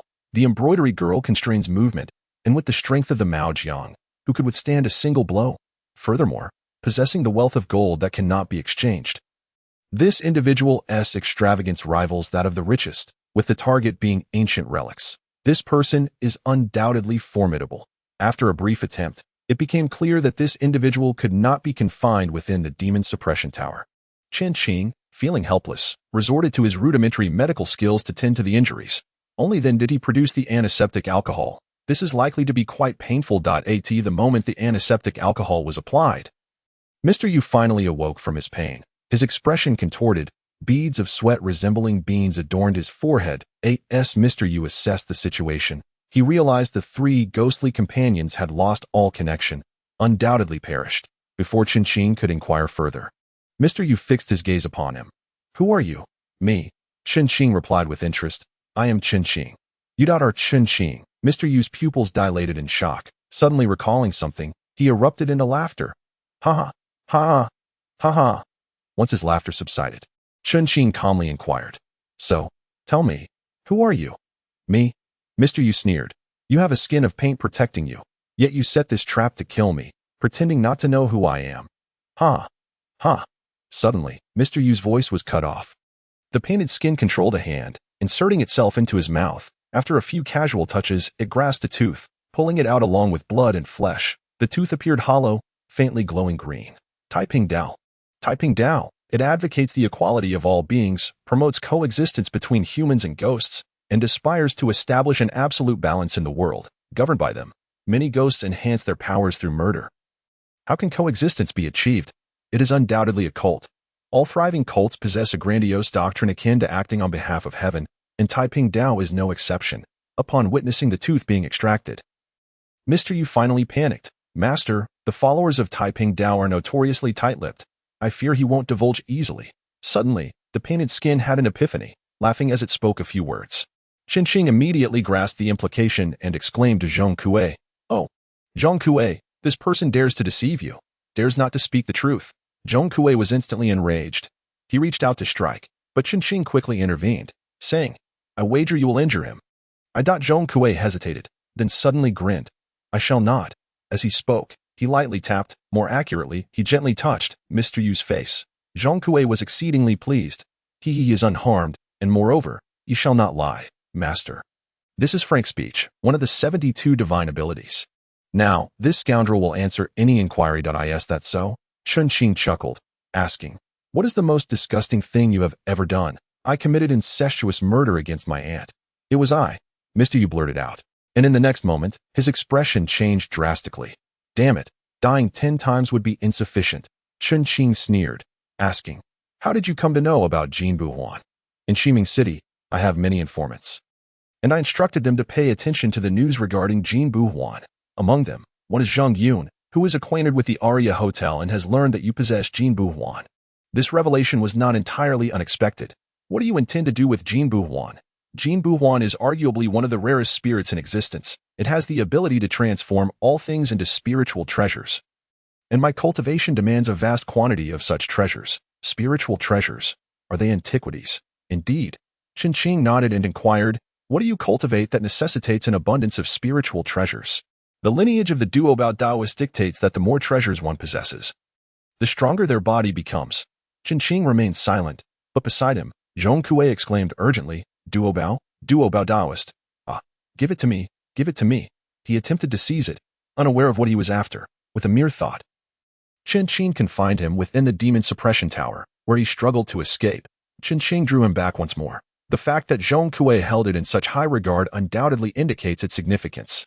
Master, there are many types of cultivation methods, techniques, inheritances. However, those that dare to be called lineages are the most esteemed forms of inheritance, typically passed down directly from immortals. Chen Fan nodded and asked, where is the Duobao Taoist lineage? It resides within my Qiankuan bag. So, this kind of bag is called a Qiankuan bag. Chen Fan mused. Following Yu Zong's instructions, he produced a long piece of jade. Akin to the length of chopsticks, half a finger thick, and 2 fingers wide, the jade Gui of the lineage. It's mine. It's mine. Zhong Kuei seemed to become somewhat frenzied. With your prowess, how could you possibly still require such an artifact? Zhong Kuei was momentarily taken aback, then nodded vigorously. Indeed. Yes, exactly. Chen Fan committed the 4 characters of the jade Gui to memory and further inquired. Is there a connection between the Duobao Taoist lineage and Jin Buhuan? The malevolent spirit level of Jin Buhuan is known as Duobao Tongzi, which legend states was a spirit refined by the Duobao Taoist for his cultivation. Did you possess the spiritual guide of Duobao Tongzi? Yes, it is inscribed within the jade Gui of the lineage, and no wonder this fellow sought to seize Jin Buhuan. Yet, at present, Jin Buhuan cannot even be claimed as his own, having asked all that piqued his interest. Chen Fan pondered for a moment before asking, are you part of the Taiping Dao? Indeed. What schemes do you harbor? To assist the ghost clan in establishing a ghost market. Just as suspected, a heretical sect. How much money do you possess? 1.1 billion. From whence did such wealth originate? A month ago, I took control of the chairman of the Guiley Group and plundered all his riches. What is your intention behind purchasing such a plethora of antiquities? To cultivate the Duobao lineage. Suddenly, an invaluable question struck him. What other spiritual guides of ghost types do you know? The embroidered flower maiden and the white-bone spirit. Chen Fan was elated. In this world, the ascending hierarchy of different ghost types is an immeasurable treasure. The embroidered flower maiden is at the wandering spirit level, while the malevolent ghost level is flower waist bride, which requires the crafting of a human skin wedding gown. So sinister. The white-bone spirit is at the malevolent ghost level, while the evil spirit level is dragon bone skeleton, necessitating the procurement of at least 2 dragon ribs to serve as the main bone, allowing it to gradually grow. The corpse level is referred to as white bone bodhisattva, but I am unaware of its spiritual guide. Upon hearing the phrase white bone bodhisattva, Chen Fan felt a resounding thud in his mind. As if a great hammer had struck him, Chen Fan felt a chill run down his spine, for he understood that this was the formless. He had heard things that someone of his level ought not to hear. Dragon bone, bodhisattva? Was this knowledge truly meant for me? He silently cursed. Lacking any interrogation skills himself, he knew that if he were to leave it to the captain and the others, they would surely extract a wealth of information. However, he was now aware of secrets such as Jin Buhuan, Zhong Kuei, and the demon suppression tower. Naturally, there was no way they would allow him to live. After pondering for a moment, he inquired, what is your greatest secret? I violated my aunt. What is your second greatest secret? I violated my aunt-in-law. What a despicable scoundrel you are. Just wait until I carry out your execution. And what is the third greatest secret? The entrance to the ghost realm leading to Shiming City. Upon hearing this, Chen Qing narrowed his eyes. Currently available information: Skeleton by Gu Jing, Dragon Bone Skeleton by Gu Bodhisattva. Chapter 54, Zhong Kuei. SS rank. The interrogation dragged on for quite some time. Chen Qing inquired meticulously about the schemes of the Taiping Dao, particularly about the location of the exit from the Ghost Realm to Shiming City. However, Yu Bei's injuries were severe, and he was gradually losing his strength. After a few more minutes of questioning, he was panting heavily. A life must not be wasted. Chen Qing immediately summoned the drowning ghost. This fellow had long since reached a ghostly energy level of 100, and its ascension requirement was to drown 9 people, having completed 8, leaving just 1 more. Drown him. The drowning ghost was overjoyed. Its long tail wrapped around Yu Bei and swiftly dragged him into a nearby stream. The water was only knee-deep, but it was more than sufficient to drown a person. Yu Bei flailed weakly a couple of times before falling still. The drowning ghost shuddered. Its body twisted in the water, convulsing that it underwent a transformation, its limbs extending, hands and feet enlarging. Ultimately, all traces of its human characteristics vanished, resembling a long-armed ape. Thick fur sprouted all over its body, rapidly lengthening until it reached the size of a palm. After a considerable time, the ascension was finally complete. The soul-level, drowning ghost had ascended to the evil ghost level, water monkey. Its black fur seemed to possess some form of concealment in the water. Though it was right in front, it almost merged with the water, requiring great effort to discern its form. The water monkey moved with incredible swiftness in the water, its long tail gliding effortlessly, covering 10 meters in an instant. The ghostly display measured 118. E rank evil ghost. Chen Qing was greatly satisfied. The commotion from the earlier battle had been substantial, raising concerns about attracting powerful entities from the city. So he promptly recalled his numerous ghostly pets and swiftly returned to the base. The spoils from this encounter were immense. The ascension sequences for Bai Gu Jing and Jin Buhuan. Additionally, he had obtained a staggering sum of 600 million in wealth. This money needed to be swiftly converted into supplies. Yet now, lacking nothing, he could only purchase some bulk goods. Lying on his bed, Chen Qing entered the second level of the demon suppression tower. He began to inspect his 3 new ghostly pets. The hair zombie and the back of the head, which had been struck bald by Zhong Kuei, were injured but not severely. The ghostly display measured 332. D rank evil ghost. Bai Gu Jing had sustained the most damage, as Zhong Kuei seemed to have a strong aversion to this ghost type, leaving it shattered and broken to AT this moment. Its skull and ribcage were severely damaged, feeling as if they could shatter at any moment. Upon measurement, 107. E rank evil ghost. Chen Qing felt a pang of frustration. Originally, the white-bone spirit was meant to be the most formidable among the 3 ghosts. Yet now it teeters on the brink of reverting to the level of wandering souls. The embroidering maiden has sustained the least injury, measuring at 98. She has reached the threshold of ascension.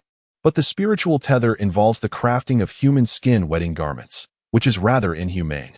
Moreover, her embroidery needle, serving as a supportive skill, proves quite beneficial.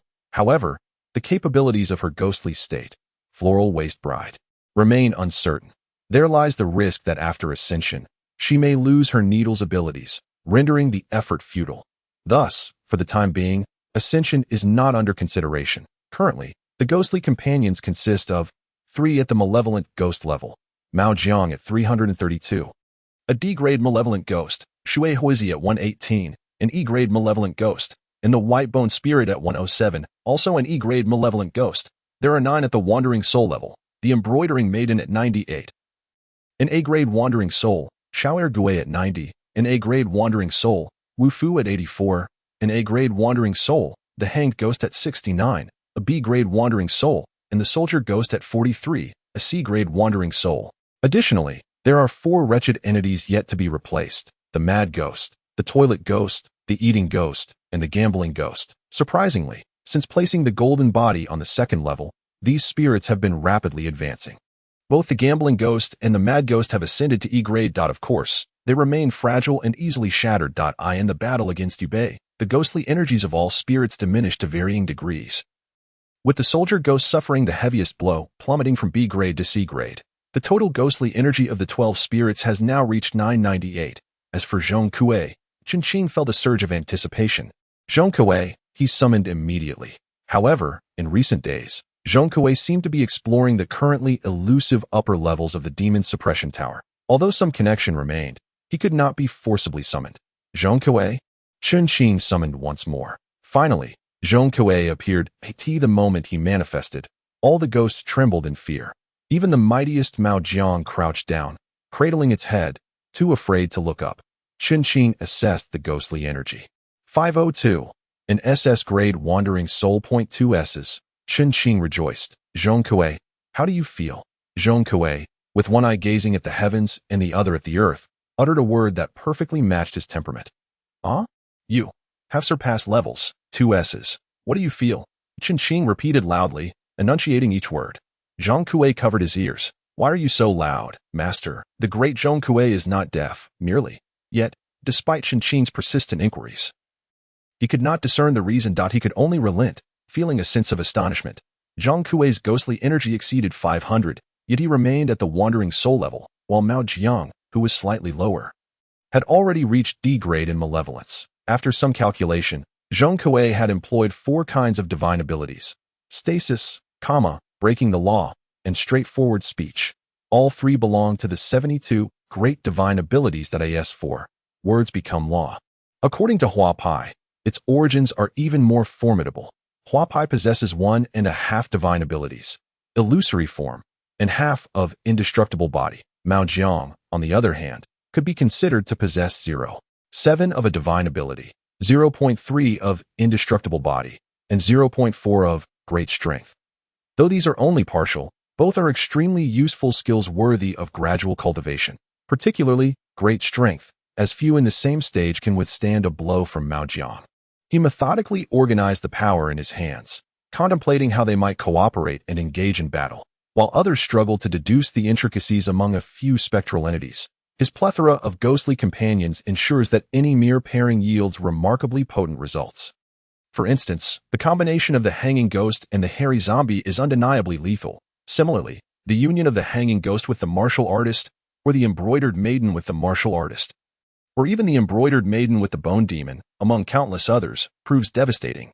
Should they all converge, the outcome would be even more extraordinary. Contemplating this, he retrieved the precious Daobao Daotong Jade Gui. A treasure held in such high regard by Yu Bei must possess profound significance. As he infused his spirit into it, a surge of intent flooded into Chen Qing's mind. Daobao Dao.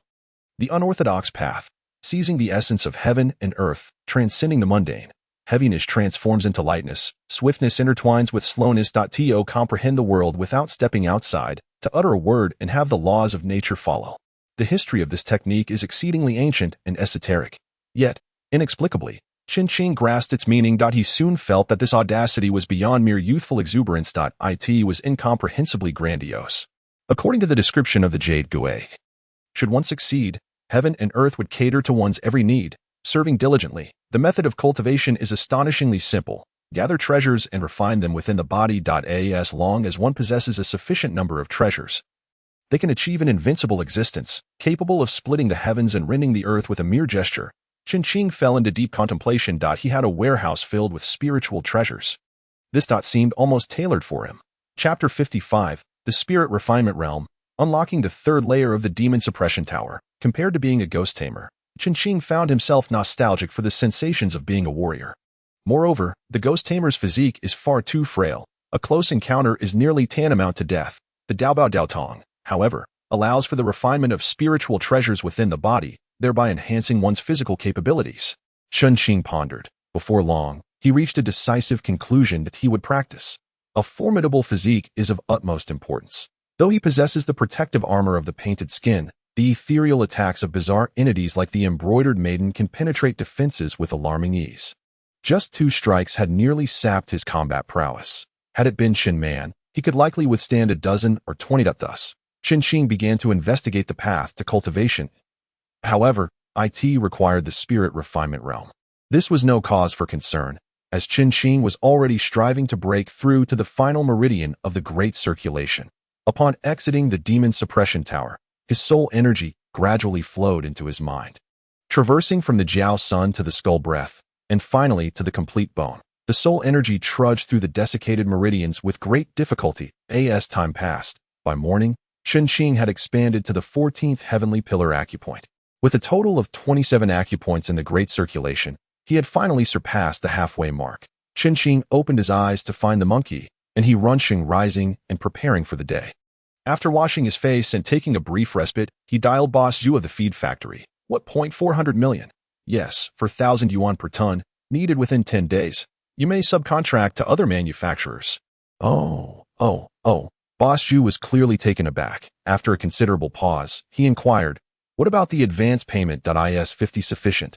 Absolutely. Boss Zhu nodded vigorously. Nowadays, those with keen instincts are trading money for supplies, primarily staples like rice and flour. Few would dare to imagine the situation deteriorating to the point of consuming pig feed. Regardless of oversight, Chen Fan would not engage in online transactions. Soon, Boss Zhu arrived at the base, accompanied by an accountant and an assistant. Chen Fan produced 20 unregistered cards and stated, 1 million per card. A total of 200 million. The three individuals appeared somewhat bewildered. Subsequently, Chen Fan turned and returned. There were no contracts or receipts involved. The trio was taken aback. Are we really being trusted this much? Otherwise, would you dare to embezzle the funds meant for the Yuguijin? Perhaps it would be prudent to transfer the money to the factory's account first. There is a lingering sense of unreliability. He dialed Manager Tian. As anticipated, all the supplies had been depleted. Every warehouse had been emptied. He made another call. Manager Yang, are you nearing completion? All configurations for the safe house must be of the highest standard. As for weaponry, it needs to be ample. Budget? There is no upper limit to the budget. Would 50 million suffice? A splutter came from the other end of the line. After a moment, Manager Yang inquired, Mr. Chen, have you heard any rumors? The orders for safe houses have surged again recently. I have indeed heard, which is why I am enhancing the setup. Chen Fan nodded. I might be exhibiting a bit of paranoia, but I prefer to err on the side of caution. Understood. However, even with the additional upper layer, it shouldn't cost that much. Well, regardless, let us ensure it is fully equipped. By the way, can we still order canned goods? That's no longer possible. As expected. After hanging up, he completed his morning exercises and returned to his dormitory to delve into meditation. Time flowed slowly, and by evening, his spiritual energy finally reached the last major point, the Tongtian point. The energy surged erratically, sometimes advancing aggressively, other times employing a more methodical approach, until finally, Chen Fan felt a throbbing in his brain, almost simultaneously. A sensation of clarity swept from top to bottom. He experienced an unprecedented sense of lucidity. His senses heightened, he felt revitalized. The spiritual energy coursed rapidly throughout his body, moving tenfold faster than before. The sound of water flowing through pipes, the rustle of leaves falling, the sensation of a speck of dust landing on him. The world became astonishingly vivid and cacophonous. Upon opening his eyes, he noticed the dandruff on the monkey's ears, the mosquito droppings on the window corner. Everything appeared strikingly clear. His thought process accelerated significantly, allowing him to count to 100 in mere seconds. Is this the essence of Jingpa? Chen Fan murmured. What on earth happened to your eyes? The monkey nearly jumped in shock. At that moment, Chen Fan's eyes sparkled with vitality, radiating a blue-white glow. Great, divine being. You'd have reached the Jingpa realm. He Runxing stumbled over his words. The monkey also caught on. Jingpa? Wait, Chen Fan, have you consumed some extraordinary substance? How did you achieve Jingpa so quickly? This is somewhat abnormal. The two were flabbergasted, while Chen Fan maintained a calm demeanor, smiling. Keep this under wraps. Do not disclose it to anyone else, whether it be securing a place in the competition or advancing in realm. Both merit recognition. However, Chen Fan had no intention of becoming a defense officer or a garrison officer. The true path was to take refuge in the safe house before the blood moon arrived. Enduring until the end of days. He admired those who could step forward as heroes in times of crisis, standing before the masses, but everything he had experienced destined him never to become a hero. Ji Luo's soul power is advancing at an astonishing rate, and it appears that his family possesses a complete sequence of house spirits. As long as his soul power is sufficient, he can summon a malevolent spirit-level companion at any moment. Great One, you must exercise caution around him. He seems intent on confronting you. Very well, Chen Fan nodded, regardless of the source of malice. He would approach it with utmost vigilance. A mere malevolent spirit should not warrant excessive concern. Should it? The Lone Star's injury has yet to heal. He remains in the medical room. Typically, the monkey and he Runxing would be asleep by now, but after Chen Fan's provocation today, they found themselves utterly unable to slumber. They meditated until the stroke of midnight, only then succumbing to sleep. Meanwhile, Chen Fan had prepared himself, adjusting his body to its optimal state, and commenced his cultivation. The The first layer of the Duo Bao Dao lineage is known as the spirit pool. One must generate a vortex of spiritual power within the sea of spirits, placing a heavyweight spiritual treasure at its center. However, the question of which treasure to use posed a dilemma for Chen Qing. The Demon Suppression Tower, the Zhongkue painting. There are indeed valuable items within that storeroom of treasures, such as the bronze sword and the flying horse. Yet, they remain unawakened, and their true forms are still unknown. It is premature to ponder these matters. For now, I shall focus on cultivation. Chen Qing mused silently. Just as he was about to begin, he heard the voice of the painted skin spirit. Master. Master, the third layer has opened. Have you broken through? Chen Qing was taken aback, seeing that both the monkey and he Runsheng were asleep. He sent forth a thought, penetrating into the second layer of the Demon Suppression Tower. Aside from Zhongkue, none of the spirit companions could traverse layers. Upon sensing the energy, he confirmed that indeed, another layer had been unlocked. However, unlike the first layer, which was merely an amplified version of the Demon Suppression Tower, the second layer resembled a small world. There were no stairs or connections between the two layers. The tower was enigmatic, and Chen Qing was uncertain of the time flow in the third layer. He dared not enter recklessly. Otherwise, he might find himself inside for merely 2 minutes, only to discover that the blood moon had already descended. Exiting to the outside, he activated the stopwatch on his phone and tossed it into the third layer. He then began timing himself, retrieving the phone exactly 1 minute later. In the next moment, Chen Qing was left dumbfounded. The time displayed on his phone indicated 10 minutes. A time dilation factor of 10. This meant that while he cultivated for a day inside, an entire 10 days would pass outside. Moreover, this rule applies equally to spirit companions. While other spirits might cultivate for a day, his own would have already trained for 10 days. Remarkable. Chapter 56. With great power comes great responsibility. After confirming there was no danger, he cast the toilet ghost into the third layer and subsequently sent all his spirit companions, including the armless golden body, into the third layer. The painted skin spirit assumed her role as the steward, directing the spirits to commence their exploration. Wow, master, it's so vast, so immense. The space of the third layer was more than 100 times larger than that of the second. One could scarcely imagine that this was but a layer of a tower. Yet, it was rather desolate. The sky was a dull gray, as was the earth, with distant hills appearing as barren, bald mounds devoid of any vegetation. Moments later, the voice of the painted skin spirit trembled as she said, Master, you should come and see. Chen Qing entered the third layer and approached the painted skin spirit, only to witness a breathtaking sight. A towering, 10-meter-tall cadaver sat cross-legged before him. 4 chains, thicker than a human being, are threaded through this person's clavicle at one end, while the other end is buried deep beneath the ground. The dry corpse has likely remained in this position for a millennium or more. Yet it still exudes a chilling aura that sends shivers down one's spine. Master, this is a divine power, Huapi stammered. This body must have reached the level of formlessness in life. Upon hearing this, Chen Qing closed his eyes. The next moment, his brow furrowed. The dry corpse he had just glimpsed seemed to have vanished from his memory, as if it had never existed at all. Upon reopening his eyes, the corpse remained seated in silent stillness. Yet the instant he closed them, he could recall not a single detail. He only vaguely remembered the existence of such a dry corpse.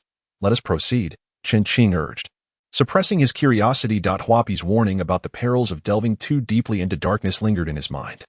The Demon Suppression Tower. Whose handiwork is this? The demon being suppressed may not merely be Zhongkue. Why has Zhongkue gone mad? With each riddle unraveled, more enigmas emerged in succession. Let us cultivate. I shall dispatch F4 to explore. Huapi complied, sending forth the mad ghost, the toilet ghost, the chi-eater ghost, and the gambler ghost. With the blood moon approaching, time was of the essence. Here, the flow of time was tenfold faster, necessitating cultivation in this place. First, he would establish the spirit pool. Following the guidance of his cultivation method, Chen Qing began to construct the first spiritual meridian. The task was arduous. Circulating his energy meant unblocking the obstructed acupoints, while now he was to create numerous acupoints from scratch. In a wonder, the minimum requirement was the essence soul realm. After reaching the essence soul stage, one's spiritual consciousness becomes exponentially stronger, enhancing control over soul power many times over. If he were to establish the spirit pool with the controllability of the soul movement realm, he might find himself stuck at a single acupoint for an entire year. The human body contains innumerable meridians, yet most are so minuscule they are nearly invisible.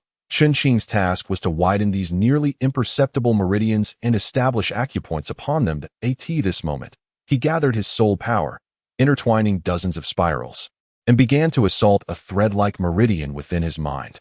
The initial attempt was too narrow. Countless times he brushed past the entrance, with no outlet for his force. Reluctantly, he condensed his soul power to the fineness of a hair and slowly advanced. After an entire morning, he had only progressed a single centimeter. By afternoon, he advanced another centimeter.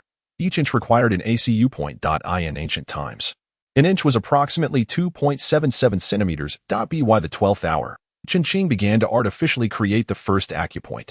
By the 17th hour, the first acupoint was established. What astonished Chen Qing the most was that, due to the continuous flow of soul power through the minuscule meridian, its diameter had surprisingly doubled from a single hair's width to the thickness of 2 hairs. This spared him the effort of further expansion. After a 1-hour rest, he resumed his forward progression. A sudden inspiration struck him. He divided a portion of soul power to expand simultaneously from the other side. However, it proved exceedingly difficult. With his current soul power, dividing it into 10 streams was feasible, yet controlling them was a formidable challenge. It was akin to holding a hair in each hand and attempting to thread them through rings the size of a hair strand.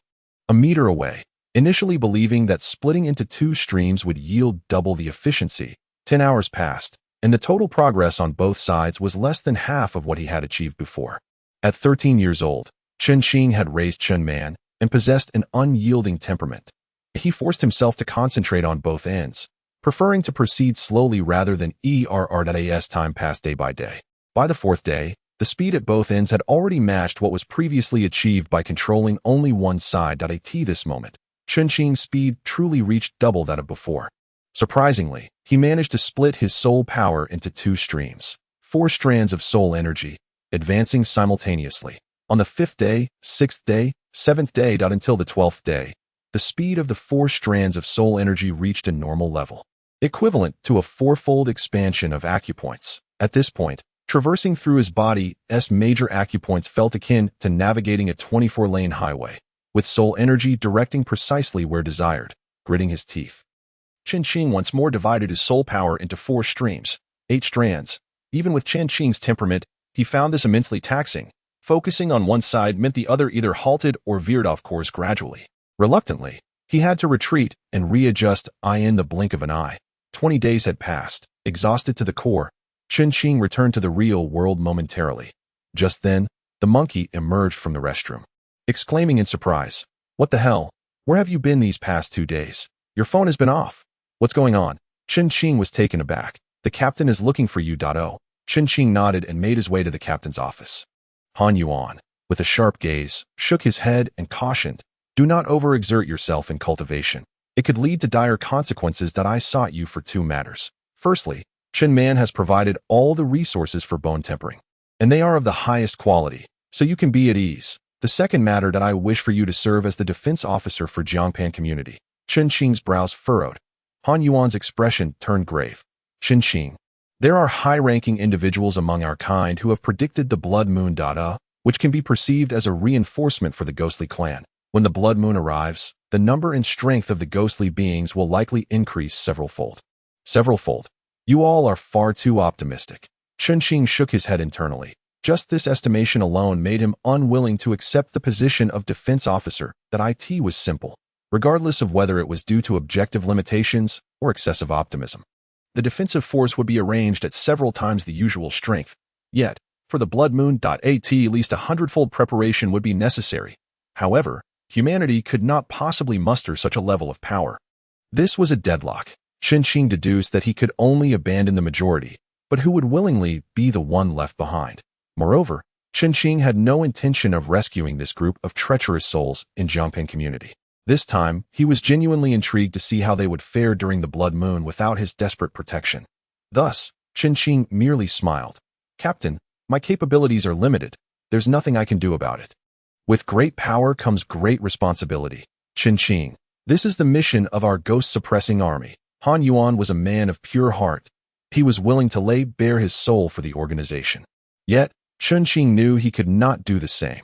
That pure version of Chen Qing was likely long gone, his corpse already decaying. In this lifetime, his greatest act of mercy was to refrain from actively taking lives. The two parted ways unhappily. This captain, who had always maintained a cordial demeanor, was genuinely angered. In his eyes, Chen Fan was far too selfish. Chen Fan had his own reasons, yet was unable to articulate them. Returning to his dorm, he sat there in a daze for a while. Amidst the rampant chaos of malevolent spirits, heroes and angels also descended. In the endless wails of the ghosts, the ugliness and brilliance of humanity were magnified to infinity. There exists a saying, no bitter winter endures without yielding to spring, and no spring arrives without the passage of winter. Yet, that winter devoid of the promise of spring grinds all humanity into dust. In my past life, I was a hero, but that was confined solely to that existence. Chen Fan's gaze was tranquil when suddenly, the magic restraining tower at his chest emitted a powerful pull. The second summit of the 12 earthly branches has commenced. Chapter 57. The second summit of the 12 earthly branches. Chen Fan hastily retreated to a corner, donned the painted skin, transforming into the youth from before, and slipped into the magic restraining tower. Before him unfolded yet again the boundless, lofty peak. This mountain resembled a stone pillar, standing silently amidst the rolling clouds and mist, serene and sacred. Atop the vast circular stone table, 11 individuals appeared in succession at their seats. Esteemed friends, after a brief separation of a few days, I trust you are all well. The elder at the forefront chuckled. Chen Fan glanced to his right and his heart sank. Chen Quan was absent. The creature with a deer's head and a serpent's body hissed. Esteemed guests, does anyone possess the promotion sequence for the jester? I am willing to pay handsomely for it, No one responded. After a while, a diminutive figure, childlike in stature, spoke. There is no spirit guide, but I have heard the name post-promotion. Do you wish to purchase it? Just the name? The deer-headed serpent creature pondered. Sometimes, a name could indeed reveal certain insights. For instance, a martial artist post-promotion might be titled Martial Champion, while a zombie could be known as Mao Jiang. However, after a lengthy contemplation, the deer-headed serpent creature shook its head.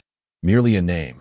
Then, the creature turned its gaze towards the figure shrouded in mist, its voice dripping with coldness. You sought the corpse-level ghost's servant last time. I wonder if you found it. The person in the mist chuckled. I have already slain the one seeking the elixir. Interestingly, it was indeed from your Zhushi clan, and more fortuitously, it even mentioned your great mountain before its demise. Brother Zhu, what a coincidence we have. The Zhushi creature paused. You are truly courting death. As it spoke, blue-green flames erupted from its body, chilling the scene instantly. I presume Brother Zhu has discerned the identity of this little Zhushi. Ha ha ha. The figure in the mist showed no fear. Laughing heartily, the North Sea is shrouded in ghostly mists. I have often heard of the Rakshasa ghost market. I wonder if any esteemed friends could elucidate this. A woman inched forward, her complexion pale as parchment, clothed in blood-red garments, a blood tree atop her head branching out into 2, 4, 8. Perfectly symmetrical. Notably, this small blood tree bore numerous blood droplets, each seemingly on the verge of falling. Chen Fan felt a momentary jolt in his heart. Why did he have no recollection of her? Upon closing his eyes, he remembered a presence, yet the details eluded him. A being of the Wuxiang level. Suddenly realizing, he noted that 11 individuals were indeed seated, yet he had no impression of the others. Likely all beings of Wuxiang caliber. Perhaps at the last gathering, they had discussed something, but he had retained none of it. In a fleeting moment, he caught sight of a massive figure occupying a seat, one far too large for this gathering. However, as he turned his head, all memories vanished. A dragon. Chen Fan was horrified. Yet, in just a moment, all thoughts faded from his mind. Even the thought of summoning a dragon eludes my memory. I share your inquiry. What is it that your ghost clan intends to accomplish? You brazenly invade our human realm while simultaneously sealing off its territories. The woman draped in black spoke with a voice as frigid as ice. Yet, Zhushi merely chuckled. The woman in black turned to Chen Fan, her gaze pleading, but deep within her heart, she sighed silently. In recent days, or rather, during the 20 days of relentless training within the tower, Chen Fan's spirit had waned significantly. Even Han Yuan could discern this. Despite donning a facade, how could he possibly evade the discerning eyes of these formidable beings? The woman in black felt a blend of gratitude and concern. She understood that this esteemed elder must have employed some form of prophetic magic, incurring a grievous toll, leading to such a pitiful state. It was highly likely that he had invoked the reverse knowledge of the future from the 36 celestial patterns. This technique is arduous to master, known only to a handful of practitioners in the world, and it involves the theft of heavenly secrets. With each incantation exacting a frightful price, a mere instance of its use by a powerful human had left them gravely injured and unconscious. Merely from a vague awareness of the Ghost Clan's impending invasion, yet this elder had accurately foreseen the events of the 15th of August, the cost of which is beyond imagination, though Chen Qing's spirit was quite diminished. He noticed the woman in black glancing at him several times. After some contemplation, he resolved to disclose the entrance to the ghost realm. He rose and stated, "Follow me." He then beckoned Han Yuan. "You come along as well." Han Yuan, taken aback, promptly followed suit. The trio had barely taken a few steps when it seemed they traversed some hidden space, abruptly vanishing from sight. The elder at the forefront narrowed his eyes slightly and smiled. "Esteemed friends, might you recognize this venerable elder?" The woman in the blood-red gown remarked. "With numerous divine abilities at his disposal, this level of cultivation is truly exceptional, and his myriad of skills is coupled with remarkable audacity. Yet I have never heard of him before. Perhaps he has mastered the flight and concealment technique. That the flight and concealment is one of the 36 celestial techniques, allowing one to transcend the mundane, becoming invisible to the world. Wandering amidst the mountains and rivers. I sense the essence of turning stone to gold and words manifesting laws emanating from him. I wonder if I have misperceived. It should be accurate. A colossal figure spoke, his voice resonating like thunder. With multiple celestial techniques at hand and numerous divine abilities, including several that are inherently incompatible, this venerable elder possesses an unfathomable level of cultivation. A voice from the mist jested. "Zhu Shi, it appears he has utilized the reverse knowledge of the future technique, becoming aware of your Ghost Clan's arrangements. Given your temperament, wouldn't you seek to eliminate him?" Zhu Shi merely responded with a cold smile. The voice from the mist grew more triumphant. "Indeed, you are one to strike when the moment is opportune. This venerable elder is someone you would dare not provoke, correct?" "Ha!" The diminutive figure, resembling a child, peered left and right, his stature barely level with the tabletop, his cultivation too meager, merely at the corpse level, rendering him incapable of participating in discussions among such eminent figures. Meanwhile, upon seeing Chen Qing, the woman in black deeply bowed. "Esteemed elder, you have suffered for our human race." "What?" Chen Qing was perplexed. "Suffered? What kind of suffering?" Han Yuan remained silent, having uttered not a single word during the 2 previous summit meetings of the 12 earthly branches. Chen Qing slowly replied, "The exit to the ghost realm in Shiming City may be the Valley of Immortals." That a mere utterance left both the woman in the black veil and Han Yuan momentarily stunned. The Taiping Dao must have a considerable presence in Shiming City, and the arrangements of the ghost realm within this city undoubtedly involve their participation. Taiping Dao. Once again, Taiping Dao. The woman in black exclaimed in anger. Suddenly enlightened, she once more bowed deeply to Chen Qing, expressing her gratitude. "Thank you, esteemed senior." Han Yuan, who had remained silent until now, also followed suit, bowing deeply. "Thank you, esteemed senior." The woman wished to inquire about the price of this information. However, how could such a remarkable individual be lacking in resources, ghost beads, spirit stones, gold, and silver? To suggest he might be in need of such things would be utterly laughable. Chen Qing felt a tinge of frustration. Why was this woman not grasping the situation? It seemed she fancied herself as some sort of revered elder. Naturally, a senior must possess an air of distinction. Information is not freely given. It cannot be dispensed casually. Chen Qing could only respond ambiguously to, oh. The woman in black suddenly came to a realization. Gritting her teeth, she produced a total of 10 Qingquan bags. Chen Qing accepted them, pondered for a moment, and asked, "Do you have any dragon bones?" The woman was taken aback, glancing warily at the enormous figure seated at the round table. Unconsciously, she murmured, "If the esteemed senior requires it, I shall do my utmost to procure it. At the next summit, I will certainly bring it back for you." The 3 returned to the round table, where several individuals were observing Chen Qing, their eyes appraising him as they closed their eyes in contemplation. After a while, the elder at the forefront spoke. "The 12 earthly branches tower is deeply concealed among us, yet there is one matter I wish to discuss privately with the owner of the time tower." "If I may." The crowd fell into silence. The elder sighed. "Well then, the hour is nigh. I bid you all farewell. I look forward to our reunion in half a month." Chapter 58. The safe house is nearly complete. The time tower? Chen Qing found himself momentarily bewildered. He had already discerned that the demon suppression tower was not identical in function. For instance, Han Yuan's tower suppressed the Ghost King, while his own imprisoned Zhong Kuei. Moreover, Han Yuan's tower could contain only 6 ghosts. It now appeared that each tower had its unique capabilities. Could it be that the time tower spoken of by the elder referred to his own? The first level, moving at a pace 15,000 times slower than the real world. The second level, mirroring the real world. The third level, accelerating tenfold. His demon suppression tower might indeed be the time tower. Or the tower of time. What of the others? Could there exist towers of space, fire, water, and the like? Lost in thought, he returned to his dormitory. The monkey and Ran Xing were likely attending classes, yet unexpectedly. Gu Xing was present. Gu Xing appeared lost in a daze. Upon noticing someone's entrance, he turned around sluggishly. Seeing Chen Qing, he suddenly approached and promptly knelt on the ground, prostrating himself. Chen Qing, illusion. Chen Qing. I can no longer bear to witness anyone perish before me. I wish to grow stronger. Could you assist me in finding a ghost pet? As Gu Xing lifted his head, his face was awash with tears. Chen Qing had encountered such scenes far too often to be moved, yet it was indeed unexpected for Gu Xing to kneel and plead with him. Coincidentally, Chen Qing, now at the spirit essence realm, could contract a third ghost pet, and it was time to exchange the last few worthless ones in the demon suppression tower. Perhaps he could strike lucky. At this moment, I nodded. Wait for my call. Just as I was about to say phone, I recalled that being able to use my mobile device at the base was a privilege unique to me. Thus, I changed my words. Wait for me at the entrance of Jiangpan Community at 7 this evening. Chen Qing had not misspoken. I indeed planned to return to Jiangpan Community tonight for a matter of great significance.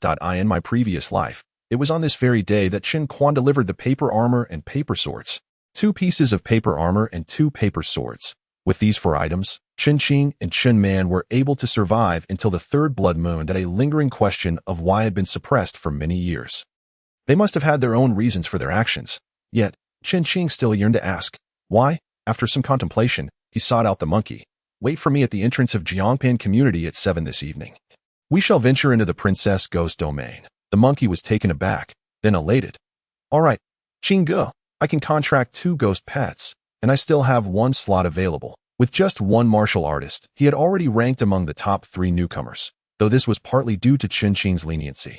The monkey believed he possessed solid strength himself, likely placing him within the top 5. Chen Qing, Zhou Yangqiao, and Ji Luo were surely ranked in that order, even though Zhou Yangqiao had a ghost pet of the malevolent spirit level. He was convinced Chen Qing was superior. 4th place could possibly be Chen Kuan, or it might be himself. Only through competition could one ascertain the truth. With time still on his side, Chen Qing returned to his dormitory. Finding that everyone else had gone to class, he concentrated his mind and returned to the 3rd level. He retrieved 10 bags and examined them one by one. The majority contained ghost orbs and spirit stones, amounting to over 1,000. There were also various spiritual herbs and plants, the effects of which were indeterminate. Upon opening, a magnificent aura of ghostly and spiritual energy intertwined, creating an impressive spectacle. All the ghost pets turned their gaze towards him, though they dared not act. The ghostly meter indicated a noticeable increase in the strength of the ghost pets. With a mere thought, Chen Qing summoned Zhong Kuei. The ghost pets immediately knelt, trembling in fear. Zhong Kuei, there exists an exceedingly powerful ghost. I bet you cannot subdue it. Zhong Kuei was enraged. A ghost? No matter how formidable, it cannot surpass this great deity. Then, do you dare to wager? I wager 5 ghost orbs. Zhong Kuei rejoiced. I accept the wager. Let us seal it. Chen Qing made the agreement with him, feigning a sly smile as he remarked, when I call you, I shall use the faintest whisper. You won't even hear it. Nonsense. Even the faintest whisper can be heard by this great deity. As Zhong Kuei spoke, he became somewhat cautious, likely anticipating that he would be on high alert for Chen Qing's summons in the coming days. Perfect. Chen Qing feared the possibility of Zhong Kuei not hearing him. Returning to the real world, he whispered in the faintest voice, Zhong Kuei. The next second, Zhong Kuei's voice immediately responded, What is it? What is it? What is it? Chen Qing feigned astonishment. I used such a soft voice, and yet you still heard me. Zhong Kuei was immensely pleased. Even if your voice were 10 times softer, this great deity would still hear it. Retrieving Zhong Kuei, Chen Qing deliberately murmured, My goodness, this is astonishing. I fear I may lose this beat in a certain void and chaotic location within the demon suppression tower. Zhong Kuei was overjoyed. Upon returning to the 3rd level, Chen Qing resumed his practice of the multi-treasure Dao. With 8 streams of soul power advancing simultaneously, he exerted full control, yet he found himself unable to focus on all at once. Time passed slowly. Before long, it was afternoon. and Chen Qing had already been cultivating within the tower for 3 days. Master, you have the ability to absorb the spiritual energy contained within the spiritual stones. Chen Qing was momentarily taken aback as he retrieved a spiritual stone. The method of absorption was not difficult. In merely half a minute, Chen Qing's eyes widened in astonishment. He felt invigorated and remarkably energized. Why didn't you mention this before? I assumed it was common knowledge. Chen Qing shook his head. Upon leaving the base, he arrived at the riverside community. Ever since Chen Qing's budget had significantly increased, a plethora of installations were required, leading to a shift to 24-hour construction. Fortunately, the most time-consuming tasks had already been completed, and the additional installations and configuration changes would only take 2 or 3 days. Although he had given prior notice, Manager Yang still made it a point to await Chen Qing's arrival. Manager Yang, there is no need for such formality. Not at all, Mr. Chen. Other companies would wish for their construction to be monitored around the clock. And your arrival now is a testament to your utmost trust in our company. Allow me to show you around. Not only Chen Qing's residence, but the entire building had undergone reinforcement. Its exterior appeared immaculate, and the hallways were transformed anew. Due to the considerable increase in weight post-renovation, the load-bearing capacity of the lower floors was enhanced. Initially, there was resistance, but once it was promised that the renovations would be free, they consented. Manager Young whispered, each building's sound-activated lights are equipped with surveillance. Surveillance for what purpose? Chen Qing dismissed the concern, yet he acknowledged their expertise and refrained from arguing. Upon reaching the 5th floor, Manager Yang pointed to Unit 503, stating, this has already been purchased. IT serves as your fire safety layer. Chen Qing exclaimed, goodness, then let's reinforce this unit as well. Will it take long? The layout here is quite common. With ready-made modules available, 2 days will suffice. Upon arriving at the 6th floor, the old dilapidation of his previous abode was unrecognizable. The entire wall had been replaced with frosted metal material. The door was immensely thick. After knocking twice, the sound was profoundly muffled. The door had a dual-layer design, capable of being completely sealed with mechanical structures. Even if explosives were used, the first to collapse would be this building. Upon entering, Chen Qing was even more satisfied. Firearms were prevalent throughout the space. As per your instructions, we procured 7 million worth of firearms and ammunition, and there is a dedicated armory. The sofa was crafted from ironwood, designed to remain unaltered for a century under normal use, while the sofa covers utilize the latest generation of self-cleaning fabric, durable for 20 years, with 20 spare sets available. Each item was introduced meticulously. Chen Qing could only utter one word: delightful. The 128 square meter residence, once barren, was now filled to the brim, yet the organization was impeccable, giving no impression of clutter. Entering the gym, a 21 square meter space was neatly arranged with various fitness equipment, each designed with ingenuity, allowing each piece to be disassembled and reassembled into another type of apparatus. Most striking to Chen Qing were 3 dolls of varying height standing nearby, made of silicone and equipped with intermediate AI when connected to the internet. They could hardly be stumped by questions. When offline, they operated on basic AI, capable of engaging in everyday conversation without issue. They possessed the ability to generate heat and were preset with 50 distinct personalities, featuring self-cleaning modes for their key areas, which could also be changed. Chen Qing was left speechless. The doll in the center wore a super short black skirt and bore a serene expression. Upon lifting her skirt, Chen Qing immediately gave a thumbs up. Incredible, so remarkably lifelike. Chapter 59. Chun Quan. Following that was the entertainment room. The entire house is customized, and the storage is remarkably seamless. For the sake of maintenance convenience, the handles, mouse, and keyboard are all of the most common models, each featuring a modular design. Manager Yang opened a box. It contained an array of replacement parts.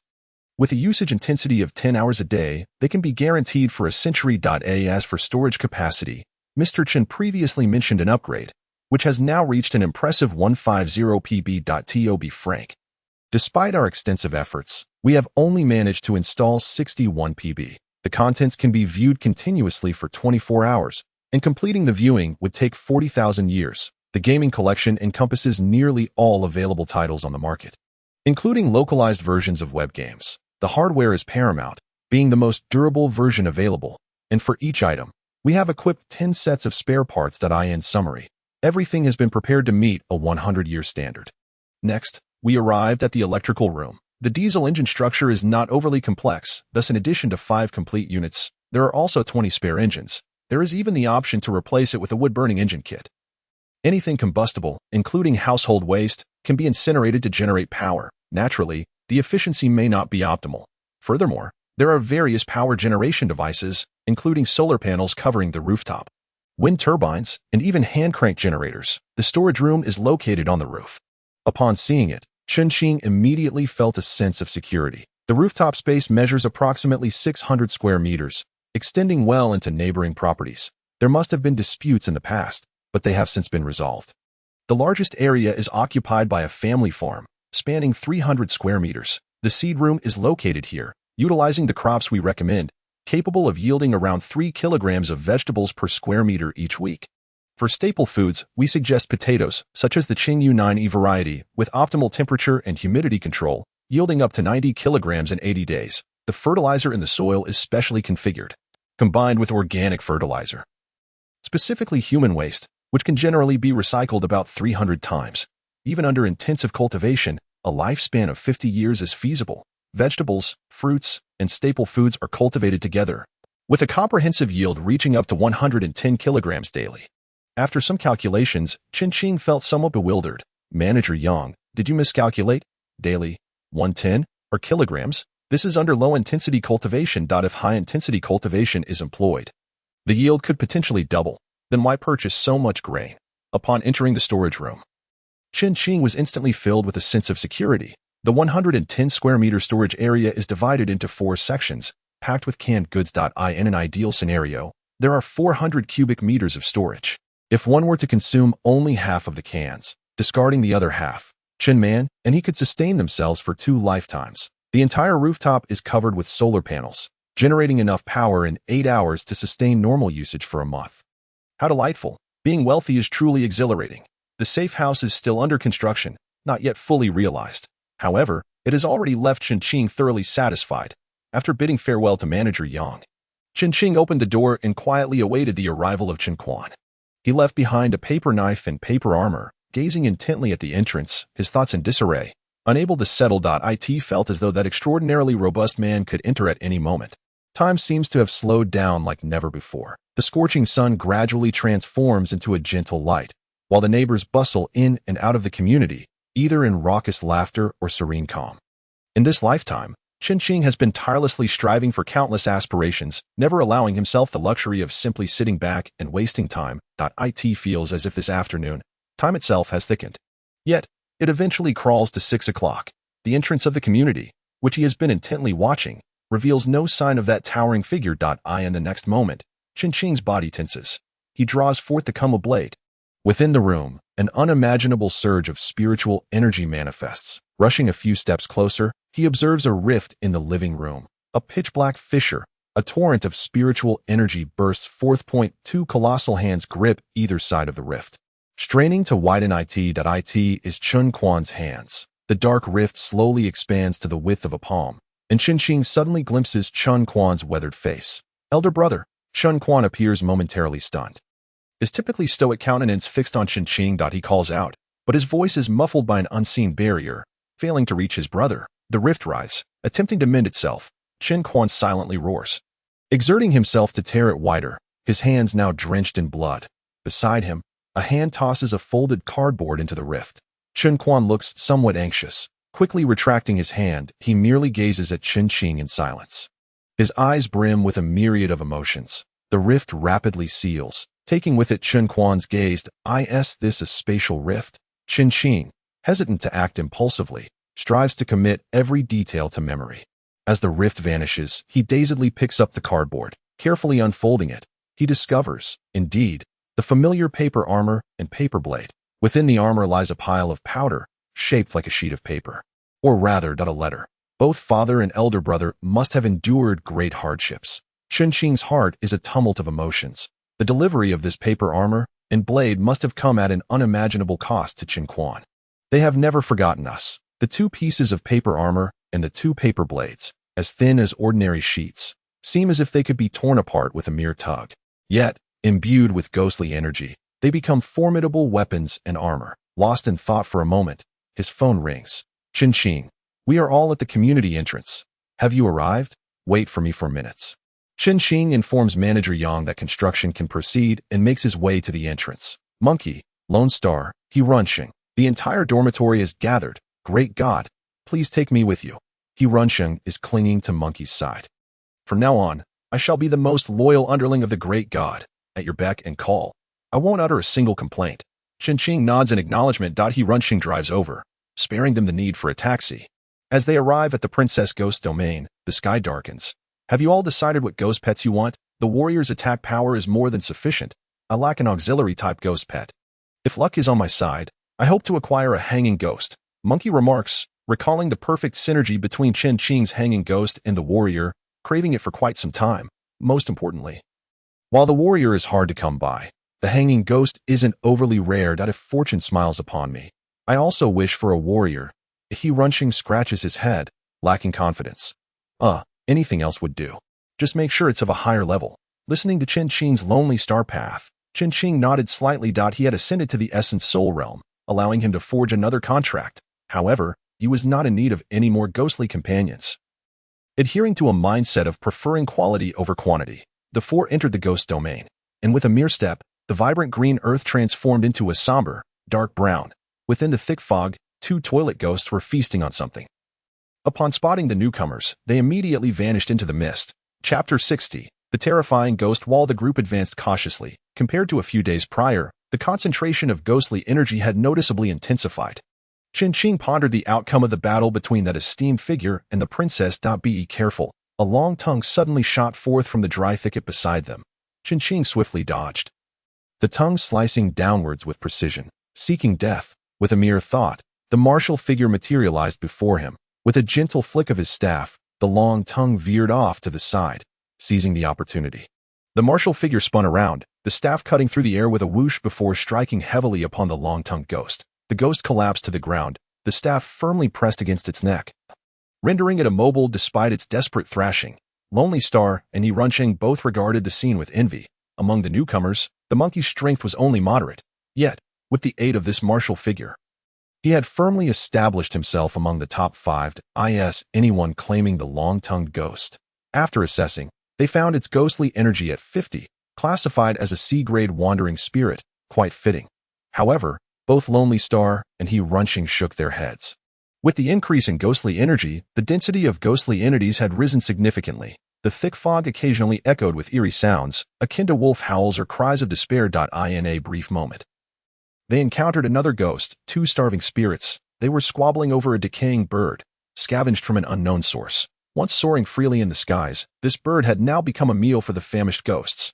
He Runsheng sighed, his eyes gradually reddening. With the increasing number of ghosts, will there come a day when they break through the ghost domain and invade the city?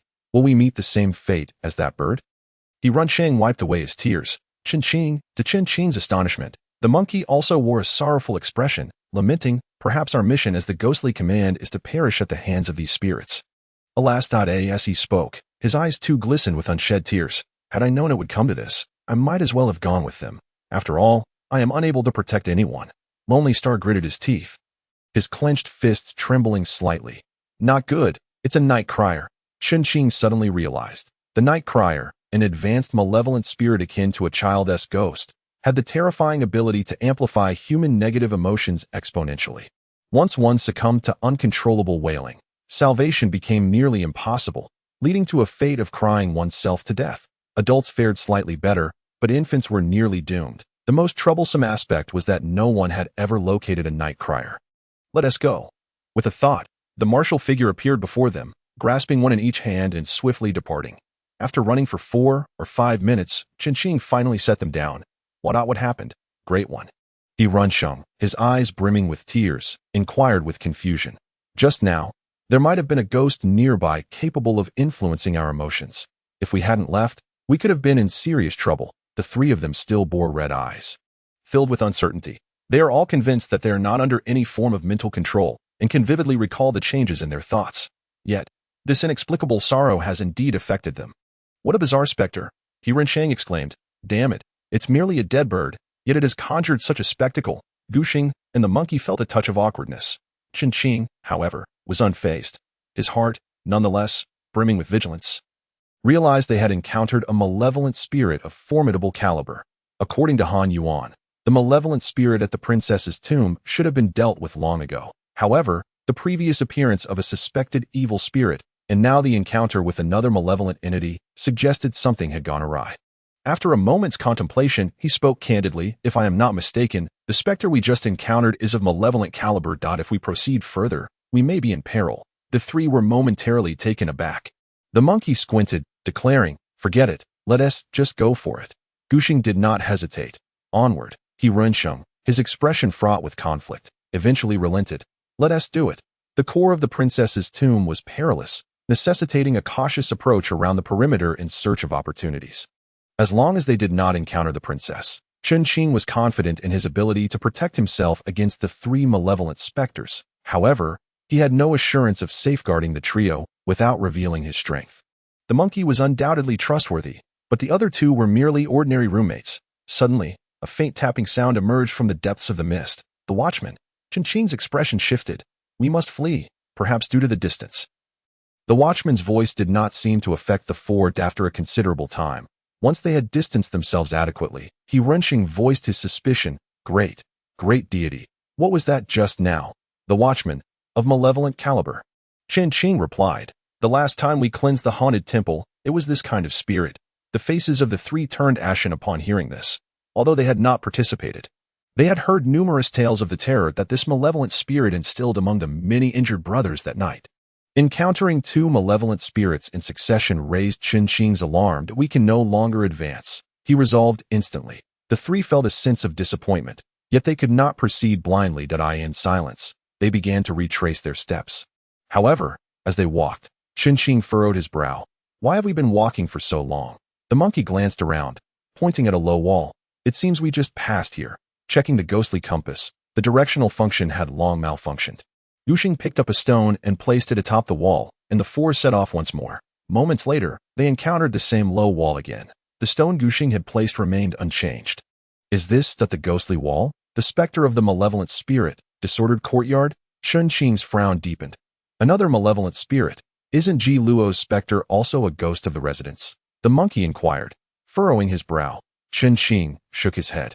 He understood the monkey's implication, but with Ji Luo's current spiritual strength, she could not possibly command a malevolent spirit. Disordered courtyard was a term he had only heard in passing. How could they encounter so many troublesome entities in a single night? "But what about He Runsheng?" Gushing suddenly asked. The three froze in shock. A chill ran down their spines. Indeed, where was He Runsheng? How could he have vanished without a trace? Suddenly, a blade swung down upon them. Chen Fan remained on high alert, instinctively using his blade to parry. Be cautious. Be cautious," he exclaimed, as a flurry of knives descended upon him from various directions. To his astonishment, it was a squad of ghostly soldiers. Chen Fan swiftly summoned his warrior. The monkey also conjured his own warrior, with 3 men and 2 ghosts, armed with 3 blades and 2 staffs. They immediately repelled the onslaught of knives. It was only then that they could see clearly. There were a total of 5 ghostly soldiers. While these soldiers were no match for the warriors individually, their coordinated attack and defense as a quintet rendered them nearly invulnerable, forcing the 3 men and 2 ghosts to retreat continuously. Chen Fan's mind raced. Although thick fog enveloped the area, it could not possibly obscure visibility to such a degree that it was evident that there was some form of concealment or invisibility at play. Clang, clang, clang, clang. Thanks to his training with the warrior, Chen Fan managed to cope, but Gushing and the monkey found themselves in dire straits. With a swift flash, a blade struck Gushing's left arm. Gushing, the monkey hurriedly fended off the approaching ghostly soldier, deflecting a strike aimed at Gushing. Yet simultaneously, another blade swung down. Abruptly, this ghostly soldier vanished from sight. In its stead stood a ghostly figure draped in white, resembling a hanged spirit, before Chen Fan. 2 strands of white silk, draped lightly over a low wall, were tightly constricting a struggling ghostly soldier. The warrior seized this opportunity without hesitation. With a powerful blow, he struck the ghostly soldier's head. Clang! The helmet reverberated. The ghostly soldier's body stiffened, and Chen Fan's kunwa blades sliced horizontally. The head of the ghostly soldier soared into the air. With one down, the synergy among the remaining ghostly soldiers weakened significantly. Chen Fan and the great warrior managed to isolate 3 ghostly soldiers, and under the combined assault of Gushing, the monkey, and the lesser warrior, the second ghostly soldier's head was soon severed. Then came the third. Chen Fan inquired, "Gushing, do you want the ghostly soldiers?" "Yes." Gushing responded without hesitation. Warriors are not easily encountered. and ghostly soldiers were indeed an excellent choice. Do you want both? Just one. The monkey hesitated. Although ghostly soldiers were inferior to warriors, they remained a viable option. After a short while, he relented. With a warrior present, they lacked only support. Having gauged the ghostly aura, they left one ghostly soldier with a value of 61. The great warrior and the lesser warrior firmly pinned it down. Gushing stepped forward, ready to perform the spirit contract. Once, twice, thrice. On the 8th attempt, he finally succeeded in the contract. Meanwhile, Chen Fan silently exchanged the toilet ghost, gambling ghost, and hunger ghost for 3 ghostly soldiers, 1 B-grade wandering spirit and 2 C-grade wandering spirits. These 3 ghostly soldiers possessed aura values of only 46, 55, and 61. Quite weak, but they could elevate Zhong Kuei's aura by approximately 80. Gushing let out a sigh of relief, gazing at Chen Fan with heartfelt gratitude. Chen Fan, I may be at a loss for words, but thank you. Chen Fan nodded. Follow me. The monkey and Gushing promptly fell in line. The trio made their way to the water's edge. This area had once been engaged in integrated agriculture, with numerous ponds. But after neglect, the embankments had either collapsed, merging into a single expanse, or had become stagnant pools gradually drying up. Water splashes marked the pond's edge, almost imperceptible in the dim night. Chen Fan followed the water traces, weaving left and right. In just a minute, the scene before him opened up dramatically. Yuansheng gazed in astonishment at Chen Fan and the 2 others, stammering, a single stroke. His left leg was severed at the knee. Gushing and the monkey's pupils dilated in shock. Yuansheng screamed in agony, staring in disbelief at his severed limb. Why? His face drained of color as he uttered, you dare. Blood dripped from the tip of the Kuma blade, each drop creating ripples that spread across the pond. Chen Fan, no, I'll tell you everything. Yuansheng panicked, utterly unprepared for Chen Fan's silence followed by such brutal action. Despite enduring nearly 10 days of harsh training, his understanding remained at a student's level. To sever a limb was an unimaginable cruelty for him. In his mind, a mere exchange of bruises constituted a grave conflict. Yet he now realized that Chen Fan might actually be capable of murder. Ji Luo. It's Ji Luo. He instructed me to report everything to you. As long as I obey, he would grant me a ghostly companion. Once my soul power is sufficient, he would assist me in advancing the ghost to Wanting. Chen Fan, gripping the blade, advanced step by step. On the narrow embankment, Yuansheng, face contorted in fear, crawled backward frantically, disregarding his pain. Ji, Uncle Ji, help, still lacking in maturity, yet your strikes are quite ruthless, a sinister voice suddenly remarked. From the space ahead emerged a middle-aged man, as if he were a painting come to life. This robust figure, with dark skin, cast a cold gaze upon Chen Fan. How did you see through Wanting? How did I see through it? Apologies. I am the very embodiment of ghostly companions. Tossing one into the pond is hardly excessive. Is it? The water monkey had been trailing the 4 from a distance in the pond, stealthily marking the path that Yuansheng had taken. Chen Fan followed the markers, thereby exiting Wanting. The Wanting was, in fact, manipulated by someone, as if a certain area had been divided into numerous puzzle pieces, continuously reconfiguring. Naturally, the section he occupied remained stationary, serving as the so-called eye of the formation. Chen Fan had no habit of baring his soul to enemies. A faint smile graced his face as he declared, for you have left the most significant flaw. He pointed towards the sky above the middle-aged man. The man instinctively looked up. With a whoosh, a shadow shot out of the water like an arrow. With a loud splash, it plunged into the opposite side of the pond. The middle-aged man had vanished without a trace. Yuansheng and the monkey were both startled. Be careful, in the pond. The middle-aged man found himself ensnared by the water monkey's long tail, forcefully pinned to the bottom. The water monkey was not idle either, its claws tearing into the man's neck and chest, blood gushing forth in torrents, visible even beneath the dim sky.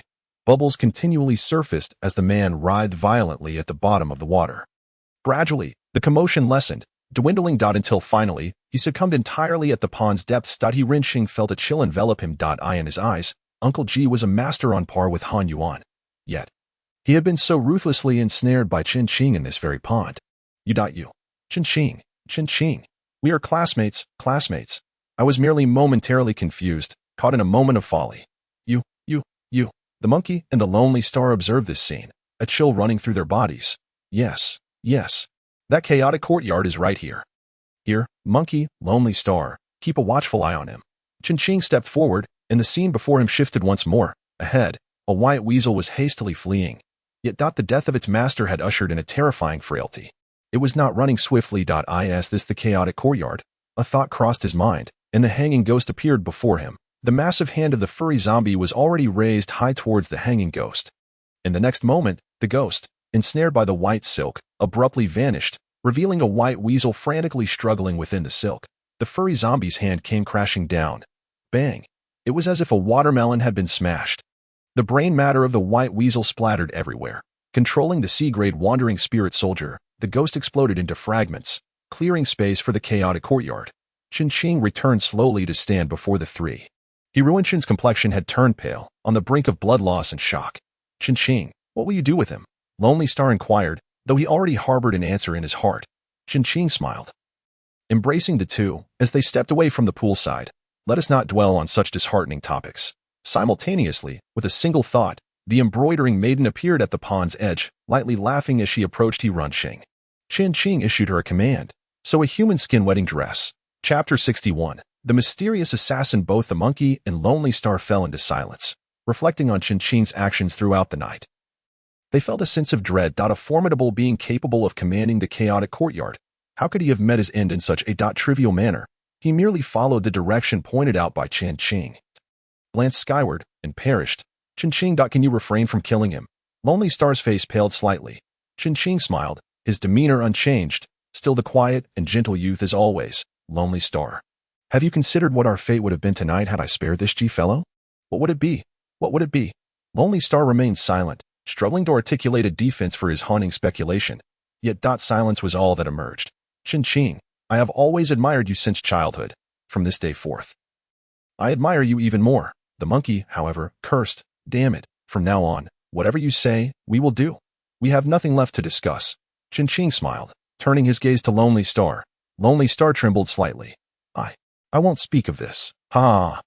Chen laughed. Don't make it seem as though I am out to silence witnesses. Let us proceed with our affairs. Lonely Star regarded Chen, who remained the gentle youth, making it impossible to imagine that he had just killed two individuals.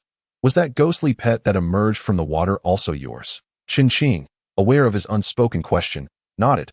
I have been at the essence spirit realm for some time now. For some time, Lonely Star stammered. Chen, Zhou Yanxiao, and Ji Luo were recognized as geniuses among the newcomers. Yet, he suddenly realized that this individual before him seemed to be the unparalleled beast lurking among them. You all continue your discussion. I shall be back shortly. He watched Chen's retreating figure. The solitary star, with a stiff smile, inquired, what nonsense is this about the synergy between the soldier ghosts? I, too, yearn for a hanging ghost. However, it seems that encountering such a specter requires a stroke of luck. The typically reticent solitary star incessantly sought conversation, perhaps unaware that he was reluctant to let his mind come to a standstill. Unwilling and afraid to contemplate the fate of Hiruinchen by the pond, the embroidering maiden, with a gentle smile, displayed a blood-soaked skin to Chen, which faintly resembled a vest. Chen nodded. And with a mere thought, summon Wanting, a white weasel, the ghostly measurement revealed. For 01. A C-grade malevolent spirit. Currently, he commanded a total of 5 malevolent spirits, 2 C-grade spirits. Hua Pai 527 and Wanting 401. 1 D-grade spirit, Mao Jiang 336, 2 E-grade spirits, Bai Gu Jing 147 and Shui Ho Zi 123. For A-grade wandering souls, embroidering maiden 100, Xiao Er Gui 97, Wu Fu 92, and Hanging Ghost 81. 2 B-grade wandering souls, Bing Gui 71 and Bing Gui 61. 1 C-grade wandering soul, Bing Gui 55, and 1 F-grade wandering soul, Feng Gui 9. Bai Gu Jing, once comparable to Hua Pai, had been rendered incapacitated by Zhang Kuei and remained devoid of combat power. Following the battle with Yubei, the Hanging Ghost and Wu Fu had sustained severe injuries, but they had mostly recovered now. The embroidering maiden, having just acquired a warm human skin wedding dress, stood on the brink of promotion, though it would still require some time. Overall, aside from Bai Gu Jing and the Hanging Ghost, all had seen a slight increase in strength. Only Feng Gui remained uniquely feeble. Zhang Kuei's ghostly energy was equivalent to half of the total of the 12 spirits in the Demon Suppression Tower, reaching approximately 780, an astonishing SS-grade wandering soul, aware that Zhang Kuei was intently awaiting his summoning. Chen naturally did not squander this opportunity out of mere curiosity regarding his ghostly energy. Regaining his focus, he turned to Wanting. Can you understand me? Luan Ting nodded. Can you speak? Luan Ting shook his head. Chen Qing furrowed his brow. He lacked the patience for a guessing game. Such tasks were better left to Hua Pai. Thus, he withdrew the spirits and returned to the side of the monkey and the solitary star. Let us go. The multitude of these spectral entities we've encountered today is likely the work of Luan Ting. The danger should be minimal now.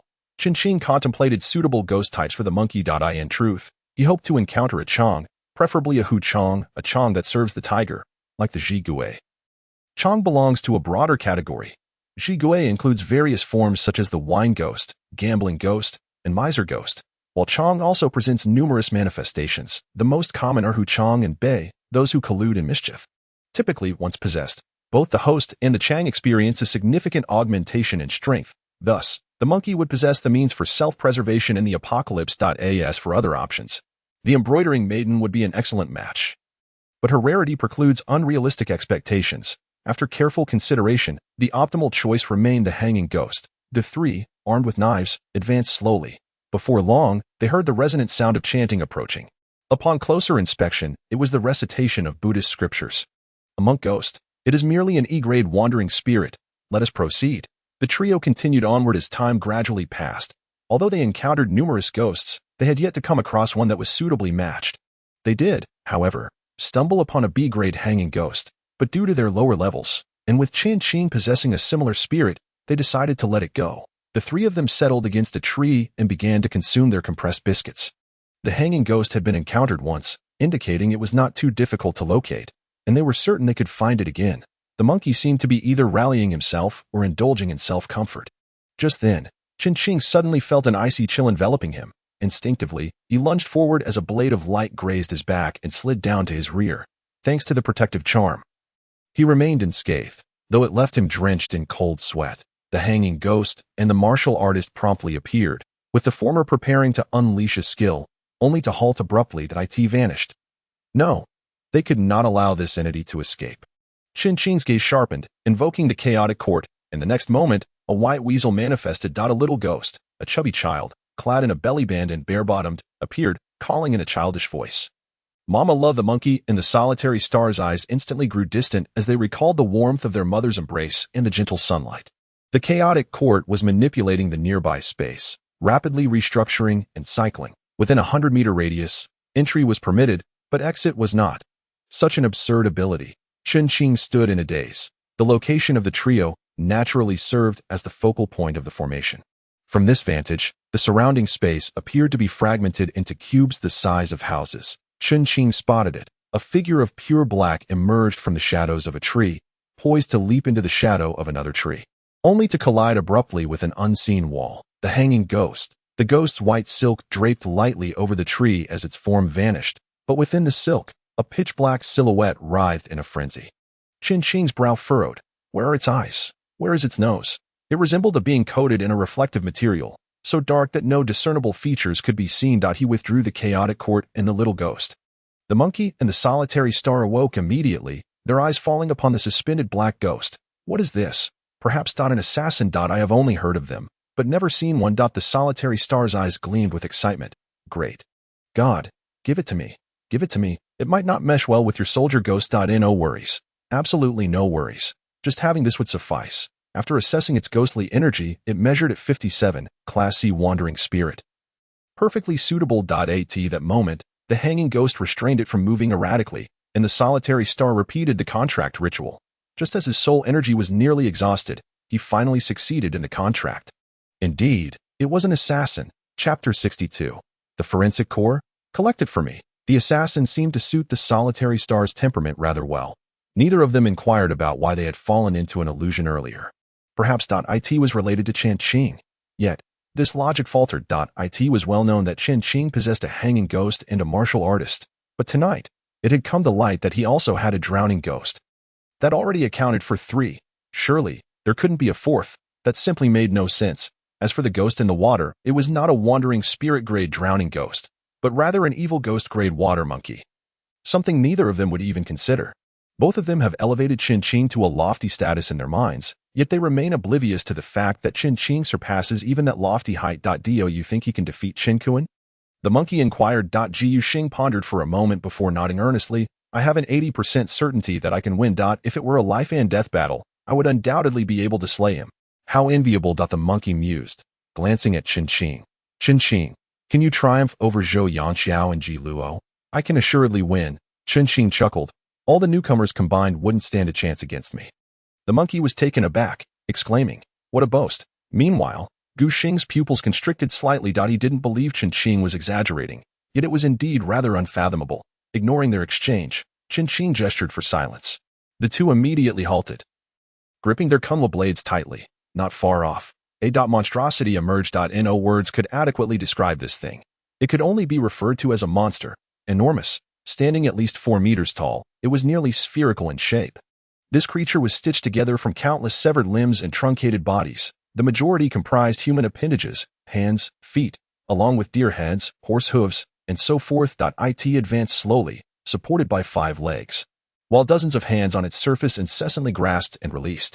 What the hell? The monkey shuddered. As the 3 stood in speechless astonishment, a large dog was darting around this creature. The dog had 2 heads, one gnawing on a sizable piece of rotting flesh, while the other frantically tore and snatched, black, viscous drool trailing behind.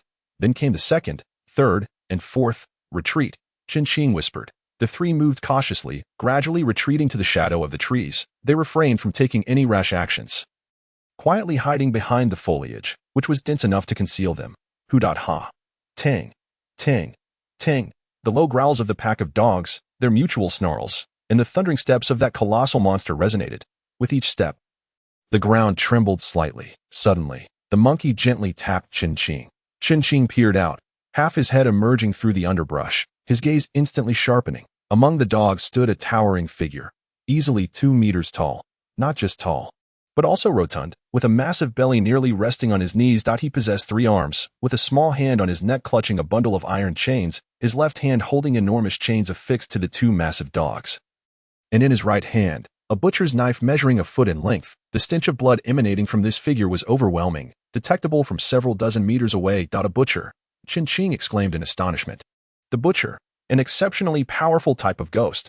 Its strength was unmatched among wandering spirits. The ghostly attributes were measured .55. C-class wandering spirit, just right for the monkey to contract. This was it.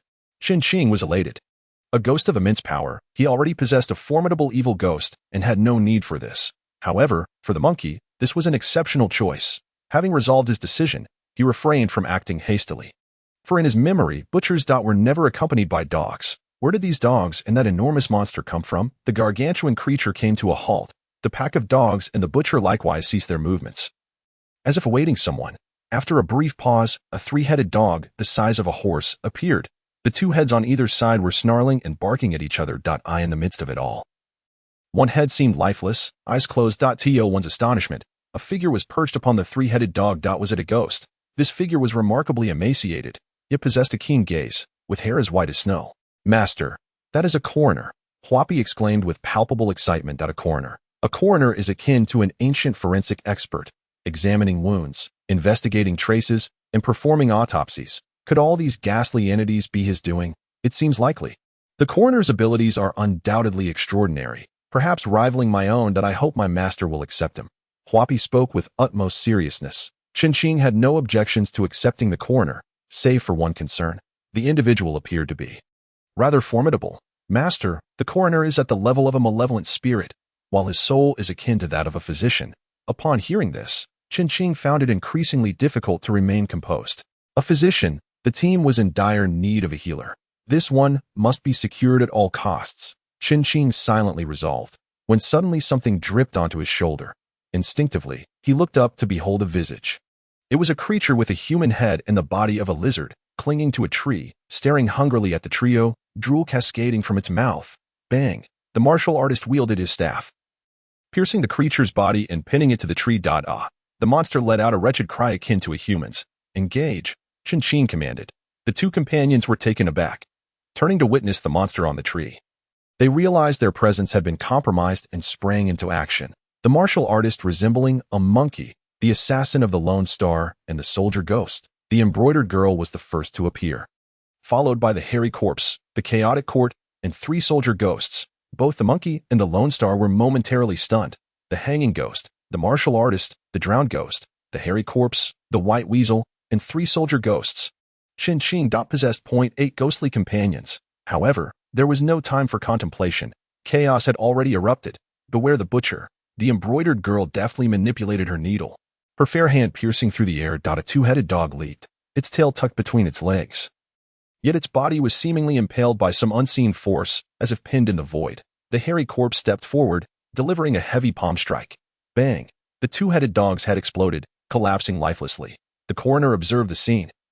Slender knives appearing in his hands like chopsticks, slicing through the air. The soldier ghost charging forward had its legs severed into pieces, losing balance and crashing heavily to the ground, accompanied by several smoothly severed fragments of its leg. This sight sent chills down the spines of the 3 onlookers. At that moment, the butcher suddenly hurled an iron chain. As the chain was released, it inexplicably vanished from sight. Almost simultaneously, a chain appeared around one of Chen Fan's soldier ghosts, tightening instantly and causing the ghost's body to creak ominously. Ha ha ha ha ha ha ha. The butcher laughed maniacally, his massive hands gesturing as if to pull back, and the struggling soldier ghost was immediately dragged forth, carving a chaotic path across the ground. Ha! Bark. The sounds of barking erupted as 2 soldier ghosts and 2 martial artists barely managed to hold their ground. The coroner raised his slender knife once more. But a shadow abruptly leaped forth, thrusting a blade directly at the coroner's face. Taken by surprise, the coroner was struck in the mouth, tearing his cheek open and revealing a set of ghastly, yellowed teeth. The coroner was horrified. Along with him, the 3-headed dog staggered backward a few steps. The shadow then vanished into the depths of darkness, disappearing from sight. Chen Fan was filled with great joy. As long as he could hold back the most troublesome coroner, the other spirits could easily be dealt with. At that moment, the Mao Jiang stepped forward with long strides and seized the soldier ghost that was being dragged on the ground. The butcher's maniacal laughter abruptly ceased. The butcher was an invincible presence of equal power. The Mao Jiang was also one of the foremost entities at that level. However, the Mao Jiang was of the evil spirit class. The butcher's body was dragged forward heavily. Taking a step, with a resounding thud, dust erupted into the air. The Mao Jiang attempted to grasp the invisible chain, but it failed to capture it. This ethereal chain seemed devoid of substance. The Mao Jiang could only grasp the soldier ghost bound by the iron chains and forcefully pull it back. The butcher's body lurched forward again, nearly stumbling. Meanwhile, the great warrior wielded his long staff with finesse, each strike landing precisely on the vulnerable points of the 2-headed dog, such as the waist, the neck, and the groin. If it were an ordinary dog, such blows would surely result in death or severe injury. Yet, these 2-headed dogs appeared to have lost much of their sensitivity, even when knocked down. They would whimper and soon rejoin the fray. The martial skills of the warrior were exceedingly formidable, especially when the larger and smaller warriors coordinated their efforts. Their twin staffs whistled through the air, barely allowing a drop of water to penetrate.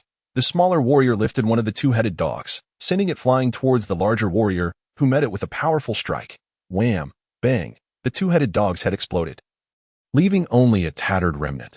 Chen Fan remained vigilant of the enormous stitched monster, which moved sluggishly and seemed to lack lethal force. The coroner had become entangled with the assassin, who showed no intent to kill him. However, as soon as the coroner raised his small knife, the assassin would suddenly reappear. At this moment, the Mao Jiang had reached the butcher. The butcher erupted into manic laughter. Ha ha ha ha ha ha ha ha. The enormous cleaver, the size of a monitor, came crashing down. It struck the Mao Jiang's head directly. Clang! Sparks flew. Several coarse hairs were severed, falling to the ground like iron wires. The cleaver was deflected. The Mao Jiang's body swayed slightly but quickly regained its balance. It raised its hand high. Don't kill it, Chen Fan exclaimed urgently. Though the butcher might barely match the Mao Jiang in terms of strength, the butcher's defense would undoubtedly be insufficient to withstand such a blow. The butcher was meant to be spared for the monkey. The embroidering maiden deftly threaded the void, her ethereal needles piercing into the butcher's body. The Mao Jiang had already latched onto the butcher like a sloth, firmly locking it in place. Yet, there remained another hand on the butcher's neck. That hand forcefully struck the Mao Jiang's face, seemingly jabbing at its eyeball. The Mao Jiang's defense was fearsome. Even its eye was extraordinarily tough. Yet, it was certainly painful. In a fit of rage, the Mao Jiang opened its mouth and bit down on that hand, twisting its head to sever it and cast it aside. The coroner finally sensed something amiss. He clamped his legs together, and the 3-headed dog beneath him howled, ready to flee. Just then, the hanged ghost appeared. In the next moment, the hanged ghost vanished abruptly, leaving only the white silk, which ensnared the coroner's incredulous face. Before he could struggle, the warrior's long staff, the two soldier ghost blades, and Chen Qing's kunwa knife all plunged into the coroner's body simultaneously. The coroner paused in shock, then suddenly thrashed about as the severed wounds rapidly healed. As if a zipper were being closed, the coroner's hands hung rigidly by his sides, yet the small, delicate knife in his grip deftly flipped, causing one side of the white silk to suddenly snap. If even a bound coroner could not be retained, Chen Qing would have no hope of survival. A cold chuckle escaped his lips as the gleaming kunwa blade flashed ominously. The coroner's head was severed. Soaring through the air, it landed heavily on the ground, its mouth opening and closing in a grotesque dance while its eyes flickered wildly. Still unwilling to embrace death, Chen Qing laughed, with a furious onslaught of the kunwa blade. Shattered bones and flesh flew in all directions. At last, the coroner succumbed to his fate. Helped innate that moment. The hanged ghost swiftly departed atop the three-headed dog, had it not been for a piercing scream. Their rapid retreat would have appeared almost elegant, the white garments billowing gracefully. Chen Qing was momentarily taken aback. This fellow could speak. An assassin, long concealed in the shadow of the three-headed dog, suddenly leapt forward. Tackling the hanged ghost, they rolled over multiple times before finally coming to a halt. The other two-headed dogs fled in disarray, even the one that had lost a head. Its legs moved awkwardly, reminiscent of a child afflicted with polio. Ha! Ha! Let go! Let go! The arena fell silent. The only sounds lingering were the butcher's desperate cries, ensnared in the grip of the fur-covered monstrosity, which paced in place. Slowly turning, "Monkey, your butcher, come and claim your prize." At last, Monkey realized that Chen Qing had captured the butcher for his sake. He paused momentarily before joy blossomed within him. The butcher was a formidable entity. His strength was unparalleled. What was rare was his terrifying control. Have you ever heard of the void chains? Meanwhile, the assassin, clutching his long hair to obscure his face, returned to the group, accompanied by the frail hanged ghost. It seemed the hanged ghost was incapable of walking. Upon returning, a length of white silk hoisted him back up. The other length had snapped. The hanged ghost awkwardly held the severed silk, the situation decidedly uncomfortable. Perhaps accustomed to being suspended by two lengths of silk, now dangling by one appeared rather peculiar. Though his face was obscured, Chen Qing sensed the ghost was sulking. Without further ado, he summoned him back. Monkey had already commenced the contract with the ghost. Once, twice, thrice. Ha ha ha ha ha ha. I refuse. I refuse. The butcher cackled maniacally. Soon, the count of contracts reached 23, and Monkey's complexion turned pale, nearly collapsing. His soul energy had been depleted. The butcher, too, rolled his eyes in exhaustion, clearly on the verge of breaking. Chen Qing produced a spirit stone, and as Monkey absorbed its energy, he was instantly revitalized. After a few more attempts, the butcher finally acquiesced. Chen Qing breathed a sigh of relief. This endeavor had proven immensely successful. With a mere thought, the coroner appeared. Chen Qing gestured toward the butcher. Heal his hand. The coroner, still somewhat dazed, took a moment to grasp the situation.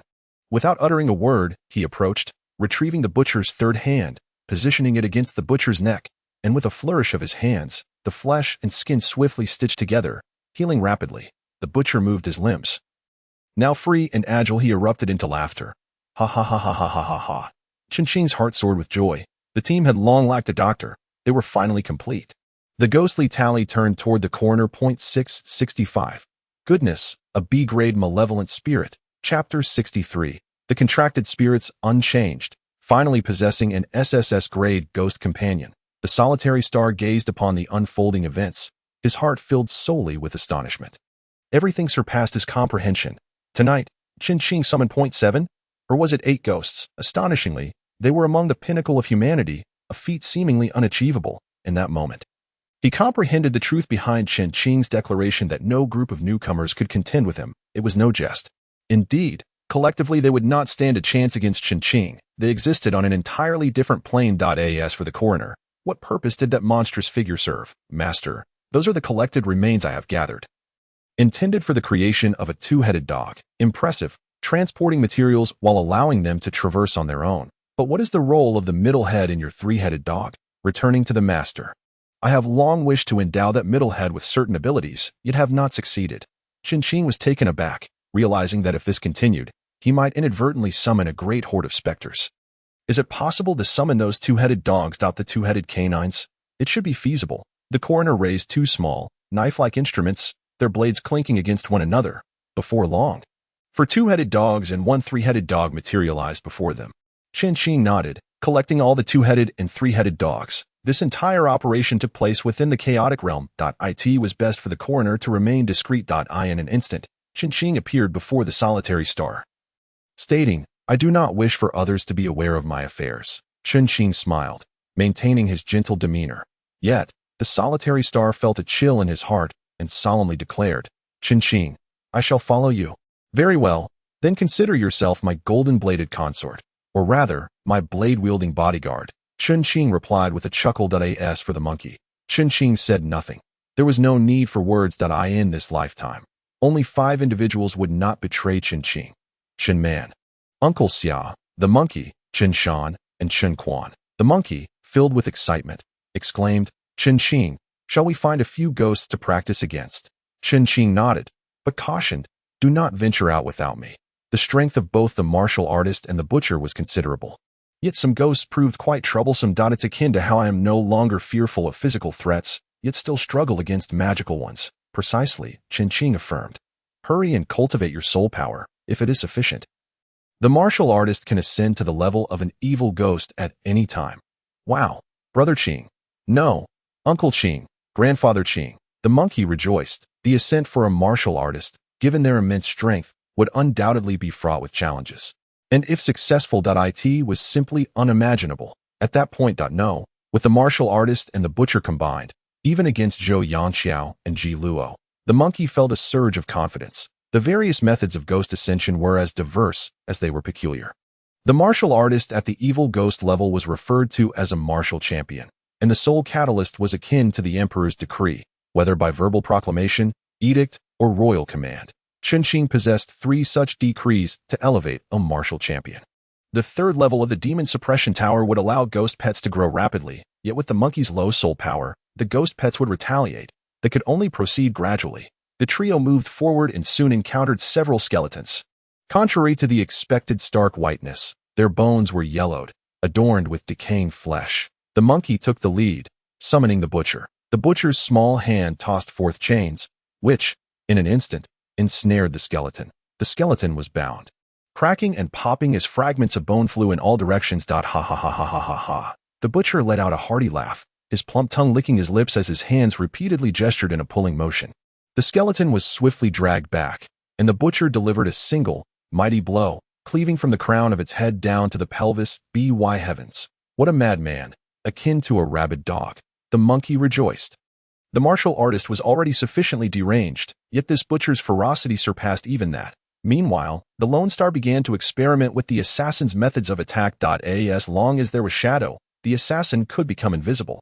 Though the attack power was somewhat lacking, with proper application, it could yield unexpected results. In a mere moment, 5 skeletons had been reduced to mere bones. The Lone Star felt a fleeting sense of disorientation. Before this night, facing 5 skeletons would surely have spelt doom. Yet, in just a few hours, he could effortlessly dispatch them. All of this was thanks to Chen Qing. Jinbu Huan, Jinbu Huan, Jinbu Huan. A familiar and eerie voice suddenly echoed forth. Chen Qing was taken aback and elated. With a thought, the chaotic scene shifted, rapidly restructuring the space before him, severing the line of sight between the Lone Star and the monkey. Jinbu Huan continued to carry the enormous sack, filled to the brim with gold ingots. Jinbu Huan, Jinbu Huan, Jinbu Huan, Jinbu Huan bounced eagerly towards a bone staff. Chen Qing hesitated no longer. Zhong Kuei, the impatient Zhong Kuei, appeared instantly. His eyes. No, his left eye immediately fixated on Jinbu Huan. Oh, Jinbu Huan. Ha ha ha. No wonder you, lad, doubted this celestial being. Quite a challenge indeed. But who is this celestial being? How could I be thwarted by an old man like me? Ha! Zhong Kuei formed a sword with his index and middle fingers, directing it towards Jinbu Huan. However, Jinbu Huan's body merely paused momentarily before continuing its jubilant bounce towards the bone staff. Zhong Kuei's brow furrowed. This fellow always bore an air of confidence, yet for the first time, he displayed such an expression. Jinbu Huan, Jinbu Huan, Jinbu Huan, Jinbu Huan pressed onward. Aha! Zhong Kuei's hands came together with a resounding clap. Jinbu Huan persisted in its advance, but the ground beneath its feet began to roll like a treadmill, making it appear as though Jinbu Huan was stationary. Ha ha ha! Allow me to demonstrate the prowess of this celestial being. Quickly, bind it. Chen Qing hesitated. The black prison contract ghost technique came with dire costs, and failure would mean death. What if it refused? Fear not. This celestial being shall follow you in. Indeed, how could I have forgotten that? Without further hesitation, he unleashed the black prison contract ghost technique that a pitch-black space enveloped him and Jinbu Huan in an instant. Jinbu Huan continued to bounce with unwavering focus, fixated on that bone staff. A dark circular ring materialized above Chen Qing's head, slowly descending towards Jinbu Huan. Jinbu Huan did not evade, and the ring smoothly penetrated its skull. Success! Chen Qing rejoiced. With a thought, Jinbu Huan swiftly merged into Chen Qing's mind. It truly worked. A wager is a wager. Pay up, pay up, pay up, Zhong Kuei said joyfully. Chen Qing was quite satisfied, producing 10 ghost orbs for Zhong Kuei, though his expression revealed a twinge of reluctance. Alas, I concede. I did not anticipate your remarkable prowess. Zhong Kuei, exceedingly pleased, turned his back, his body trembling with laughter. The ghostly meter pointed towards Jinbu Huan. 788. A B-level malevolent spirit. Chen Qing was elated. Suddenly, an idea struck him, and the ghostly meter was directed at Zhong Kuei. 1000. 999. 1000. 999. The values oscillated incessantly, yet they remained predominantly stable at 1000. Beneath the ghostly meter were 3 prominent letters. SSS Level Wandering Soul. Chapter 64. De Jin Pang joins the organization. From S to SS, then to SSS, all descriptions were strikingly uniform, extremely dangerous. Clearly, Zhong Kuei was entirely deserving of such an assessment. 1000.by all accounts. He had already reached the level of a malevolent spirit. Yet this fellow was still a wandering soul. Chen Qing found this utterly absurd. While secretly reveling in his thoughts, he also felt a twinge of headache. As for the ascension of the coroner's spirit, Chen Qing was unaware, even oblivious to the name of his malevolent spirit, yet he believed that with effort, he too could achieve it. But what of Zhong Kuei? Could he ascend? Surely, he could not remain a wandering soul forever. Currently, he commanded 7 malevolent spirits. B-level malevolent spirit. Jinbu Huan, 788. The coroner 665. C-level malevolent spirits. Huayan 527. Wanting 401. D-level malevolent spirit. Maojiang 336. E-level malevolent spirits. Beigujing 147. Shuahozi 123. And 7 wandering souls. SSS level wandering soul. Zhong Kuei. A-level wandering souls. Xiaohua girl 100. Xiaoer Gui 97. Wufu 92.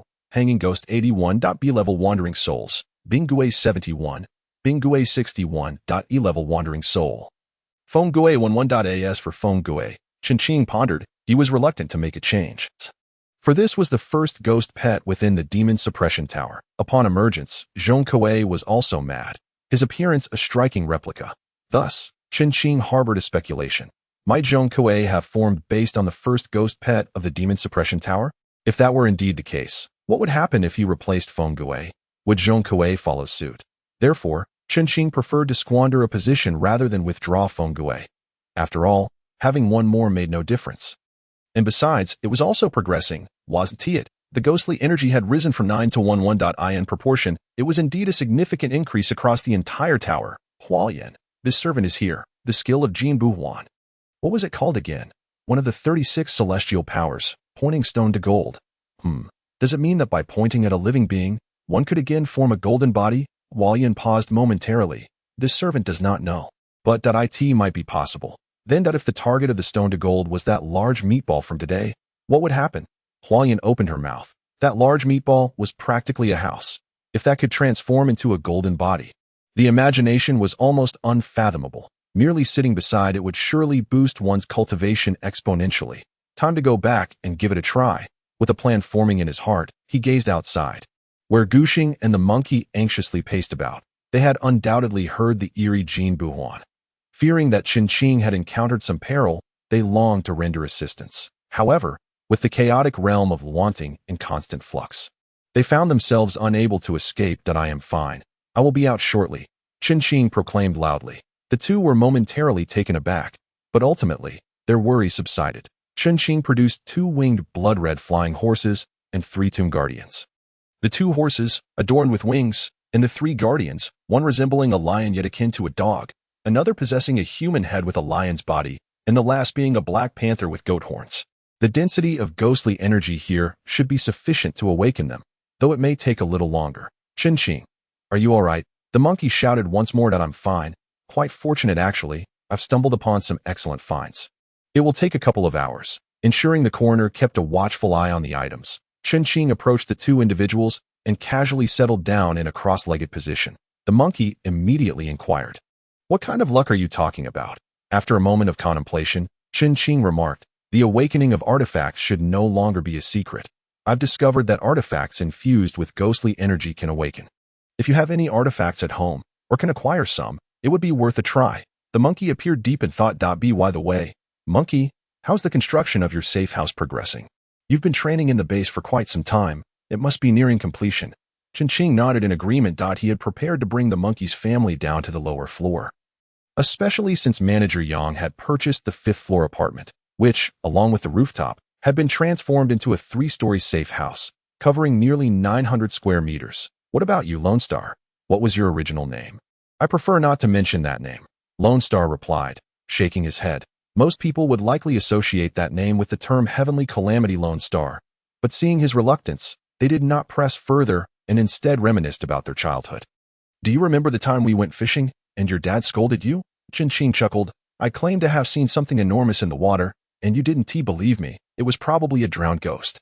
Hearing you laugh like that sends chills down my spine. By the way, Lu Yanhong, remember her? That wretched woman. I heard she attempted to steal materials from my safe house, and when my mother caught her, she actually scratched my mother. And then there was Hongya. Her punches were thunderous. We had someone in high school suffer from kidney failure, and that crazy woman came to me, asking me to donate a kidney. When I questioned her why she didn't donate one herself, she claimed it was because she was a girl and had a weaker constitution. It would affect boys. If it hadn't been said over WeChat, I would have slapped her in reality. During this period, the tension had been unbearable. Having undergone unprecedented high-intensity training and faced terrifying events, even brushing against death itself, it seemed that today was the first day to truly let go of everything. Just like old times, chatting, discussing mundane affairs, and playfully teasing one another. By the way, Chen Qing, you've reached the spirit essence realm. Have you chosen your blood contract partner yet? Chen Qing shook his head, still wavering. A blood contract partner is one with whom a life and death bond is forged with a ghost pet. Everything about the ghost pet influences its master, and the blood contract allows sharing of the same skills as the ghost pet. Zhang Kuei is extraordinarily powerful but falters due to possessing an overwhelming number of skills, leaving Chen Qing uncertain about which skill he might inherit. Conversely, Jin Buhuan presents an excellent choice.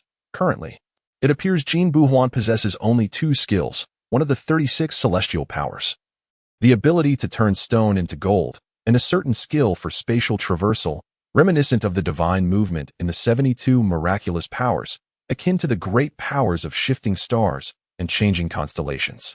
Both options are exceptional choices. If it is the latter, that would be even better. This is something that even the powerful binding magic of Zhong Kuei cannot restrain, with so many ghostly companions at his disposal. Chen Qing lacks no combat strength. He is more inclined towards self-preservation. Guxing, I presume you wish to establish a blood pact with this assassin? Guxing nodded. The assassin's skills align perfectly with my own. The three engaged in conversation for quite some time before Chen Qing rose to his feet. He returned to the center of the formation, where 2 flying horses shook their heads and snorted. Though they appeared as porcelain figures, they were capable of movement and running, which was extraordinarily bizarre. Turning his gaze towards the 3 tomb-guarding beasts, he noticed they had now risen. The creature, resembling a lion yet akin to a dog, stretched its right front leg slowly to lick. The human-faced lion stared directly at Chen Qing, exuding an unsettling aura. The black panther with sheep-like horns stretched its front limbs in a languid yawn. Intrigued, Chen Qing gathered his thoughts. Let us depart.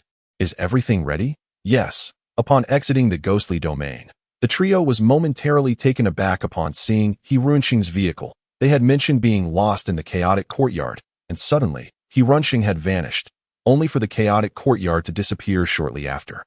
Chen Qing stated calmly, I should take the initiative to greet the captain. The monkey concurred. Very well. They walked back to Shiming City, where Guxing bid farewell to the two. After hailing a taxi, they arrived at the riverside community.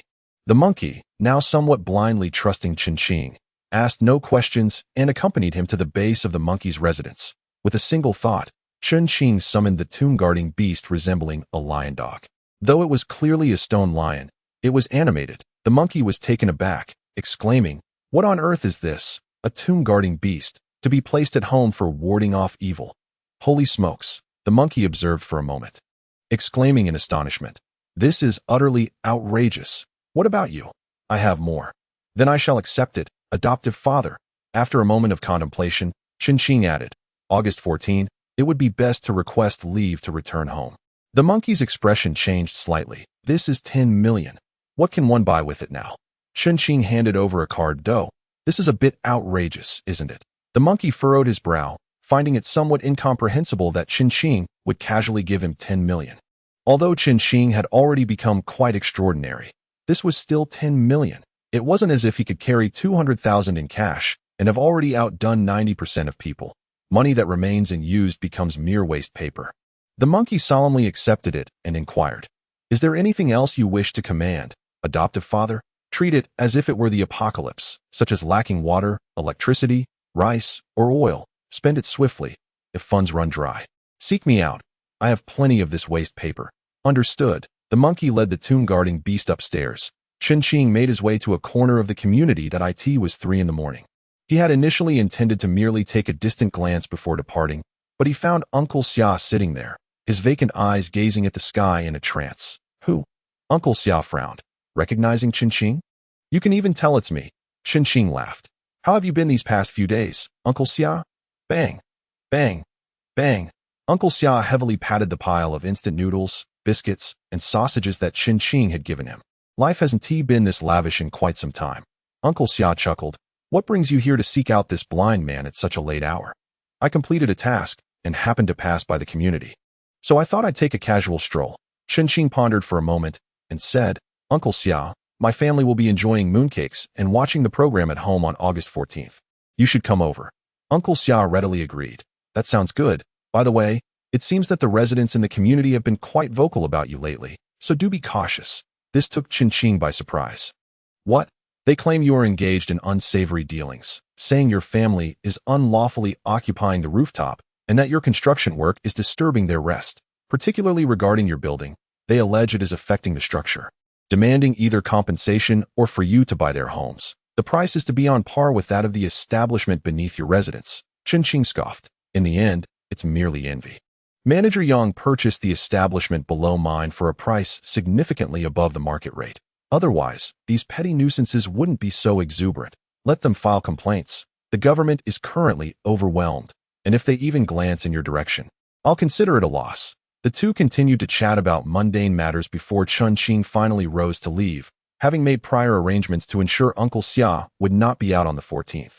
Just then, the monkey descended the stairs, and the two made their way back to the base together. That Runxing had departed alongside the three, and late into the night, he had inquired about numerous matters concerning them.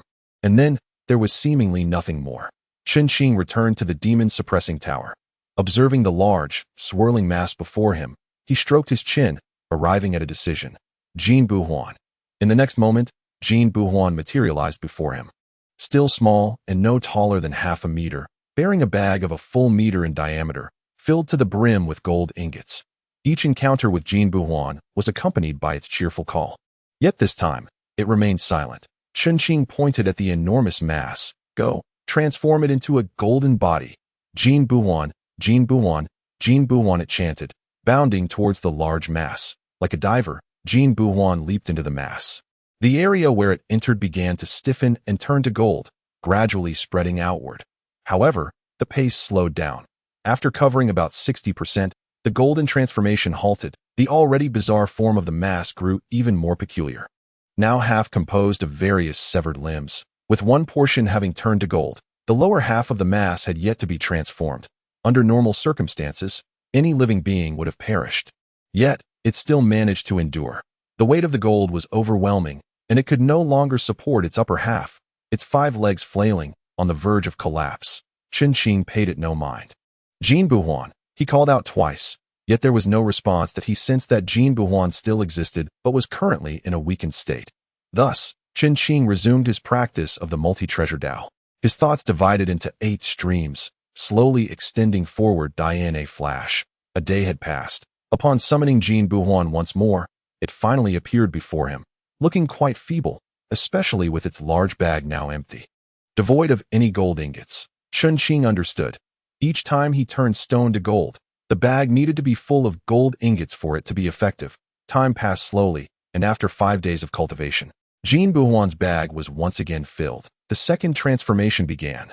Jin Buhuan, Jin Buhuan, Jin Buhuan, Jin Buhuan joyfully leaped into the body of the large mass. The colossal form finally transmuted entirely into gold, crashing down with a resounding thud, sending dust swirling into the air.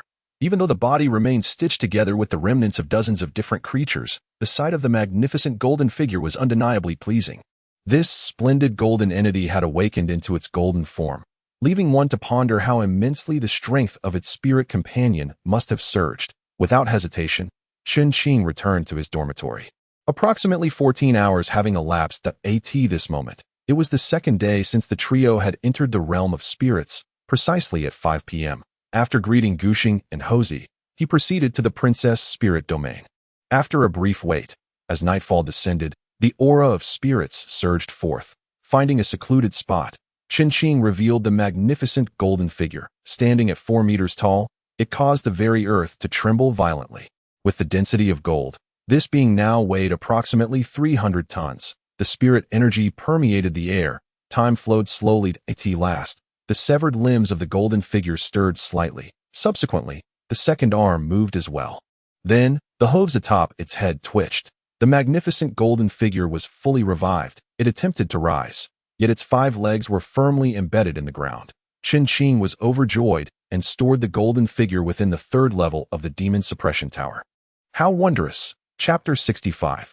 The blood moon has finally arrived at as soon as the magnificent golden figure appeared in the 3rd level of the demon suppression tower. All spirits went into a frenzy. There are various types of golden forms, such as the Tinjiang golden body, the 8 treasure golden body, and the relic golden body. Each of these incarnations, upon mere mention, evokes a sense of awe, reminiscent of figures like the Buddha or the Jade Emperor. Chen Qing's 2 golden forms were known as the Yuanpei golden body. In comparison to those formidable golden bodies, they resembled mere iron molds. One might euphemistically describe them as embodiments of infinite potential. Yet in truth, they were but raw constructions.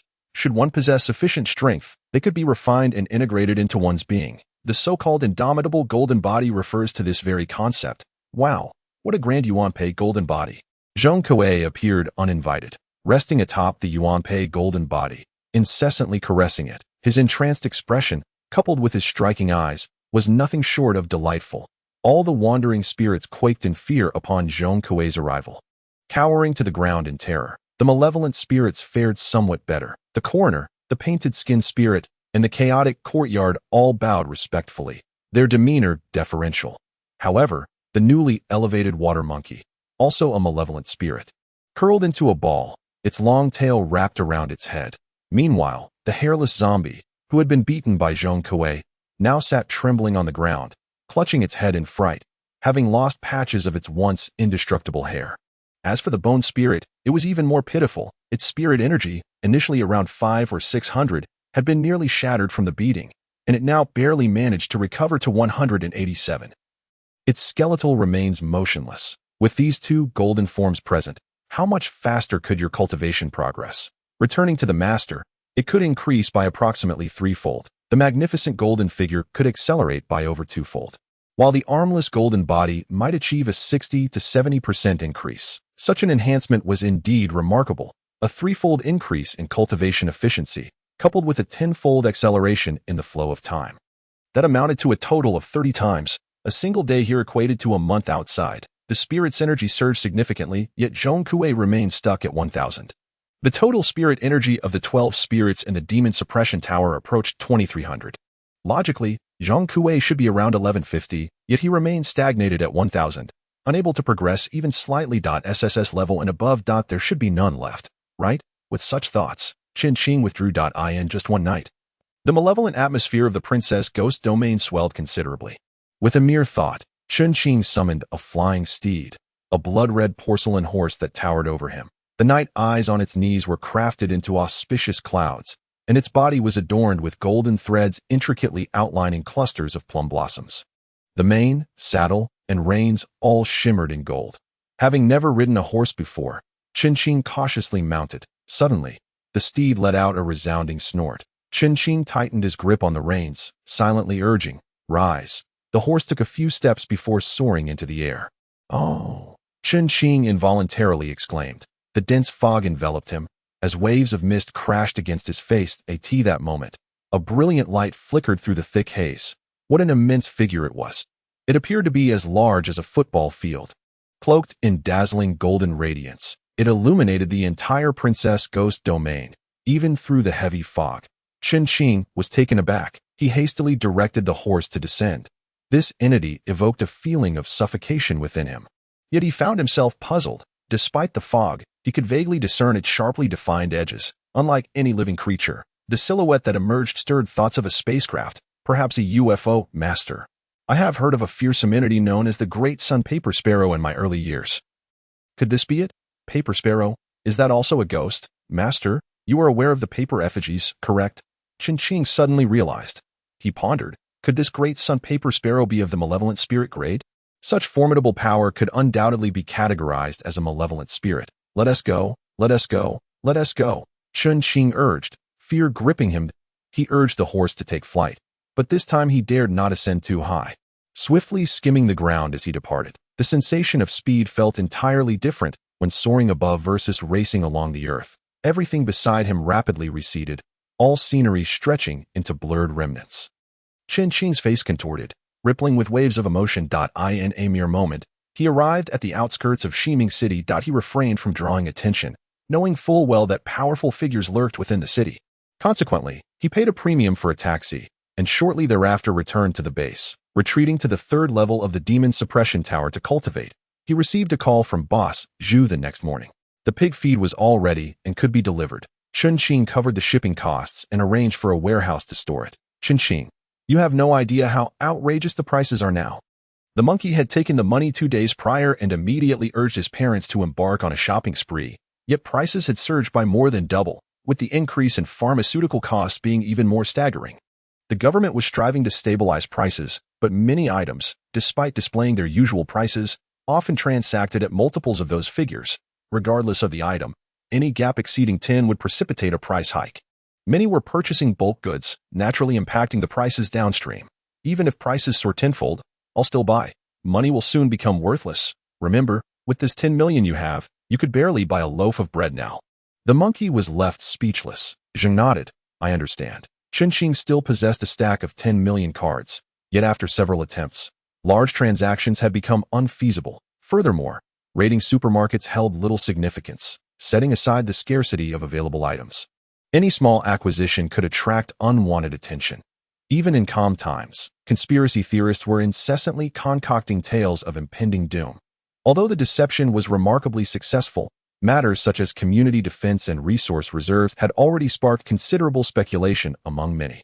Panic is beginning to spread. Chen Qing, today marks the final examination.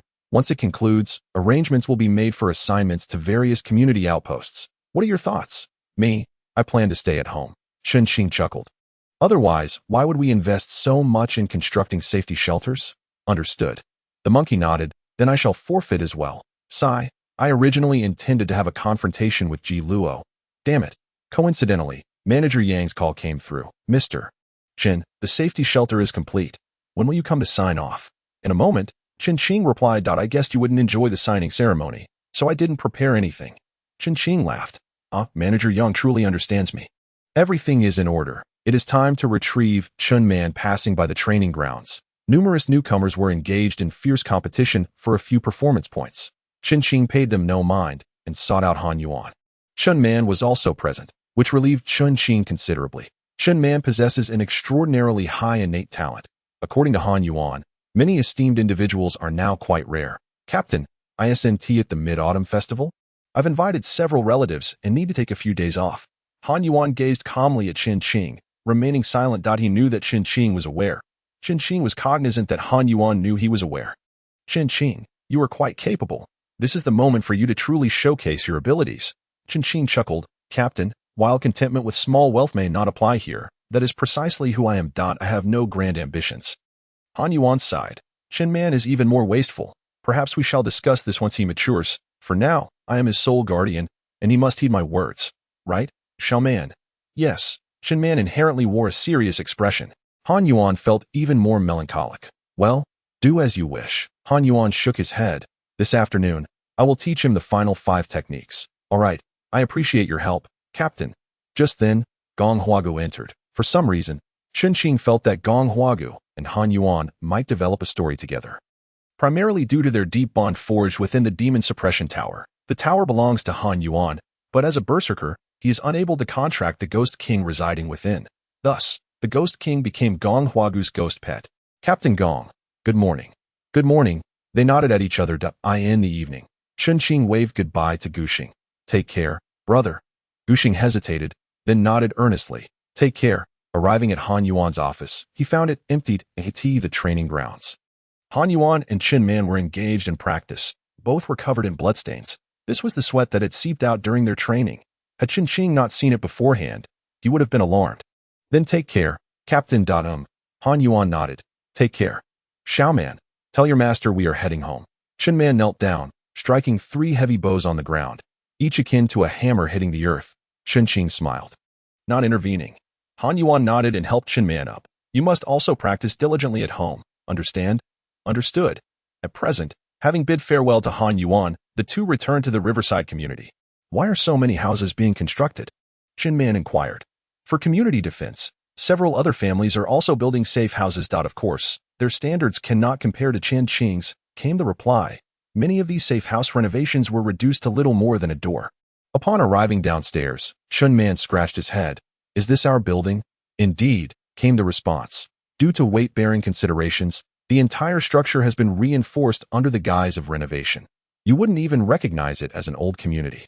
It now carries a hint of luxurious decor. Ascending the stairs, Manager Yang awaited them at the door, meticulously checking off items such as canned goods and pharmaceuticals. Chen Qing felt a swell of admiration. Given the current prices teetering on the brink of insanity, the value of the medications alone could rival that of the entire safe house. And tomorrow, prices might soar even higher. Yet this fellow still delivered as promised, quite commendable. In front of Chen Qing, he destroyed the renovation key and registered fingerprints, retinal scans, and so forth. Wishing you safety, Mr. Chen. Upon entering their home, Chen Man began to exclaim in awe. Of course. His expression remained impassive as he did so. Xiaoman, we're going to be living here for quite a while. After a moment, Chen Man erupted in excitement once more. So many guns, the kind that can kill. Originally, these were meant for defense. But I never anticipated how quickly you two brothers would grow in strength. These might go to waste. Even if 10 burly men showed up now, they wouldn't stand a chance against Chen Man. After pondering for a moment, Chen Qing said, Xiaoman, let's go out and play. Chen Man immediately nodded. As long as he was with Chen Qing, he was eager to do anything. The sunset cast a warm glow, enveloping everything in a golden hue. Some elderly ladies in the community were walking their dogs. While children frolicked about, the men were more inclined to discuss the current situation, speculating whether war was imminent. Just then, the couple Ho gang parked their small vehicle downstairs, their SUV brimming with food supplies. Huang Jian scoffed. Only someone with a screw loose would buy things in times like these. Let me tell you, I visited the supermarket today. A single sausage cost 6 yuan, a pack of instant noodles. 12. Chen Qing regarded him coolly, a surge of murderous intent welling within. He was Lu Yanhong's husband, responsible for Chen Qing's demise in a previous life. They had a score to settle. Alas, Chen Qing, you've even fortified your home with a safe house. Who are you trying to protect against? Ghosts. Laughter erupted from the surrounding crowd. Chen Qing smiled as he approached him. Oh dear, let's not get angry, all right? Just children playing. Suddenly, with a resounding thud, Chen Qing delivered a punch to his nose. The sharp crack of bone echoed as Huang Jian collapsed to the ground, hands clutching his nose, howling in agony, blood gushing forth. Chen Qing had intended to thoroughly deal with him under the blood moon, but suddenly realized it might not come to that. After all, chaos reigned. Even if he called the police, no one would respond. A couple of punches would suffice to release his pin-up frustration. Everyone was taken aback, shouting and pointing at Chen Qing in outrage. Out of nowhere, Huang Can appeared, and Chen Qing chuckled. Xiaoman, give him a beating. Huang Can, reveling in his size, often bullied Chen Man, but Chen Man was not one to hold back. He delivered a solid punch to Huang Can's nose. Bang! The nose caved in, and Huang Can was sent flying, landing motionless. The crowd stood in stunned silence. I can hardly believe that this was the handiwork of a mere child, a deadly hand at that. Lu Yanhong shrieked as she appeared, prioritizing her aggression towards Chen Man over checking on her son. Chen Man retaliated with another punch. It struck true at the very root of her thigh. Crack. Snap. The sound of bone shattering echoed. Lu Yanhong let out a harrowing scream and collapsed to the ground. Her hands trembled violently, her mouth agape like a fish, unable to produce a sound. Well done. You little rascal, Chun Qing chuckled, ruffling Chun Man's hair as they began to stroll towards the community's exit. Though outwardly calm, the occasional wails of police sirens pierced the the entrance of the complex. They unexpectedly encountered 3 familiar homeless children. Chen Qing waved them over, and they promptly gathered around. The eldest child, brimming with excitement, inquired, "Who are we beating up this time?" Chen Qing shook his head, instructing, "Now, open your pockets." The 3 children paused in surprise but complied, revealing their pockets to in the next moment. They stood frozen in disbelief. Chen Qing began tossing money into their pockets. 10,000, 20,000, 30,000. Their faces flushed crimson. Eyes wide with incredulity. The insatiable yearning for money that these children harbored was beyond what ordinary people could fathom. Be careful, don't get robbed. Enjoy yourselves, Chen Qing silently reminded himself, for deep down, he knew they would likely not see another day. Those without shelter were the first to perish. These 3 children had little chance of survival unless a miracle occurred. However, Chen Qing soon sighed in resignation. He had initially wished to savor the last remnants of human warmth. Yet the atmosphere had grown chaotic. With little of worth to procure, he decided to return to the community with Chen Man. The Huang family was absent, having been taken to the hospital after struggling to get through to an ambulance. He paid them no mind. In a corner of the complex, Uncle Xia was munching on cookies, catching crumbs falling from his mouth to send them back in. "Uncle Xia, come, let us celebrate the Mid-Autumn Festival at my home." "Chen Qing." Uncle Xia's face brightened at the sound of his name, though he queried in confusion, "Isn't it tomorrow? Did you miscount? Is that so?" Uncle Xia was slightly puzzled but followed Chen Qing nonetheless. Indeed, the time had not yet arrived, but Chen Qing feared unforeseen mishaps and decided to bring Uncle Xia home today instead. Upon reaching his abode, Uncle Xia remarked, "I had planned to wash up thoroughly tomorrow morning. Now that this freshly renovated house has my bottom on it, half of its charm is bound to be lost. Uncle Xia, why not take a shower first?" "Sure thing." Uncle Xia agreed readily. Chen Qing assisted him to the bathroom. And once familiar with his surroundings, he stepped out. He dialed a phone number. "Uncle Ho, has the monkey returned?" "Just arrived. This child insists he won't work with the ghost army anymore. No amount of persuasion seems to work." "Chen Qing, could you help me talk some sense into him?" "No problem. But Uncle Ho, it's Chun Man's birthday today. Why not join us?" "Oh, all right, sounds good." Before long, Ho Gang, Li Qi, and the monkey had all arrived. "Wow, this is impressive." The monkey's eyes widened in amazement. "And there's an arcade room? Let me give it a try. This safe house must be worth millions, right?" Li Qi observed, astonished. "Chen Qing, where are my clothes?" Uncle Xia called from the bathroom. Chen Qing approached the bathroom door. "Those are all stinky. Wear this set instead." Uncle Xia furrowed his brow but nodded, saying, "All right then. You think I would soil your new sofa, don't you?" Indeed, indeed. The table was laden with a lavish feast from the hotel. Chen Qing remained silent, quietly approaching the door. He locked it layer by layer, securing it tightly. "Uncle, why don't you stay at my place for the next 3 days? There's another floor below." Ample enough for accommodation. Ho Gang's expression turned grave. "Is it coming?" "It should be tomorrow, but I fear unforeseen circumstances." Ho Gang, with a solemn demeanor, nodded in agreement. Uncle Xia gradually sensed something amiss. "Chen Qing, is there something going on?" "The apocalypse is upon us. We must hunker down." Uncle Xia slapped his thigh in realization. "No wonder. Even the bag of instant noodles and biscuits you gave me has been pilfered. Damn it." He then inquired, "What does bringing me to your home signify? What does it mean? We'll be living together from now on." Uncle Xia's brow furrowed once more. "I need to cultivate some principles of being a person. And who else can help me with my studies if not you?" Tears slowly welled up in Uncle Xia's eyes. "After cultivating for several lifetimes, I am fortunate to have met you 2 children. Come now, Uncle Xia, let us eat." "Monkey, stop playing. Time to eat." "Chen Qing, I don't like fish." "Then don't eat is their KFC. There must be." "Chen Qing, I heard that Xiao Man fights very well. How many can he take on now?" 6 people laughed heartily, reveling in the joy. Moments later, satisfied and full, Chen Qing presented Uncle Xia with a mobile phone designed for the visually impaired. The screen was black, and there were voice prompts at triple speed. To an average person, it sounded like gibberish, but the blind had keen hearing, making it suitable for them. After chatting for a while, Li Qi went downstairs to rest. Ho Gang and Uncle Xia watched television while conversing. Chen Man, Chen Qing, and Monkey entered the entertainment room, incessantly trying various games. Time flew by. Once the three adults had retired for the night, Chen Man, drooling, sprawled on the soft and spacious sofa in the entertainment room.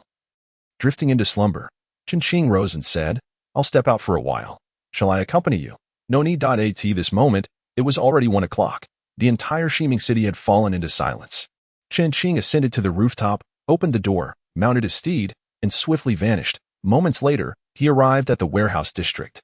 Everything was in place, save for the pig feed. It was likely that, seeing the rising prices, they had regretted their decisions. An eerie aura lingered in the air. This area was already saturated with a considerable concentration of ghostly energy.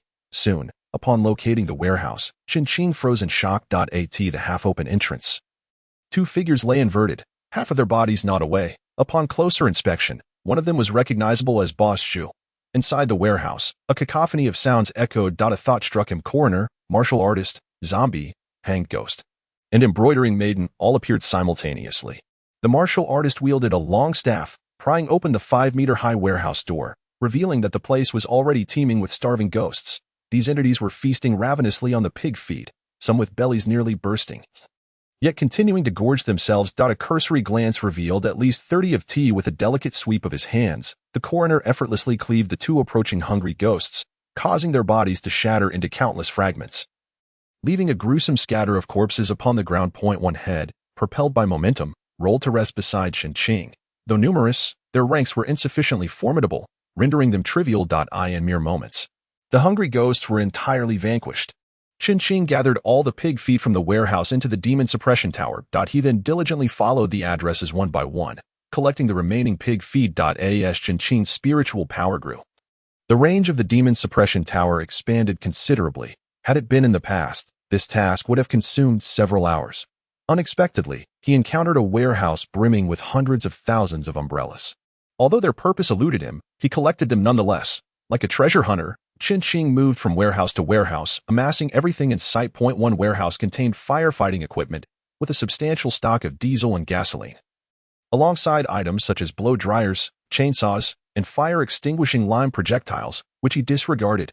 Another warehouse was filled with unassembled bicycles, coated in a thick layer of dust, yet he collected them all the same.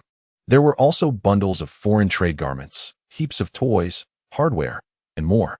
Throughout this endeavor, he occasionally stumbled upon a few corpses. After 3 hours of sweeping through the entire warehouse district atop his flying steed, he had gathered a veritable trove of bizarre items within the demon suppression tower, despite most warehouses being empty. Yet, an inexplicable sense of trepidation began to settle within Chen Qing's heart, deepening with each passing moment. He initially intended to scour the warehouse district in the western part of the city, but without hesitation, he soared back home. He opened the ventilation holes of his rooftop family farm and arranged a small portion of the artifacts from the warehouse here. Space was limited, and he could not accommodate so much. The monkey was awake, waiting for Chen Qing. Deciding against sleep, Chen Qing joined the monkey in a game. Together, they successfully navigated 4 or 5 levels. Gradually, they sensed something was amiss. By 6 in the morning, the sky showed no signs of light. An eerie wind began to stir, accompanied by intermittent whispers that reached their ears. In the midst of August, an unexplainable chill permeated the air. By 7 o'clock, the darkness persisted. The moon, now adorned with tendrils of crimson, resembled a bloodshot eyeball suspended in the heavens. Chen Qing tilted his head and murmured, "The blood moon that has finally arrived." Chapter 66. Is the community defense officer Ji Luo? By 8 in the morning, the darkness remained unbroken. What was amiss with this ghastly weather? A solar eclipse? Yet, he had heard no mention of it. Many gathered in the community, some still clad in their nightwear. The crowd steadily swelled. Was this a harbinger of misfortune? At that moment, a woman rushed out, shrieking and seemingly possessed. A ghost! Everyone was startled by her outburst. Some rushed to comfort her, saying, "Do not be afraid. Do not be afraid. We are many here. What ghost could be so fearsome?" A hungry ghost materialized at the entrance of the community. The crowd collectively recoiled a step. Good heavens, it truly was a ghost. Suddenly, a figure charged forth, wielding a blade. With a swift strike, he cleaved the hungry ghost in two. The onlookers beheld 3 youths, all clad in the uniforms of the ghost-suppressing army. Meanwhile, a military vehicle loomed behind, unloading a substantial package of supplies, approximately 1 cubic meter in volume. It bore the inscription Jiangpan Community. The military truck swiftly proceeded to its next destination. Suddenly, someone shouted, "Ah, isn't that Chen Fan? That is Hong Jian's daughter." Named Hongya, Ji Luo stepped forward and declared, "I am Ji Luo. From this day forth, I shall serve as the defense officer of Jiangpan Community, overseeing its security operations." The two individuals beside me, I trust you are already acquainted with. She is Hongya, and he is Chen Fan. Among the crowd stood Chen Si, who gazed at Ji Luo and offered a sweet smile, bringing him great comfort as the second-best newcomer. He could have chosen a more favorable position, yet he came here, partly for Chen Si and partly for Chen Qing. "This is our deployment order. We will select 20 individuals from the community to form a defense team against the malevolent spirits." Spirits? Haven't we often spoken of them? Why is the commotion so immense this time? This is different. As of now, there have been 447 casualties. What? 4,400? You must be joking. Amidst the clamor, someone in the crowd suddenly trembled and raised their phone. It's true. There has been a death at Nanquan number 1. Many people have died. I can't deal with this anymore. I'm going back. In an instant, the crowd dispersed significantly. Officer G, perhaps we should establish a group chat. It would be more convenient. Ji Luo nodded. He had studied extensively on how to lead a team, yet today he found the task exceedingly challenging, quite unlike his expectations. His phone vibrated slightly, and Chen Qing discovered she had been added to a group, Jiangpan Community Defense Group. The group owner was Ji Luo, and the announcement read, "Spirit outbreak. The death toll in Shiming City has reached 600. Everyone must unite to overcome this crisis." Announcement. The establishment of the community defense team is a mandate from the government and the Spirit Defense Corps. In accordance with current circumstances, a total of 20 individuals are needed, with a daily subsidy of 1,000 yuan for each member. Upon seeing such a generous subsidy, excitement erupted in the group. I have practiced martial arts before and have a solid foundation. I can even do a backflip now. I also wish to enlist. Daily fitness plus 5 kilometers. My physical condition is beyond reproach. A surge of muscular applicants followed. Someone immediately inquired, "Officer, surely there are women who can fulfill these roles as well?" Indeed. Why should only men be allowed in the defense team? Humanity has wielded firearms for nearly 200 years. Women are equally capable of heading to the battlefield. Soon, a flurry of voices erupted, each with varying opinions. Ji Luo attempted to speak several times, but his words were drowned out by the rapidly escalating messages. Frustrated, Ji Luo imposed a mute. The entire city had come to a standstill during this period. "If you wish to earn some money, gather at the community center. Official members of the defense team will receive a daily subsidy of 1,000 yuan, while reserve members will receive 200 yuan per day. For now, I need a few individuals to secure the entrance of the community." The group chat was muted, yet soon someone emerged to protest. "You think you can just close it off? On what grounds? Based on a few outdated photos of the deceased. I need to earn a living. It is imperative that we refrain from sealing this off. Once it is sealed, it will become exceedingly inconvenient." Although the situation appears somewhat strange at present, it is likely to normalize swiftly. What a hassle. Have you all lost your minds? Just take a look at the documents in the group. He is a legitimate defense officer, and his word is law now. Indeed, a death has occurred in the neighboring community. The mere act of sealing off the area has caused quite the uproar. Ji Luo gritted his teeth, resolutely determined. As a ghost, charred and flickering with embers, materialized before him. What the hell? A ghost. A ghost. Both disputing parties were taken aback and retreated in unison. Ji Luo sneered coldly, "I am executing my duties. Whoever dares to obstruct me shall not escape my wrath." This apparition effectively silenced the crowd. Yet, someone suddenly scoffed, "A ghost master? Huh? Don't assume I am ignorant. Come on, if you have the guts, kill me." This individual seemed to sense Ji Luo's reluctance to harm him, advancing to the entrance and boldly declaring, "Come on, pile bricks on me." Ji Luo's face darkened. The scene he envisioned, where everyone rallied to his aid, did not materialize. He was merely trying to assist these foolish beings. Yet, they dared to impede him, lock him in the storage room. 5,000 yuan, however. No one moved. "Director Ji, you keep mentioning money, but we have yet to see any." Ji Luo fumed. Just then, Chen Fan appeared, producing a bundle of cash from a thick box. One person immediately rejoiced, snatching it up. "Who will lend a hand? Let us capture this traitor together."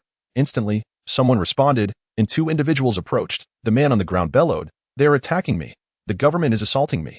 Ah, they are killing me." This individual, somewhat frail, was no match for the other 2, yet his voice was remarkably loud, echoing throughout half the community. Thus, accompanied by his blood-curdling screams, he was finally confined to the garage. This garage, constructed during the community's defense, housed building materials and the recently distributed wartime supplies, and now temporarily served as a prison. With a resounding clang, the shutter door was slammed shut, sealing him inside. Ji Luo, his face ashen, understood that this beginning was horrendously flawed, his expression darkening. Let us commence our tasks. Bang! Whoosh bang! Whoosh suddenly, the shutter door of the warehouse was being pounded violently. How many bricks and hammers were there inside? The man was merely confined. He was not bound. Help! The mafia is unlawfully detaining me. Help! Bang! Whoosh! The noise of the shutter door being struck is something anyone who has heard it would surely recognize. Ji Luo's complexion was nearly dripping with frustration. He longed to silence him, but found himself at a loss, frozen in place. Chapter 67. The first day of the apocalypse, the arrival of the Rakshasa Sea City. Chen Fan could only chuckle. Ji Luo's attempt to establish authority had fallen flat.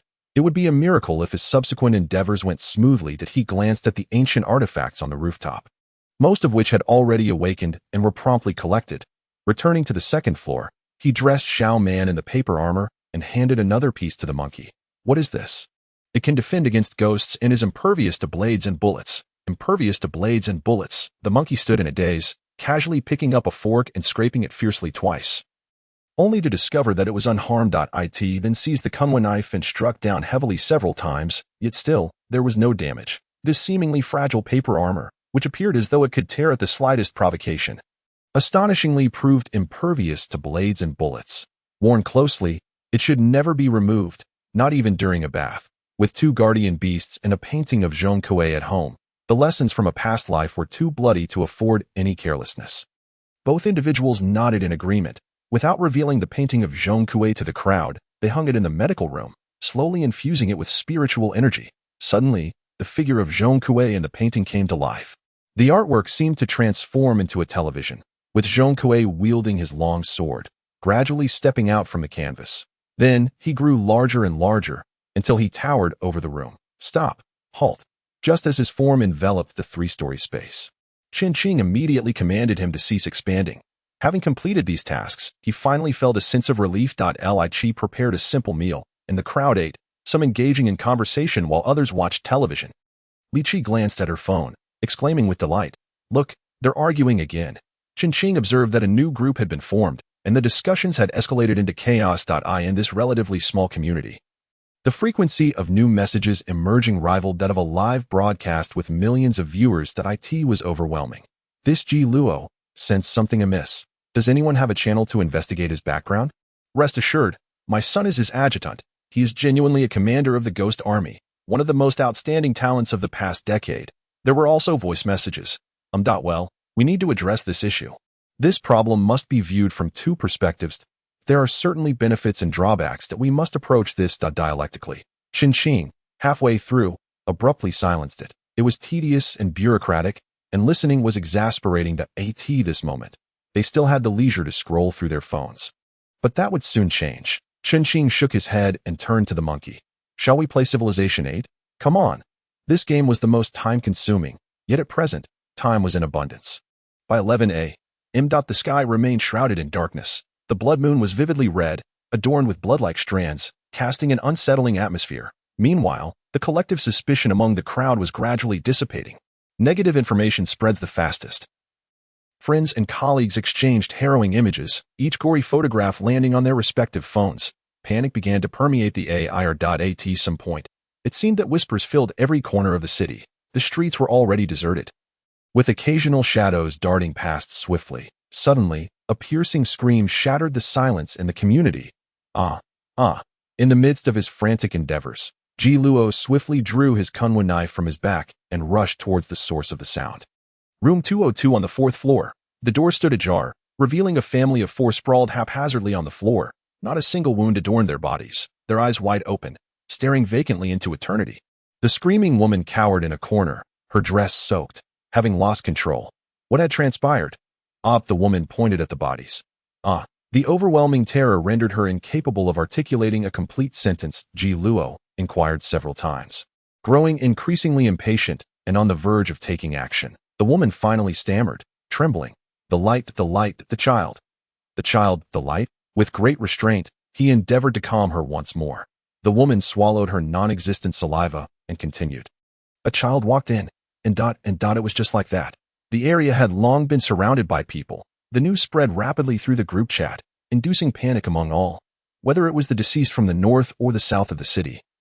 They felt a sense of detachment, yet this was within the community. Just half an hour ago, that very person had been discussing strategies in the chat with everyone. How could one die? How could this happen? Help! Help! Namo Amitba, Namo Guanyin Bodhisattva. In the group. Is this the work of a ghost? Can one die even while hiding at home? Officer G, where is Officer G? Wasn't he here to protect us? How could there still be fatalities? Messages continued to flood the chat when suddenly another scream pierced the air. Ji Luo furrowed his brow, scanning the surroundings in an attempt to locate the source of the sound. Yet, the noise ceased almost as abruptly as it had begun. Moments later, the second family was discovered dead together. What on earth is this? What is happening? I can hardly breathe. Is there any medicine? Help me. Ji Luo gritted his teeth and turned to Chen Fan and Hongya. We must guard 3 locations and uncover the nature of this entity. The 3 summoned their respective ghostly companions. Many others instinctively gathered in the central area of the community. Clearly, safety could not be assured within their homes. It was better to remain together. Regardless of its efficacy, at least it provided some solace. Suddenly, a figure in the crowd appeared stricken with horror, his voice distorted. What is that? The crowd, now like startled birds, jumped at the sound. Turning to the direction he indicated, he was pointing at his own home. Yet, there was nothing there. Nothing at all. Old O, can you refrain from joking at a time like this? However, Old O's face was ashen, his voice tinged with a sob. There's a child knocking at my door. Didn't you see it? My wife is still at home. He wept, yearning to dash back home yet paralyzed with fear. Officer G, there's something unclean in my house. A scream erupted from Old O's home. Chen Fan dashed ahead. The door was shut and bolted. With several powerful kicks, he forced it open, only to find a woman staring blankly, lifeless within. Chen Fan's expression darkened. Ji Luo and Hongya soon arrived. And Ji Luo's face was grim. Did you see what it was? The woman hadn't even screamed before I came in, but I saw nothing. Ji Luo's countenance grew darker as he approached Old O. Tell me what you just saw. I saw my wife. He discerned the outcome from Ji Luo's expression. He collapsed to the ground, pounding his chest in anguished sobs, crying out despairingly. Wife, my wife, how can I live without you? Ji Luo, who had long been overwhelmed with stress, stood on the brink of eruption as he grasped his collar and pulled himself up. Tell me, what on earth did you see? Suddenly, amidst the crowd, a figure emerged with a grotesque line of blood gushing from his shoulder, splattering those nearby with crimson droplets. What? Blood. Blood. The crowd, already in a state of sheer terror, instinctively recoiled. The individual in the throng wore a rigid smile, his eyes wide with shock as he gazed at the onlookers. His severed arm lay lifeless on the ground, blood spurting from his shoulder, yet he seemed utterly unperturbed. In the next moment, his other arm inexplicably detached, sending a cascade of blood to the earth. Remarkably, the man continued to smile. That moment, his neck audibly cracked, twisting unnaturally 1.5 rotations, leaving only a thin layer of skin to dangle helplessly from his back. Several voices shrieked in unison. Yet, the bizarre spectacle showed no signs of abating. In fact, it was merely the beginning. On August 14th, in the peak of summer, an unearthly chill swept through the air, and to everyone's astonishment, snow began to fall from the sky, flake by flake. What is that? The crowd felt as though they had been struck by lightning, their bodies tensing with fear. A woman abruptly covered her ears and shut her eyes, screaming incessantly. Those with a bit more courage gazed toward the direction she was pointing. On the rooftop of the 5th building, in a corner, sat a small boy clad entirely in white, swinging his legs with a leisurely demeanor. He was too far away to see clearly, but it appeared as though the boy was looking in their direction. Yet, his form shattered into delicate snowflakes, vanishing without a trace. A wave of helplessness surged within Ji Luo. What sort of apparition is this? Ji Luo. Check building 2. You ought to see this. At that moment, Ji Luo was utterly at a loss. He made his way to the 2nd building, room 102. Inside, a woman was lost in some trance, moaning mindlessly. A succubus, perhaps, most likely. Hongya's face flushed slightly. No matter how I call her, she remains oblivious. I even slapped her twice, yet she remains in this state. A sudden scream pierced the air. Damn it. Ji Luo roared in anger, rushing out to witness a woman, drenched in blood, stumbling out of the building. Behind her was a paper figure. The paper figure moved stiffly but with alarming speed, wielding a paper knife that flopped about as it ran. Zhai Gui, Jiluo shouted, and Zhai Gui appeared at his side. Zhai Gui reached out toward the paper figure, causing a flower pot to shift slightly. The paper figure stumbled over the pot, losing its balance.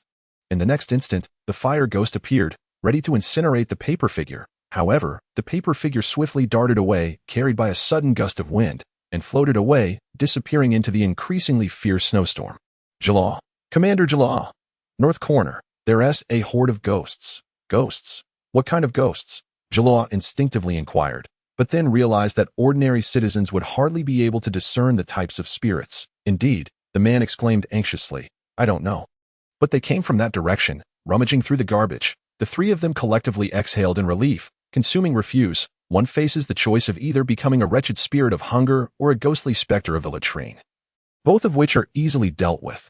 Jiluo had long been simmering with pent-up fury. He unsheathed the Conqueror blade and cast a fierce glare at Chen Fan and Hongya. You two keep watch elsewhere. I shall slay this wretched horde. Upon arriving at the designated location, he discovered, to his dismay, that it was indeed a gathering of latrine spirits. What a twist of fate. As these spirits were feasting upon the very bag of food that Chen Qing had given to Uncle Xia, an overwhelming surge of spiritual energy erupted. The blood patterns on the Conqueror blade gleamed ominously. Jiluo plunged into the throng of latrine spirits, indiscriminately slaughtering them. Limbs flew skyward, and heads tumbled to his feet. Without counting, he had already dispatched 5 latrine spirits. The remaining spirits fled in disarray. Fueled by rage, Jiluo strung together 3 severed heads like candied hawthorn, ready to return with another trophy. He aimed to demonstrate to those onlookers that he was more than capable of dealing with these malevolent entities.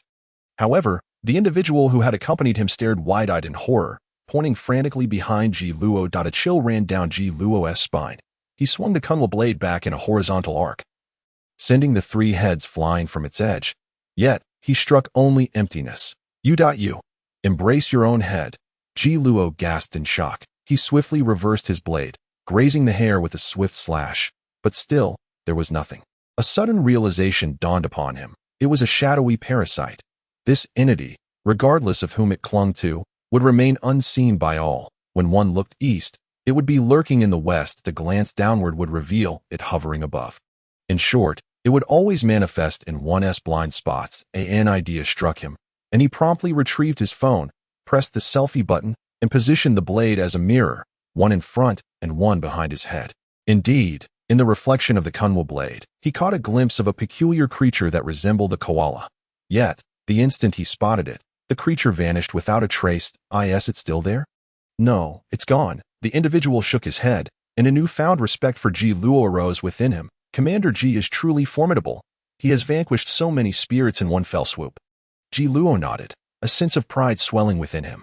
Fire! Fire! A cry of alarm resounded once more. Jiluo, having already encountered a spirit of fire, immediately deduced that the blaze was the work of a burning ghost. Let us go. Extinguish the flames. Bang! Banged at that moment, a series of muffled thuds echoed from afar, akin to distant thunder. Thunder? Jiluo's eyes narrowed slightly. No, it was not thunder. It was the sound of skilled combatants clashing. In such circumstances, one need not guess. It was undoubtedly a confrontation between human experts and formidable spirits. The wind and snow intensified. Suddenly, Jiluo froze in astonishment. In the sky, a colossal figure, so immense it was breathtaking, glided slowly across the heavens. Even amidst the heavy snow, this enormous silhouette remained visible. It shimmered with radiant golden light, its edges sharp and defined, resembling no living being. As it zipped past, it sent a flurry of snowflakes swirling in every direction. Clang clang, the streets resonated with sound. 2 faceless palace maidens scattered petals in a bridge-like formation, while a resplendent carriage, adorned in gold and jade, made its way toward the heart of the city. A faceless figure brandished a sign demanding retreat, while a piercing voice echoed through the air. The Phoenix carriage approaches. All living beings, take heed. The Phoenix carriage approaches. All living beings, take heed. The once clear sky had, unbeknownst to anyone, grown tainted. Some parts turned black, while others were stained with blood. Yet, the swirling snow could not obscure the sanguine full moon that hung ominously above. Heh! Ha! Heh! Ha! Suddenly, a shadow, as imposing as a mountain, materialized between heaven and earth. This creature, with the head of a deer and the body of a serpent, was the candle serpent that Chen had encountered during the gathering of the 12 zodiac signs.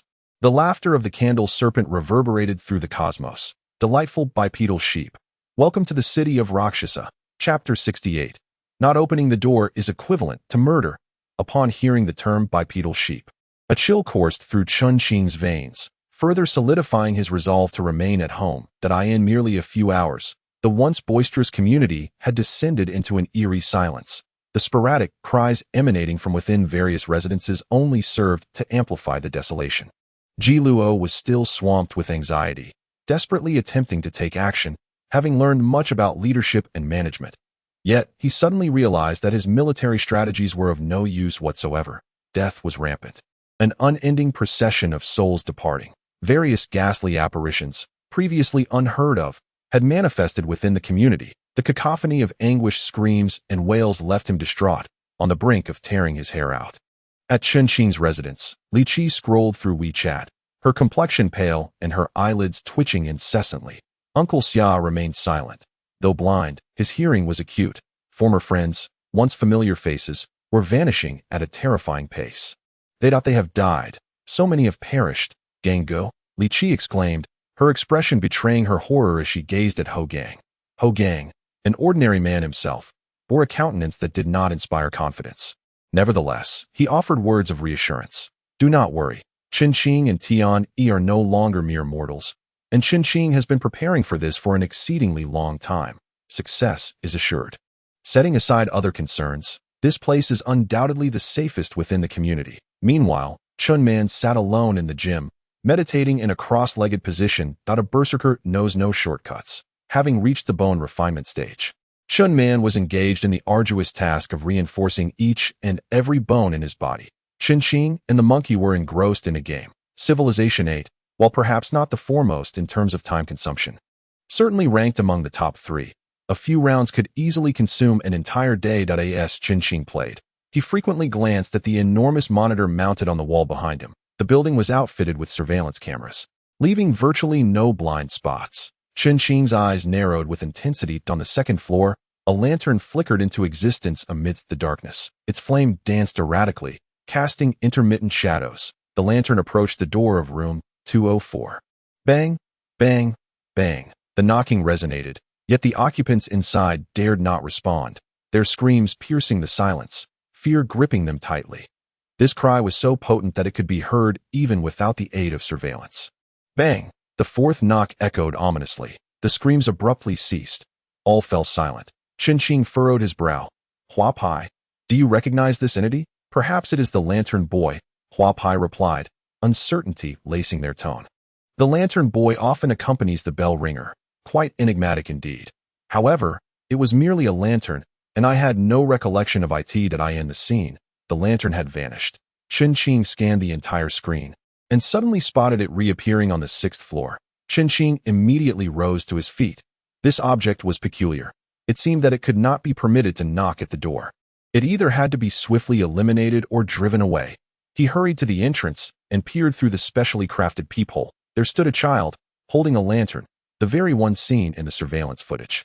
Chen was momentarily taken aback and quickly returned to check the monitors. Indeed, there was only a floating lantern visible in the recordings. It appeared that certain things could only be perceived by the human eye. Chen understood. If it was a lantern spirit, that could be managed. The painted skin chuckled. The lantern spirit is merely a wandering soul, albeit rather peculiar. In ancient times, lantern spirits and night watchmen worked together. One announced the hour while the other extended greetings. Due to frequent thefts, they would knock and inquire about suspicious households. Being neighbors, they had long established a secret code. A single knock indicated the presence of a thief. 2 knocks signified a bandit, and 3 knocks meant all was normal, also inviting a response from within. If there was no answer after the 4th knock, it meant all inside were perished. Thus, the 4th knock was termed the death knock or door of demise. A door should not be knocked upon 4 times consecutively, as it would reveal the origin of such an act. If it were to come knocking at our door, upon the 3rd knock, one should simply declare safe and sound. The painted skin chuckled.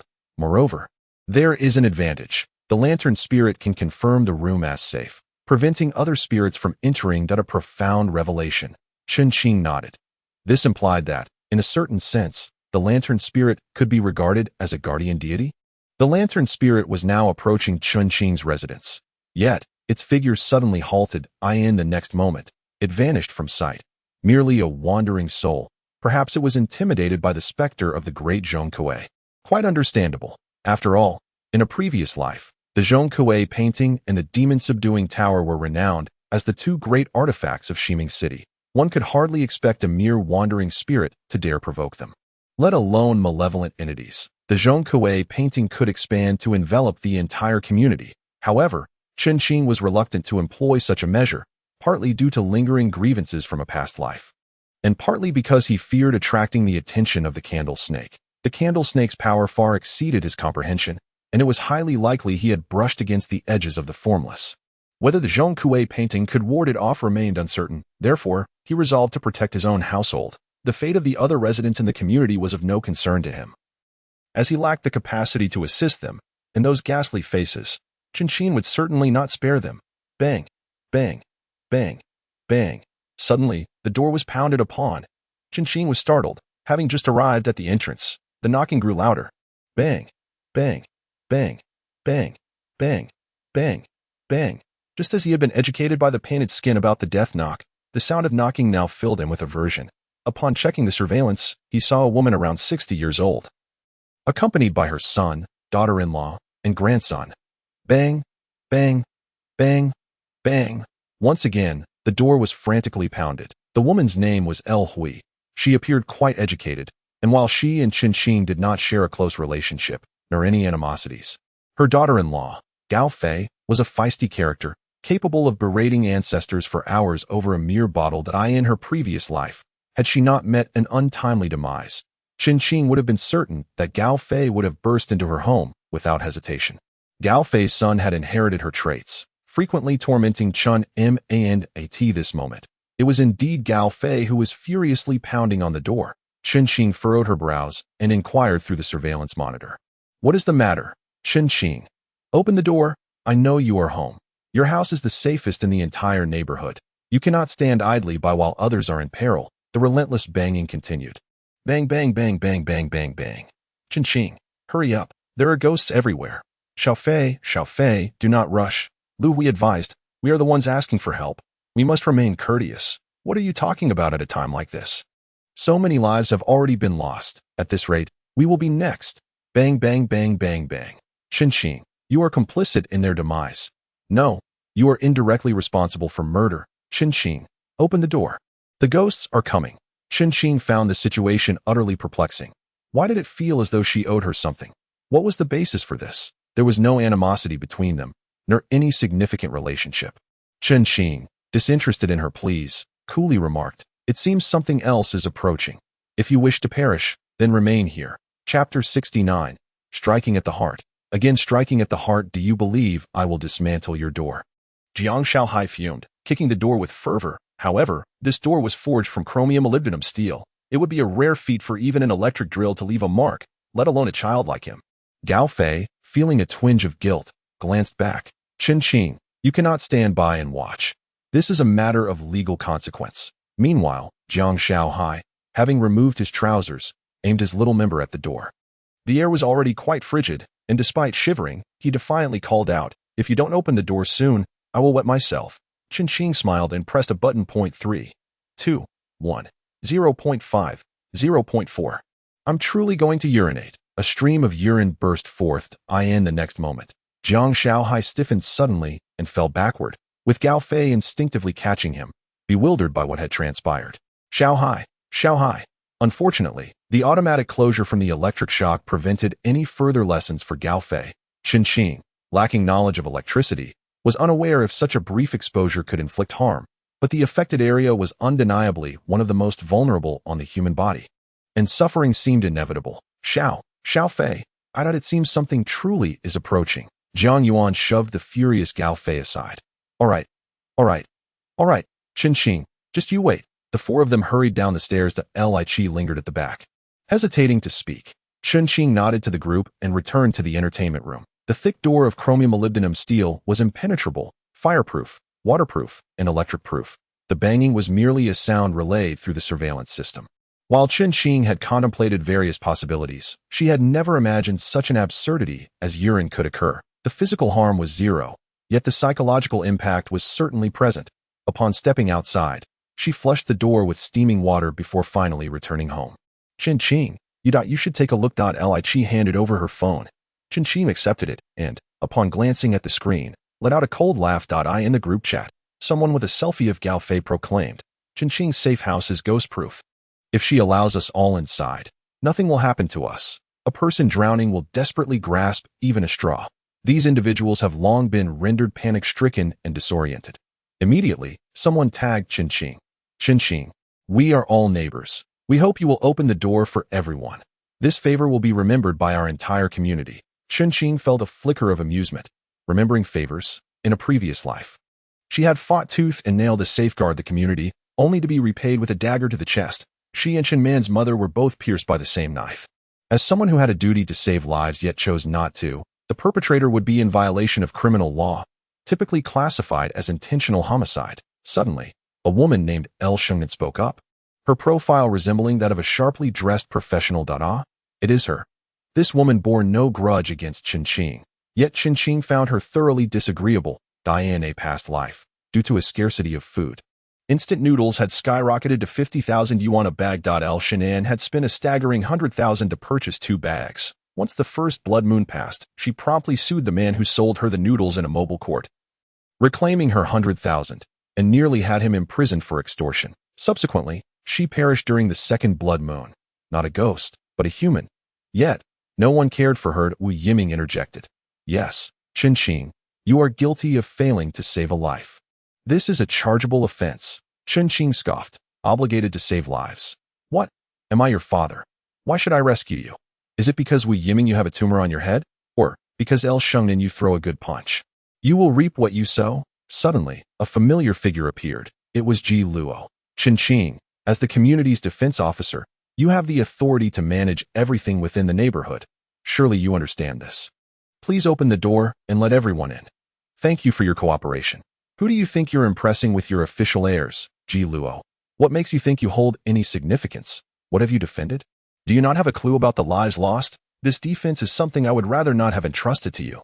Keep that self-importance to yourself. Ji Luo and Chen Xing had never been on good terms, yet had never clashed overtly. It was mainly due to Ji Luo's inflated sense of self-worth that in Chen Xing's eyes, he had never been regarded as a rival. For 10 Ji Luos don't know. Even 100 bound together would not stand a chance against Chen Xing. Ji Luo always maintained an air of superiority, coming from a prestigious family and being a youthful prodigy, earning everyone's respect.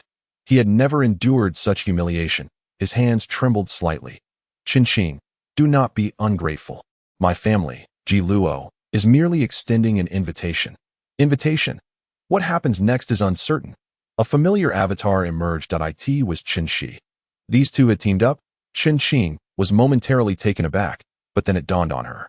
Surprised? Not in the least. A smirk crept onto her lips. Just as she was about to speak, the monkey interjected. Wait, let me handle this. Chen Xi, you've already become close with Ji Luo. That seems a bit excessive.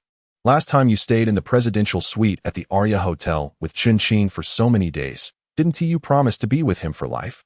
Chen Xing was momentarily stunned. You're talking nonsense. You're spreading rumors. May you meet a terrible fate. Chen Xi was furious. If it weren't for the fear of tarnishing Ji Luo's image, a barrage of explosive curses would have erupted from her lips. The monkey promptly shared a picture in the group.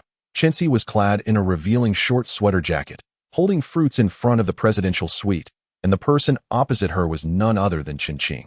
Chen Xi was momentarily taken aback. The next instant, the monkey's phone rang. It was a call from Chen Xi. The monkey chuckled. Look, you're anxious, aren't you? Chen Xing immediately joined in the laughter, commenting in the group, though it's only been 3 days. They have been the most splendid days of my life. Thank you. I absolutely adore your butterfly tattoo. At that moment, Chen Xi was left speechless. For a time, she had indulged in a wild escapade and indeed had a butterfly inked in a place that should remain unmentioned. But how did Chen Xing know? Although she had always yearned to advance her relationship with Chen Xing, she hadn't even touched his hand until now. Ji Luo's expression shifted. just the night before. Chenxi had finally coyly allowed him to claim first blood. He was naturally aware of the butterfly's location. In that instant, Ji Luo trembled all over. His kunwa knife erupted with a blood-red glow, tinged with green. Damn it. Ji Luo's shaking hand typed out a series of messages in the group. Move. Chunqing is obstructing official duties, disturbing the peace. Immediately surrender the residence for the defense officer's arrangements. Any resistance will be met with severe punishment. Ji Luo had faced numerous setbacks in the community, but this time, his call was met with overwhelming support. Within moments, dozens of people had gathered downstairs, each wielding weapons, advancing menacingly towards Chunqing's home. Chapter 70. The buffet of baby ghosts. Moments later, the crowd surged forth. Chunqing remained unflustered, for he held an abundance of cards, each one a king. Yet the monkey stood up, exclaiming, "Damn it, Xiao Qingzi, let us deal with them." With that, he drew his knife. Li Chi was already in a panic. Chunqing, let us talk this out. Monkey, what are you doing at a time like this? It's fine, Andy, you just sit tight. The first order of business for Chunqing was to head to the gym, summoning Chen Man, who was in the midst of her workout, pointing at the surveillance. He said, "Xiao Man, pay attention and remember, these people intend to rob us and seize our home. What should we do? I can kill them," Chen Man replied earnestly. Chunqing felt a sense of relief. Thankfully, after following Han Yuan for so long, he hadn't adopted Han Yuan's naive philosophy that he admired Han Yuan's selflessness and purity, but in this apocalyptic world, he could not allow Chen Man to become that kind of person. The cost of 2 lives had already been exorbitant. Bang! A heavy hammer struck the door with great force, yet it proved ineffective. Chunqing glanced and saw the entrance packed with people. A brawny man was swinging a heavy hammer, relentlessly pounding the door. Bang! Bang! With a multitude of hidden cards, 15 ghost pets, excluding the mad ghost, which of them was easy to deal with, coupled with an abundance of firearms in the room. A single barrage of bullets would likely take out half the crowd. However, cleaning up the blood would be quite a hassle. He made his way to the medical room and stowed away the portrait of Zhong Kuei. Instantly, the atmosphere in the room seemed to chill. Chunqing approached the door and opened a peephole. With a thought, a golden pot appeared at the entrance. This was the pot transformed by Jin Buhuan during their stay at the hotel. Chunqing had inquired with the painted skin. This item could also accelerate the training of the ghost clan, though its efficacy paled in comparison to the golden body.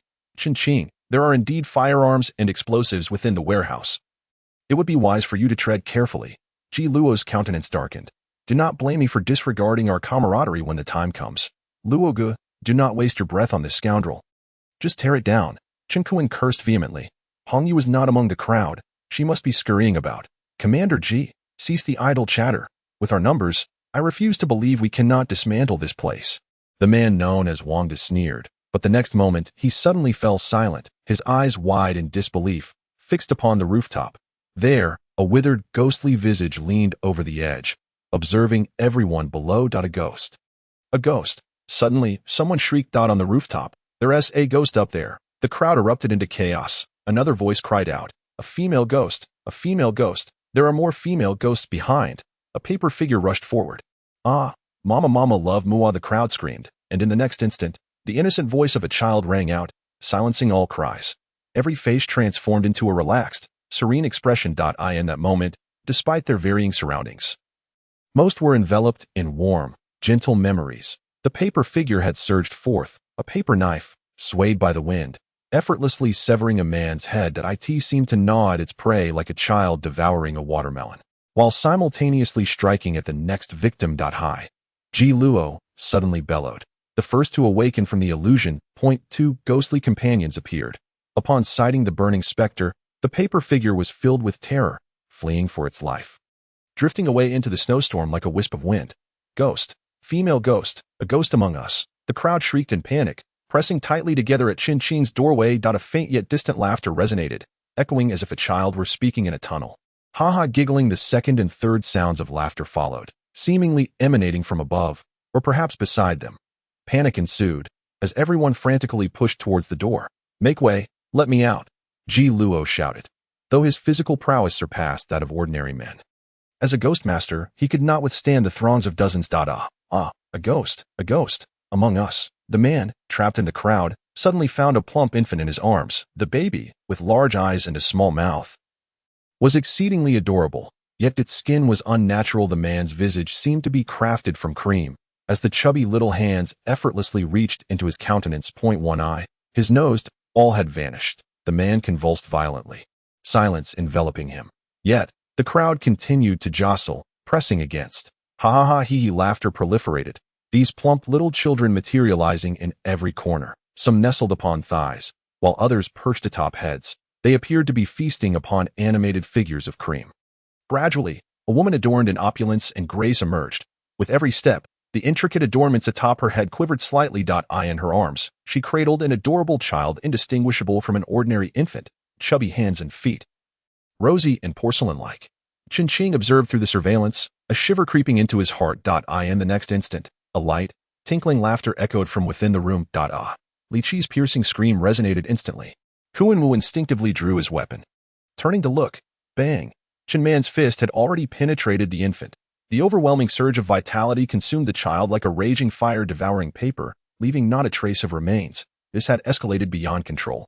Chen Fan dared not proceed any further. He hurried to the medical room, hanging the Zhong Kuei painting and channeling spiritual energy to envelop the 3 layers of the secure shelter. That a portion of the phantom revealed itself within the room, colliding with several infants. The infants shrieked in agony, instantly reduced to ashes. The extremely dignified woman displayed terror, hastily fleeing. My eyes, my eyes. The crowd continued to wail in despair. Those on the outskirts, witnessing the dignified woman vanish, frantically scrambled down the stairs. The panic spread contagiously, and in mere moments, most had fled in terror. Some were drenched in blood, trembling, barely able to move. Others had been reduced to mere remnants, a half-head lying amidst a pool of blood. Save them. Ji Luo fervently shook his head. Hurry, get them to the warehouse for treatment. Chen Fan smirked, sending a message in the group. Ji Luo, it is you who summoned so many here to be slaughtered by the specters. These 12 lives will rest squarely upon your conscience. Chapter 71. Awakening of the Sarira. The temperature continued to plummet, and Ji Luo found himself in a frenzy, overwhelmed and flustered. A sense of helplessness surged within him. Recalling the bizarre little spirits, he felt utterly at a loss on how to respond. The human body seemed to have turned to cream before them. At his feet, a person's neck had been gouged, blood gushing forth. It seemed they would not survive. Doctors in the community hurried to the warehouse for assistance. Instead, Hanya sent a notification in the group. The defense team will prioritize attending to residents who demonstrate proactive behavior. The latter statement had a significant impact. In the face of such horror, who could guarantee that the next occurrence wouldn't transpire in their own home? Today, while these few young men seemed of little use, at least having a few helpers brought some comfort. Thus, 3 individuals soon arrived at the warehouse area. Upon seeing the 6 injured individuals sprawled on the ground, the doctor's expressions turned grim. If one were stabbed, stitching the sides would suffice. If an ear were lost, reattaching it would be adequate.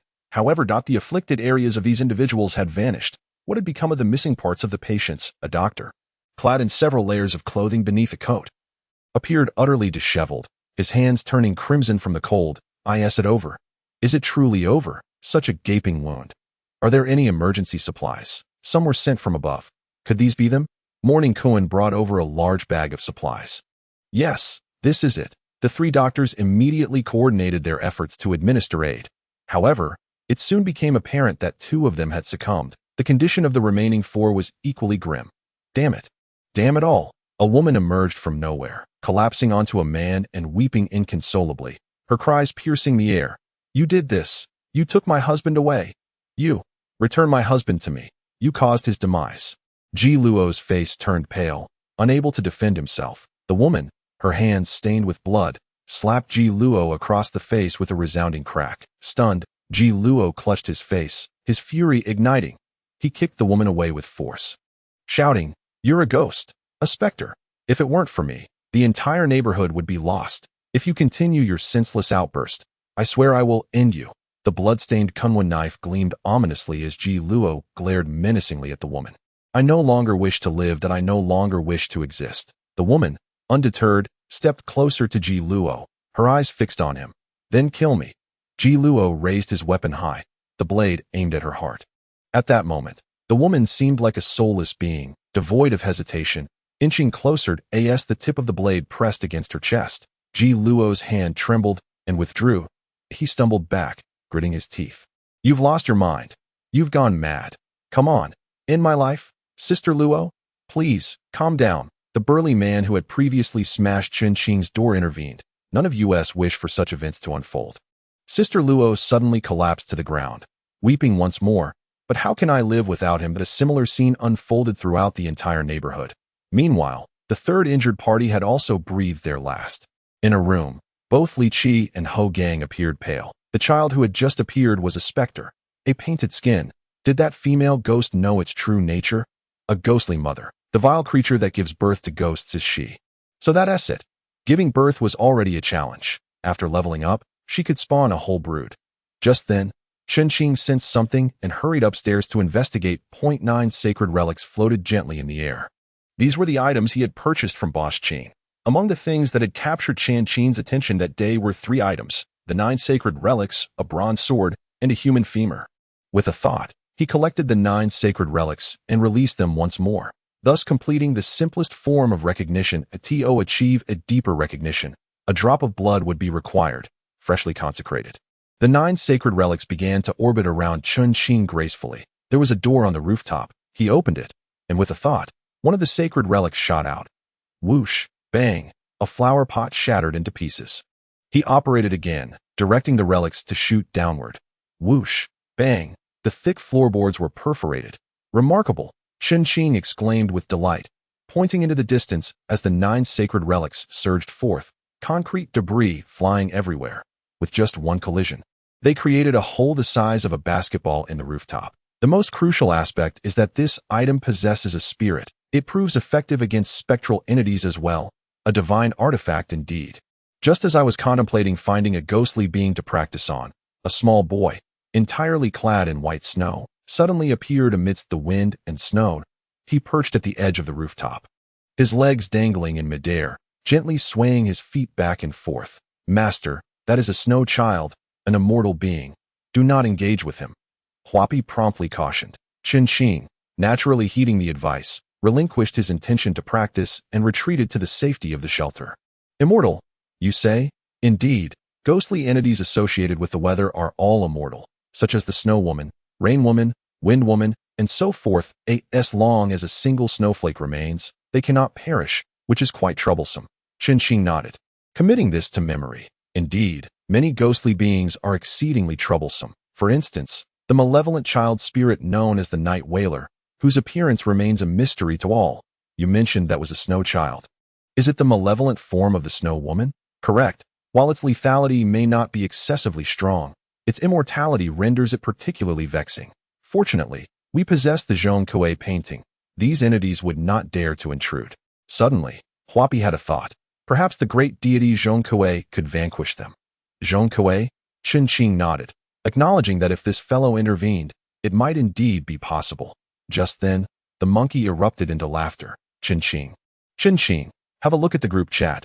It's utterly hilarious. Chen Qing checked the group chat, where Ji Luo had sent a message.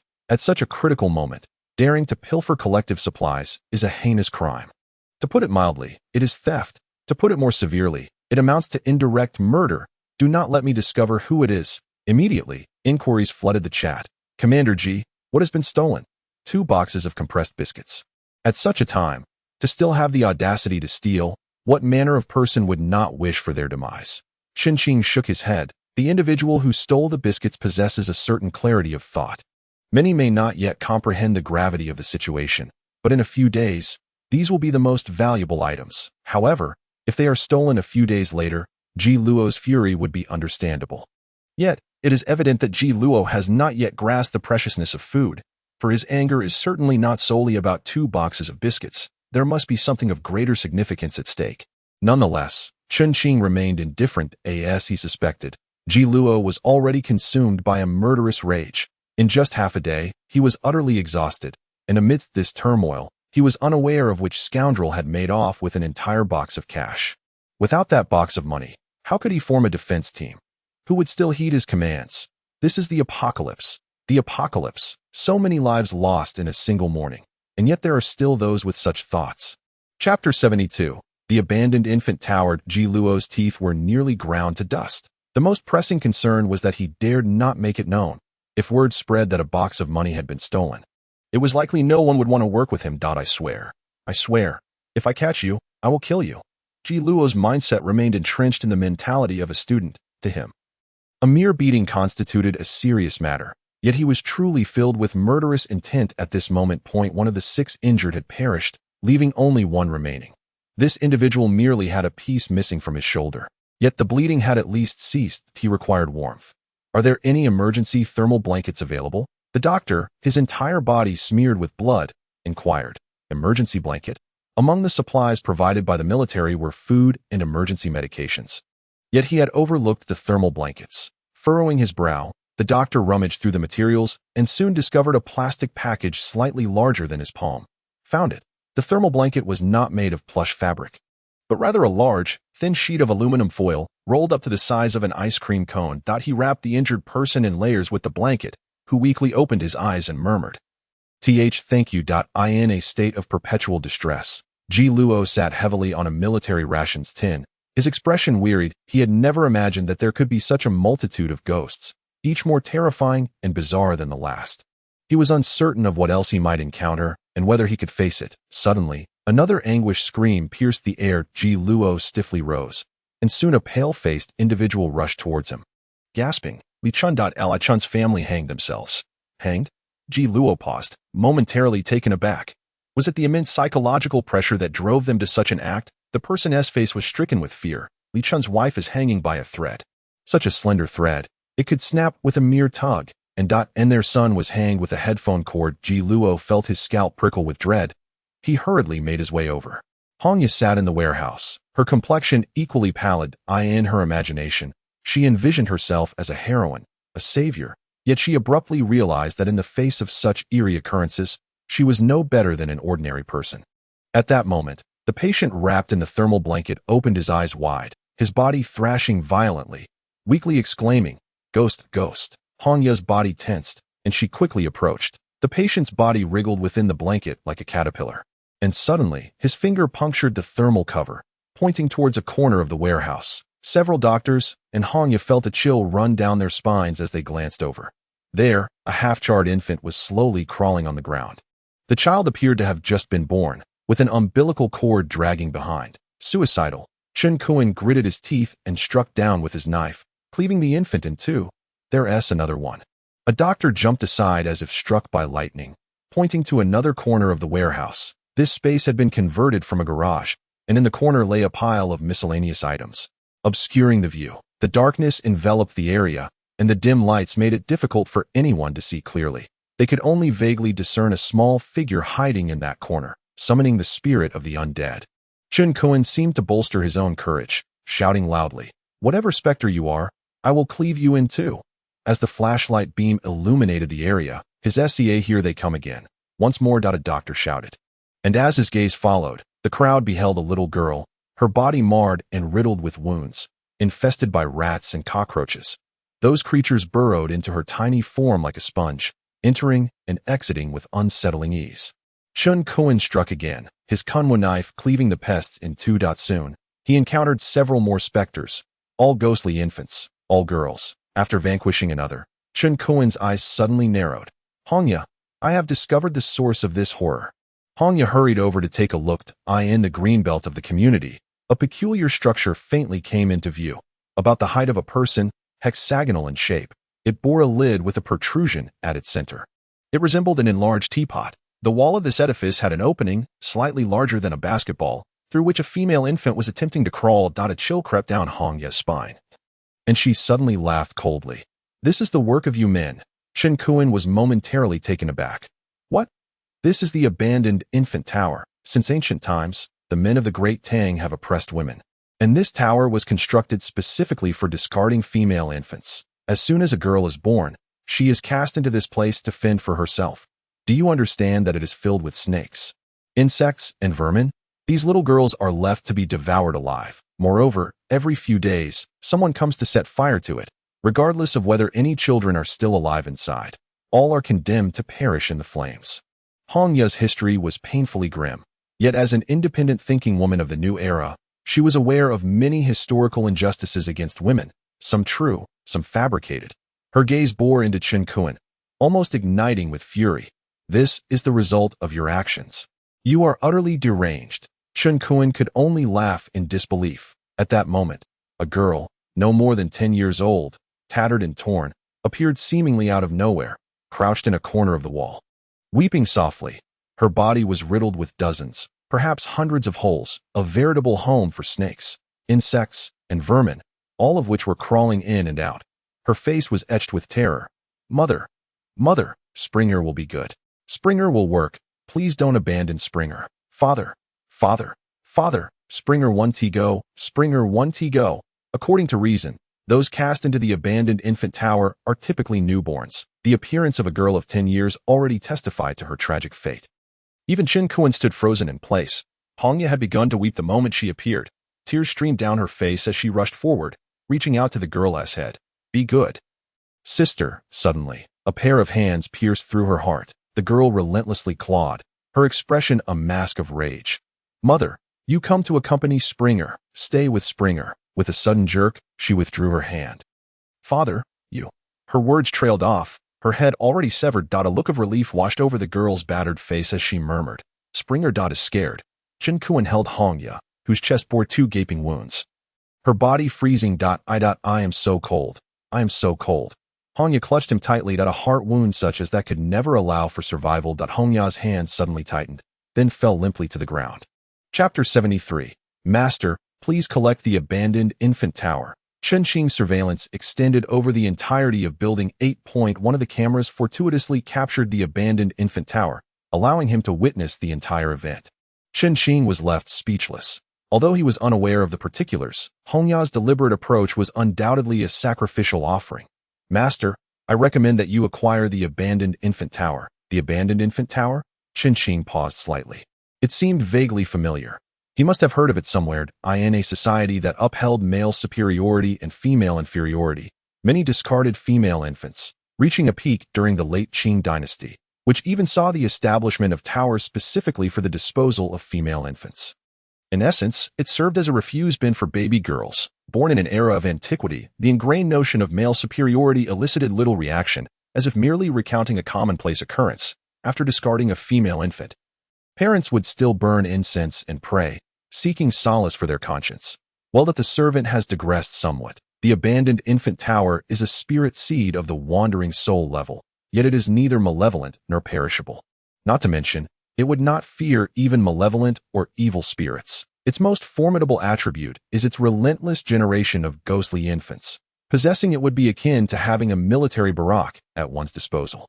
Chen Fan's eyes sparkled with interest. The abandoned infant tower is indeed peculiar, but by sheer coincidence, the servant is aware of its potential to ascend to the level of a malevolent spirit. Similar to the foolish ghost, the abandoned infant tower manifests in various forms. The servant knows of 3, the 10,000 infants tower, the stupa, and the tomb tower. The 10,000 infants tower requires a multitude of human infants to be cast within. Left to fend for themselves, upon their demise, their souls will linger inside until a sufficient number accumulates, allowing it to elevate to the malevolent spirit level. Chen Fan immediately shook his head, chuckling. I am but a true villain who repays grievances and gratitude alike. Yet I cannot be deemed a heinous scourge. However, there exists a readily available object that by placing relics within it, it can transform into a stupa, akin to a Buddhist tower. That's so. Chen Fan pondered momentarily. He was aware of the stupa, which proclaims that saving a life surpasses constructing a 7-tiered stupa. What abilities does the stupa possess? The servant cannot say for certain. And what of the tomb tower? The tomb tower is cultivated by ghost kings in the underworld, who capture numerous spirits and confine them within. Once enough accumulate, it will ascend to become a tomb tower, continuously generating ghostly servants. Perfect, let us procure one. Chen Fan promptly made his decision. A new ambition ignited within him. With a single command, 100 ghosts would march through the night. Master must act swiftly, for if the abandoned infant tower were to vanish, no one would be able to locate it. Understood. Chen Fan immediately descended the stairs. Arriving before the abandoned infant tower, Hongya's body was no longer present. It seemed that Chen Fan had carried her away. In the meantime, several ghostly infants crawled out, some charred to a crisp, others covered in snakes, insects, and vermin, their plight utterly tragic. Reflecting on the conditions in which these female infants perished, Chen Fan could only let out a sigh. It truly was an age of consumption. With a single thought, the Miaojiang made its appearance. In terms of sheer offensive capability, the strongest among Chen Qing's subordinates is the Miaojiang, of course.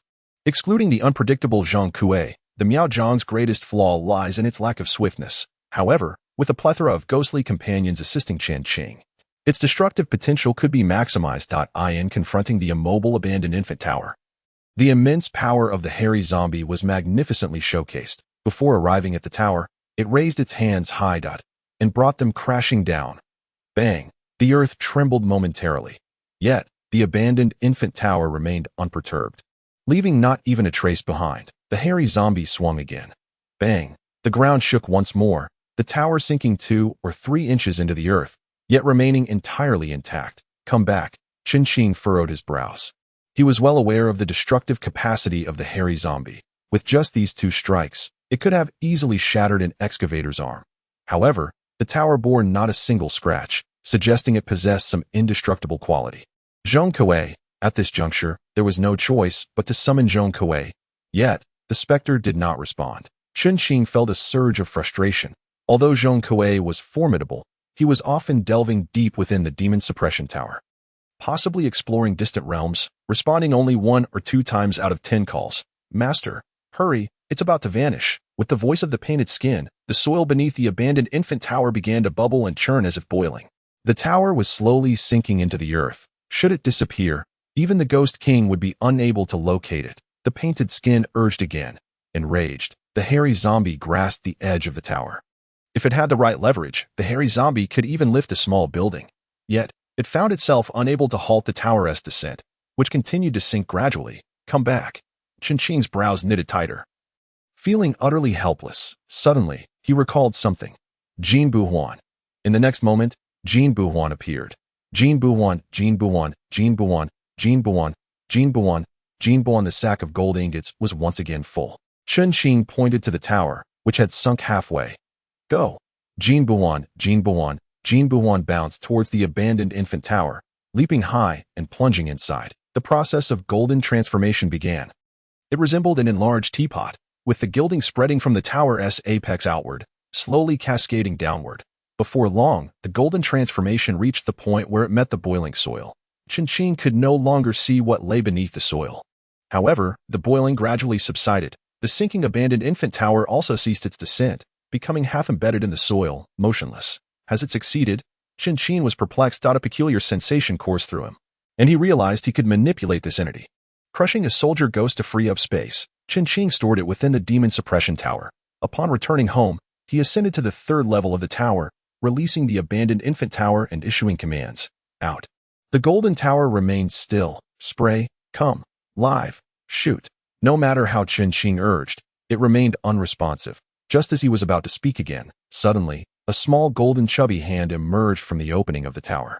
In the next instant, a female infant, ravaged and riddled with wounds from snakes, insects, rats, and ants, appeared. Yet, there was no sense of repulsion, for both the infant and the creatures crawling over her were entirely golden. Indeed, wealth and gold could cure all forms of trypophobia. Subsequently, a multitude of ghostly infants began to emerge in rapid succession, their tragic demises transforming them into entities of a curious, almost sacred golden hue. To articulate it more elegantly, they embodied an air of resplendent dignity. As these spectral infants continued to crawl forth, time gradually elapsed, and the clearing was soon populated by 13 of these ethereal beings. Is there a limit to their quantity? This servant is not entirely certain. Chen Qing made no attempt to intervene. Rather, he was intrigued to observe just how many ghostly infants could be produced. The abandoned infant tower. Suddenly, a figure appeared abruptly. With Zhang Kuei's eyes elegantly surveying different directions, he scrutinized the abandoned infant tower, somewhat perplexed. Wait a moment. Is that a golden tower? No, it's a ghost realm. No. Zhang Kuei crouched down, his brow furrowed in deep contemplation. Master, it is exceedingly challenging for others to elevate the abandoned infant tower to a mausoleum, as it is difficult to accommodate ghostly entities within. However, your tower, inherently imbued with a golden essence, possesses a tremendous allure for these specters. Simply releasing it would allow a continuous influx of ghosts to enter and become ensnared within. The presence of the great deity Zhong Kuei here is indeed an opportune moment for attracting these entities. Indeed, Chen Qing promptly nodded, declaring, Zhong Kuei, I shall cast this tower outside. It will undoubtedly draw many formidable spirits. Among them, there will surely be those you cannot contend with. Nonsense. Zhong Kuei retorted furiously, asserting that while he could endure much, being deemed unable to vanquish ghosts was intolerable. Be they malevolent spirits or phantoms, before this grand deity, they are not but mere trifles. Agreed. Chen Qing quickly maneuvered Zhong Kuei to the northern corner of the community. Zhong Kuei thumped his chest in assurance. Release it. With your unparalleled heroic spirit, what little ghost would dare approach? That makes sense. With that, Zhong Kuei dove into Chen Qing's chest, merging with the demon-suppressing tower. Chen Qing summoned the chaotic courtyard while simultaneously unleashing the golden abandoned infant tower. The cacophony of eerie sounds melded together. Wails, rumblings, and rustlings. Countless bizarre noises converged, and Chen Qing beheld a diverse congregation of ghosts materializing in his line of sight, recklessly racing toward the abandoned infant tower. Chapter 74. The second SS-level wandering soul. This assembly of spirits encompassed a myriad of forms. Leading the charge was a paper figure, adorned in vibrant reds and greens. Its cheeks and lips painted a blood-red hue. Following closely were several differently colored zombies, along with the hungering ghost, starving ghost, thunderstruck ghost, birthing ghost, toilet ghost, and so forth. The paper figure surged forward to the abandoned infant tower without a moment's hesitation and effortlessly floated inside. Next came the starving ghosts, their numbers overwhelming, jostling against one another in a frenzy. The first ghost swiftly slipped inside, but the second and third became lodged at the entrance. Fortunately, the ghost behind them pushed frantically, one even fracturing the hip bone of a starving ghost, thus allowing it to tumble within. The fetus within the birthing ghost lunged forward as it neared, plunging into the tower. A chorus of ghostly wails intertwined, creating a cacophony that resonated painfully in the ears. The very ground trembled violently beneath them. The entrance of the abandoned infant tower proved too narrow, resulting in dozens of ghosts piling up at the threshold, quickly accumulating to a height surpassing that of the tower itself. Chen Qing watched in astonishment. Is the golden essence truly so extraordinary? My master, perhaps your easy acquisition has led you to a false impression. Jin Buhuan, this ghost, is a remarkably rare entity, although its reputation precedes it. Who among us has truly laid eyes upon it? In my extensive life, I have witnessed countless calamities and misfortunes, endured several dynastic changes. Yet I have neither encountered Jin Buhuan nor even heard of it more than a handful of times. Each time Jin Buhuan manifests, it incites a frenzied competition among countless heroes of the mortal realm and the supreme beings of the ghostly world. For you to possess it is indeed an extraordinary fortune. However, I cannot fathom who owes you such a tremendous debt of gratitude. Chen Qing silently observed the throng of ghosts rushing heedlessly to their demise. Perplexed in a previous life, he considered himself to be a savior within this community, with numerous individuals indebted to him. Yet in this life he truly could not recall having bestowed kindness upon anyone. Having learned painful lessons, he now approached matters with a demeanor that could hardly be described as heroic, even bordering on callousness. After much contemplation, he realized that the only ones he had ever helped were the family of monkeys, Uncle Xia and Gu Xing, but the issue remained that they were all very much alive. Only in death, recalling Chen Qing's benevolence and vowing to repay him with unwavering dedication, would they become debt ghosts. And it was only through exceedingly rare circumstances that a debt ghost could transform into Jin Buhuan.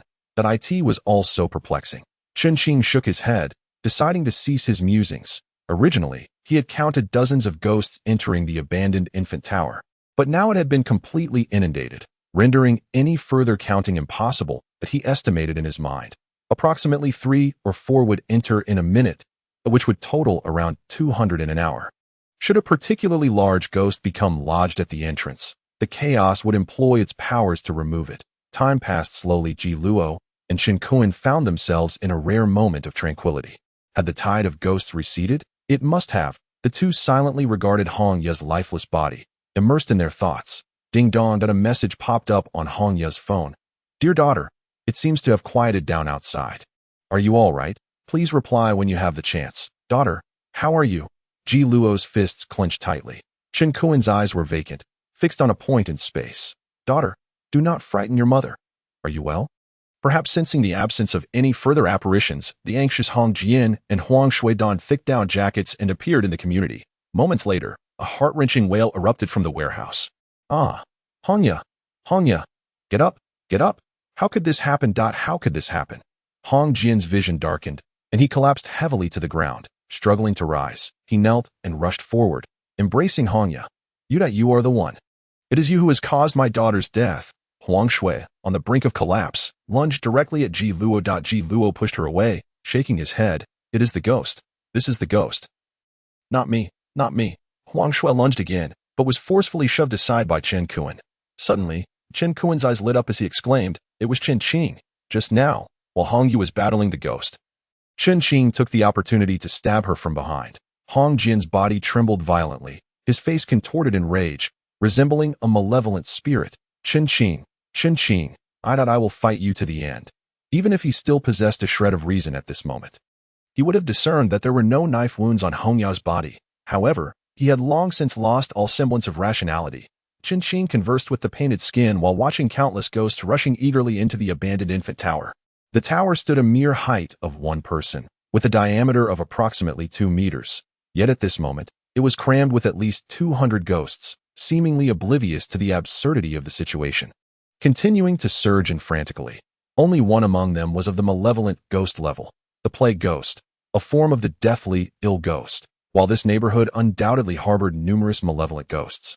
Their wisdom and self-control were significantly superior, preventing them from falling prey to deception. As time dwindled, the number of ghosts remaining outside diminished, leaving merely a dozen, all of considerable size. Chen Qing no longer wished to squander time. Upon measuring the ghost, he found .637, an SS-level wandering soul. Chen Qing was momentarily taken aback. It directly soared away. Impressive. Returning home with a sense of satisfaction, he brought down a kitchen knife with great force. With his current soul power and reaction speed, it was akin to slow motion. Chen Qing lightly pinched with his index and middle fingers, barely glancing at the person, and retaliated with an elbow strike. Bang! Crack! The man's arm shattered into 2 pieces. The man let out a piercing scream. A woman wielding a boning knife lunged toward Chen Qing's face. With a gentle flick of his finger, the knife flew from her grasp. A resounding slap, smack, crack. The woman was sent flying, several teeth and blood spraying forth. Hong Jian and Huang Shui. Nominally, these two were the closest to him aside from Chen M and in truth, they bore no enmity. The only lingering grievance was their refusal to lend him 200 yuan, yet they bore no obligation to do so. Furthermore, after the humiliation they had endured previously, Chen Qing had no desire to trouble them. However, should they come to him, he could not be blamed for his ruthless hand. A playful smile crept upon Chen Qing's face, his eyes glinting with murderous intent. You beast! You won't even spare your own cousin. I will fight you. Wait, what do you mean? Hong Jian lunged again, awkwardly wielding the kitchen knife in his left hand. Smack! A heavy slap landed on Hong Jian's left cheek, causing it to split open. Smack! Another resounding blow followed. After several strikes, Hong Jian's consciousness had already blurred, collapsing heavily to the ground. Huang Shui attempted to intervene, but Chen Qing shot her a cold glare. Move again, and I will kill you both. Huang Shui trembled, sitting frozen in place. Who said that Hongya was killed by me? Huang Shui's face had swollen, drool mingling with blood cascading down her chin. Perhaps out of fear, or perhaps clarity, she momentarily paused. Mumbling, Zhang Kuan said. Chen Kuan. Chen Qing nodded, not particularly surprised. If you wish to die, I can oblige. But remember, grievances have their origins, and debts have their masters. Do not mistake the culprit. Huang Shui was momentarily taken aback. Who? Who is it? Hong Jian's eyes darkened, his face ashen, attempting to struggle to his feet but collapsing back to the ground. Chen Qing opened his phone, launched the surveillance software, and located the camera directed at Building 5. Slowly rewinding until he found the footage of Hongya's demise. Xiaya, Huang Shui cried out. She reached for the phone, only to be shoved aside by Chen Qing. Don't move, just watch closely. In the scene, only Hongya and Chen Kuan are present. However, the little girl remains unrecorded. Some spirits are simply beyond capture. Suddenly, they observe Hongya behaving strangely, crouching in the corner, and in the next moment, Chen Kuan rushes forward with a knife. Although the blade does not strike Hongya, she nonetheless begins to spurt blood, gradually succumbing in Chen Kuan's embrace. It is him. It is him. Hong witnesses his body quivering, blood mingling with saliva oozing from the gash on his left cheek. Huang Shui clutches her chest and collapses to the ground, gasping for air. Hong suddenly kneels down, crying out, Chen Qing, avenge my little ya. He grits his teeth fiercely. And I will give you the house. I will give you everything valuable. Bang, bang, bang. His head strikes the ground heavily. After just a dozen blows, his head is already bloodied. With each subsequent bow, blood splatters like blossoms. I cannot assist you, Chen Qing replies calmly. However, I can provide you with a ghostly blade. Do you desire it? Hong is momentarily taken aback before he bows deeply once more. Rise, Chen Qing commands with a thought, summoning an executioner. Hong and Huang Shui are both taken aback, instinctively stepping back. Yet, the executioner does not glance at them. Picking up a bone-slicing knife, taking a deep breath, he spits a mouthful of pitch-black phlegm onto the blade. The substance reacts violently, bubbling like concentrated acid. Taking a while to settle, upon inspecting the blade, distinct dark green patterns emerge. It is lethally poisonous. Even the slightest cut would guarantee death. Chen Qing hands the knife to Hong. Contemplate how you wish to exact your revenge. He then retreats into the house. Disregarding the two. Hong stares blankly at the knife, his eyes gradually filling with murderous intent. With blood-red eyes, he turns to Huang Shui. Shui, do you dare to kill? Chapter 75. The banquet. The Jiangpan community enjoyed a rare night of tranquility, as nearly all the spirits had been ruthlessly dispatched by Chen Qing. There is no longer a distinction between day and night. Yet decades of ingrained habits cannot be altered overnight. By 7 or 8 o'clock, people begin to awaken in succession.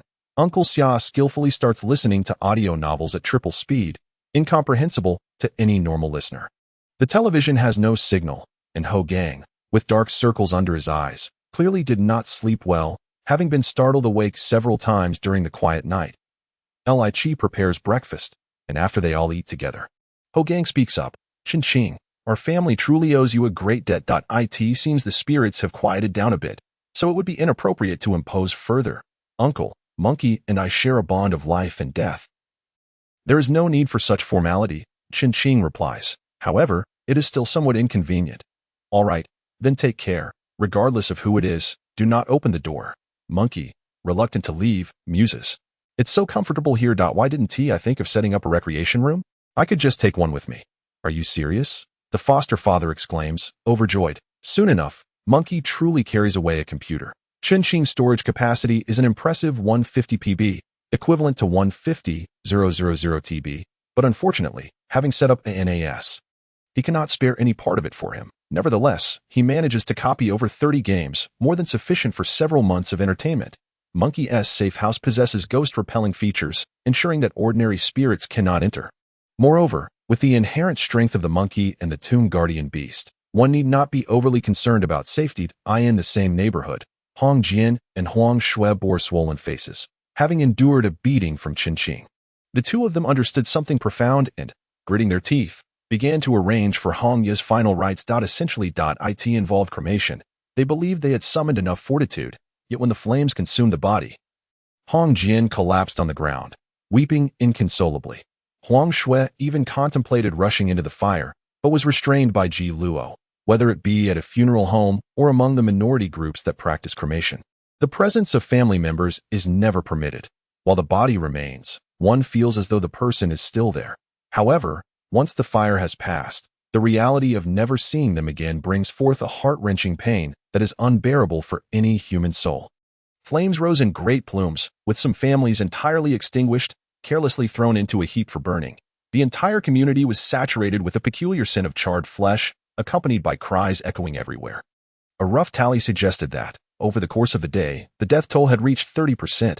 According to Chen Qing's estimates, the death count on the first day would likely be at least half. Nonetheless, the abandoned infant tower had effectively slaughtered nearly all of the wandering souls, inadvertently saving hundreds. The official lines remained unreachable. As a terrifying number of spirits roamed the streets, Ji Luo commanded the others to begin constructing walls. The materials had long been prepared, featuring a mortise and tenon structure of prefabricated panels. The group worked swiftly, erecting walls that rose to a height of 2 meters by midday. Ji Luo then directed everyone to the riverbank to raise the modest surrounding wall. Meanwhile, in their home, Huang Shui and Hong Jian faced the hamsters cared for by Hong Ya, two of which were struggling within their enclosure, their faint cries hauntingly sorrowful. Hong Jian's gaze turned icy. Indeed. There is potent poison. Chen Qing did not deceive us. Huang Shui, lost in despair, fixed her gaze on a singular point, her eyes swollen from weeping, yet no tears remained to be shed. Shui, pull yourself together. We must avenge our daughter. Huang Shui looked up in confusion, her eyes already swollen and incapable of producing more tears. Steady yourself. Steady yourself, Hong Jian urged, shaking her gently, before retreating to the kitchen to busy himself. Halfway through, Huang Shui joined him in the effort to be 7 in the evening. Amidst the chaotic flurry of activity, Chen Kuan received a call from Hong Jian. Xiao Kuan, thank you for helping Xiaoyu so much. We have prepared a meal, and you must come over. Uncle, it's unnecessary. I'm far too busy and simply cannot spare the time one must eat to defend one's home. After all, moreover, your aunt spent a full 3 hours preparing this meal. So do come and enjoy something warm. After a moment of hesitation, Chen Kuan acquiesced to the surprise of Hong Jian and his wife. Chen Kuan arrived accompanied by Gluo. It was awkward to say anything. So they welcomed both into their home. Uncle, what happened to your faces? We encountered a spirit in the neighborhood and got injured. It was quite tall and large, resembling a toad. Oh, that must be the toilet spirit. Do take care of your wounds. They may become infected. Chen Kuan no longer harbored doubts. Have a drink. The community will rely on you too moving forward. Hong Jian produced his prized liquor and filled their glasses. When they attempted to refuse, Hong Jian insisted gravely, you have always looked after Xiaoyu, so this toast is in her honor. The two exchanged glances, finding it difficult to decline once more, and reluctantly raised their glasses to drink. Beer has been consumed, yet the potency of the spirits is overwhelming, causing both individuals to grimace in discomfort. Subsequently, Hong Jian filled 2 more glasses. In ancient times, this cup represented a toast of gratitude. It signified recognition of the officials. We have all witnessed the contributions you two have made to our community. Chen Kuan attempted to decline, but Luo immediately raised his glass. These words struck a chord deep within him. He now felt deserving of phrases like devoted service. Uncle, I shall drink this cup. With Luo having already drunk, Chen Kuan had no choice but to follow suit. In terms of strength, one Luo could easily overpower a whole row of Hong Jian. However, when it comes to the intricacies of human relationships, neither of them were a match for Hong Jian. With such a substantial belly, one could be certain that not a single ounce of fat was gained without reason. Soon, Hong Jian touched upon Luo's vulnerabilities. Some people still utter sarcastic remarks, oblivious to the sacrifices you have made. I truly feel it is unjust for you. Luo sighed, raised his glass once more, and downed it in one go. At that moment, he was already slightly inebriated, slurring, I shall say no more. It is all in the drink. Chen Kuan had consciously begun to refuse, but Hong Jian furrowed his brow. Do you think that since Hong Yu is gone, I am no longer worthy in your eyes, you old fool? Nonsense, nonsense. This statement was rather severe. Chen Kuan quickly raised his glass. I misspoke. Uncle, please do not take offense. Then it should be 0.3 cups, Luo indicated with 3 fingers. Chen Kuan frowned, genuinely consuming 3 cups. 1 cup after another. Both men began to lean slightly in their seats. Hong Jian felt it was nearly time to stop, yet for precaution's sake, he continued to urge them to drink. The two refused, and with a retort of you look down on me, they found themselves drinking again. Huang Shui, who had been hiding, slowly opened the bedroom door, unable to control her emotions, fearing it would ruin everything. She had kept to herself, but now she finally emerged. The bone-cutting knife gleamed ominously as it advanced towards Chen Kuan. Chen Kuan was already quite intoxicated, mumbling incoherently. Huang Shui's face flushed crimson. Her heart nearly leapt from her throat. The knife trembling violently in her grip, nearly slipping from her grasp. Hong Jian stepped forward, seizing the knife that he too had drunk, but had maintained control enough to act. The knife was raised high. Thud! It plunged deeply into his chest. Yet Hong Jian had clearly underestimated the hardness of the sternum. The blade penetrated only about an inch. He attempted to withdraw it and stab again, but it was firmly lodged against the bone. Ah! Chen Kuan let out a blood-curdling scream, instinctively delivering a heavy kick.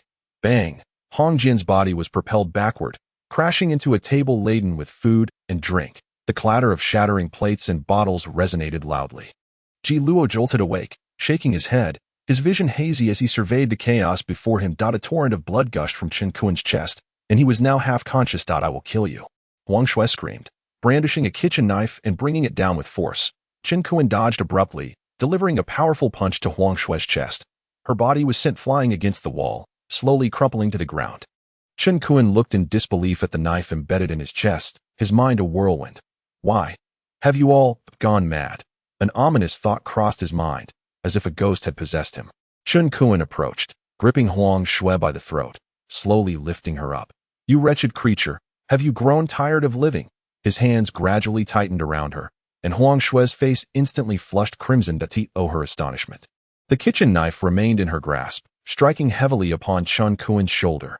Yet, as if possessed by a vengeful spirit, it met an impenetrable barrier, failing to break the skin. Despair enveloped Huang Shui. Without Hongya, she had long lost the will to live.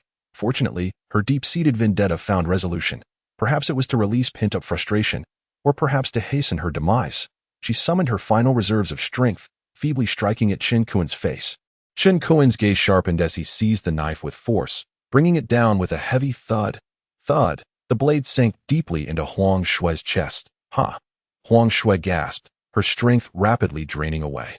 Clang! A frying pan struck Chen Fan's head with a resounding impact that he cast Huang Shui aside and slowly turned around. Clang! Another strike. Clang! Clang!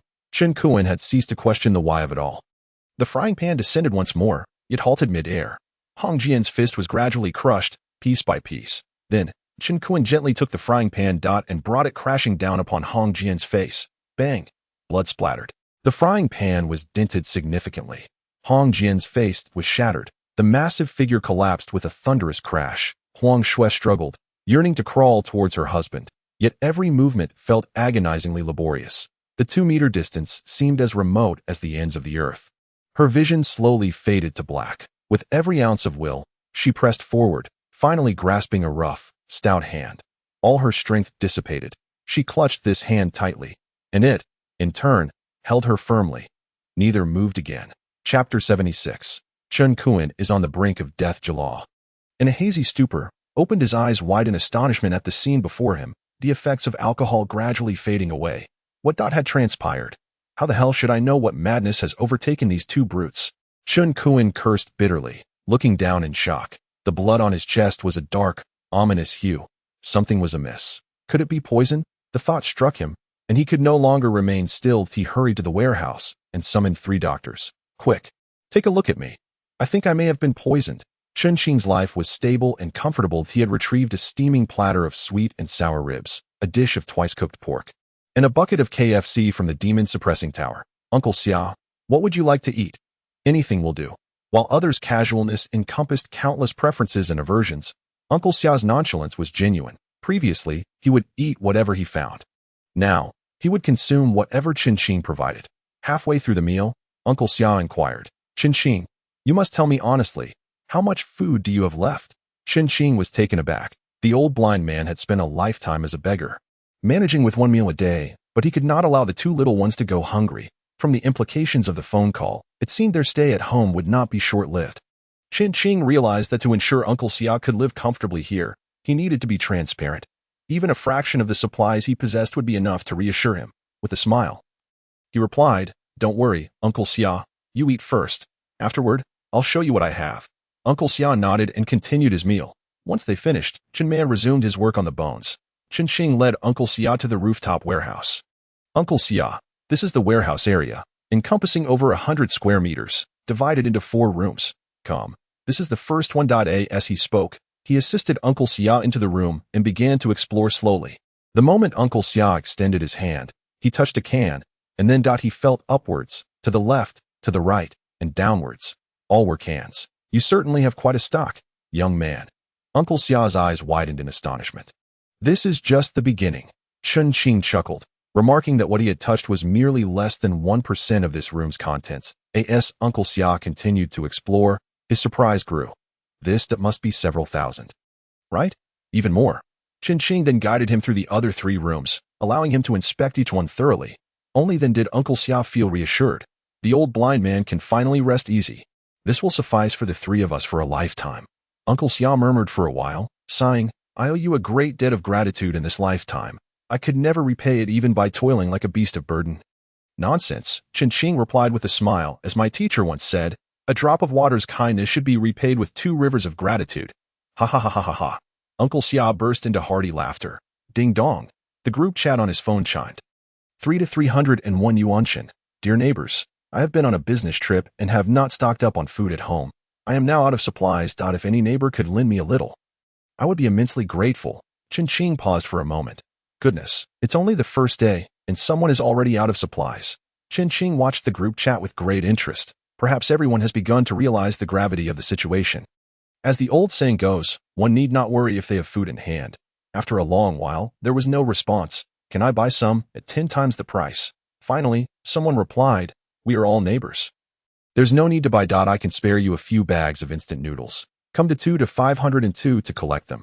Thank you. Thank you. A good person will have peace throughout their life. Meanwhile, at the monkey's house, Lychee smiled with satisfaction as he glanced at the group chat. Thankfully, he had listened to Chen and stocked up 2 large rooms worth of supplies, looking at the room specifically cleared out for food storage. He felt a profound sense of security.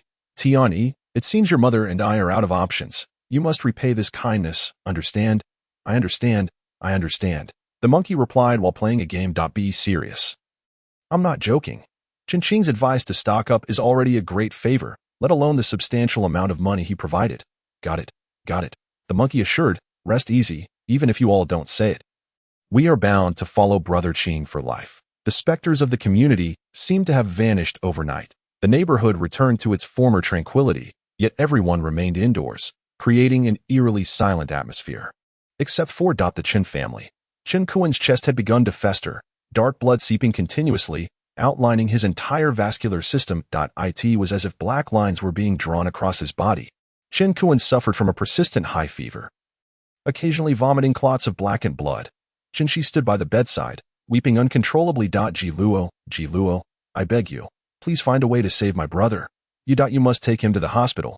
It's not far. Just 2 stops away. Ji-Luo remained silent. He had contemplated taking the risk, but the streets were teeming with all sorts of specters. Not only would carrying someone be impossible, but even his own survival to reach the hospital seemed doubtful. Moreover, he was still quite concerned about Chen discovering the butterfly tattoo on her lower back. You are his brother-in-law. Ji-Luo, you are indeed his brother-in-law. He has no other brother-in-law but you. You must help him. The term brother-in-law brought a slight comfort to Ji-Luo's heart. Yet, he still shook his head, replying, There's nothing I can do, Xiaoxi. The situation is too perilous. How would you know without trying? He is my only brother. Without him, how will my mother and I survive? Ji-Luo's brow furrowed deeply. Eugene Xiu wept, her eyes swollen and red, one hand tightly clutching Chen Kuan's while the other gently pounded her chest. You are the guardian of Jiangpan community.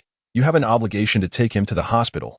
Chengshi grasped Ji-Luo's arm desperately, pleading, I implore you, please save him. Ji-Luo's frown deepened. Chengshi. I'm sorry, but I am powerless. With that, he wrenched his arm free from Chengshi's grasp and walked away without a glance back. Ji-Luo, are you still human? You beast. Ji-Luo felt momentarily bewildered, casting a disdainful look back before forcing himself to leave with a cold smile. Chengshi burst into tears, but then suddenly her sobs ceased. A thought struck her. If anyone in the community had the most medicine, it had to be Chen-Qing's family. Like a drowning woman grasping a lifeline, she immediately scrolled through her phone contacts. However, there was none. She suddenly recalled that after following Ji-Luo, she had deleted Chen-Qing's contact information. Mom, look for the list from the last police mediation. It should have Chen-Qing's number. Eugene Xiu looked up in confusion. Chen-Qing's family has medicine. It can save Xiao Kuan. Soon, the two indeed found Chen-Qing's phone number. They dialed it. Chen-Qing answered, somewhat surprised. What's the matter? Chen-Qing, please save my brother. He has been poisoned. Oh, Chen-Qing chuckled inwardly. Do you even know where the poison came from to seek my help? He is in agony now. Chen-Qing, I beg you, if you can save him. I will be your girlfriend. Chen-Qing sneered, abruptly hanging up the phone. In the previous life, it was your brother who plunged a knife into my chest. A death like this would be too lenient for him. A cruel smile gradually crept onto Chen-Qing's face. Summoning the embroidered maiden, she inquired, how many more human skin bridal gowns do you need? 3, came the reply. Let us get to work. Chen-Qing made a heavy call, stating, I have an assistant here. I just asked him, and he said, in this situation, the chances are less than 1 in 10. Less than 1 in 10. She was stunned, tears streaming down her face as she shook her head vigorously. No. All right then, think of another way, Chen-Qing said before hanging up, waiting in silence. 2 minutes later, Chengshi called back, her voice choked with sobs. Chen-Qing, Please hurry over, quickly. My brother is fading fast. Upon hearing this, Chen immediately grew anxious. Let us go. Go. Go. We mustn't let him die.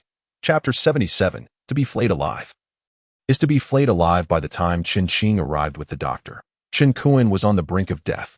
The painted skin had possessed the embroidered maiden, transforming her into a figure resembling an ancient physician from the waist up, while her lower half dissipated into a swirling mist. Upon entering the residence of Qinci, both Qinci and Eugenio were taken aback, retreating a few steps in shock.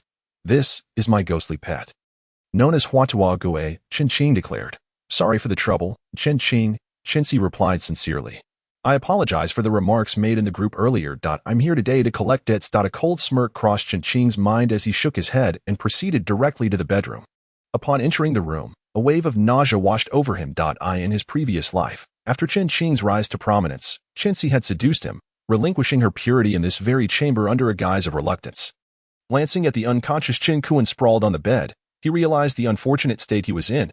Huatua Gue swiftly cut into Chen Kuan's hand, startling both Qinci and Eugenio. Yet, there was no reaction from Chen Kuan. Tears welled up in their eyes. It's quite dire now. I must perform a spell. You two should step outside, Chen stated somberly. After shutting the door, he summoned the coroner, with hands poised in an ethereal manner. The coroner gently roused the dying Chen Kuan. Master, shall I revive him or let him regain a semblance of consciousness? Chen instructed. The coroner understood the implication well. Prisoners in the old dungeons had no rights, and the art of amplifying pain was a skill well known to him. Jejia, mama? Chen Kuan exclaimed in shock, disbelief etched on his face as he looked at Chen smiled. Chen Kuan, I promise to flay you alive. The words were a chilling promise. Chen Kuan trembled all over. What do you mean? Chen, what is your intention? Needlework girl, proceed. A silver needle vanished abruptly, only to reappear beneath the skin of Chen Kuan's hand, slowly stirring between flesh and sinew, grotesquely separating them. Chen Kuan's scream was one of unearthly agony. Outside the door, Eugenio shouted, rushing toward it, only to be dragged back by Qinci. Mother, please don't do this.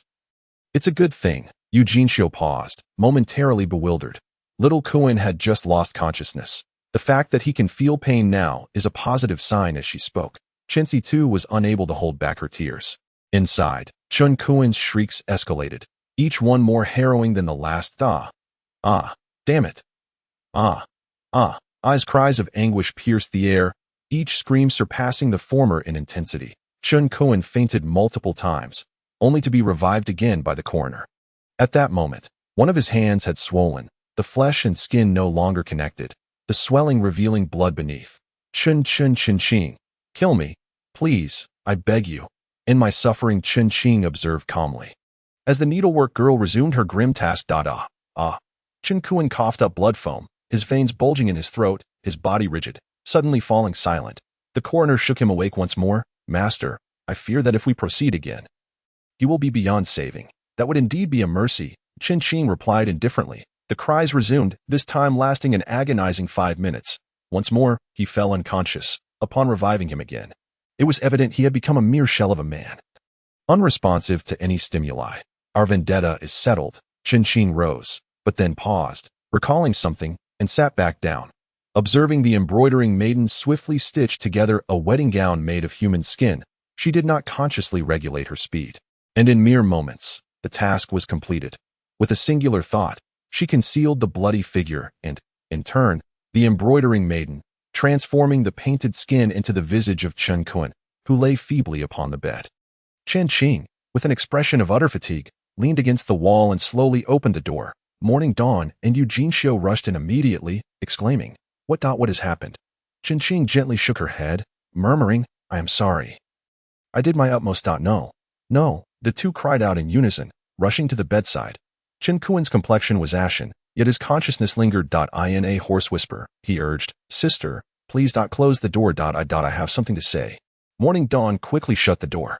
Her voice choked with tears. Speak. Your sister is here. Chen in order to save me, has suffered great loss of life. Do not blame her. Morning dawn's tears flowed incessantly. The poison within me. It is Ji Luo. What? Morning dawn's eyes widened in shock, fixing her gaze on Chen Kuan. What did you say? Sister, I am fading fast. Once I die, the poison in my body will dissipate immediately. You are not cultivators, do not approach me.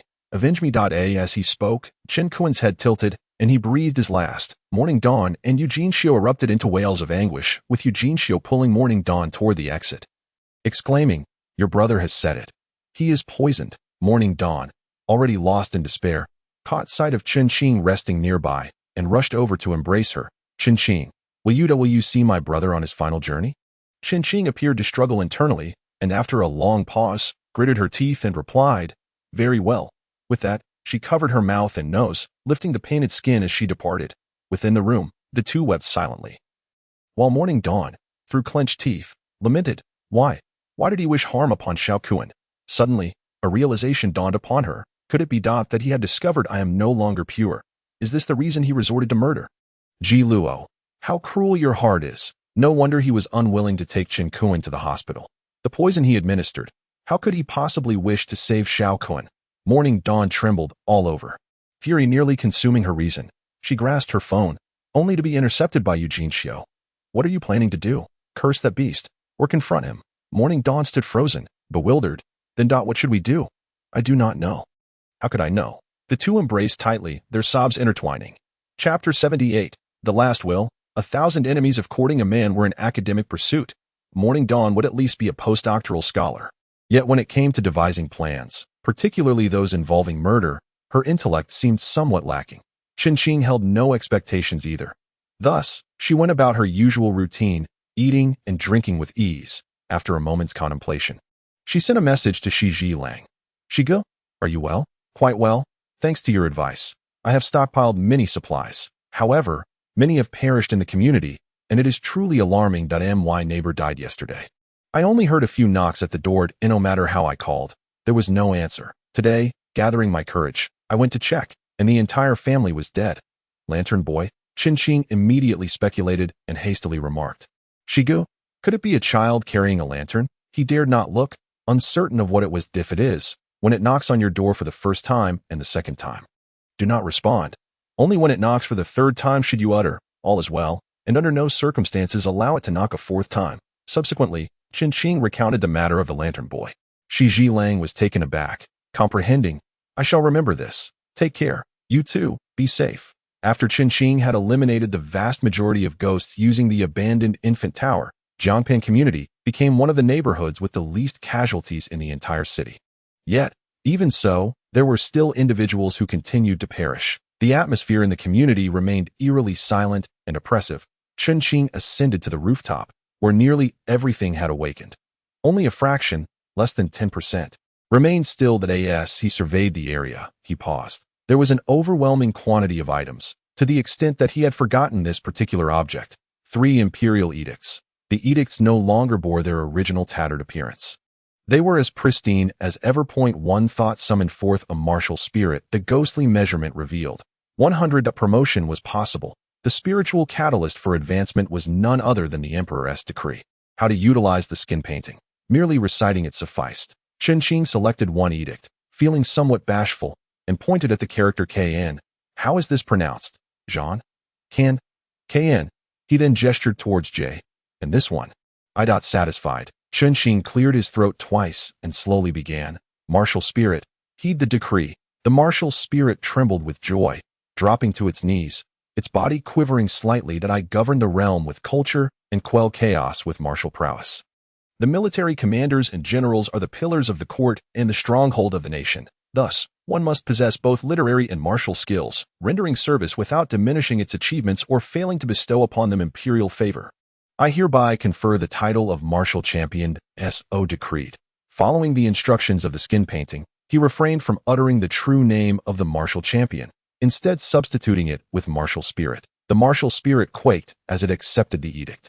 The moment the edict was grasped, it shattered into grains of sand, which gradually flowed into the Martial Spirit's body. The Martial Spirit convulsed, trembling uncontrollably. Its form gradually coalesced into a suit of armor, each piece gleaming brightly, producing a continuous clattering sound akin to finely crafted steel. The long staff in its hands slowly transformed into a spear. The martial champion knelt. "This humble servant greets the sovereign." Its intellect had also heightened. Chen nodded, eager to test its capabilities. He summoned forth a hairy zombie. Can you defeat it? Merely a lowly creature. The hairy zombie, though foolish, could still perceive the martial champion's disdain. It instantly became enraged and lunged forward for a one-on-one confrontation. Stop, stop, stop. The hairy zombie is a brute. Judging by the martial champion's appearance, it might be equally formidable. Let us not demolish our own building. Both were then contained within the third layer of the demon suppression tower. Without further ado, the hairy zombie charged forward. The martial champion raised its spear high, swinging it in a circle. Bang! The spear struck heavily against the hairy zombie's calf. The hairy zombie soared into the air, spinning as it landed. However, its tough hide allowed it to rise once more and retaliate. The martial champion thrust its spear again. Bang! Bang! Bang! Chen had initially anticipated witnessing a thrilling showdown. Yet what unfolded was merely a spectacle of the hair-raising creature enduring relentless blows. Fortunately, this being possessed a significant amount of indestructible resilience, rendering it unkillable. Other spirits gathered curiously, observing the clash, or rather, the hair-raising creature's plight. As the assaults continued, its fury escalated, fueled by frustration. Despite its formidable strength, it could not land a blow on the martial champion's form. After enduring dozens of strikes, the creature suddenly had an epiphany. Bang! A spear thudded heavily against its skull, yet it managed to grasp the spearhead. The two entities then engaged in a fierce struggle. Subsequently, the martial champion was lifted and flung aside. In midair, he twisted slightly, the spearhead pivoting, freeing itself from the creature's grasp. The spear's tip pierced the creature's visage, inducing a pained wail as it pursued the martial champion in a furious chase. The martial champion's combat techniques could only be described as astonishing. Utilizing leverage, deflecting force, and countering with finesse, he demonstrated remarkable prowess. After an extended engagement, the creature had only managed to seize the spearhead once and had not touched a single hair on the martial champion. Enough, enough. Chen waved his hand to halt the bout. The martial champion bowed in compliance, while the creature seethed, on the brink of explosion, yet dared not defy Chen wishes, squatting on the ground, turning away in a display of either indignation or frustration. How is your stamina? I can battle for 100 days, Chen noted. Limitless endurance. How does your strength compare to the hair-raising creature? Slightly inferior. Chen recorded. Immense power. What of your defense? With this armor, I am impervious to harm. Chen noted. Indestructible. With all inquiries complete, Chen felt a profound satisfaction, truly. It was no wonder that this entity ranked highly among the spirits in the records of 100 ghosts.